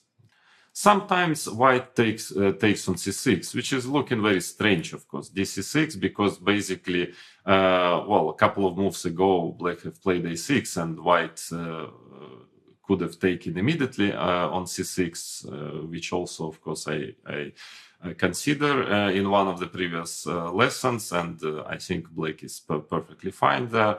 Also here there is no problem for black, but there is some point. I mean, the idea is that the knight is already on f6, so black has a little uncomfortability defending this e5 pawn. For instance, after d3, probably black has to play knight d7, and then the bishop on c8, is a bit passive at the moment, but still, it seems to me like it's even a better version of this Berlin defense with d3, bishop c5, bishop c6, dc6, because bishop on e7 actually is better placed than on c5. And I think, here you can check. There are some games, but I don't see slightest problems for black in this position. So sometimes white would try to play knight c3 with the idea after knight d7 to go d4. At least that can justify the bishop takes c6 variation. E4, queen takes d4, and let's say castles bishop f4. That is playable, but I think the position is more or less equal. Knight c5, and now white is trying to keep the queens on the board. Queen e3, knight e6, rook a d1, let's say queen e8. I think there was a game, a very good game. Levon Aranyan beat Alexander Grishuk one of the years in Vaikanze. You can have a look. This game, if I remember correctly, it was exactly this variation. So, still black has two bishops. It has a little bit some issue with the bishop on c8. But in general, two bishops is quite a serious asset, and probably black would just start pushing his pawns on the queen side, a5, a4, etc. I think the position is complicated, but more or less equal. I don't think there is any real problem for black here. Another interesting idea is actually, instead of knight d7, to play bishop g4, h3, bishop h5. Because of course, then if white is playing some solid move like d3, then black can always play knight d7, and this is even a better version because the bishop is out on h5 and black is at least equal. So white usually is trying to play g4 here, and first of all, I'm not sure that after bishop g6 white has any advantage. Knight takes e5, knight takes e4. There is some theory, white tries a bit, but I think finally black equalizes here as well. And another interesting point, that after knight takes g4, h4, bishop g4, it might well be that black has just quite a good long-term compensation in this position. Let's say king g2, h5, and maybe somewhere rook h6. Black even wants to play rook h6, rook f6, and in any case queen d6, long castle. It's a strange position where, black has some long-term compensation. Of course, it is risky for black, but also for white in a way. So it's another way, to play for somebody who likes some sharp game. But all in all, if you want something solid, I think knight d7 is good enough.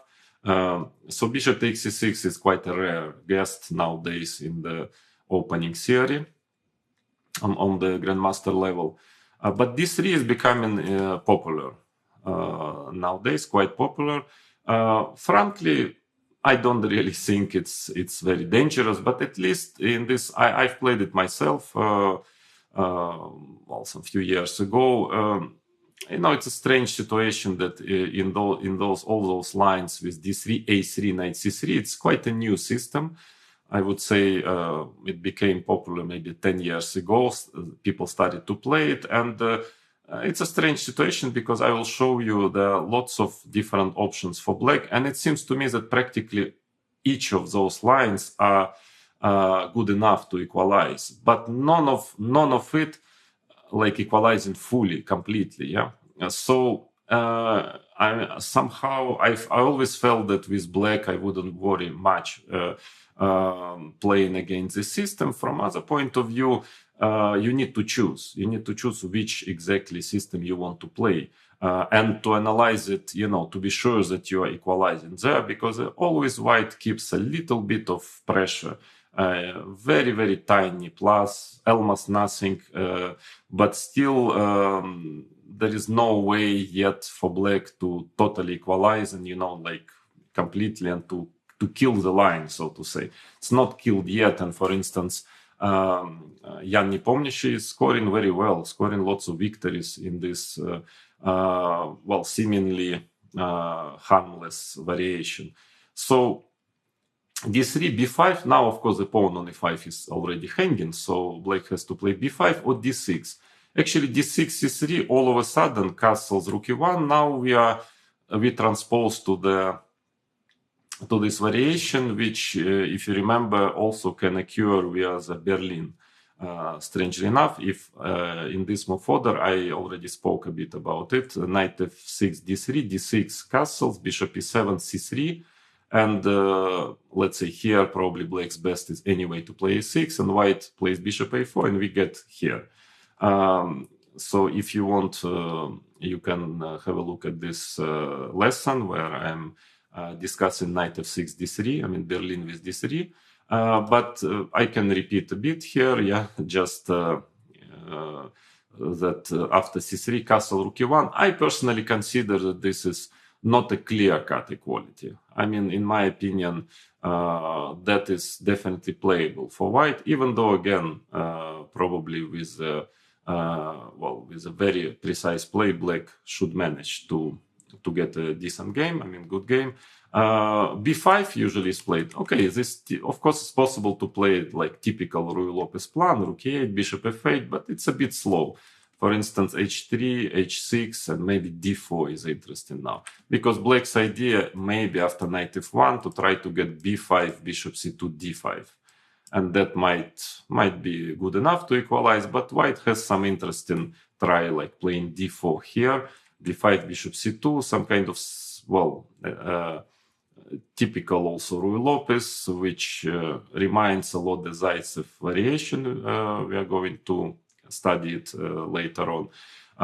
It's playable for white, at least. I don't know if white is better, I'm not sure, but it's definitely playable. In general, I always consider that when white manages to get the center, then, even if it's sometimes not enough to get an advantage, but at least it's definitely playable for white. So black usually plays b5, bishop c2, d5 very quickly. So now the point is at e d5, queen d5. It seems to be okay for black. So I'll just repeat that there is a d4 move, which is quite interesting, needs to be investigated. But normally main line is knight bd2. Then black has this idea of playing d4, h3, knight d7, trying to get the knight to c5. It's not doing badly, by the way, statistically. I personally don't like this type of play. This pawn structure, especially sometimes CDs, and black has to take with a pawn, and white has some initiative on the center and on the king side. Again, it's playable, but not to my taste. I think more popular is to take d4 here, d4, bishop e6, and after queen e2, sometimes white wants to play a4 to bother the queen side. Black's pawn on b5. It's not much for white, if anything, but this line was very popular at some point. I believe some 10 years ago, quite many games were played in this variation, and of top level games. Levon Aranyan with black played a lot of it. I think that black were close to equalize, but not completely. Somehow seems that white has a little bit more comfortable game here. For instance, knight d7 is, let's say, rook d1, queen b8, maybe queen c8 is also possible, to put the queen on c8, but queen b8 looks logical. And then something like this, bishop b3, trying to exchange the bishop and then to use this d5 square, maybe the knight, white knight will get start to go to d5. Okay, again, nothing very special for white, but probably not totally equal. So d6 is a definitely playable move, but b5 is more principle. The idea is that bishop b3, and the idea is that now, well, black is trying to sort of win a tempi in case if white is playing c3, then of course always after d6, c3, b5, white always retreats to c2 already.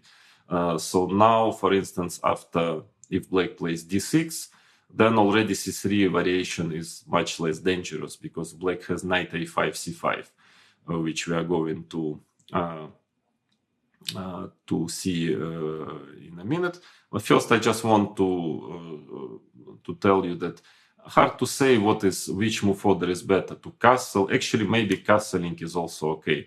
I mean, it's even more simpler in a way to castle because again, white can move to this variation playing knight c3, d6, a3, which is the main thematic of this lesson. That is always possible. But there is an additional option of playing a4, which is well. I should also tell that rook e1, d6, c3 will be also transposed into bishop b3, d6. But maybe the only way for white to make use of castle instead of d6 is to play a4. But still, after both bishop b7 or b4. White tried sometimes to manage without rook e1, because rook e1 we will consider in one of the next two lessons. All this theory I will show you. So that would be kind of transposition for black, so it doesn't need to learn any additional line. So, and without rook e1, well, white could try to play a5, knight d2, but finally, sooner or later, I mean, in the majority of the games, white would anyway play rook e1. Also because sometimes black wants to play d5 in some variations, so rook e1 is also against d5. So maybe castles is also fine. Matter of taste. There is nothing wrong with d6. Again, the only way for white is a4, is to make use of the move order. So you have to choose, if you are playing black, whether you want to play d6, a4 or castle a4. Otherwise, it all leads to transpositions. Here a4, I'm not already sure that bishop b7 is good enough here because, compared to castle a4, bishop b7, here maybe white can try to make use of the fact that his rook is not on e1 by playing knight c3, for instance. That might be a bit tricky.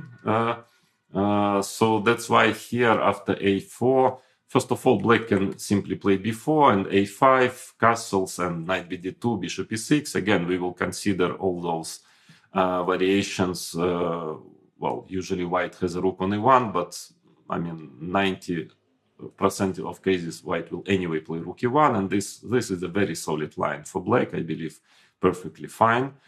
So that is possible always. But there is another move, bishop d7. Well, the thing is that if bishop g4, obviously then c3 comes, and then black might just lose a tempi, because at some point white will play h3, and retreating on h5 is usually not the best choice for black in Ruy Lopez, so he will have to go back. That's why bishop d7 is, it's a logical move, because again, as I mentioned to you, that once white plays d3, puts his pawn on d3, quite often, it's better for black to keep the bishop on this diagonal, not on b7, but on d7, just that he has bishop e6 sooner or later. So c3 now, here white tries to get little something. I mean, it's playable for white, because the idea is that if castle, now very important move, bishop c2. That's, I think, the only way for white to fight for advantage, because otherwise black wants to play knight a5 and c5. For instance, knight bd2, knight a5, bishop c2, c5, rook e1, knight c6, and here black has no problem at all. Actually, strangely enough, in this setup, when white is playing c3, d3. Probably a4 is not needed. Actually, it's maybe even in black favor, because white here with this setup, white is already trying to organize some play on the king side, transferring the knight to g3, maybe playing d4, but queen side is more black's territory, and playing a4 is kind of losing a tempo and giving black some actually chances to get a play on this side of the board, which is not typical for Ruy Lopez, because quite often in many lines a4 is useful, but not really in this particular variation when white has pawns on c3 and d3. For instance, knight f1, and black can play b4 followed by rook b8 and start to organize some counterplay on the queen side. Well, black's position is perfectly fine, no problem at all. So that's why the white's idea of playing a4, bishop d7, c3 is that after castle to play bishop c2. The idea, the point is that white wants to avoid knight a5, c5, because here obviously white would just play b4. And this is playable for white, let's say rook e8, and now white is playing his typical plan. It's with a bishop on d7, d5 is a bit less effective. Quite often, bishop is not standing so well on d7, so white might get some serious initiative after d5. So that is why after c3, usually black tries to play knight a5 immediately, bishop c2.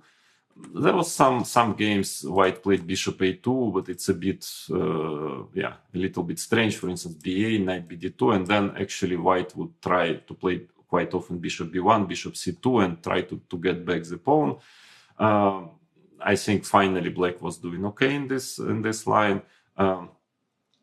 But bishop c2 is the main move, c5, so that is black's idea. He just wants to get his knight a5, c5. But now there are some direct lines which has to be checked, like d4, queen b8, if I remember correctly, was the main move. Now bishop g5, etc. I think finally you can check this line. Black were able to equalize here, but it's at least, there is some venom in this variation for white. So a4 is it's a possible way of playing. The main, as I understand, the main problem is that actually black can just play b4 here.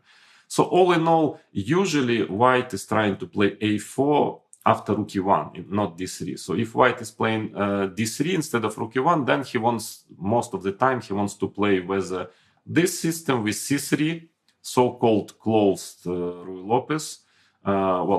This type of position white can always get, rook e1, c3, d3. It is playable. I don't think there is any advantage, but it might be for a white player, might be, I think, not a bad idea to have it in your repertoire, because here there is no direct way for black to make a draw, to have it will be a complicated game, probably quite equal, but playable for white. So that is one option. Another option is this nowadays fashionable a3, knight c3 variation. So let's start with c3, castles, rook e1. Again, this line this position you can have with white after bishop e7. Difficult for black to avoid it, but there is no reason to avoid, because in general black is doing fine here. I believe knight a5 is the main line. Sometimes black would also play knight b8, knight d7, or bishop b7 first, knight b8, knight d7. So trying to play in the same fashion like Breyer variation. The only difference that there the pawn is on d4, which is definitely much more convenient for white. So this is also playable, but frankly, I don't see any reason why not to play knight a5. It's very logical, bishop c2, c5. And I think it's doing very well for black. There is no advantage really, but I just want to attract your attention on the move further h3. I think it's more tricky than knight bd2, because knight bd2, now knight c6, black is playing knight f1, very logical play, but black also playing some logical moves, bishop e6, knight g3, h6, let's say h3, rook e8. Well, here black even has rook c8, but let's say rook e8, and well, black is slowly preparing d5. I mean, bishop f8, so very healthy play.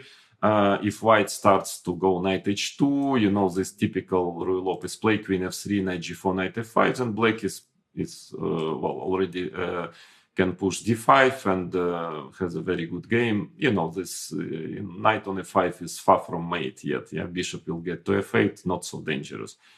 So usually white is trying to play d4 here at least, but in this position black has just takes everything, rook c8, and black has enough resources to equalize. If I remember correctly, I played myself once a game against Christopher Lutz here in 2000, which year was it? Maybe 2003 or 2004, I think 2003.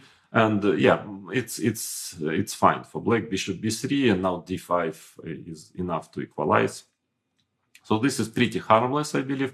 h3 is more tricky. This move further, maybe, I still don't believe it gives white an advantage, but at least now black has to make a choice. I mean, the idea is that what I thought that if black plays knight c6, very logical move, then maybe d4. Of course, I understand it's like a tempi down practically compared to the main lines of Chigorin variation. I'm going to present it to you in the next lesson. But still it may be playable. I mean, I don't know if it's better really, if white has anything, but at least it's playable. Well, here black can take this bishop, ed, cd, knight b4, but still knight c3 takes.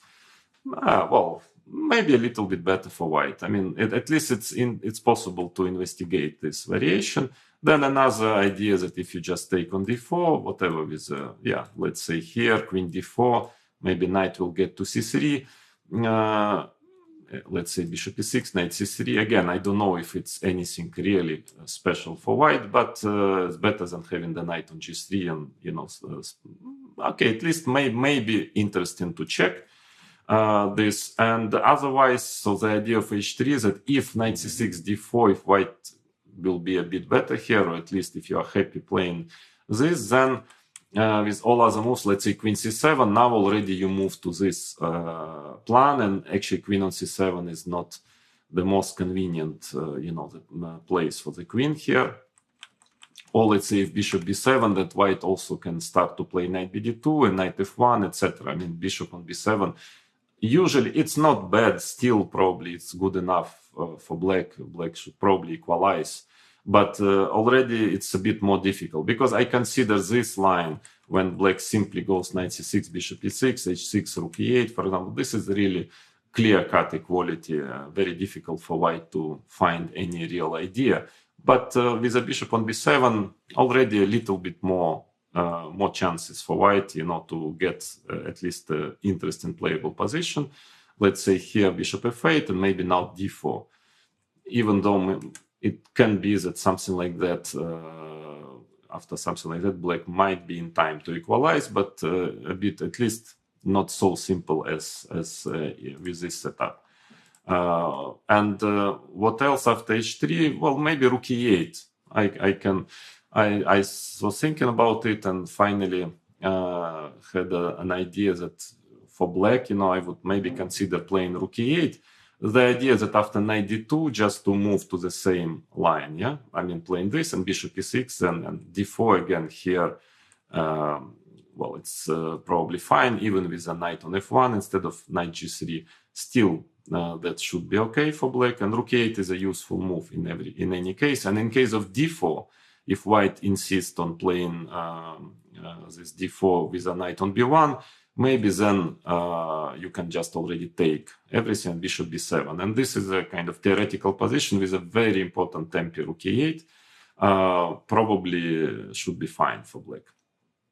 But anyway, again, it will not be, definitely will not be a problem. It's totally clear that in this setup, black is okay, yeah, objectively. But at least it's one of those positions where it's difficult to analyze it, difficult to find a very clear equality, very clear cut. I mean, you will get some game with white. I will not promise you more than that, frankly, but at least a kind of typical Ruy Lopez position. But anyway, yeah, that's not very popular, of course, now, because usually white, when he plays Ruy Lopez, he wants a bit more than just a playable equal complicated position. So on the grandmaster level, a3 move in this position is nowadays the most popular.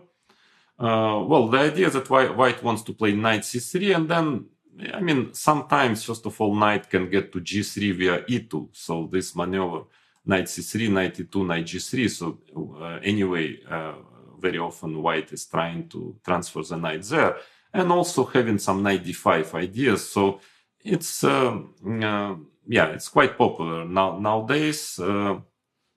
So let's now study this variation, and I will try to show you what are the black's options against this a3, because if you are playing black, especially if you are playing Marshall after bishop e7, yeah, very likely you will be facing this variation in the near future, at least more than once. So and again, with white, it's definitely, I can recommend you definitely to have it as an option in your repertoire, because well, it's solid, it's safe, and there is no absolutely bulletproof equality yet shown, you know, in the series. So the line is not sterilized, well, yet.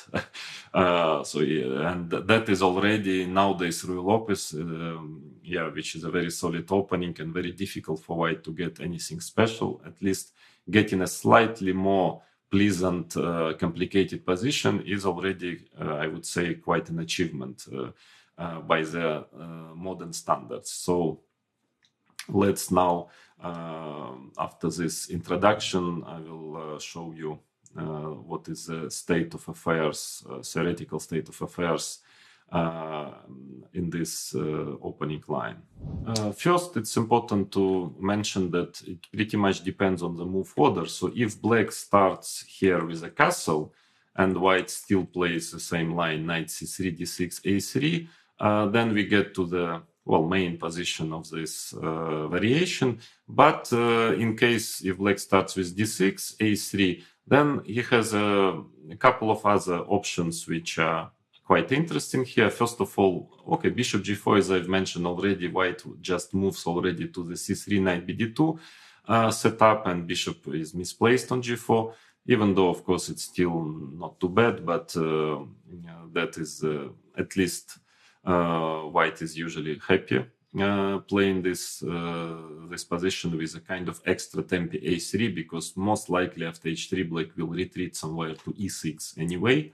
But bishop e6 is actually playable. Not very popular move, but perfectly playable, because if white just takes and plays c3, then he gets a typical position, black castles usually, and white is trying to play rook e1, which sometimes can be a bit more comfortable for white. But here white actually lost practically a tempi playing a3, because already in this position most logical is to play a4. So with this tempi down, I believe shouldn't be anything special for white. But maybe actually knight c3 is interesting here. That might be a good reaction again against bishop e6, because now if black castles, then we move to this knight d5. Well, this I'm going to show you later. One of the possible lines in this variation. But otherwise, bishop takes b3, c b3, strangely enough, might be a bit uncomfortable for black because of the c line. Yeah, there is a c line, and if black manages to get his pawn to c5, of course, will have probably a good position. But wherever black is trying to do it, to play, let's say, playing knight b8, then immediately white gets d4. And otherwise, let's say castles, white can try to play bishop e3, maybe also bishop g5, followed by rook c1. And let's say, again, if black is trying to play knight b8, then d4 comes. And I guess in case of d5, quite typical, white might have some pressure after bishop g5. So the c line, the c7 pawn might become weak. at some point. So I don't know if after knight c3, maybe black's best is anyway to castle, and then it's a transposition. But yeah, another very interesting line is knight a5, bishop c2, c5. Right here, knight c3, it's knight c3 and bishop e6. Because after castle knight c3, this variation doesn't work so well already. I will explain you why, but here black is in time to get both c5 and bishop e6.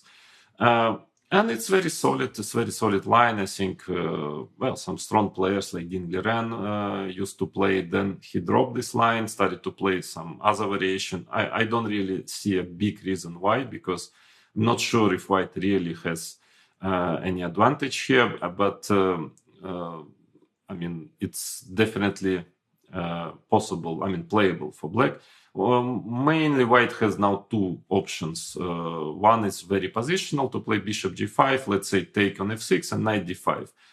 Knight c6 and then c3 followed by a4. I think that was how Vasily Graf played once or twice in this position. Then white's strategical idea is to open up maybe a line at some point to play knight e3, exchange this bishop, and well, trying to have this typical for this type of position, for this variation, typical very tiny but small positional pressure. It's possible. I don't frankly believe it's given white anything if black is playing accurately. But still, for instance, I remember Vasily Graf won a game with white against a strong 2650 player in this variation. So probably it is an option for white. But the most principal move is strange move knight h4. Very strange move, but white is using a chance to get the knight to f5. And here this position is, let's say, castles knight f5. It's very direct. It seems that black is not so easy for black to equalize here, or because the main tactical justification is that in case of bishop a2, rook a2, knight e4, just trying to take the pawn, that it seems strangely enough that in this position, knight d5 followed by queen g4, well, white has a very powerful compensation for the pawn. So this has to be checked. This line is not very popular. I mean, not so many games in this variation, but definitely playable for black. But normally black is playing just castle, or even sometimes he castles first before playing d6, so then it gets to this position anyway. So this is a tabia. This is the main position of the variation, castles knight c3. And here black has a huge choice. I mean, almost any move actually makes sense. And as I've mentioned already, I believe that for black, my recommendation would be, if you're playing it with black, try to choose at least one or maybe two lines and really to analyze it till the end. Because what happens here, I for instance, players like Levon Aranyan and many players who are playing this variation more than once, they always jump from one line to another line. So it seems like this equalizes and this also very close to equal, but from time to time experiencing problems.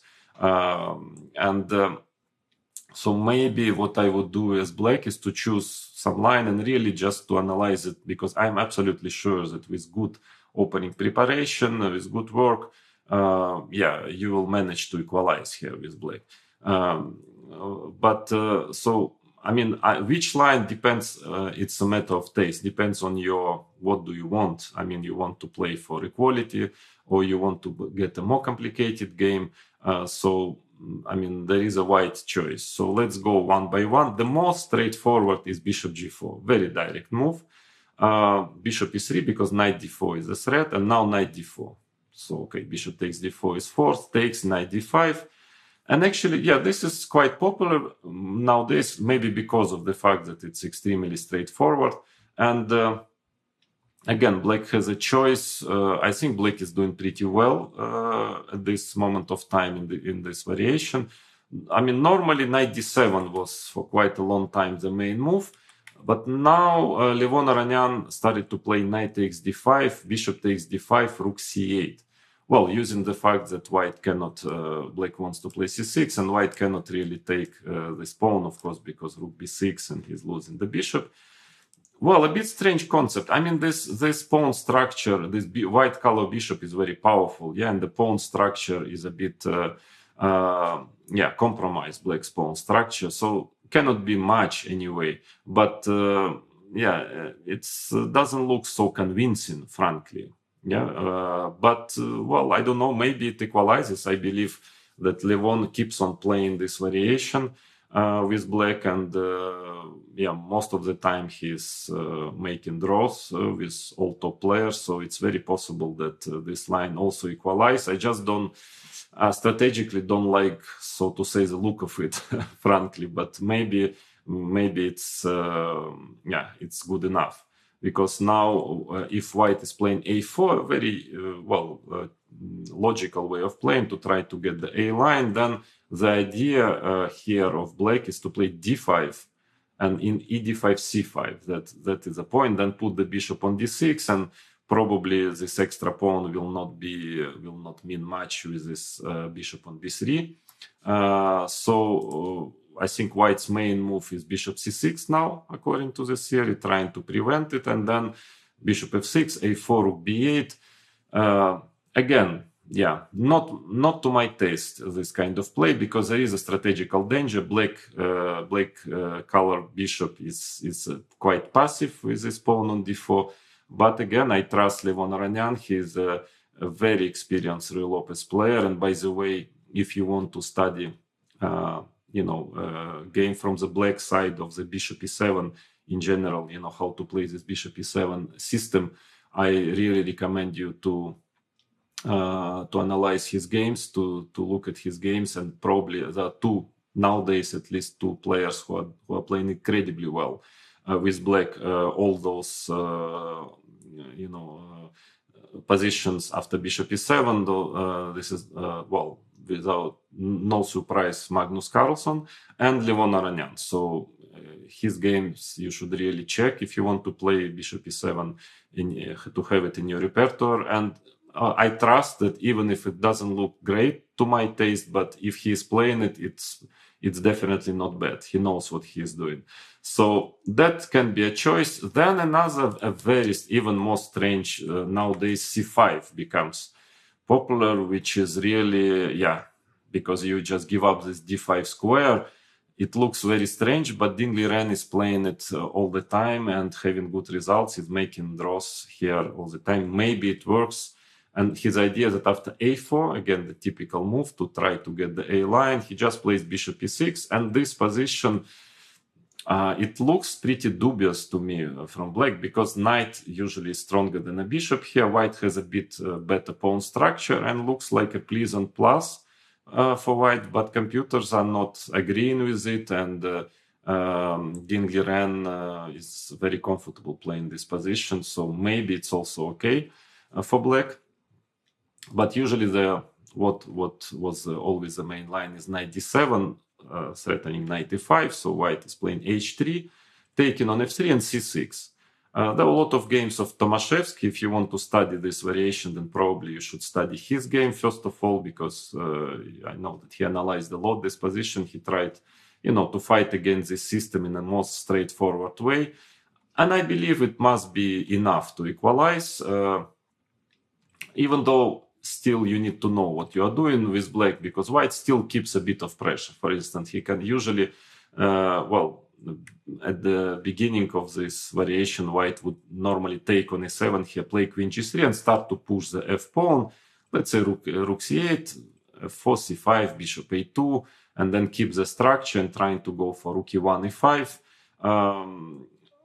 I mean, you need, there is some danger for black, but probably it shouldn't be anything very special.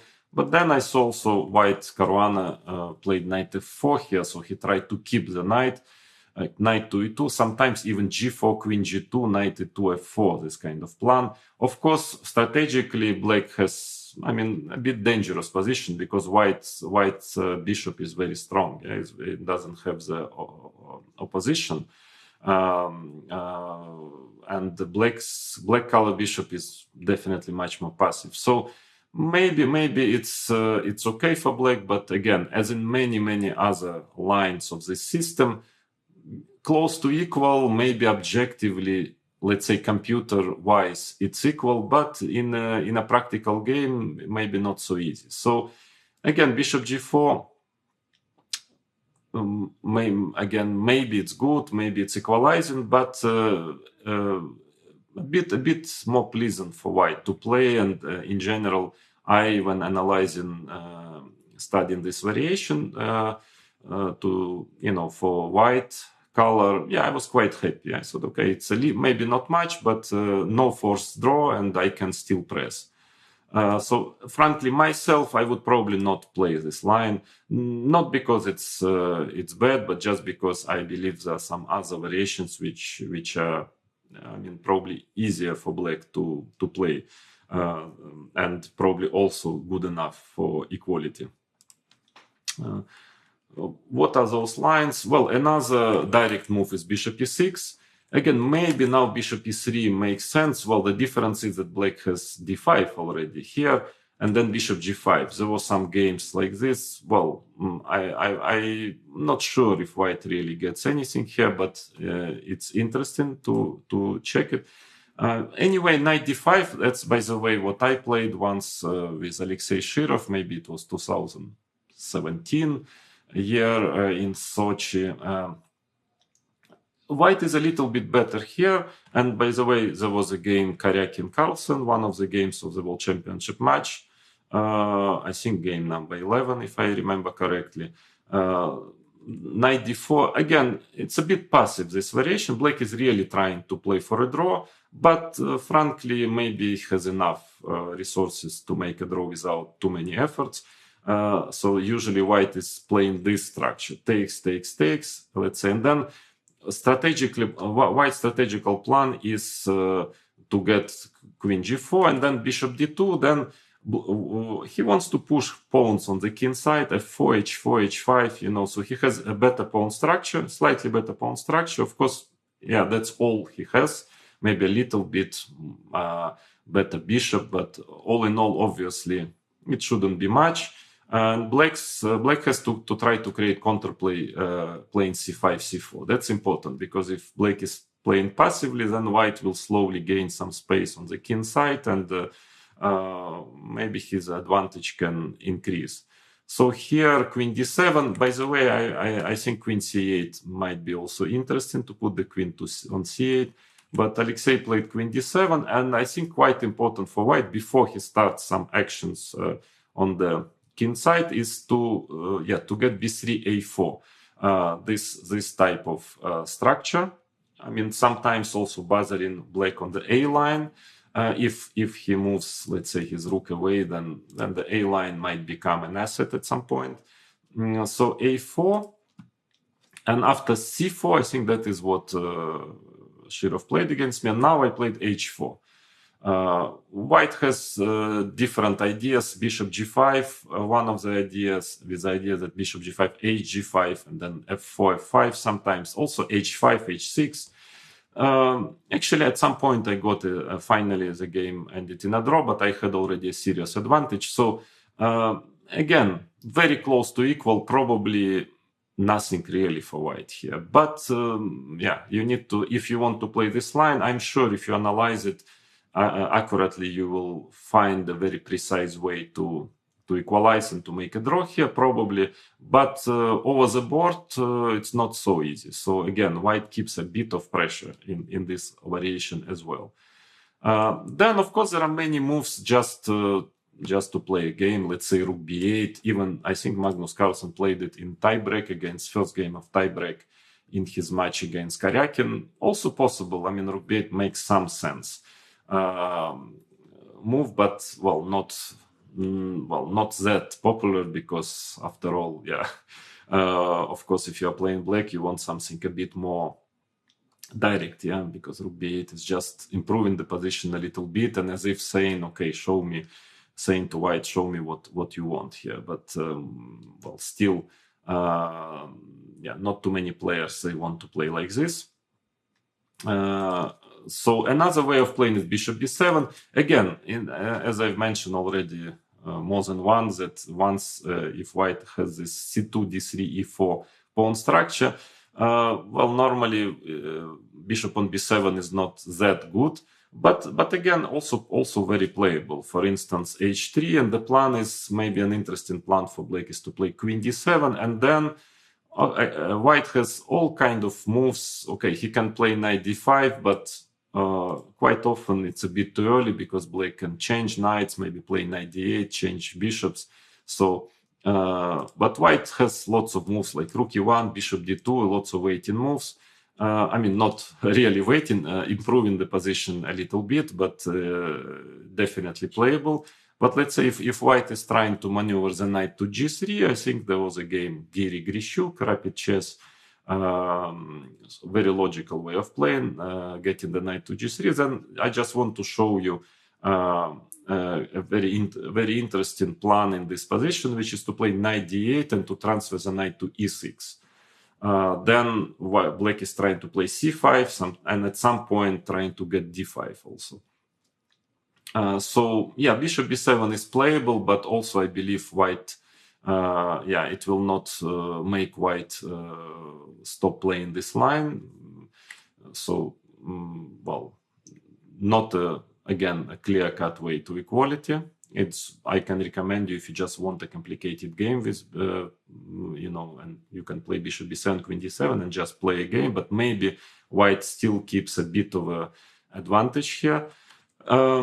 Then, not a bad idea is to play knight b8 now. So trying to go knight d7, bishop b7. I think that was played against me by Hari Krishna once.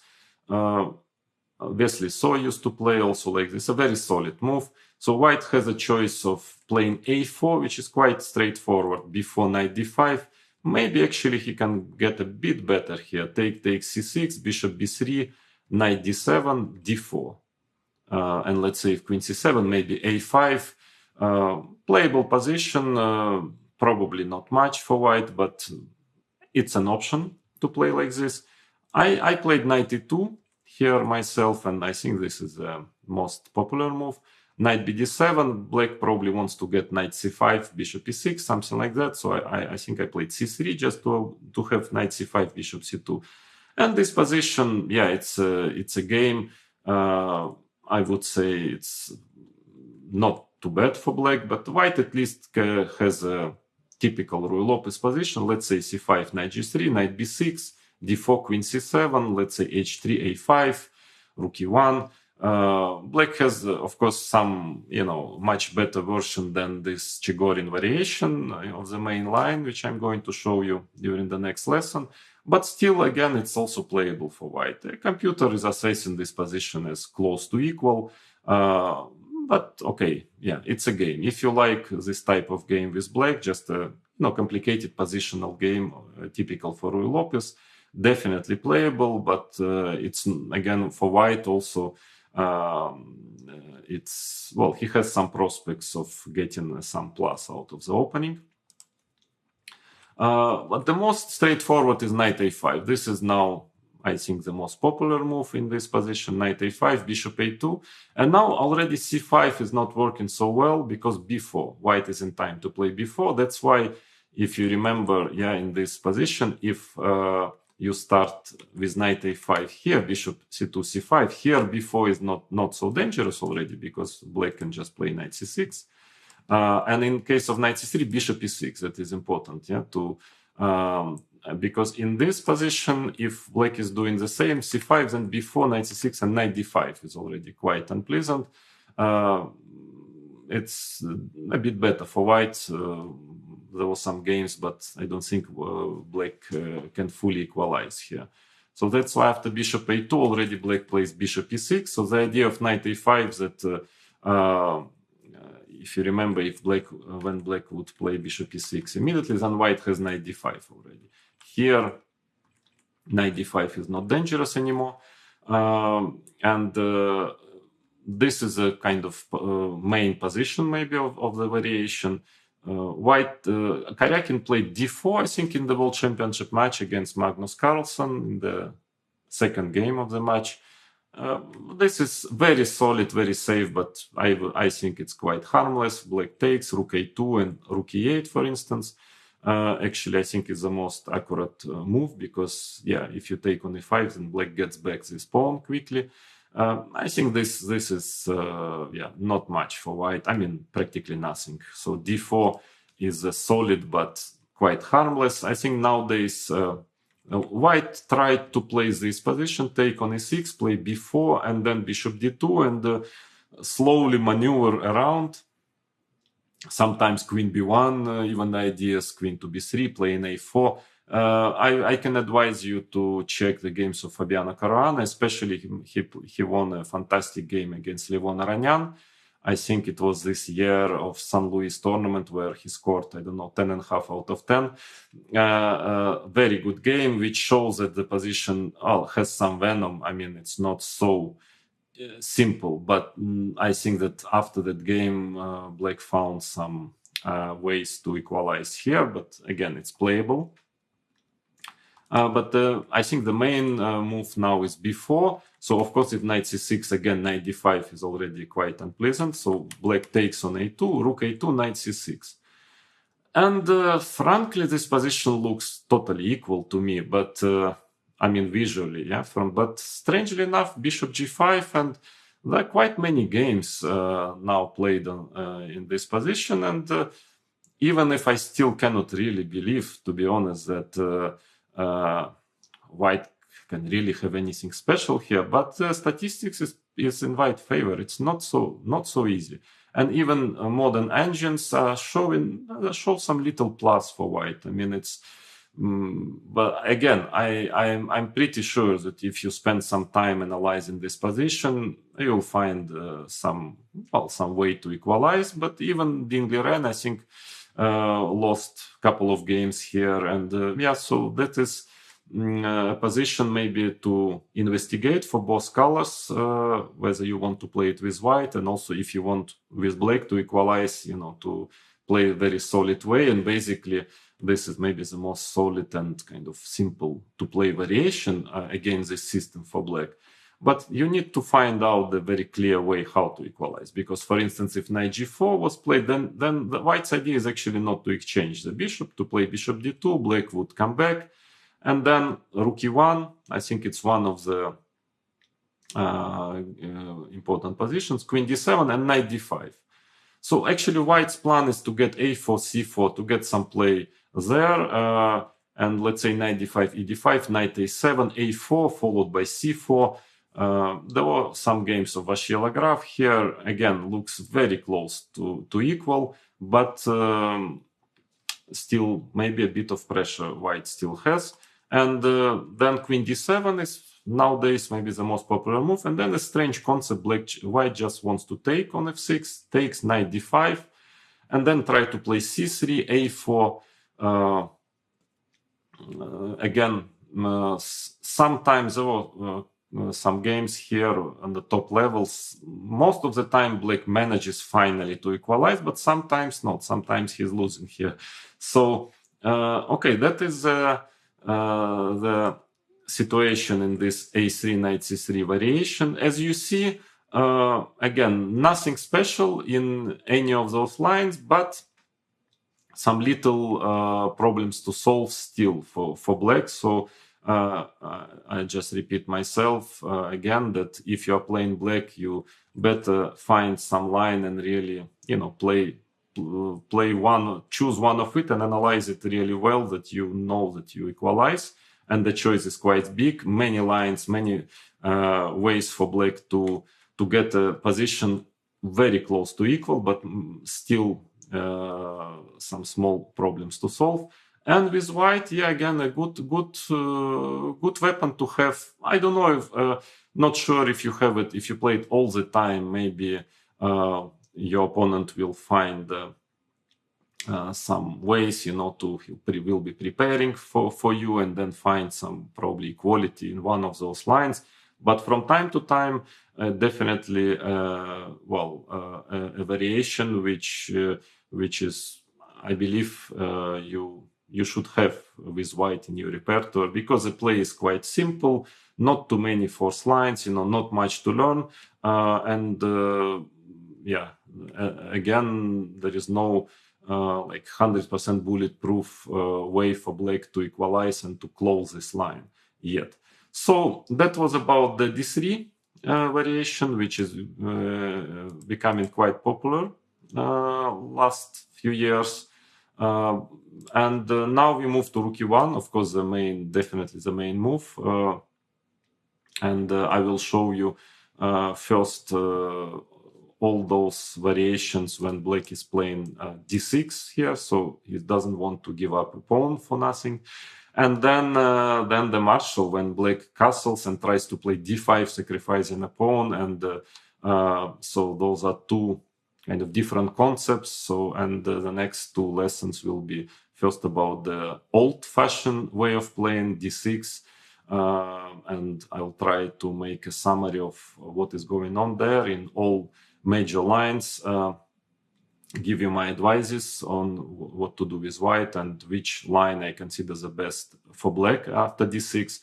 And then, we'll go to this marshal and all attempts for white to fight against it, not to allow marshal. So after castles, instead of playing c3, d5, white has also a4 move, d4, and so on. So I will try to, in my opinion, the most reliable for black is castle and d5. It's really, according to the modern theory, black really has no problem there. Even though, of course, white still has some tries, but in my opinion, that is the most reliable. But d6 also is okay to play d6. It's more for somebody who wants to get a typical positional game of Ruy Lopez, not to memorize lots of forced lines. And so it's a matter of taste, because sometimes your opening choices shouldn't be necessarily based on the objective assessment of which line is more fashionable, which line is a little bit, I would say, 0.1 better than the other line, but sometimes it's a type of game which you want. So that's why I will try to present you both of those concepts, and then you choose yourself what you prefer.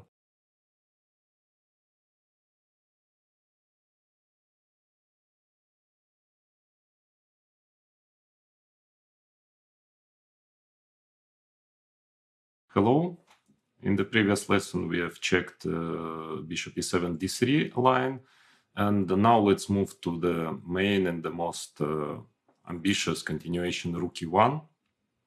So the idea that white wants normally to get c3 d4, I mean, that's very logical, because when white commits to the more kind of modest way of playing d3, it's clear that he cannot expect to have any serious advantage. Of course, it's still playable, and as you've seen, this d3 variation is not easy for black, also not so simple in the sense of full equality.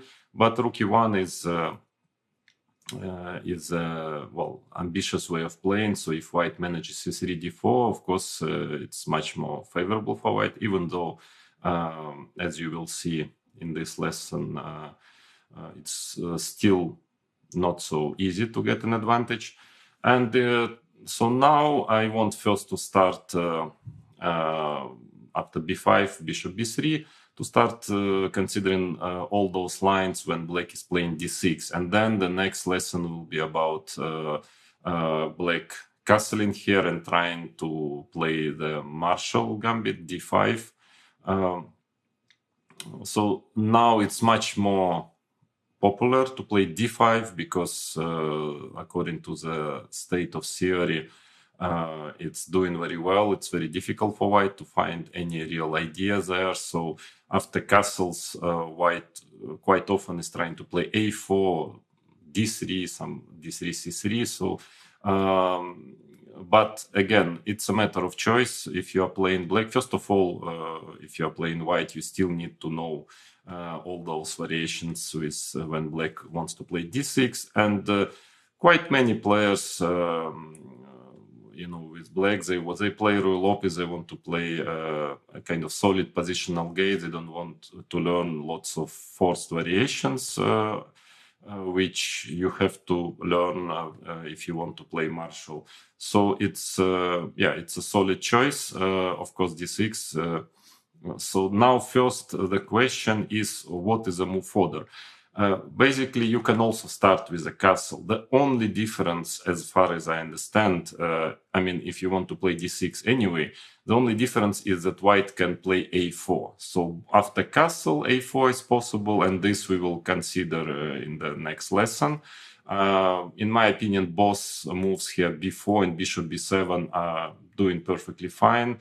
But usually, if black wants to play those systems with d6, usually black starts with d6 because in case of c3 castle, it leads to the same position. But black considers that a4 here is less dangerous. Probably true, but still it's a valid move, a4. In fact, I think the only real difference that black now can play bishop g4, but I wouldn't say that it's a very, very simple equality. White can still try. So if you're playing black, this variation, it's your choice whether to start with castle. Which system you find easier with black? Where you feel more comfortable? This position, d6, a4, castle, a4. Here there is less theory after a4, bishop g4. So that's why, again, most of the players, they start with d6. The only one thing psychological, I would say, that if you start with castle, even if you want to play d6, you can sort of make your opponent worry about, that you can still play c3, d5. So it's more kind of psychological issue, but normally doesn't make a very big difference. Anyway, your opponent has a certain repertoire, and if he wants to play, if he is ready to play Marshall, he will play c3 anyway. But it's just a small psychological detail. Otherwise, d6, it's very logical to start with d6. So, of course, c3 is the main line, but let us consider the a4 move. So, of course, you can always play b4, and it will transpose now after a5 or d4. It will probably transpose to a4 to the castle's a4 b4 variation. But normally, black wants to face a4 after d6 with something even more clear cut, more direct, which is bishop g4. Otherwise, by the way, it's not so easy for black, because if bishop d7, for instance, which was quite a reasonable line in case white plays d3 instead of rook e1, if you remember from the previous lesson. But now maybe it's a bit dubious, because white can play c3 and then followed by d4 immediately, so might be not enough for equality. Same goes for bishop b7. The difference is here that, again, white can start to play c3, castles d4, and it reminds this so-called Zaitsev system, which we are going to study later in this lesson. But in fact, white has a bit of better version, probably because he haven't played h3, because the bishop went to b7 a bit too early, and usually after c3 castle, white is playing h3 just to be able to play d4 to avoid bishop g4. So this is a bit dubious, I think, for black. Of course, playable, but I'm not sure if black can equalize here. So after a4, if you don't want to play those lines with b4, and then probably bishop g4. And this considers to be good enough for equality, but still I believe white can play here. I'm not sure if he is has any real advantage, but it's playable for white. So c3, castles now, and probably d3, because in case of h3, white, strangely enough, black can just give up the bishop, play knight a5, bishop c2, and now c5. Of course, white wants to play b4, and in general, giving up to bishops is not a great idea in Ruy Lopez. But here, because of a4, you remember I've mentioned earlier that it's not always actually so good for white to play a4. In this particular situation, black can get b4 later, even, for instance, here b4. and then rook b8, so he gets some play on the b line, which might fully compensate the absence of two bishops. Here, before at least white gets d4, but still knight d7 is possible, because after cb, of course, black always has knight c6, and then he wants to get rook b8, sometimes to change bishops via bishop g5. And actually, this knight on a5 is pretty good piece. It's very well placed, strangely enough, in this position. But maybe even more precise is to play c5, d3, and b4. So knight d2, well, white has to develop somehow, rook b8.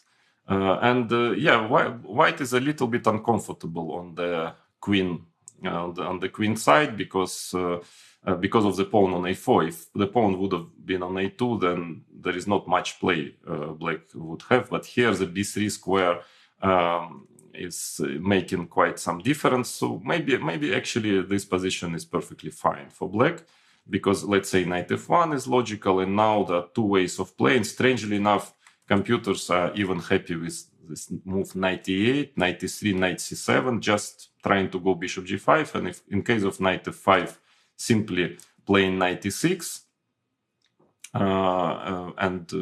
computers considered it to be perfectly fine for black, again, because there's always this play on the b line. But another way of playing is queen d7, also seems to be okay. Knight e3 is simply g6. And black always has in his pocket this bc, knight b3 idea, trying to take one of those bishops and organize a play on the b line. So probably here black is perfectly fine. That's why maybe a better try for white is to play d3 first, knight a5, bishop c2, c5, knight bd2. With the idea, of course, and then after h3, bishop f3, obviously white will take with a knight already and prepare d4. And this is playable actually for white. I don't think it's such a big deal, of course. But the point is that, for instance, black can try to play in the same fashion as in the close Ruy-Lopez, when white is just playing c3, d3. So let's say knight c6, and after h3 to move the bishop on e6. And actually, this position was perfectly fine for black. If you remember, we have checked it earlier. But white pawn was on a2 there. So here white has an extra tempi. Not quite sure if it changes much, because as I've mentioned in that lesson, that in this particular variation, a4 is not so useful. Still better than a2, but maybe black has enough resources to equalize here as well. And more principle is to play b4. Again, black wants to go rook b8 and to get this pressure on the queen side. And probably white's best chance is to play cb, h3, bishop h5, and now knight b3. Somehow, knight c6, there are some computer games here. And for instance, d4, bishop takes f3, queen f3, e4. And it seems that black has enough to equalize. I mean, of course, if white manages to get back this d4 pawn, he will have some pressure, but it's not easier said than done. And black has some rook c8, knight d7 resources. So probably all in all, a4 bishop g4 is perfectly fine for black. So if you as black, if you find it comfortable for you, then you should just probably start with d6. So, but anyways, the main move is c3, castles. And now white has a choice, much more, well, popular is to play h3, definitely the main line. But actually the d4 move, which was considered to be harmless, well, some 20, 30 years ago, now actually it becomes more and more popular. I mean, things are not so easy for black after d4. Still, I believe that if you know exactly what to do again this variation, probably it's not going to cause too many problems, but it's more serious than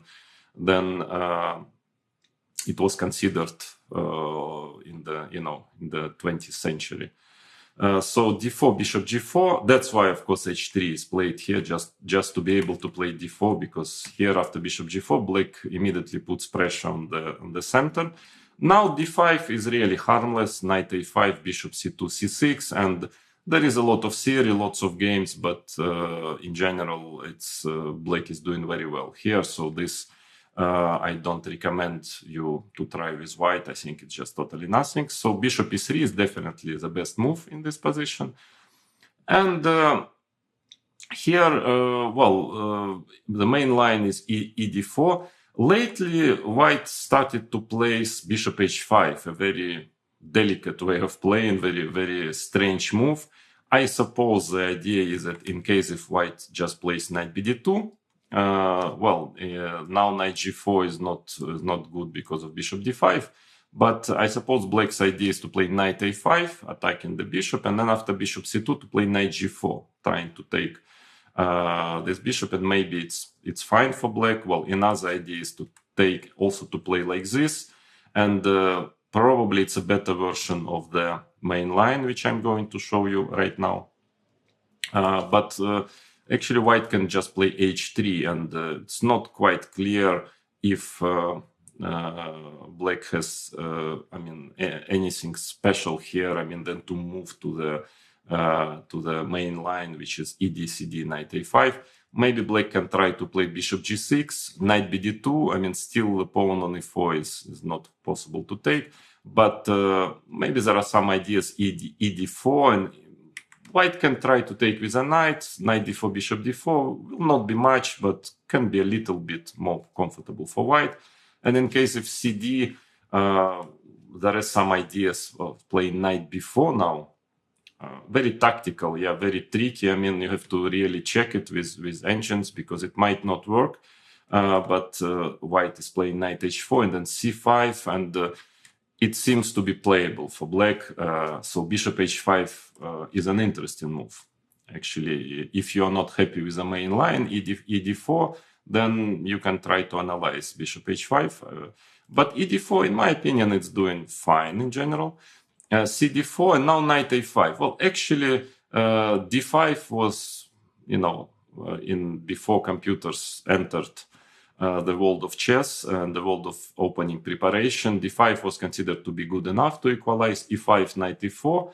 But actually, it seems that sometime, maybe end of 90s, people realize that after h3, bishop h5, knight c3, bc3, this position is in fact not so good for black. I think white is clearly having a serious pressure here. So knight a5, bishop c2, knight c4, and that was considered to be okay for black because he gets some counterplay, a5, c5, etc. But then g4 was found, bishop g6, bishop f5, a very strong maneuver. And even if it's still playable, but I think it's very dangerous for black, and white has a powerful initiative here, which is also,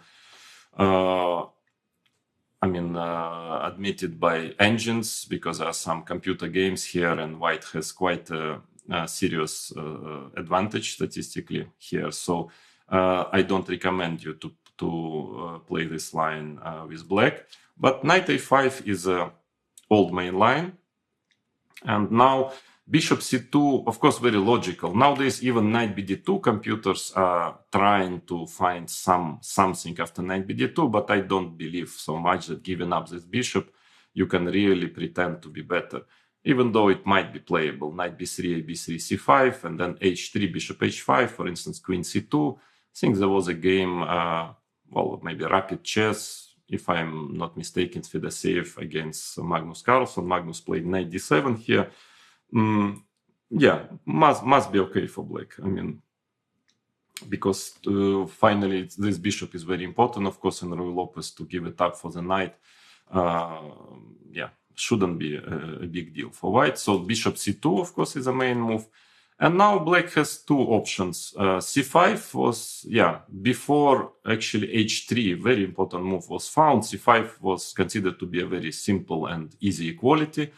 But it's still probably okay, but things are much more complicated than it was considered some 30 years ago. But actually there is a knight c4 line, also quite playable. Bishop c1, c5. So the idea is that b3 is like black wants to get the knight to b6 because white will, just to get him the knight in the better position.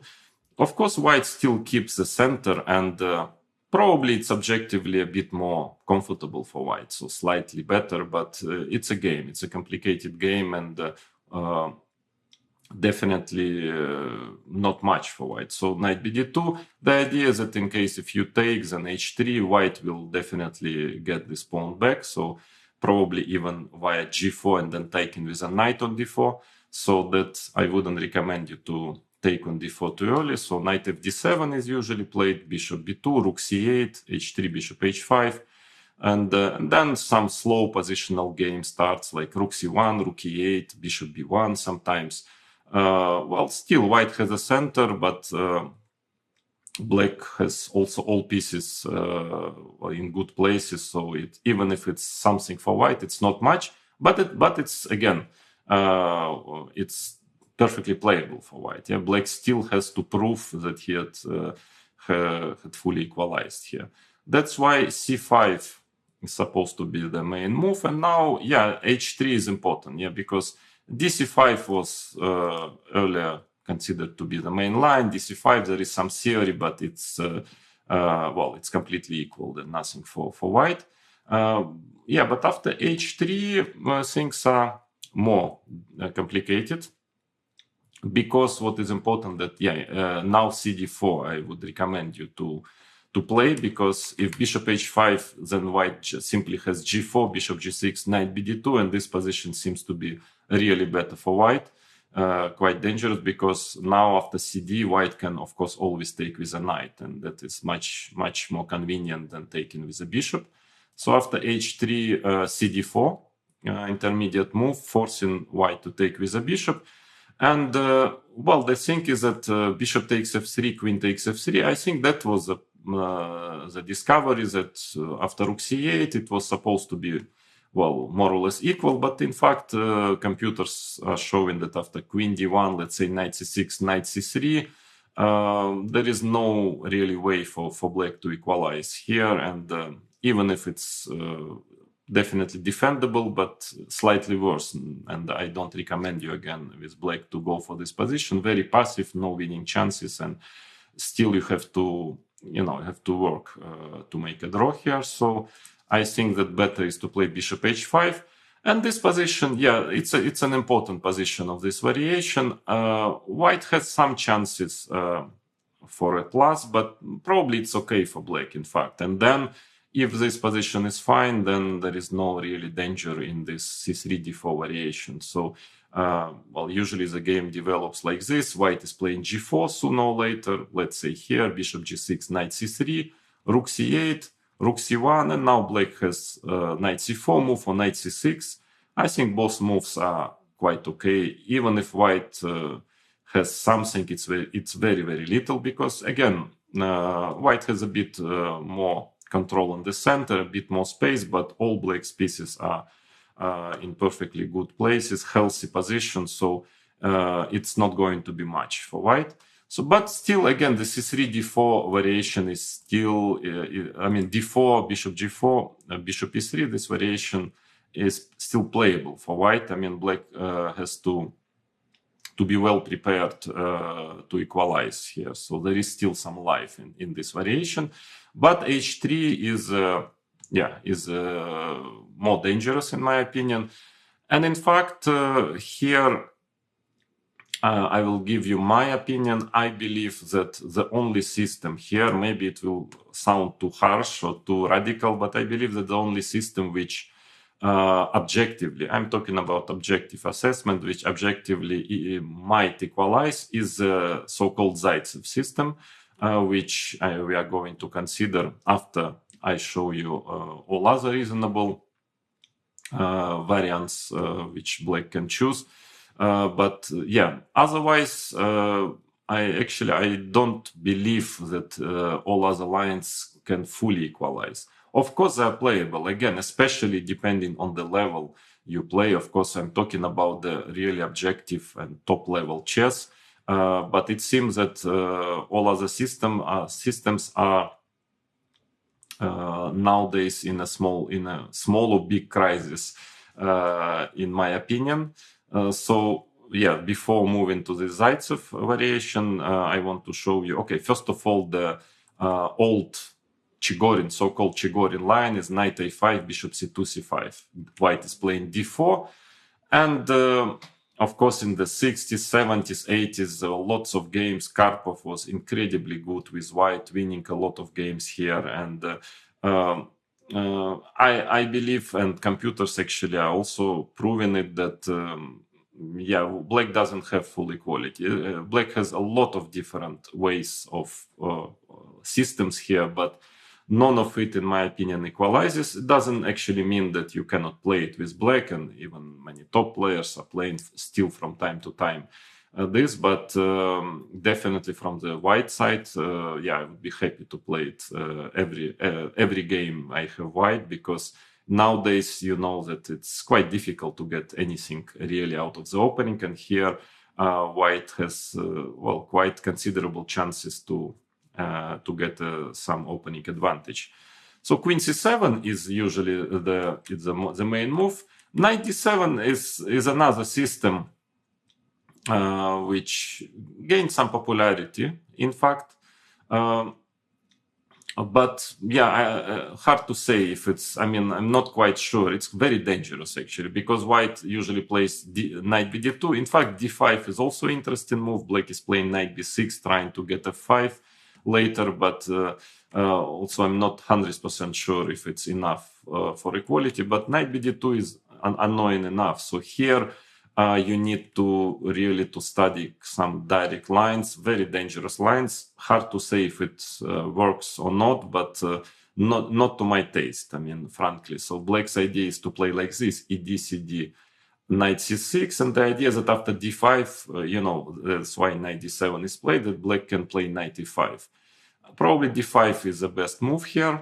Knight f1, then black just takes, exchanges everything, puts the knight on e5, bishop on e6, and even if white still has some chances for a small plus, but I think according to theory, black is in time here to equalize. But d5 is really dangerous. Here knight c5, and now actually knight takes c5 is the most logical and the main move, but in fact also knight h2 is pretty dangerous move. So white just starts to push his pawns to develop initiative in the center and on the king side, and black has to be extremely careful not to get just smashed, on this flank. So white wants to play f4, knight g6 is played here.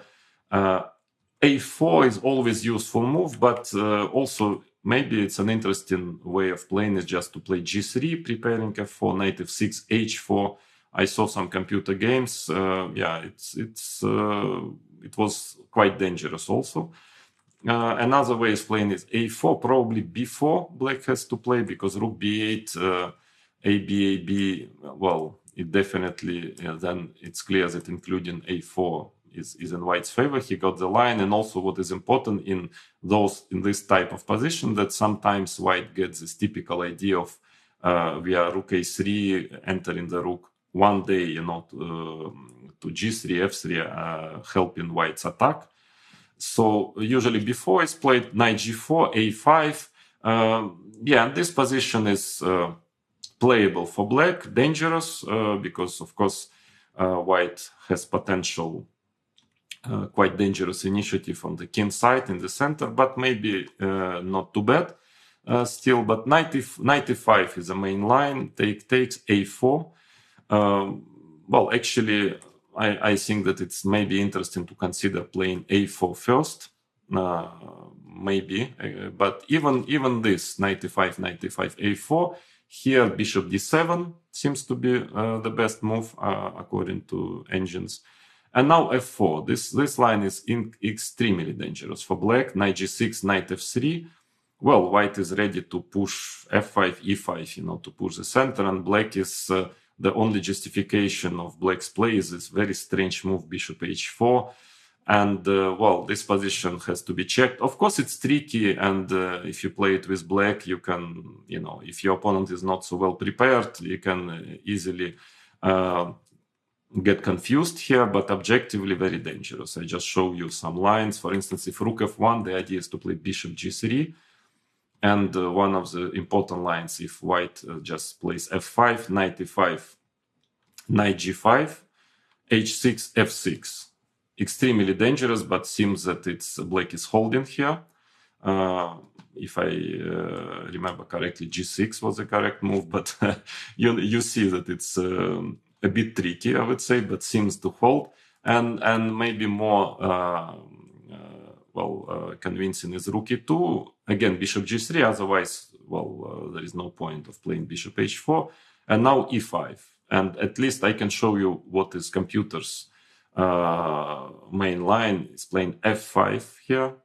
Don't ask me why. e6, bishop e8, knight g5, queen e7, queen f1. I mean, looks like it's time to resign for black because everything is hanged, queen f3 and everything. But all of a sudden, ba, rook a3, bishop h4, and maybe it is not so clear, this position. But again, yeah, you see, not to everyone's liking to have this pawn on e6. And on top of it, there are all those moves like knight h2 and a4. So all in all, my impression is that with good analysis, with good preparation, white will probably find a way how to be better against knight d7. So then queen c7, knight bd2 is the main line. In fact, d5 is also not so easy. Just very simple way of playing d5.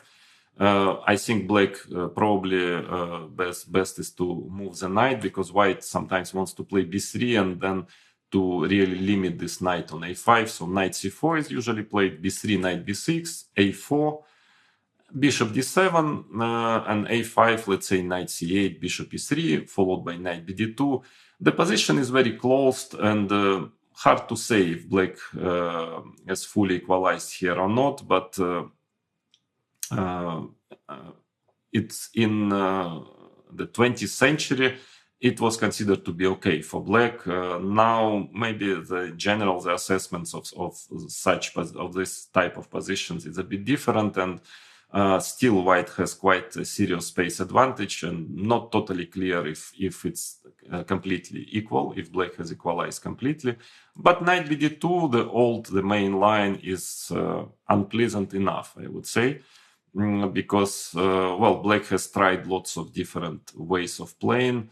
Of course, it's all playable. Yeah, it's not too bad, but somehow modern computers, and there were a lot of computer games, and in general, statistics is stably in white's favor here in every line, in every variation. The main, probably the best choice for black is to play cd, knight c6, which is the most popular line. Long ago, actually, this system, knight c6, d5, knight d8, was considered to be playable because actually black has, I think it was discovered by Rubinstein, Akiba Rubinstein, and he was trying to, this plan, he tried to play followed by knight e8, g6, knight g7, f6, knight f7, f5.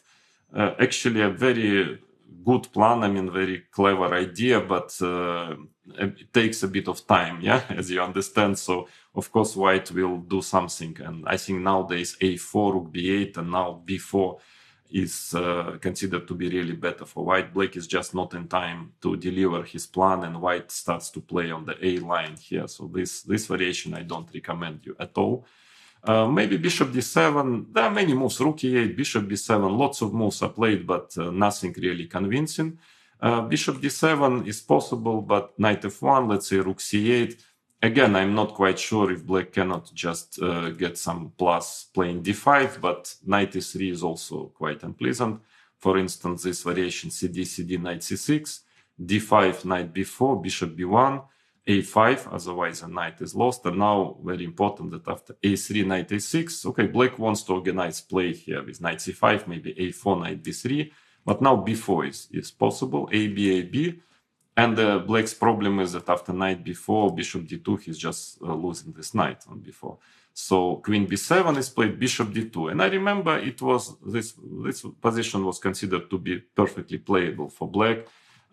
Because one of his plans is to maneuver the bishop to b6.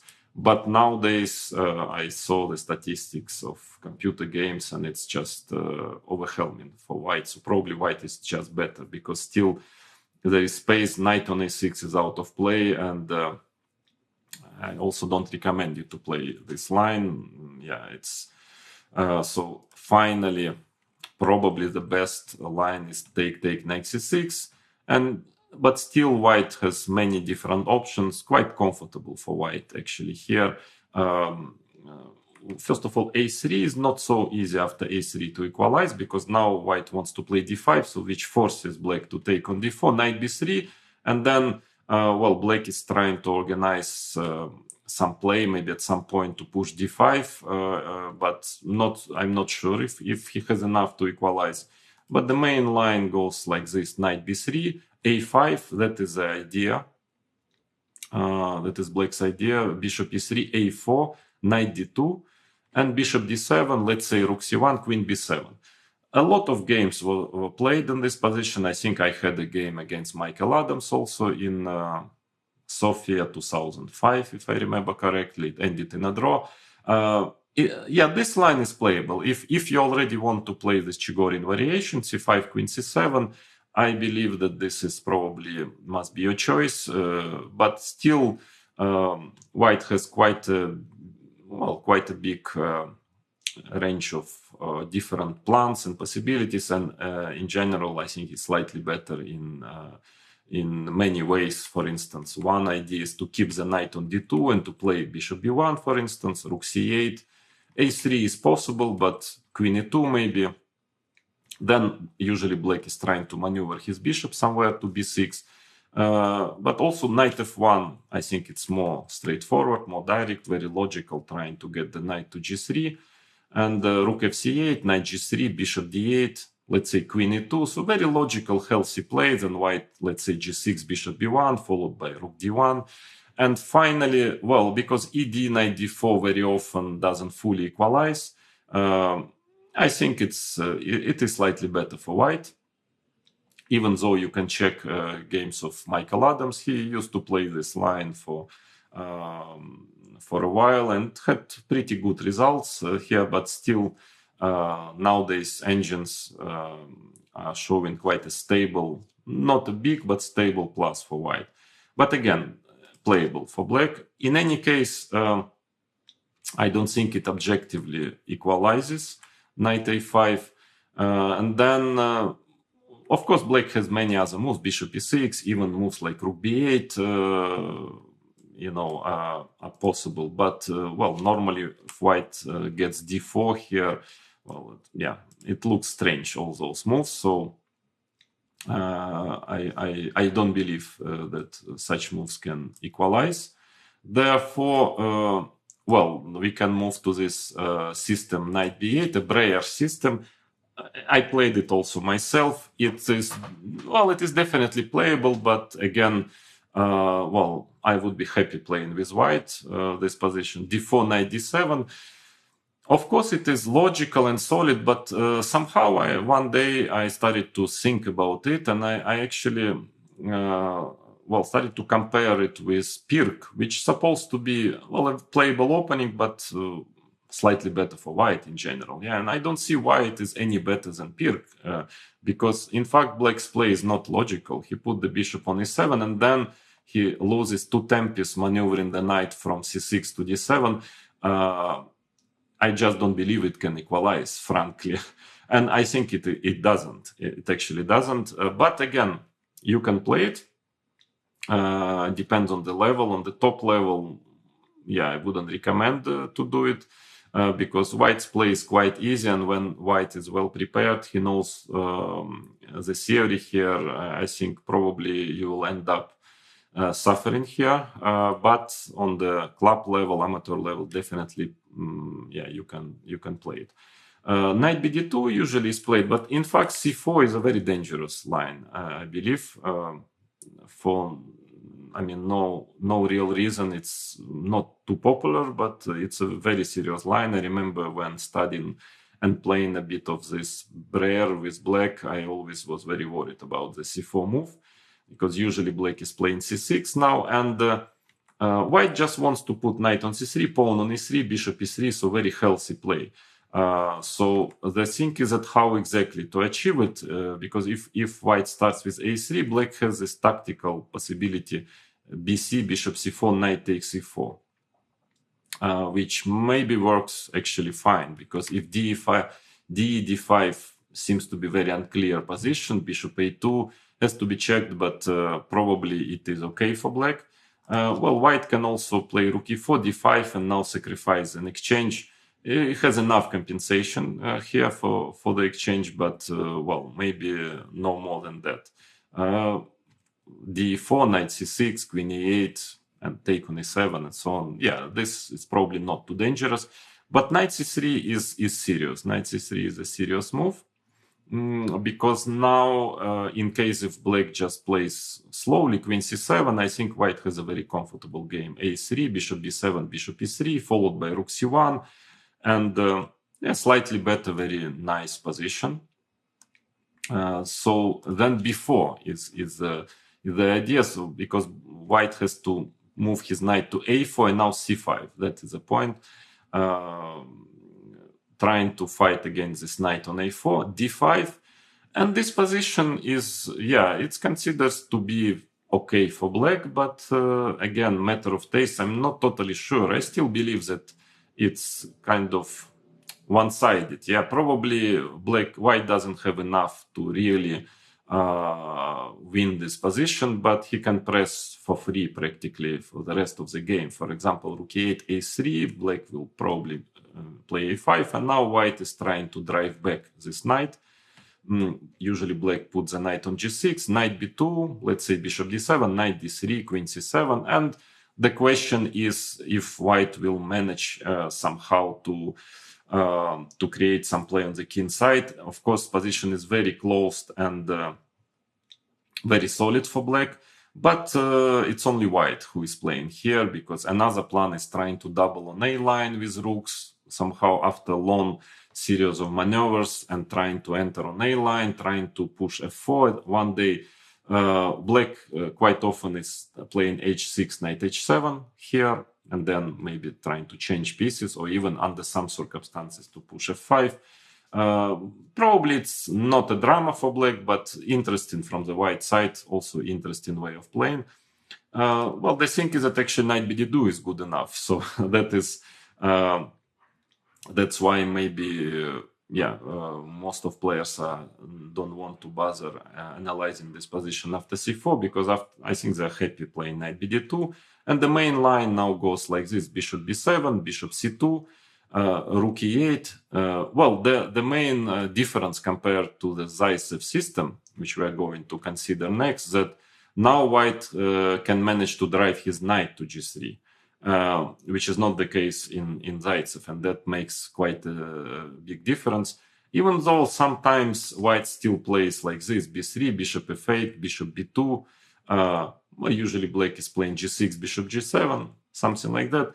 I guess this position must be somewhat more pleasant for white. He just has more space, but of course, black is also, well, doing more or less okay. I wouldn't mind playing it with white, still must be, more comfortable, but no more than that. So knight f1, well, in general, I remember when my trainer, when I was 7, he was showing me the Ruy Lopez, in general, explaining me the main ideas of Ruy Lopez. He told me that, when you're playing white, once you can manage your knight to g3, you should do it. And actually he was right. I mean, that's quite important for white. So I personally would definitely try to play knight f1, bishop f8, knight g3, g6. And here there were lots of games and a lot of theory. White can always play something like b3, but the main line was a4, always trying to bother black on the queen side. And now c5, d5, c4. This position still not totally clear if it's enough for black to equalize. You see the difference is that if white's pawn would be on a2, then he would probably break through with b3, start to bother black on this side. But here, knight gets to c5, for instance, the main line goes like this. knight c5, queen d2, h5, bishop g5, bishop e7. I think I even played myself once or twice this position with black. It's quite solid. Again, white has some chances here for advantage, but position is rather blocked. Not so easy for white to prove really that he is better. But actually, in my opinion, the bishop g5 move is very, very unpleasant. Actually, I think I dropped this variation with black because of bishop g5 move. Well, black probably has to play h6 because bishop g7, queen d2 is very annoying. Yeah, when the bishop is on g5 with the queen on d2, potentially having some attacking possibilities. Bishop h6, knight f5. So normally black needs to play h6, and now bishop d2. Well, the point is that in case of bishop e3, black has e d4, and then the pawn on e4 is hanging. So bishop d2, bishop g7 usually is played. Now, in case of queen c1, I guess black wants to play king h7, simply protect the pawn like this. But here a4, this position seems to be, yeah, I didn't like it with black. First of all, in general, it shouldn't be totally equal because white has a center and very harmonious setup. But the problem is that in this particular version of the same position after c5, d5, c4, so black is trying to do the same story, put the knight on c5 and get to a similar position as we have checked already after this 15a4 move. But here the big difference is that white can immediately start to push here with b4 and yeah, cb, bishop b3, and it seems that here, though, I mean, I checked the computer games again, statistics is really overwhelming in white's favor. Probably it means that white is really better here. Black is not really in time to block the flank. After knight c5, actually both bishop c2 and even c4 immediately, I think some good stable 70% statistics for white, which is a bit scary, I would say. So maybe then it means that after a4, a better move is, instead of c5, is knight b6.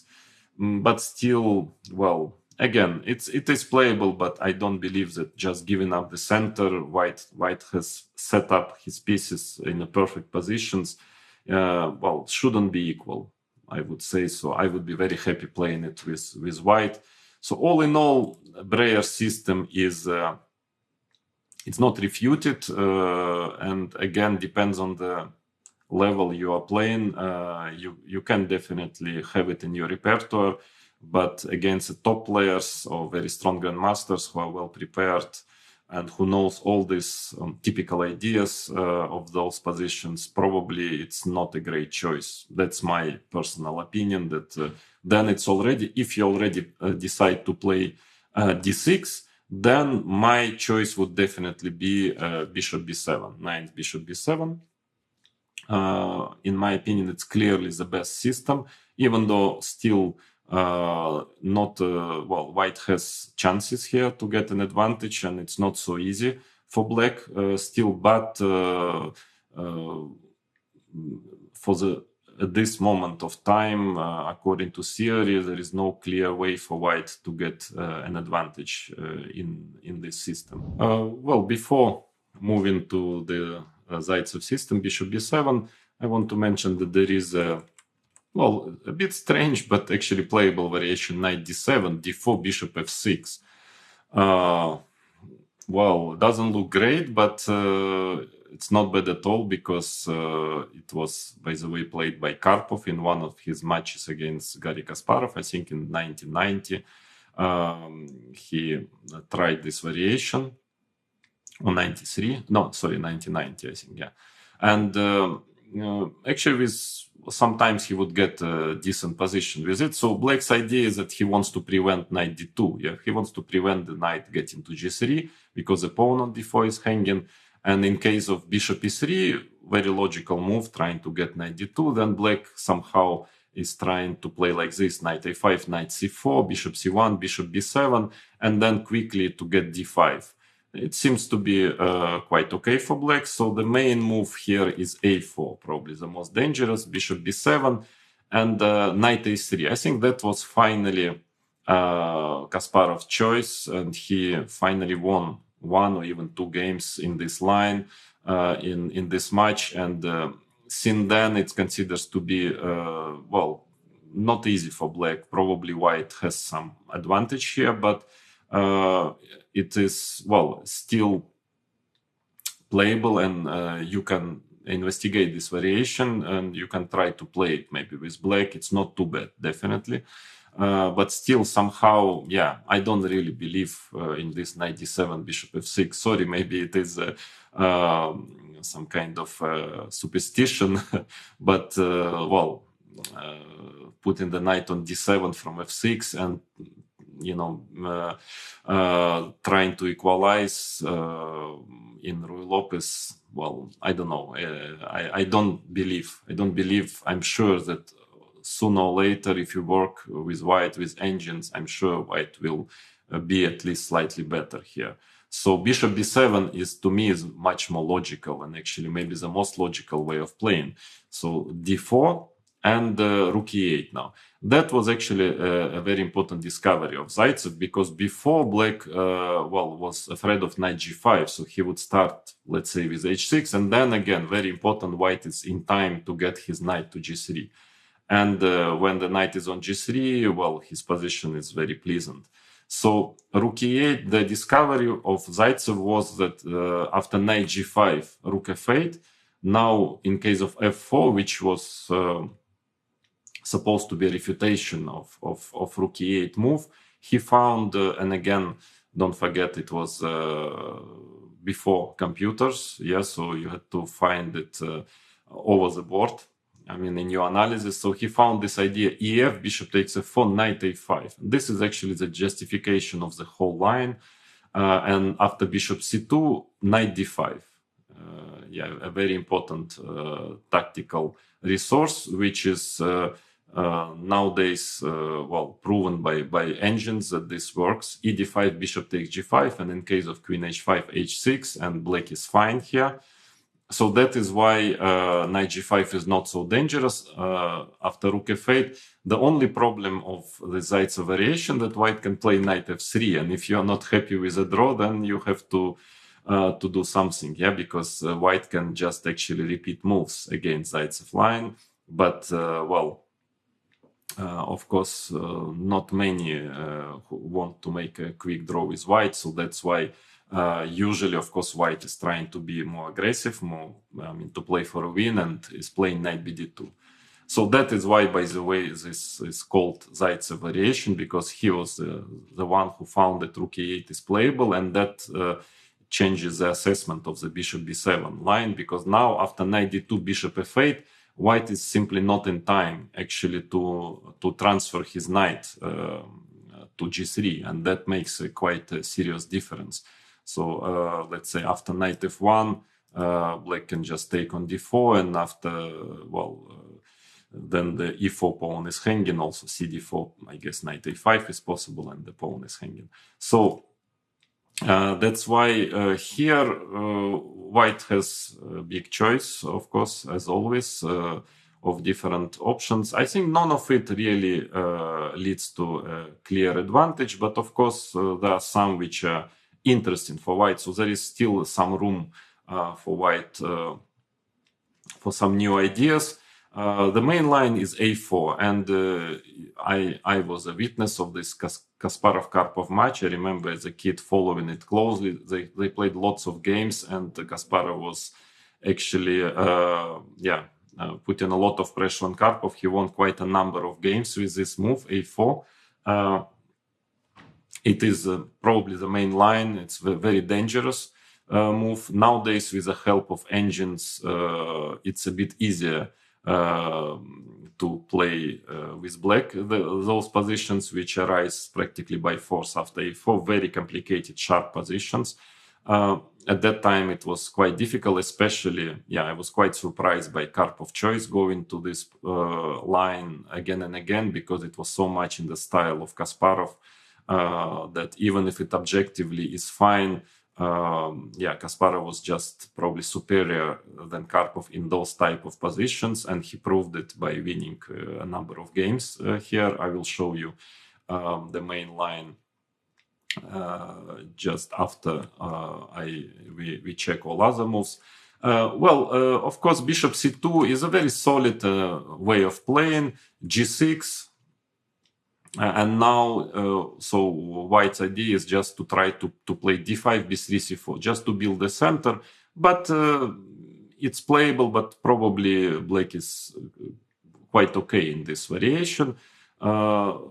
If white tries to play b3 first, that would be useful. Of course, in case of bishop g7, he would just play d5, c4 probably then, and that would be a better version, definitely, of the main line. But after b3, black has d5 already, and this equalizes. So that's why usually white is immediately trying to play d5 here, because again, there's always this d5 idea. And same story after knight f1, there is this e4, c4, knight b4. So you have an issue with the e4 pawn. That's why sometimes white plays a3. Here, it's always a useful move. Bishop g7, and I think knight f1 still d5 is probably enough to equalize.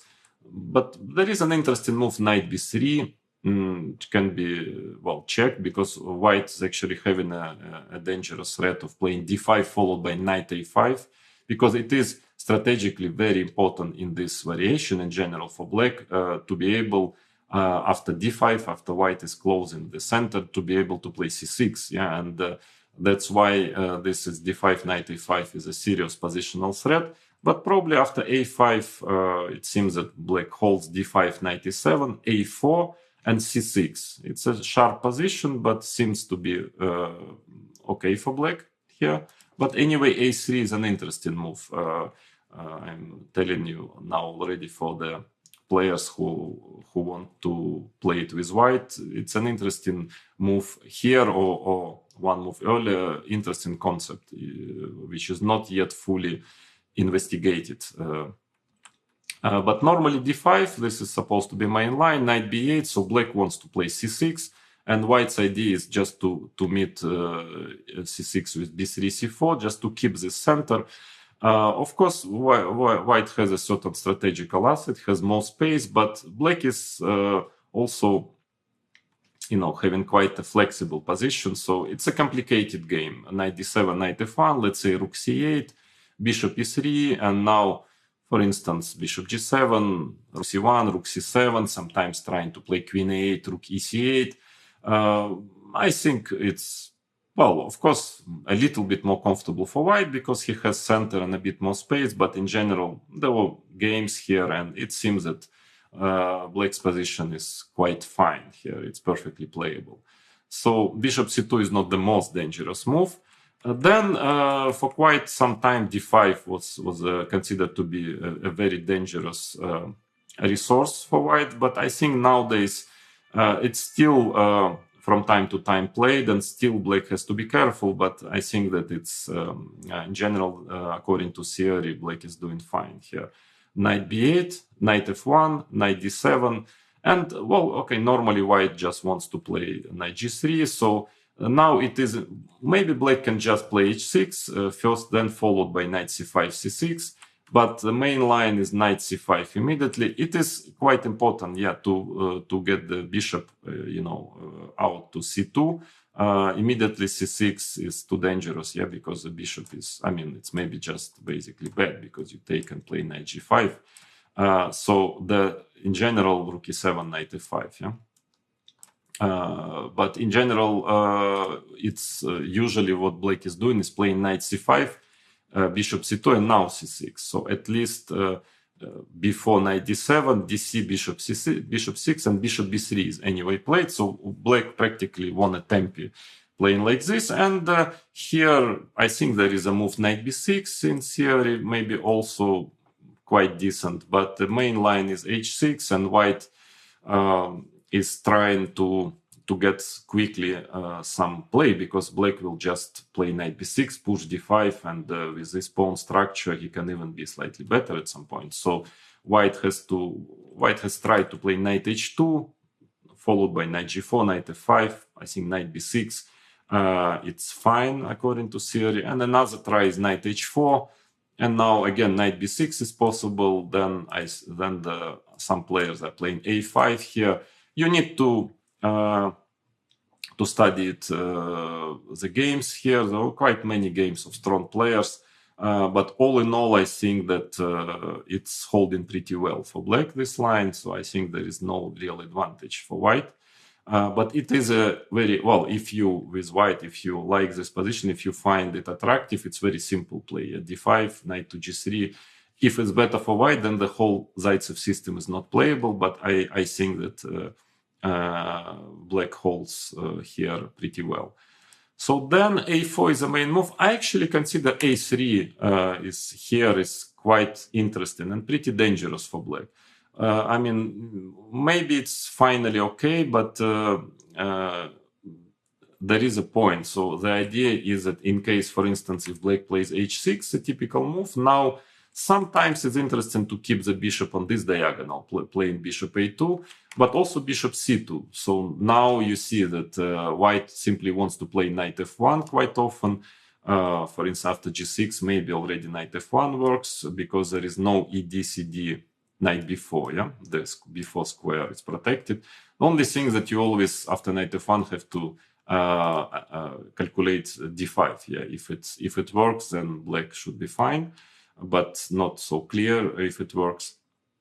But anyway, also white has some interesting options here, like b4 even. Maybe it's interesting just trying to play bishop b2 or even b3, d5, bishop b2. This strange concept, but well, according to computer, white has some chances here for to get a plus. So maybe after a3, g6 is a better move.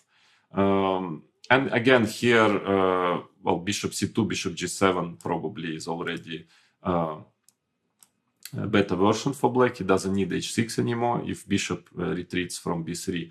But there is some interesting idea, maybe bishop a2 here to play. And for instance, after bishop g7, because bishop is also not bad on this diagonal. From one point of view, the e4 pawn, if bishop goes to c2, then the e4 pawn is better protected.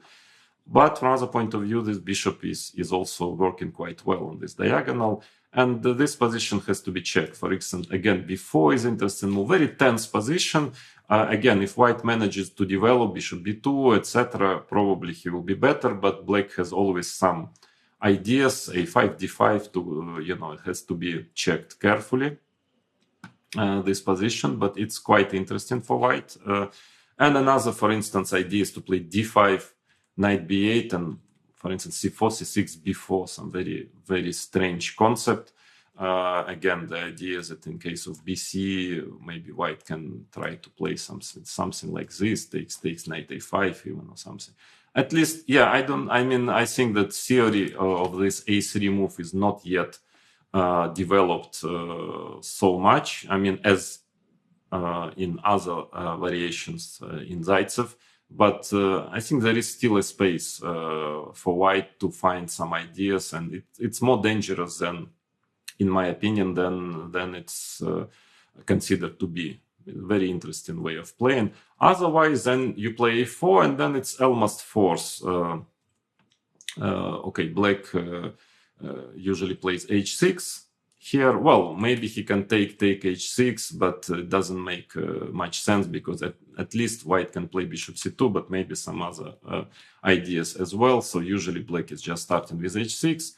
Now white finally plays bishop c2 here because black already made this h6 move. So like white thinks that he sort of gained a half tempo, yeah? Because if he plays immediately bishop c2, as you remember, then black already doesn't want to play h6, he just goes g6.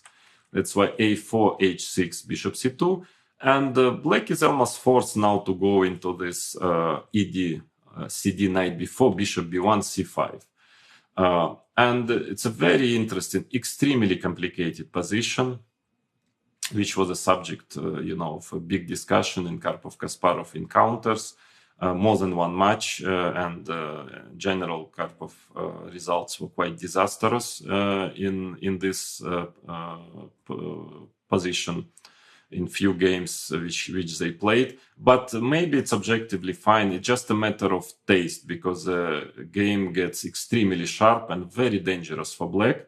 But also you can win here with black. So it's a pretty double-edged position, if you play it with either color, white or black, you need to really to be well prepared to analyze it and to remember all those sharp lines. So it's hard to say. There is no final verdict yet if white finally is better here or not. The position is too complicated, and even powerful engines are not sure.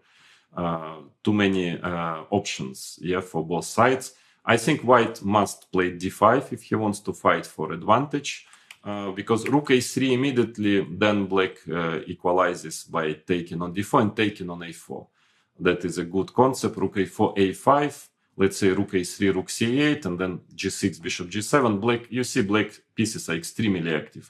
Everything is perfectly placed, and I think that here black has no problem at all. That's why d5 should be played. And now knight d7. C4 is a bit premature, because white then can immediately maneuver his knight. That's why knight d7 is more accurate. And the main line here is rook a3. Rook a3 is the main move. You see, well, it's quite a typical maneuver in this type of position. So white wants potentially, to get his rook on the, to enter on the third rank, sometimes even via knight h2, rook g3, and white really wants to organize an attack, which is logical because all his pieces are looking at the black's king, and black has bishop on b7, knight on b4, taking part definitely in creating the counterplay on the queen side, but the king is feeling a bit lonely.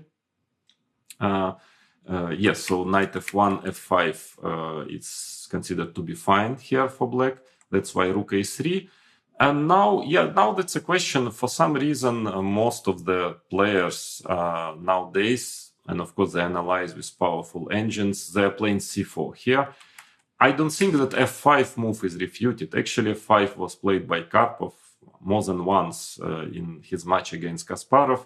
Well, I checked also some computer games here, and it's extremely complicated. I suspect that top players, they have analyzed it, and probably they came to a conclusion that it's in white favor.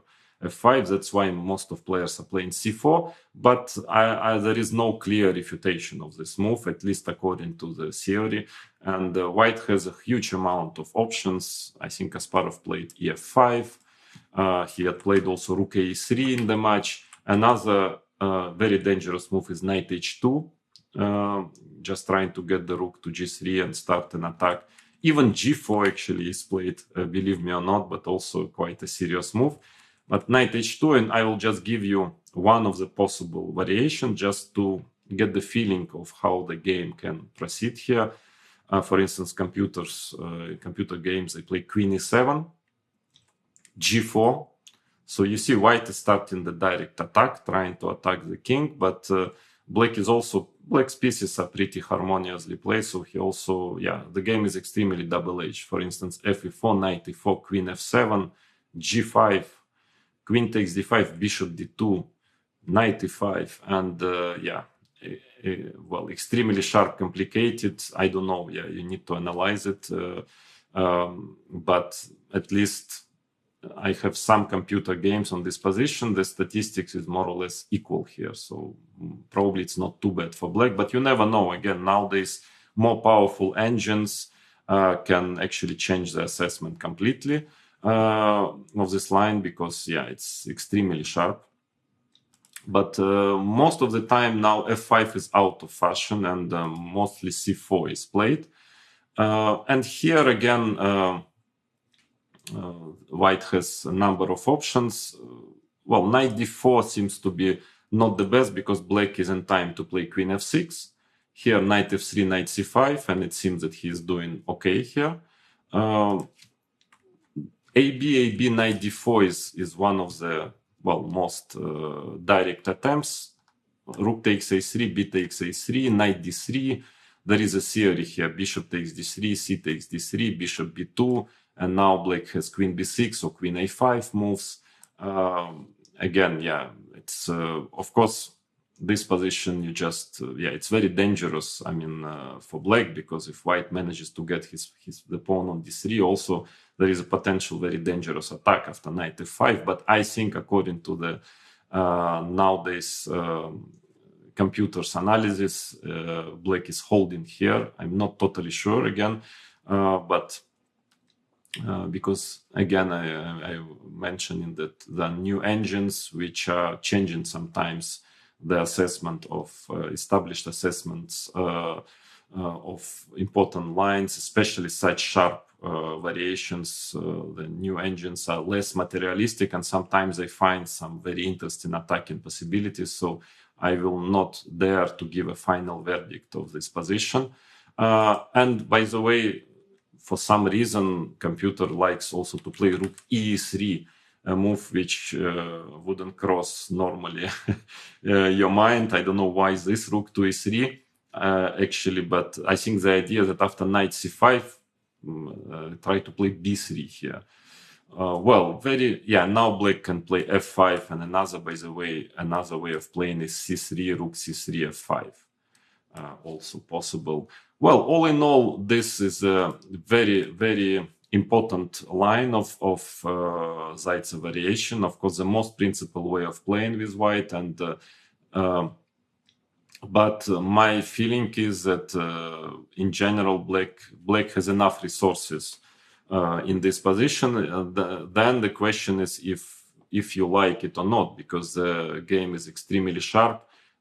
It's pretty dangerous for black, but at the same time, he can also win games here, because the position is incredibly unbalanced. I believe that, of course, it's the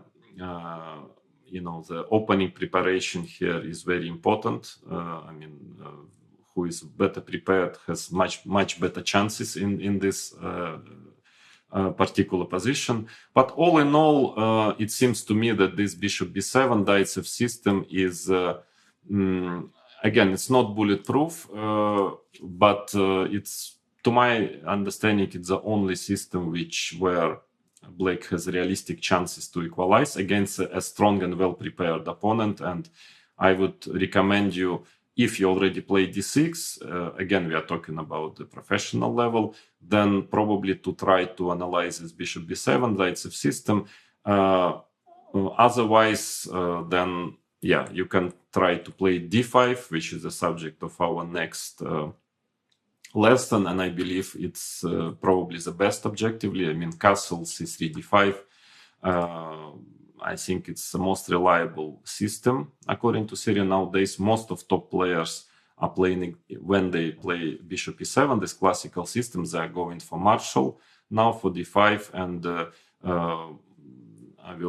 white has, of course, can play c3, d5, enter the Marshall. Nowadays, less and less, I think that more and more players are trying to avoid it, whether playing d3 instead of rook e1, whether here playing a4, which is also a serious option. So that will be a subject of the next lesson.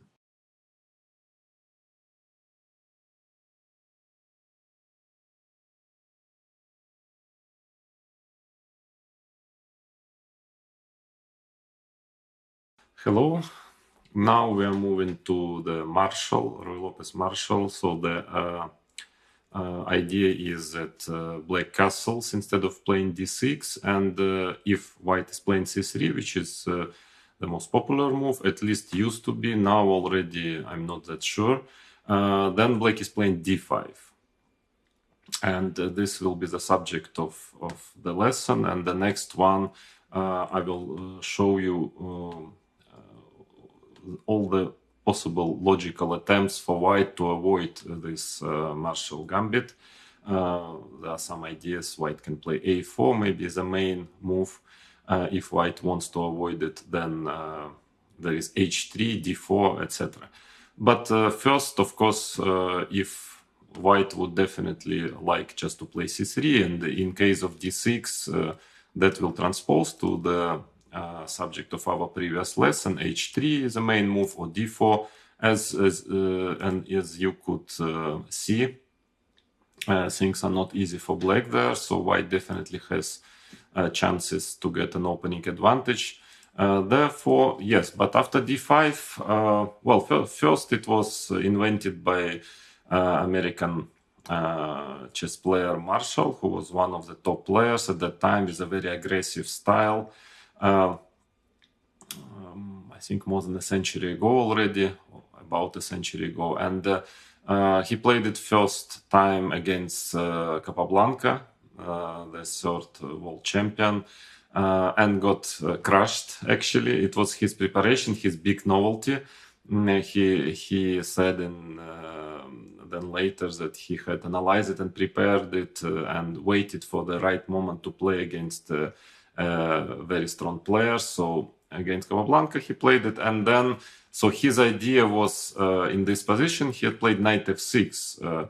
That was his idea, then followed by bishop d6, knight g4, and very quick and violent attack, which was refuted by Jose Raul Capablanca, of course, a genius of chess, over the board. And actually what he played, then computers found also, I think, another way how white can be better again after knight f6. But actually what Capablanca played was perfectly good, so he won a game.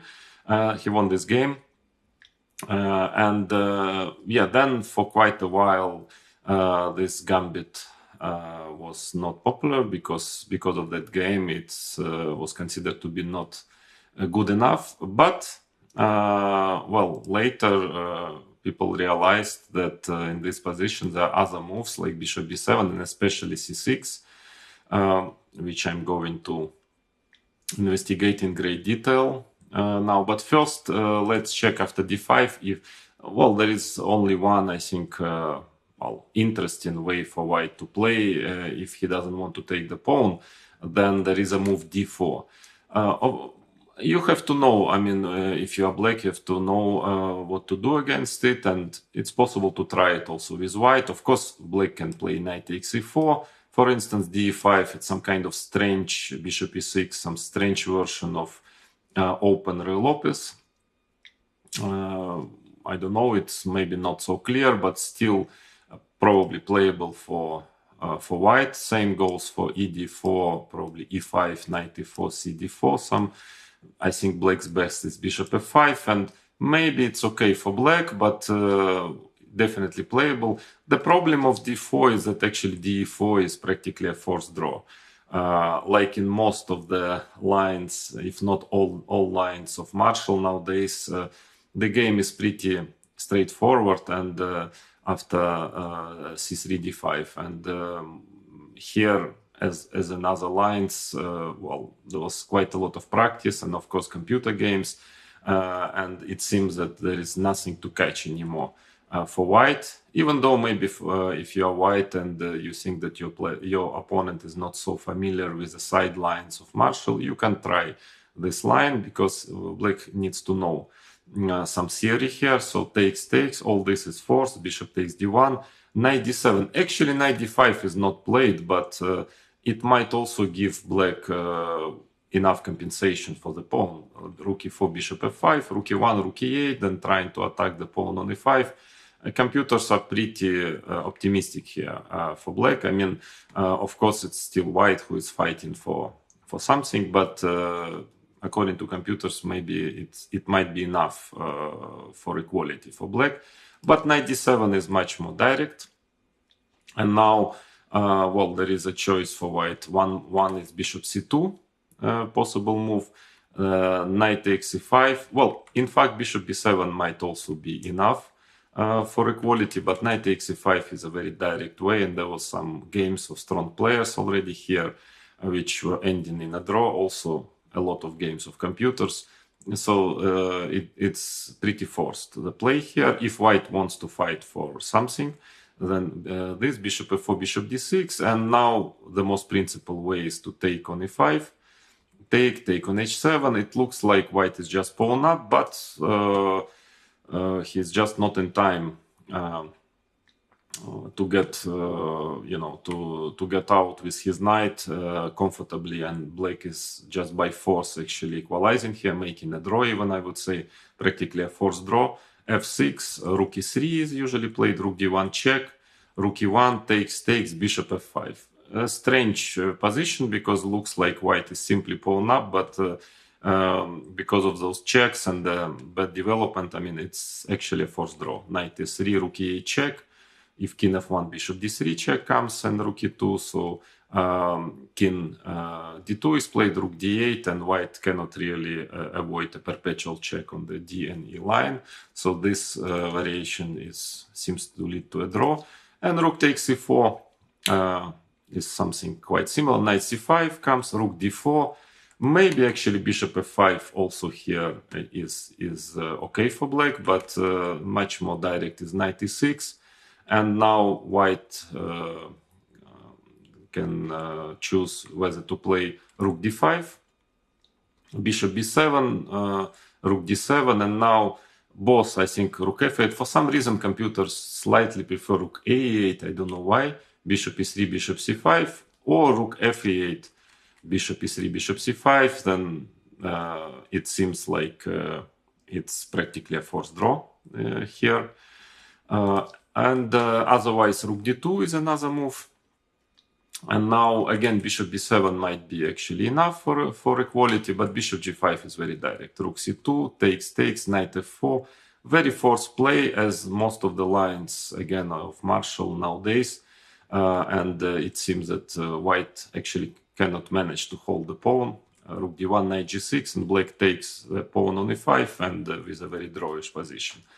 So I think that d4, well, I mean, again, knight takes e4, e d4 might also be okay for black, I don't know, but d4 seems like a forced draw practically. So it's actually disappeared from the tournament practice, at least of the top players, because everybody knows the theory and knows all those lines. Nothing to catch for white anymore. Just maybe, as I mentioned already, just to check if you think that your opponent might not know the sidelines of Marshall, maybe then you can try to check and try your luck that he will start to think after d4 that it will be the first time he sees it, this move on the board. But if not, then probably it will be just a draw after d4.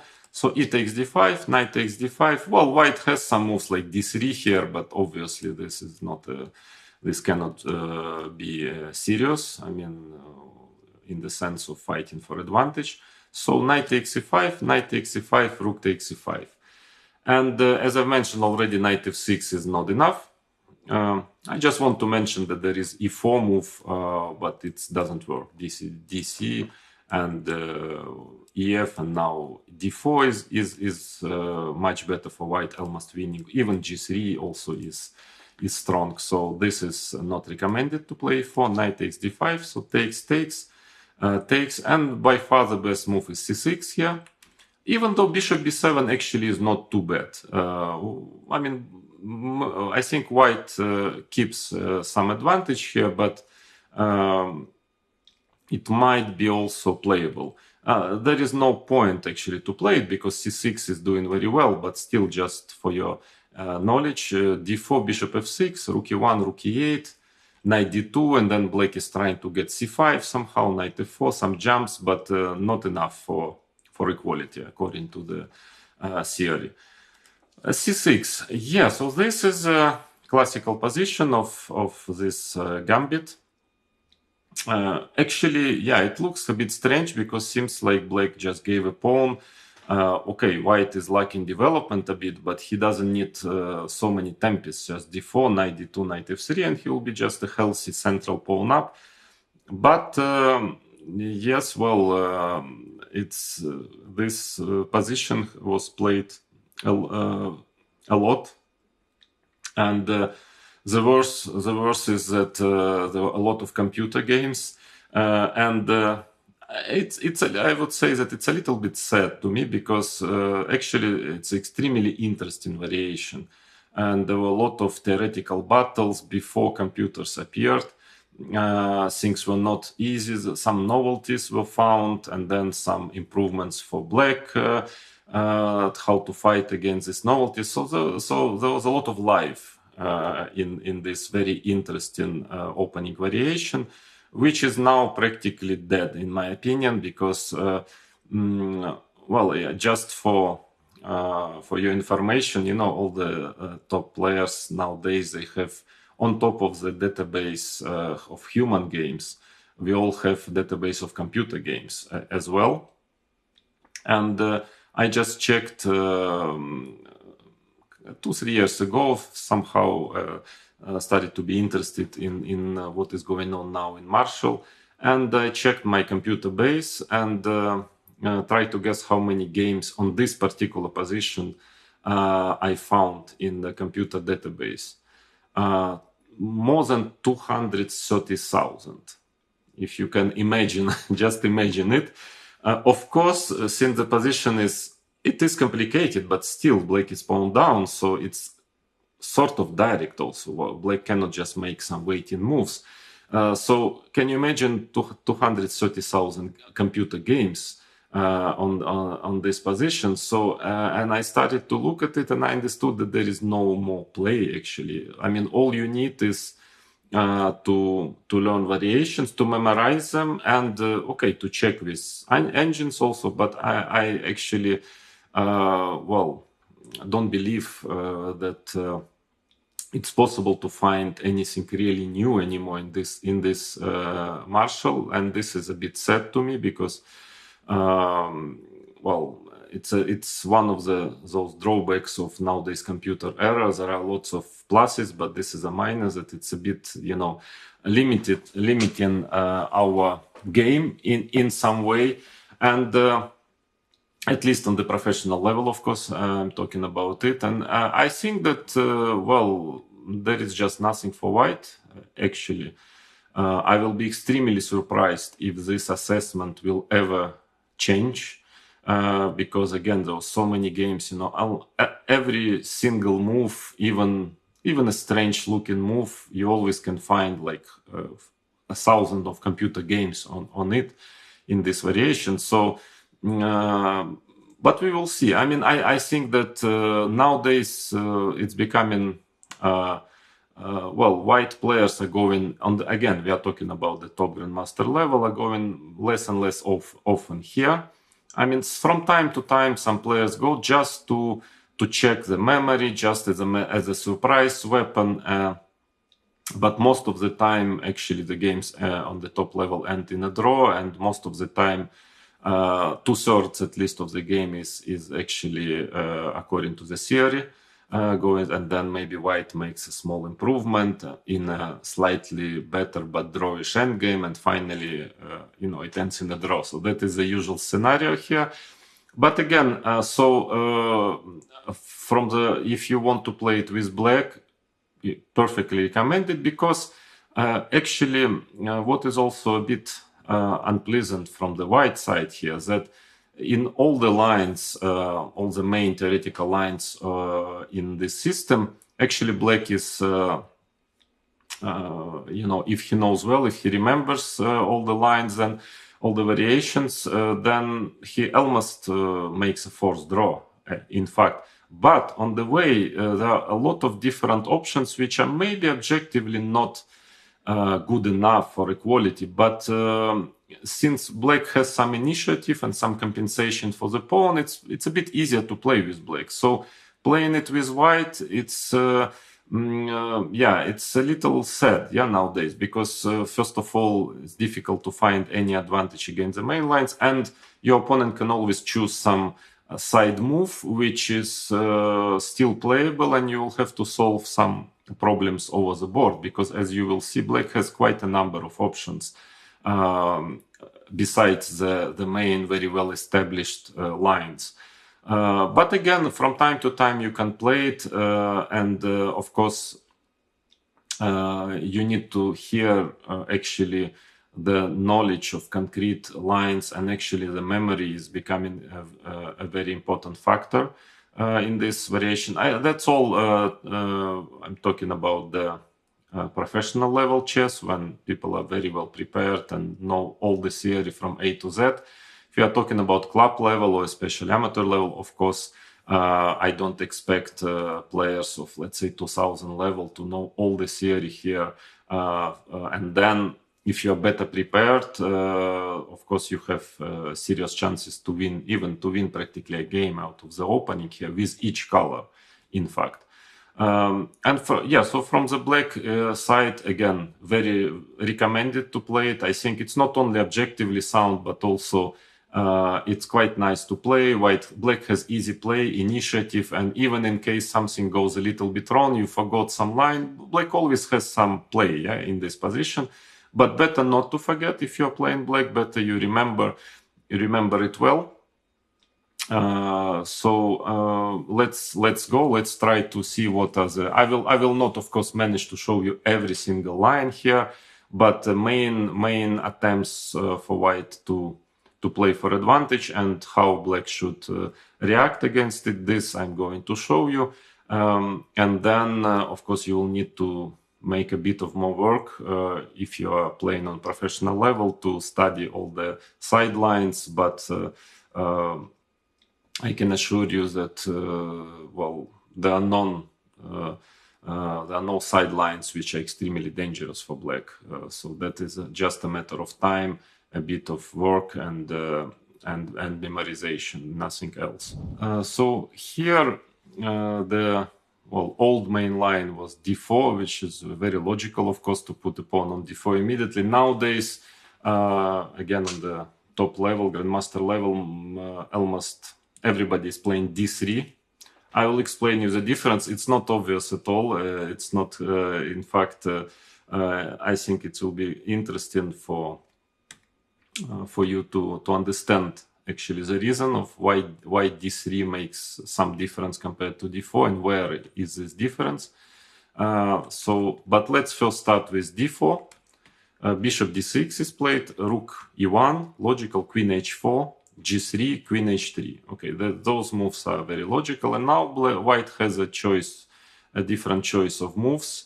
Of course, he needs to be extremely careful. So one thing for sure: never ever go to this position if you are white. Without a good preparation, you can lose it very quickly because black has a lot of tactical tricks in this position. The main line I would say is bishop e3, but one of the serious moves is rook e4. Actually, a very serious move because white wants to put rook h4 to get rid of this queen, then sometimes even queen h5. And what is extremely important here that black has a g5 resource. And now you see the difference. Actually, the difference is that if the pawn would have been on d3, bishop d6, rook e1, queen h4, g3, queen h3. Now rook e4 is already a strong move, actually, and still not totally clear if it gives white an advantage, but it's already very serious because g5 doesn't work already. Bishop takes g5, and after queen f5, the rook is not hanging on e4. So here, and here after rook e4, g5, of course, bishop takes g5 is not working because queen f5 is a double attack. That's why, and black actually preparing on top of everything f5, f4, very dangerous attack can come. So queen f1 is the best move, and here probably queen h5. That's what I would recommend you. Not totally sure if queen takes f1, bishop f5. Let's say knight d2, bishop c7. There were some games white is playing a4, black plays g4, a strange game. But it's clear that it's only white who can pretend to be a bit better here, even though maybe black has enough enough compensation for the pawn. In general, this is a type of game that on top of the fact that black has some initiative and some threats on the king, but in fact, especially when white has a pawn on d4, quite often black has, just a kind of positional compensation here. Just because of more active pieces, white still needs to develop his flank. And sometimes even I see computers nowadays are playing in a kind of positional manner and having pretty decent statistics, even not trying to play direct lines. which, by the way, are working pretty well for black. But even some playing at some point, I was very surprised if computers were playing a5, a4, and just having enough or almost enough compensation. So here, queen f1, queen h5, knight d2. And there is a move f5 here, but I'm not sure it's working so well. I mean, of course, also quite dangerous. You need to know what to do against it. Bishop f5 is the most logical move. In fact, also computers, what I've just mentioned, also started to play like this. Bishop h3, queen e2, queen g6, knight f3, and simply f6, followed by king h8 or king g7. With quite a decent statistics, I think close to 50% statistics. So it might also be just that black has enough positional compensation here. But there is a direct way of playing. Also bishop f5, f3 now. That is a white's idea. And of course, taking on e4, white has at least enough compensation. In fact, more than enough. But knight f6 is the main move in this position, even though maybe rook e8 in fact is also good enough for equality. So these lines, I'm just showing you the directions. Of course, you need to check it with engines to see the theory. So there are lots of different options. In fact, black has much bigger choice than white most of the times in Marshall. But what is important, I believe, that I give you the correct directions and of the main lines which are supposed to be the best, at least according to the nowadays theory, and then you can check the rest. So knight f6, and now the main line goes queen g2, queen g6, and then rook e3 white is playing, and I think both knight d5 actually is okay, probably rook e8 is also fine. I think it leads to almost a forced draw in this position. So rook e4 is, it seems that after g5 it's very important to know this move. But here black actually has quite a choice, in fact, of different options. So not extremely promising for white, I mean, to play it with white. Another idea is queen e2, is to try to get the queen to f1 quickly, you know, queen, bishop g4, queen f1. Again, actually rook e8 might be also enough. Takes, bishop d2, bishop f5, and I think it's probably enough for equality also, because of course if white manages to develop his knight in a decent position, he will be better, but it's quite difficult to arrange this. But queen h5 is simpler, in my opinion. Queen h5, knight d2, rook e8, f3. Of course, again, white's position is very dangerous. Yeah, you really need to know what you are doing, because white has no development. But so the main idea is here to play f3 and to try to jump out at some point with a knight to e4. But first of all, even this takes on f3 is maybe a little bit more comfortable for white. At least he managed to develop and having two bishops, but I suspect it's also nothing real. It should be a draw. Black also has another option, is to play bishop h3, queen f2, takes, and c5 is a very straightforward move. But again, as I mentioned earlier, that even the move like a5 computers are playing here, just trying to play a4 and having a perfectly good statistics with black. So I mean, c5 as well is probably equalizing. So all in all, seems like those lines are not extremely promising nowadays, because black has quite a choice and seems to be doing okay in more than one way. So bishop e3 is the main line. Yes, and now of course bishop g4 was always like an automatic move here, and of course it's very logical. But all of a sudden I realized that there are some, well, few computer games on bishop e6. I mean, few, like 1,000, yeah, so not too many. On bishop g4, I think there are 200,000 games, more or less, maybe 150, but something like that. But bishop e6, still some good 1,000 games. And actually it's also, I mean, at least it has like 50% statistics. I don't know if it's good enough to equalize and what's the point of this move, why it is good, but for some reason, for instance, queen f3 is a main move in computer games, and then just a5, a4. So playing very slow, like for compensation. I'm not sure. Looks strange. I'm not sure it's completely enough for equality, and there is no reason because bishop g4 is doing perfectly fine. But just to show you that, black has options. Black can also try in a practical game, at least, to find some other ways of playing, and over the board it might be not easy to fight with black's initiative for a human here. But bishop g4 is good. Queen d3, rook a8, knight d2, rook e6. Okay, kind of a K position here, and the main theoretical move is a4. Then queen h5 is the best move according to theory AB, and practically all legal moves were played here, already tried, and black has enough here. Black has enough compensation. It seems to be like dynamic equality, or if you study it very carefully with engines, maybe you can also say that it's a forced draw. It's possible. Because I think on this position solely, maybe there are like 100,000 games. I guess good enough, to have a clear opinion about the assessment. But I think I found some idea, maybe 10 years ago, or even more, maybe more 15 years ago, I played the rapid chess against Levon Aranyan, and this is tricky idea, and I managed to win the game because Levon didn't know it. But now, of course, it's also already sterilized. So the idea is to play queen f1, queen h5, and now f3. Looks like a blunder simply, but in fact it's not. So the point is that, in case of taking on e3, which is the main line, white is just playing queen f2. Of course, to say that I found it, it's a bit of an exaggeration. Obviously, I needed a bit of help of engines.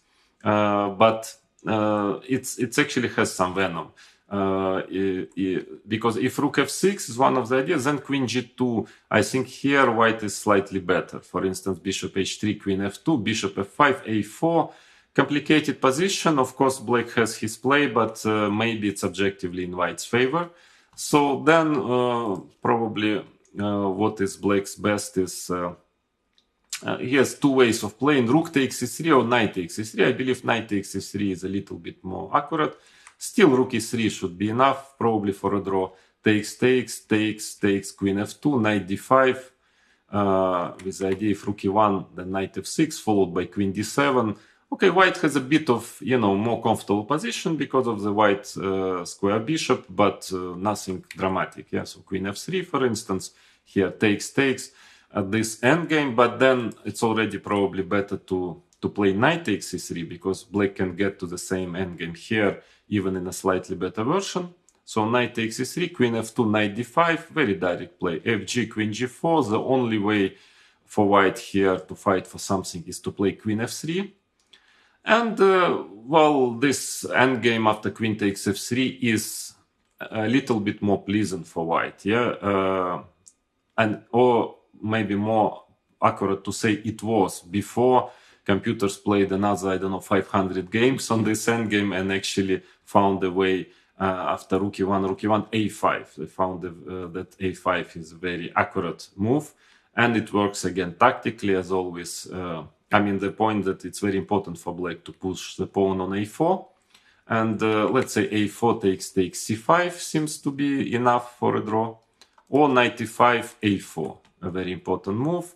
And after takes, knight d7, rook d8, knight b6, white taking the pawn on d5, but black is in time to take on g3, rook d5, and this endgame was played not so much, maybe another 30 games on this rook endgame, and it's drawish. It's a draw, it seems so. But also on queen f3 there is a queen g6 move. It seems to be also good enough for equality. Rook e6, f e6. Now if queen e4, bishop takes g3 works. Don't ask me why, but it works.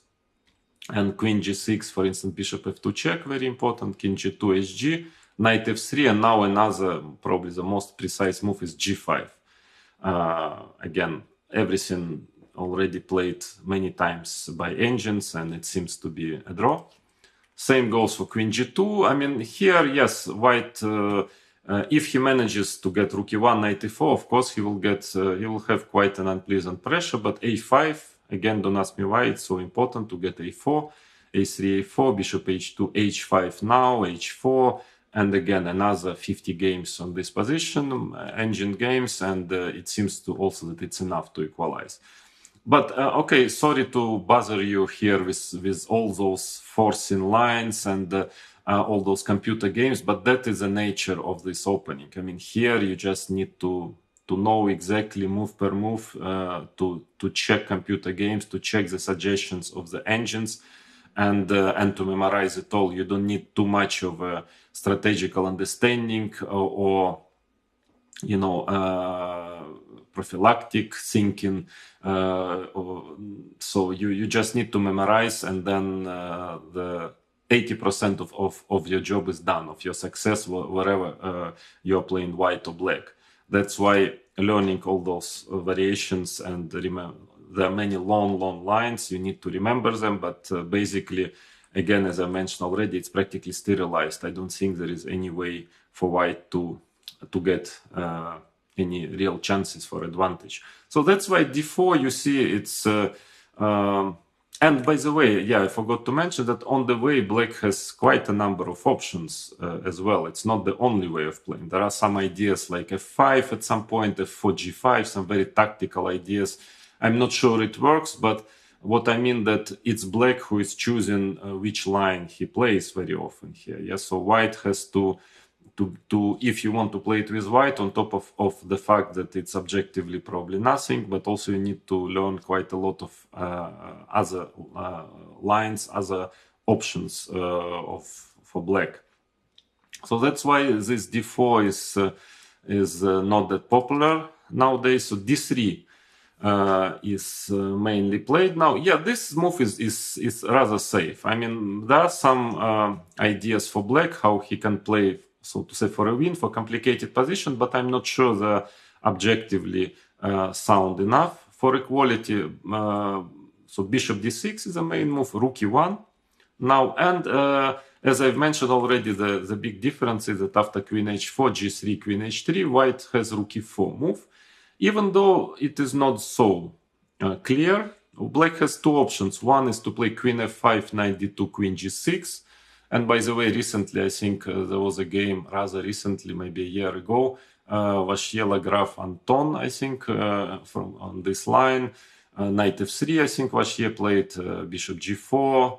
And then, if I remember correctly, he gave back the pawn, played knight h4, followed by queen h5, and had some pressure. Finally, it ended in a draw, but he had some pressure. So maybe queen f5 is playable, but again, if white knows here what he is doing, probably it will not really give you any chances to play for a win with black. So then already better to make a draw according to the theory.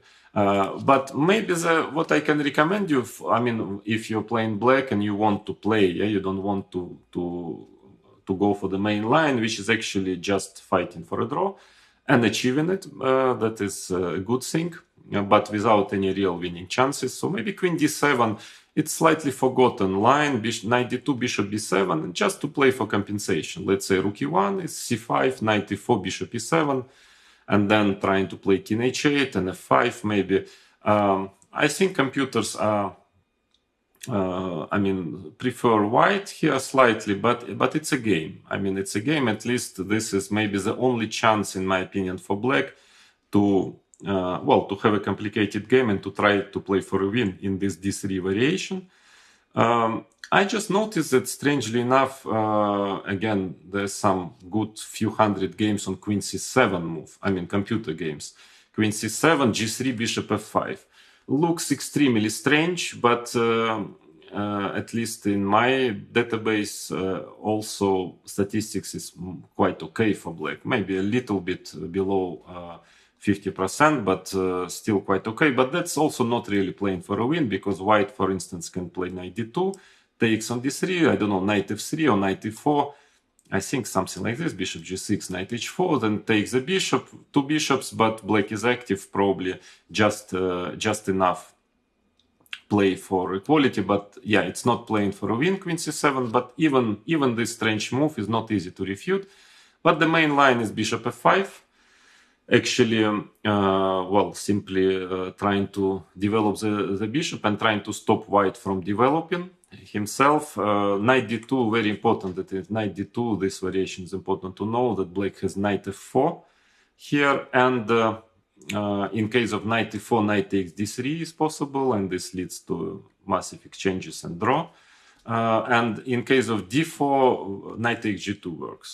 That is important. King g2, queen h4, knight f1, rook a8, and you can check this position with engines. Well, it's at least enough, at minimum, for a draw. Maybe more. I didn't check it if black has more than a draw, but the draw seems that black has here. So that's why bishop f5, usually queen f3 is the main move, is what is usually played here. And now queen h4.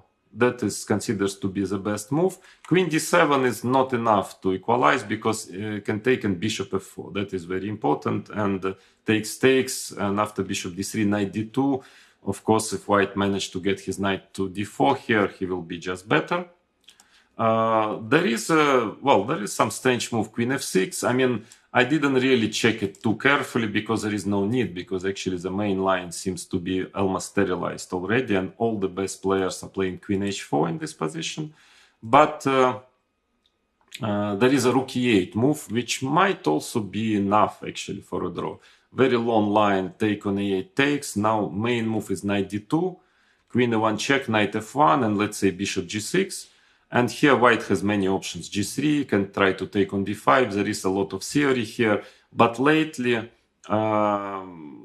somehow it's black is not going to this position. I don't know why. Maybe new engines, they discovered some problems in this line. At my time, when I played and analyzed Marshall, and it was sometime maybe beginning of from 2000 to 2010, you know, in this period of time, this line was considered to be also enough for a draw, but maybe not anymore. I don't know, but what I know that queen h4 is played almost in every game or grandmaster game, and g3, queen h3, and it seems that white is really struggling here to show anything. And by the way, again, I want to mention that if you want to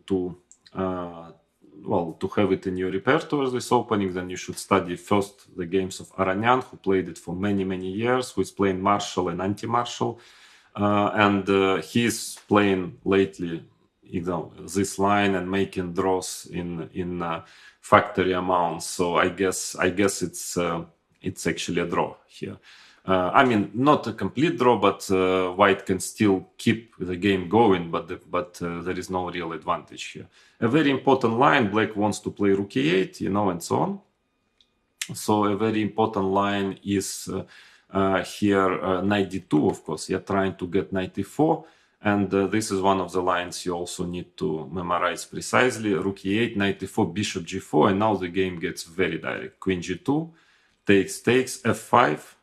Otherwise, of course, if white just gets one tempi, bishop d2 is just pawn up and winning position. But f5, h3, bishop h5, and now bishop f4 is the main move. Bishop takes f4, gf4, takes the piece, takes, and now important resource, bishop f3 check. There were many games already only from this position. I mean, king f3, rook f4, king g3, rook e4, takes, and white is trying to play a4 at some point, or f3, rook e2, a4. The series still continues here. It's not the end of the series. I mean, after f3, rook e2, I think white is trying to play c4. By the way, rook e2 is not the only move. There is also a4 ideas, but actually it's already, practically sterilized to a draw. So knight d2, we can conclude that it's almost by force leads to a draw. That's why lately white is trying to play bishop e3 here. And now bishop takes d3.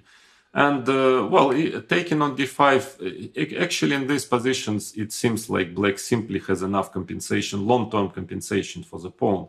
So let's say queen f3, bishop c4, one of the ideas, and bishop e6. Okay, what is white's at least a positive point for white that he gets this very nice square on d4 for the bishop. But there were games again here, bishop b8, for instance, queen g2, queen h5, and it seemed that the position is actually equal. So black simply has, because of this white square bishop, this diagonal, black simply plays normally. There is nothing, black is not in a hurry, just playing chess, having two bishops and these white squares in exchange for the pawn. It seems to me that it's objectively equal, and subjectively, I think it's easier to play with black here because white skin is potentially a bit weak, so probably not a very prosperous position to play with white. That's why, again, most of top players are playing knight d2 now. And queen f5 is the main theoretical move. I'm not sure if actually white has anything special after bishop f5. Well, in the idea of bishop d4, let's say rook e8.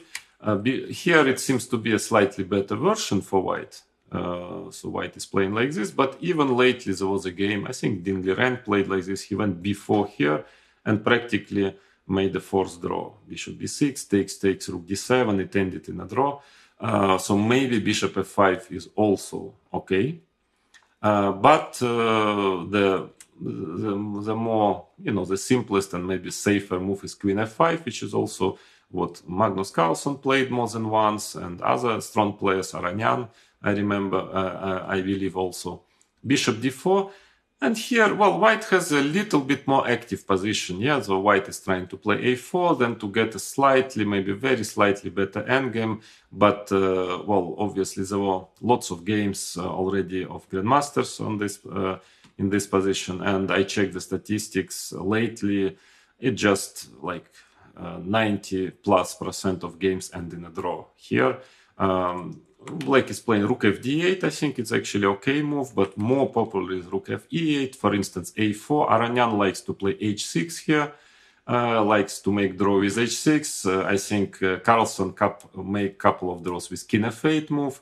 But all in all, it's at least what is good for white, that it's safe. White has no risk, but he can still try a little bit, but objectively, of course, it's not enough for anything special. So that is the state of affairs. In Marshall, of course, again, there are some different other options. So it's not all the theory what I've shown you, but I've shown you the major line. So still, I might be missing something, but. Again, here the subject of my course is more trying to explain you the strategical ideas of different opening systems, certain move orders. Here the play is very direct. You all have engines, computers, databases. Just check all the rest of the theory. If you want to play this variation, well, computers will be much more useful than me in this particular opening system. But again, my opinion that it's well, if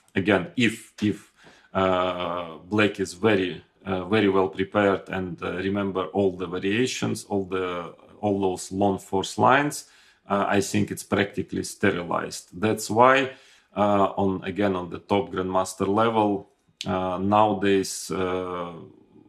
White in this position is trying to avoid Marshall and try to play different other systems, which we are going to consider in our next lesson.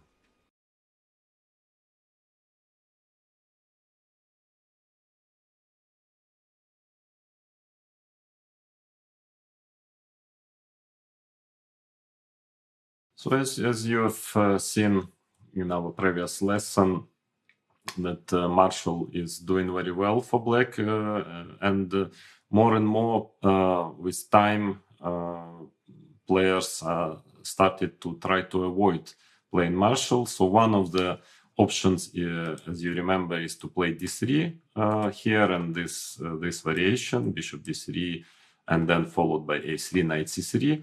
But if already rook e1 is played, b5, bishop b3 castle, then white has a number of options instead of playing c3, which leads to Marshall after d5.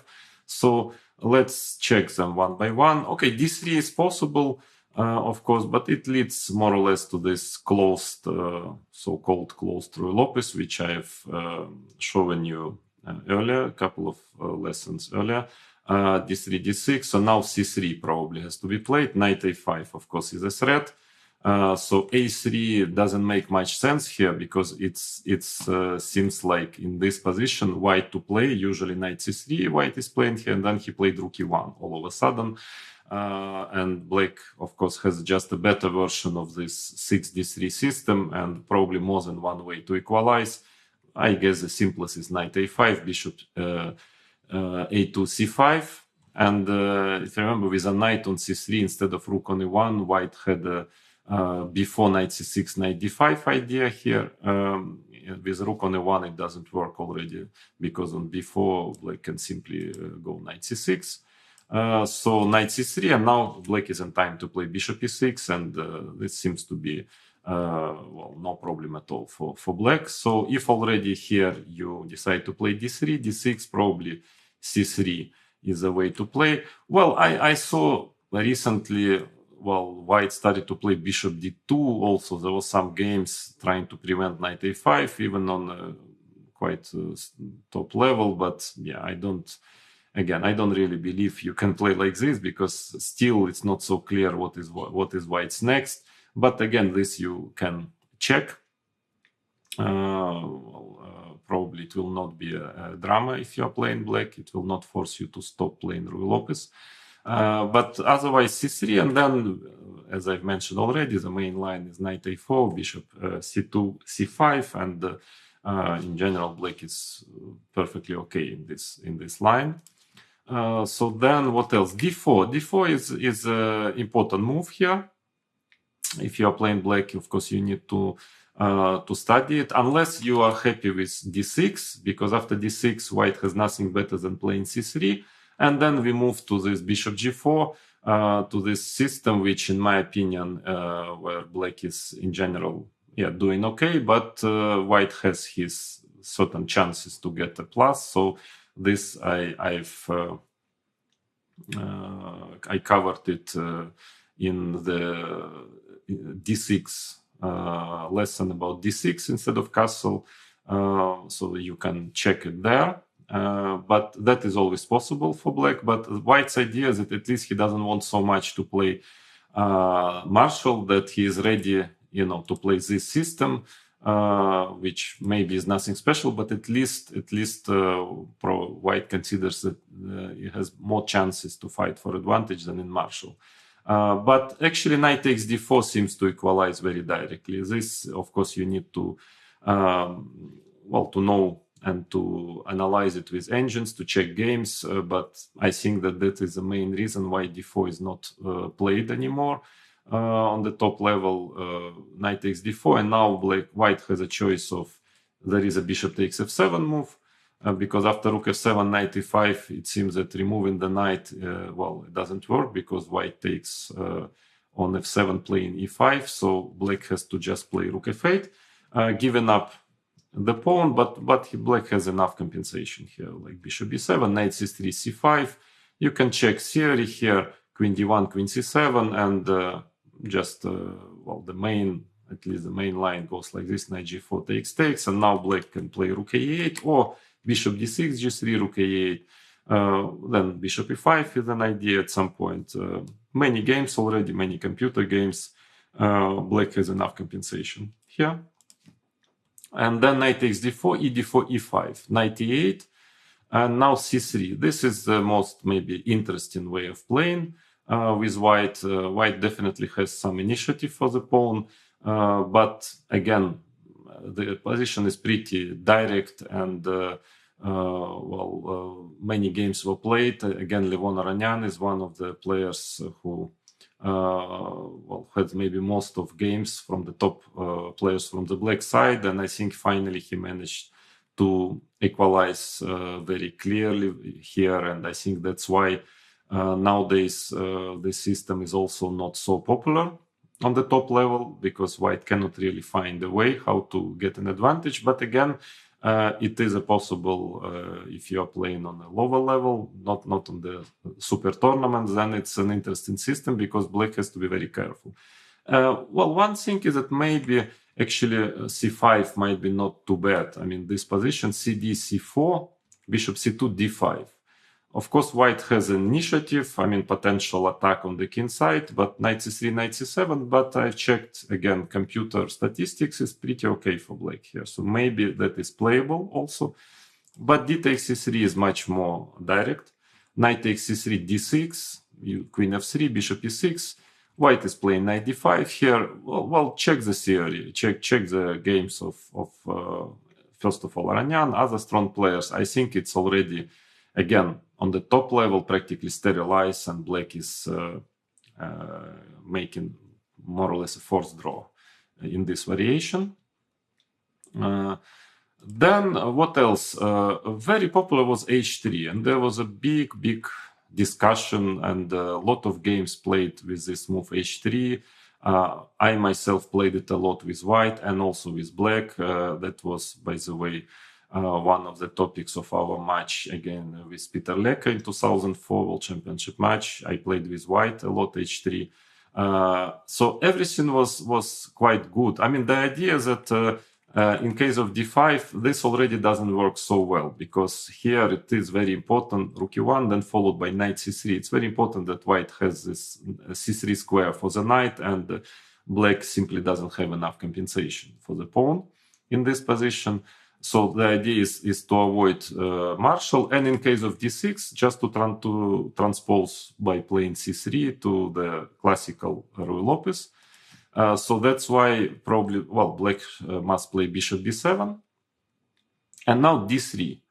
I think the point is that in case of c3, black has already d5, and here black is doing very well. So d3, that was the idea. And well, mainly d6 was played in this position. So in our times, some 15, 20 years ago, d6, and now white would play a3. So something you see it very similar to the variation the 6 instead of rook e1, d3, a3. Similar type of play, only that the black's bishop is already on b7, which is, well, probably a little bit into white's favor. Still, of course, black is very solid, and there are a lot of games here. It's perfectly playable for black. But definitely white has also some chances for opening plus. And there are many plans. Black has many plans. I think the system also was very much liked by Vishy Anand. He played more than once against me. This system with white, I used to play, to like playing Marshall myself for some time. And that was the main anti-Marshall, so to say, system against it. And I preferred knight b8 plan. I played a lot of knight b8. You can check, for instance, was an interesting game, a draw against Garry Kasparov in Linares 2003 or 2004. I don't remember exactly. Yes, then I played a few games with Vishy Anand, knight b8. Well, another option is knight a5, for instance, bishop a2, c5. Now white is already trying to play knight d2, knight f1, and in fact, you see typical, again, situation in this type of structures that I think the main theoretical move for black is to play bishop c8 followed by bishop e6. So trying to change this bishop. White had some chances here. Well, there were games, and sometimes white would get certain plus, sometimes not, but it's not so easy for black. Then another, also move is queen d7. I think that is what, by the way, was played in Karyakin-Carlsen, fourth game of the World Championship match. Karyakin tried the system, and Magnus played d6, queen d7, and knight bd2, rook e8, something like this, c3, bishop f8, knight f1. Again, Magnus managed to get a good position out of the opening, but maybe the play, white's play could have been improved. So again, it's not that easy. The problem is I could go much deeper into this variation. But the problem is that nowadays d5 seems to almost kill this line. Yeah, and in our times, at that time, it was considered to be not enough for equality. But now with modern engines, it seems that it's almost killing the line, and that's why it practically disappeared from the tournament practice. By the way, in the sixth game of the match, Karyakin-Carlsen, Magnus probably repeated all the variations just in case. In the first, he played d6, and then he prepared and already played d5, and it quickly ended in a draw out of preparation, I guess, both players' preparation. So as I understand, again, if not d5, this system would have been much more popular, and there is, a lot still to discover in d6 a3 system. But d5 seems to be a very serious problem for white now. Knight takes e5. Well, there is some move a4. I see it's played, but I don't think it also gives anything. So the most principal is knight takes e5 and knight d4. Actually, computers also think that here black also has some chances to equalize, but knight d4 is very direct, and well, here you need to study theory and check again with engines, but it seems to me that white has nothing here. Okay, just you need to know and to memorize some direct lines, but simply that black in many lines simply has enough compensation, taking this bishop and just playing positional chess. For instance, if knight d2 c5 is okay, and knight c3 I think was played by Sergei Karyakin. Knight b4 now, bishop f4, he took on b3, c5, and then they both played very quickly another, I don't know, 5-6 moves, so it was clearly their preparation, and it ended in a, well, drawish position, and finally the game actually was the quickest game in the match. So it's clear that both players were very well prepared. But also, yeah, even visually you see that black has two bishops, active position, very typical Marshall compensation. So in case if he manages f6, queen d7, I don't see a reason why white can really pretend to be better here, yeah, because this white square, white color bishop on b7 is very powerful. So I think it's just a matter of a direct play. Like, if I remember correctly, I think knight e4 was played, some direct play, computer analysis, and draw at the end of the day. So h3 system, yeah, if you're black, I would... Again, if you want just to play a game, d6 is perfectly playable, of course. If you want to equalize, really just in a very direct and straightforward manner, then probably d5 and to learn some theory here. For white, if you manage to find something against d5, then definitely it's a very interesting anti-Marshall system because this position is rich, and here white definitely can try. So that is about h3, and so let's move now to the a4 move, which is another attempt to avoid Marshall. Quite popular, maybe the most popular nowadays after this discovery that h3, bishop b7, d3, d5 is probably enough to equalize. So now, most of the time, if white in this position wants to avoid Marshall, which is happening more and more often, then a4 is usually the most popular choice of white.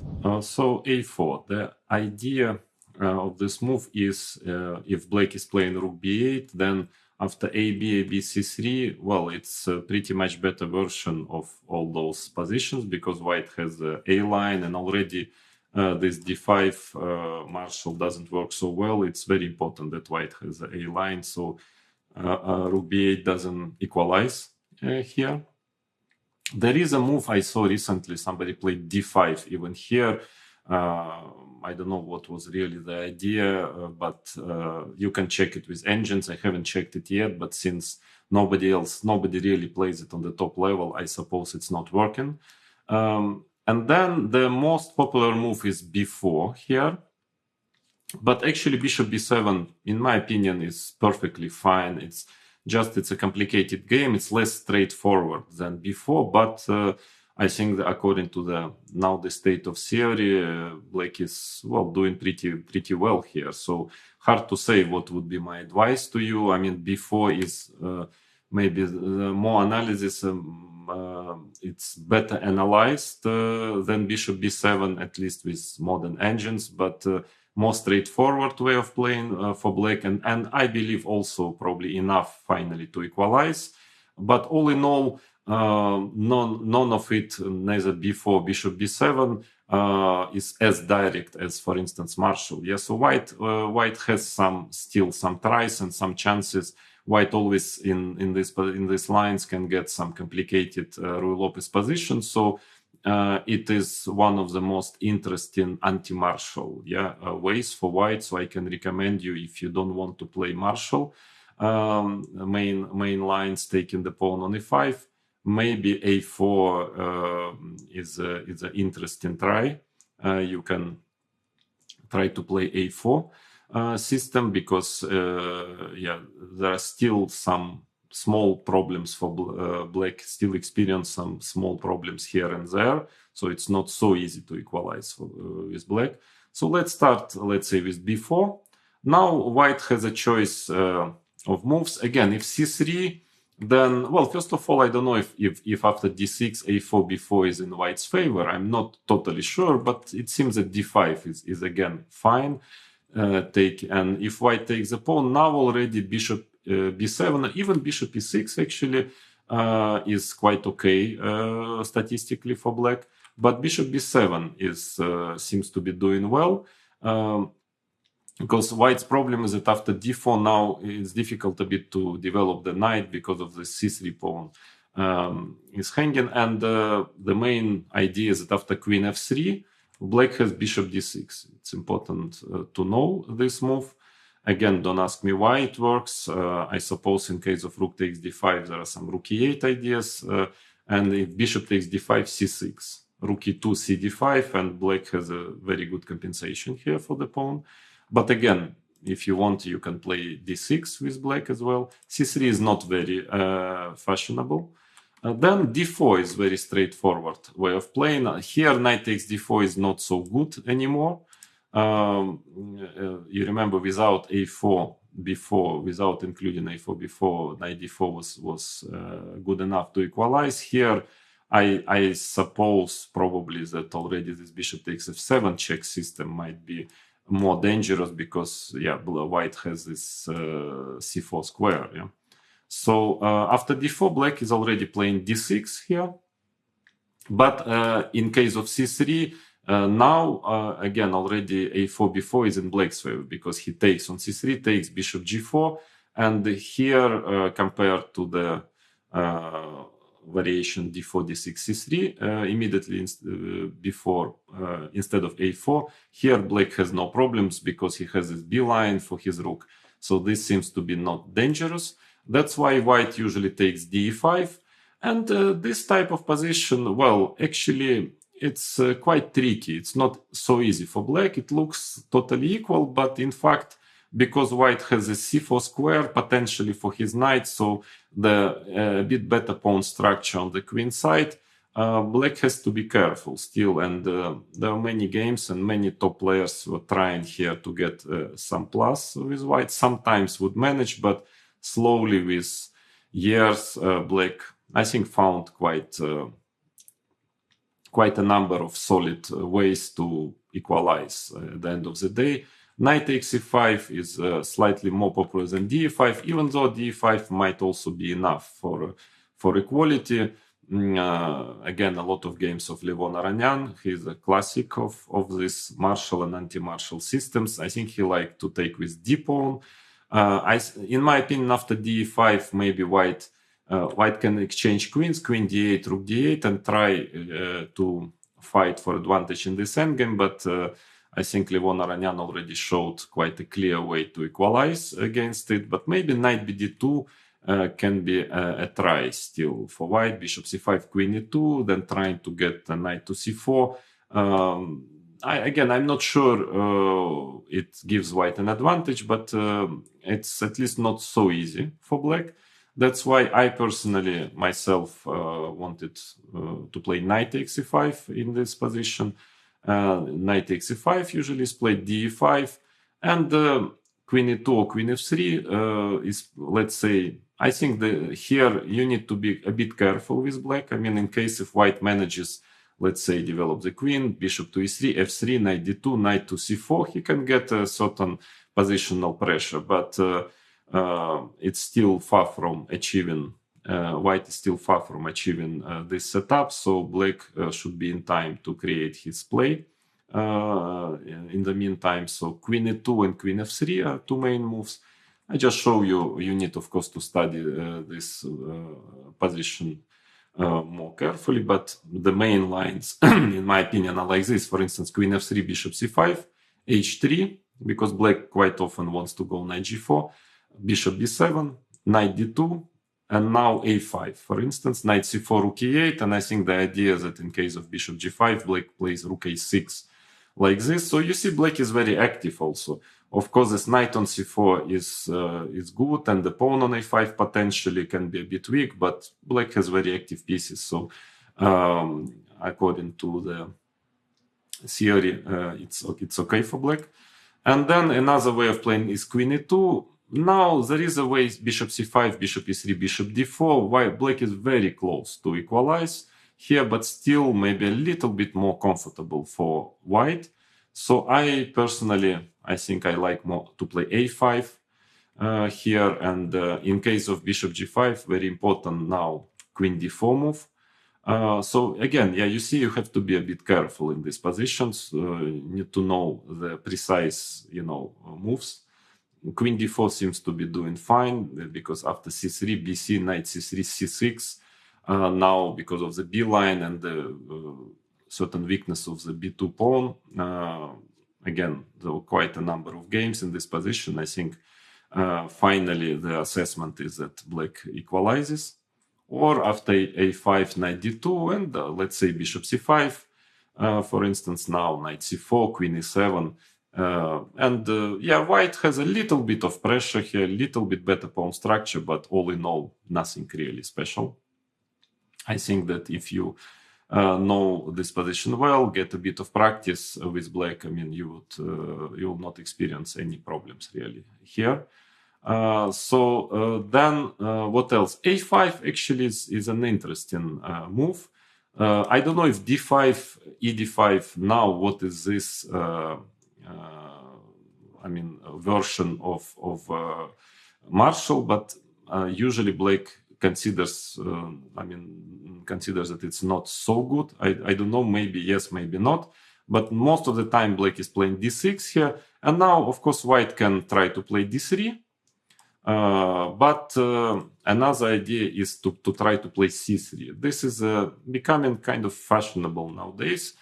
The idea is that bishop e6, now at least white can just take and play d4 immediately. So this I don't recommend you. Probably it should be a bit better for white.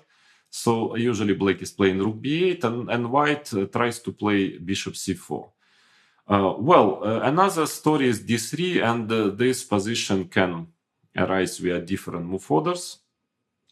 I'm going to show you later what is going on after d3, but bishop c4 is a strange move, I guess, just trying to avoid black playing bishop e6, and now there is a lot of computer games as usual. Black has huge amount of options in this position. Even playing like this, h6 makes sense, a useful move, but one of the interesting variation is quite direct, is knight takes c4, and now practically by force it gets to this very strange position, bishop d5, because if rook takes c4, d5, of course. So white is playing bishop d5, knight f2, king f2, knight takes a5. Of course, the idea is that in case of rook a5, black has c6. So knight takes a5, c b4, c6, bishop a2, rook takes b4. I mean, extremely strange position. Hard to say what is going on, but again, the statistics is somewhat in white's favor. It seems that maybe it is objectively okay for black, but a bit easier to play with white. So this has to be still checked. Maybe actually d5 already here is quite okay. I mean, also you have to analyze it. Takes, for instance, knight e5, takes, bishop b7, and maybe already trying to choose another plan after d4. What computers are doing, playing bishop f6 and rook e1 c5. Already trying to fight against white center, using maybe sometimes the rook on b8 is, can become active via the b line. Maybe it also equalizes, but all in all, a5 is an interesting possible move, but gives black quite a number of options. First of all, d5 has to be checked, and then, of course, after c3, let's say rook b8, bishop c4, black has many different moves. But something to think about if you are playing white, to play 5. Otherwise, then what else? White is usually playing d3 here, and d6, of course, is the most logical move. But actually, there is a very strange move, bishop c5. Really looking strange. Black is almost given a tempi, compared to all those bishop c5 variations. But in fact, maybe it's perfectly playable, because there is no clear way. Non-human games, no computer games have shown any clear way for white to get anything special after bishop c5. For instance, okay, in case of c3, then black plays rook b8, and getting this b line. Of course, there are many ways for white to continue and to get a very playable, complicated position, but no clear advantage. For instance, bishop g5 seems to make sense also once black removed his bishop from e7 to pin this knight, h6, bishop h4, d6, knight bd2, let's say rook b8. Also a very complicated position, but again, computer statistics is pretty okay for black here. Or knight bd2, then black is just playing d6, c3, rook b8, let's say h3, h6. So it's like a tempi down practically for black of these bishop c5 systems, but in exchange, white haven't played d4, so white played in quite a modest way, d3, knight bd2. Again, it's definitely playable for white, but also for black. So I want to attract your attention on this move, bishop c5, if you want to play with black this variation, perfectly playable in my opinion. But also d6 is okay after d6. So now black wants to play knight a5 already. Knight a5, c5. So for instance, knight d2 is a possible move here, but knight a5, bishop a2, c5. Black wants just to play bishop e6, etc. So if you remember, in some lines, black would play first bishop b7 and then bishop c8, bishop e6. Here, he haven't lost this tempi. So of course, if he manages now bishop e6, he will be doing at least fine. So white is usually trying here to play c3 very quickly. Let's say rook b8, d4, maybe some chances for white for a small advantage, even though I'm not sure. But knight c6 seems to equalize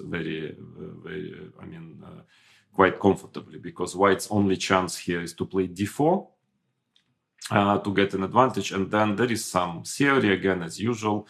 Takes, knight b3, bishop b7, and theory is still going on from this position. And according to computers and games, it seems that here black is doing fine. It equalizes. So that's why white usually is playing a5 here, just to stop knight a5. And here, well, normally black is playing, well, bishop e6, so first rook b8 followed by bishop e6. Well, there are many ways of playing this position with black. For instance, even knight a7, a very strange move, is I've noticed that is doing, well, more or less okay statistically in computer games. So black just wants to get his c5, knight c6. White definitely needs to try to, if he wants to play for advantage, to play c3. And now black can take and play c5. Not very popular way of playing in human chess, but and I agree, looks a bit strange, but maybe also playable. Normally, of course, black is just choosing bishop e6, a very logical move. And probably white's best chance is to take on e6 and play c3. And this is becoming, well, rather fashionable nowadays. White is trying to get something here, at least a complicated game with certain chances, for a small plus. Because early on, knight bd2 was usually played. There are many games, again, like 15, 20 years ago on this position, and some discussions.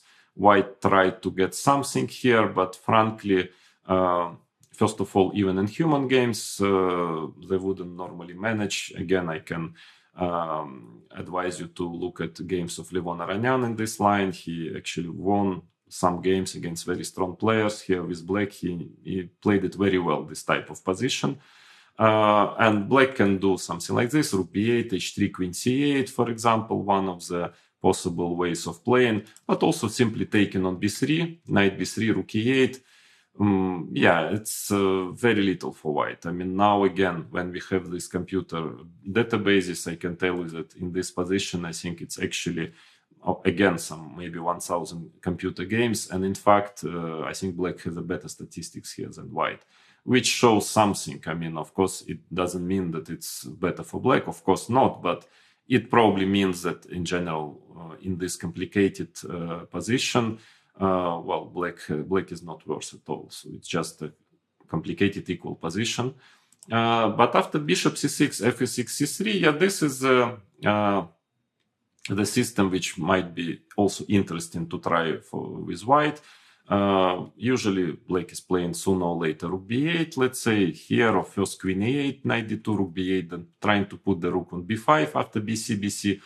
And white is at some point trying to push d4. There were, in last few years, there were quite a number of good games, I mean, of strong players in this position.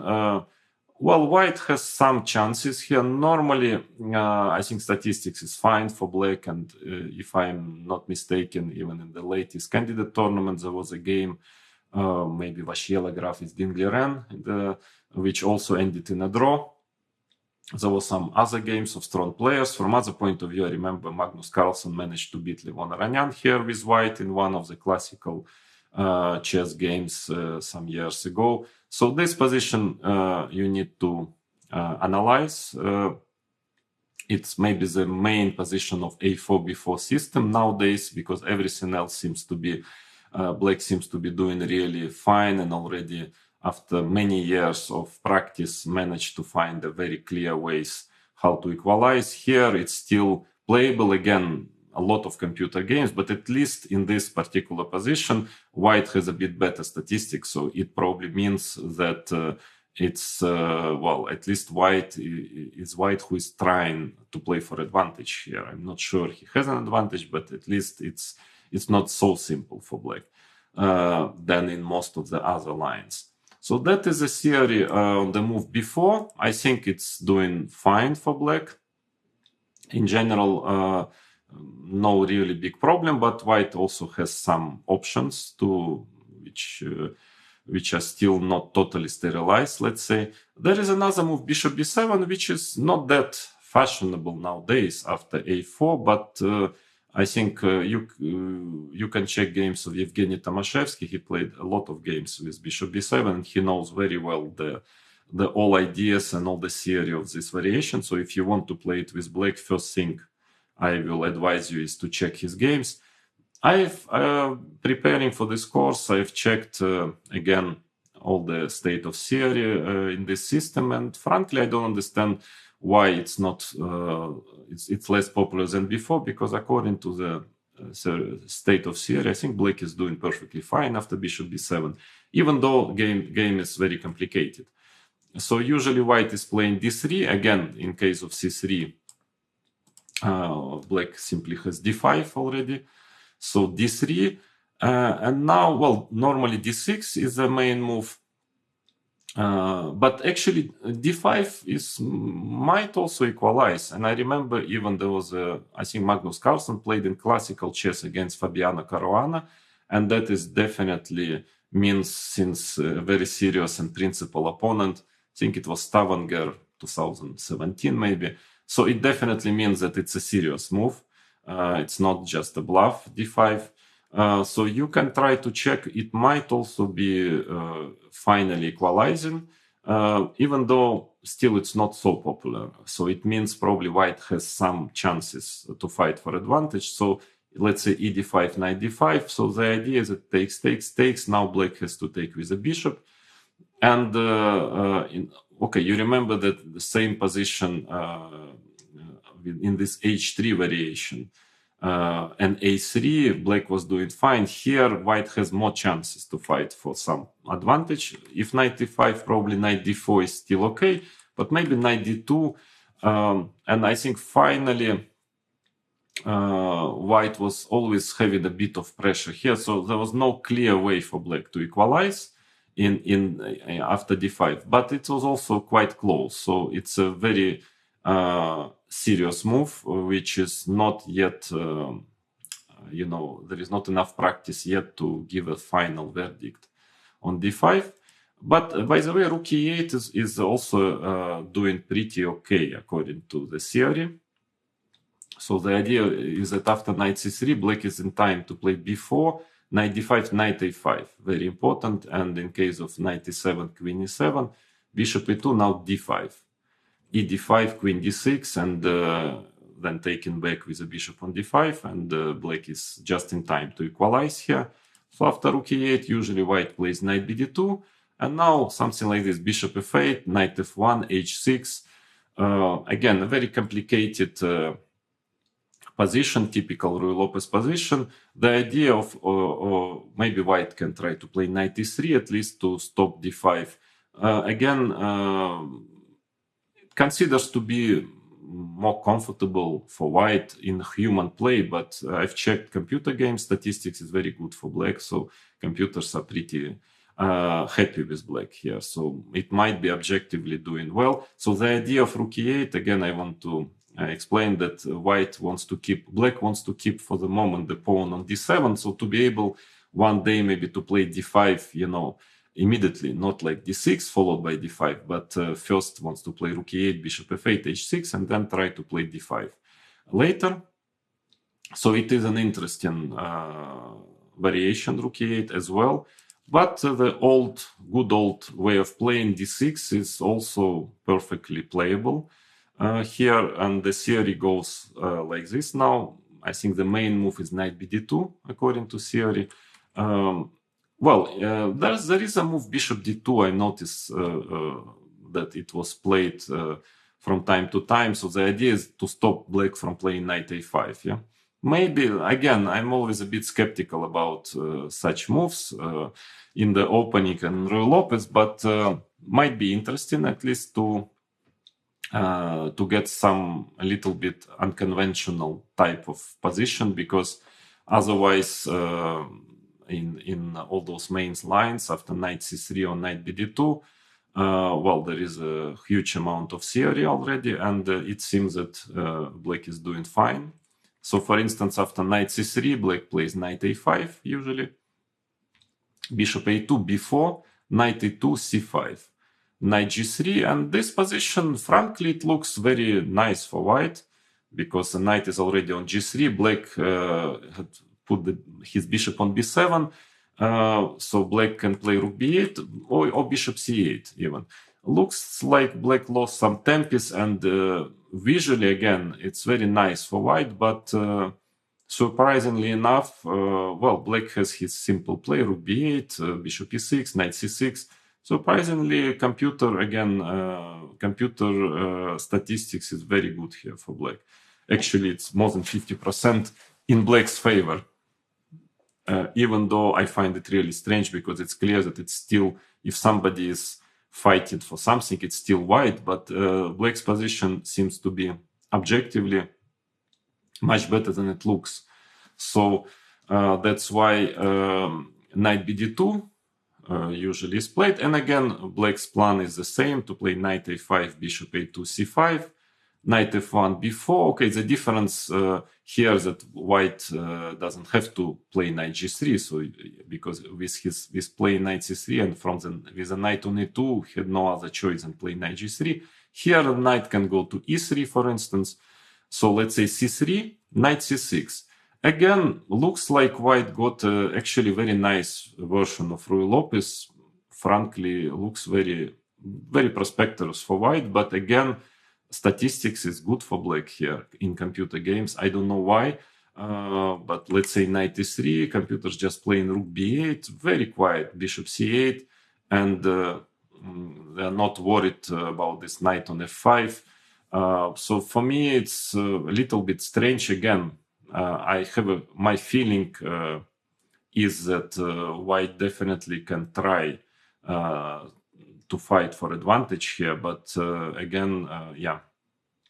Well, when there are a lot of computer games and they're quite strong and they cannot really find a way, so maybe it means that it's my general feeling is betraying me, and black is maybe quite okay in this position.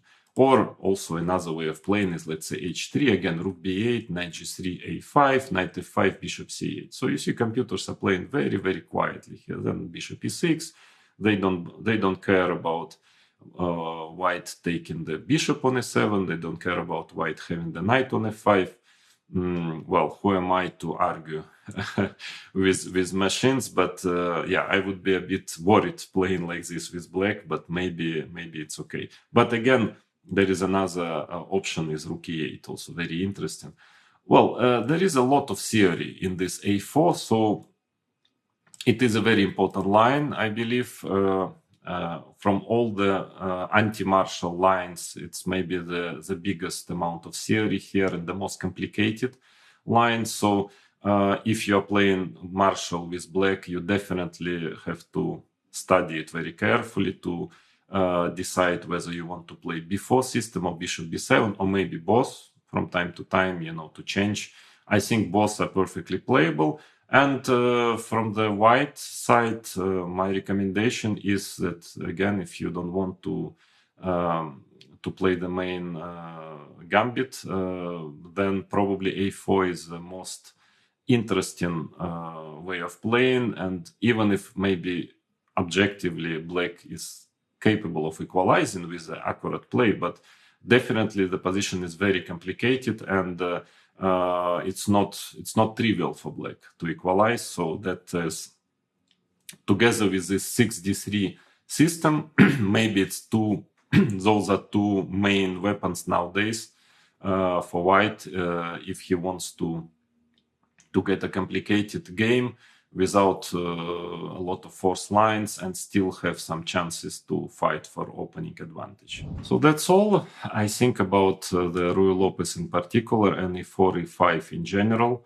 I tried my best, and I think I gave you quite a serious overview of all the logical, at least, systems after e4, e5. Of course, it's extremely rich, a lot of different types of positions. So again, I tried to give you not only some concrete theoretical knowledge, which you can get, with your database and computers, but also try to explain you as much as possible general ideas, important typical ideas, the nuances of move orders. So again, trying to explain not only what variation is playable or fashionable nowadays, but why also, and that is, I believe, important. And just at the end, I want to of this course, I want to mention that actually, I believe that this course might be useful for you, not only for a certain concrete knowledge, just to start practicing and playing different opening system after e4, e5 with either color or both colors, but also because of the richness of the arising positions, it hopefully will help also to improve your general understanding of chess. And that was maybe not the main, but still a very important goal of this course. So I wish you luck, I wish you success playing e4, e5. I've played all my life, more with black than with white, but also a lot with white, and I always enjoyed the richness of the positions which arise in this many centuries old opening.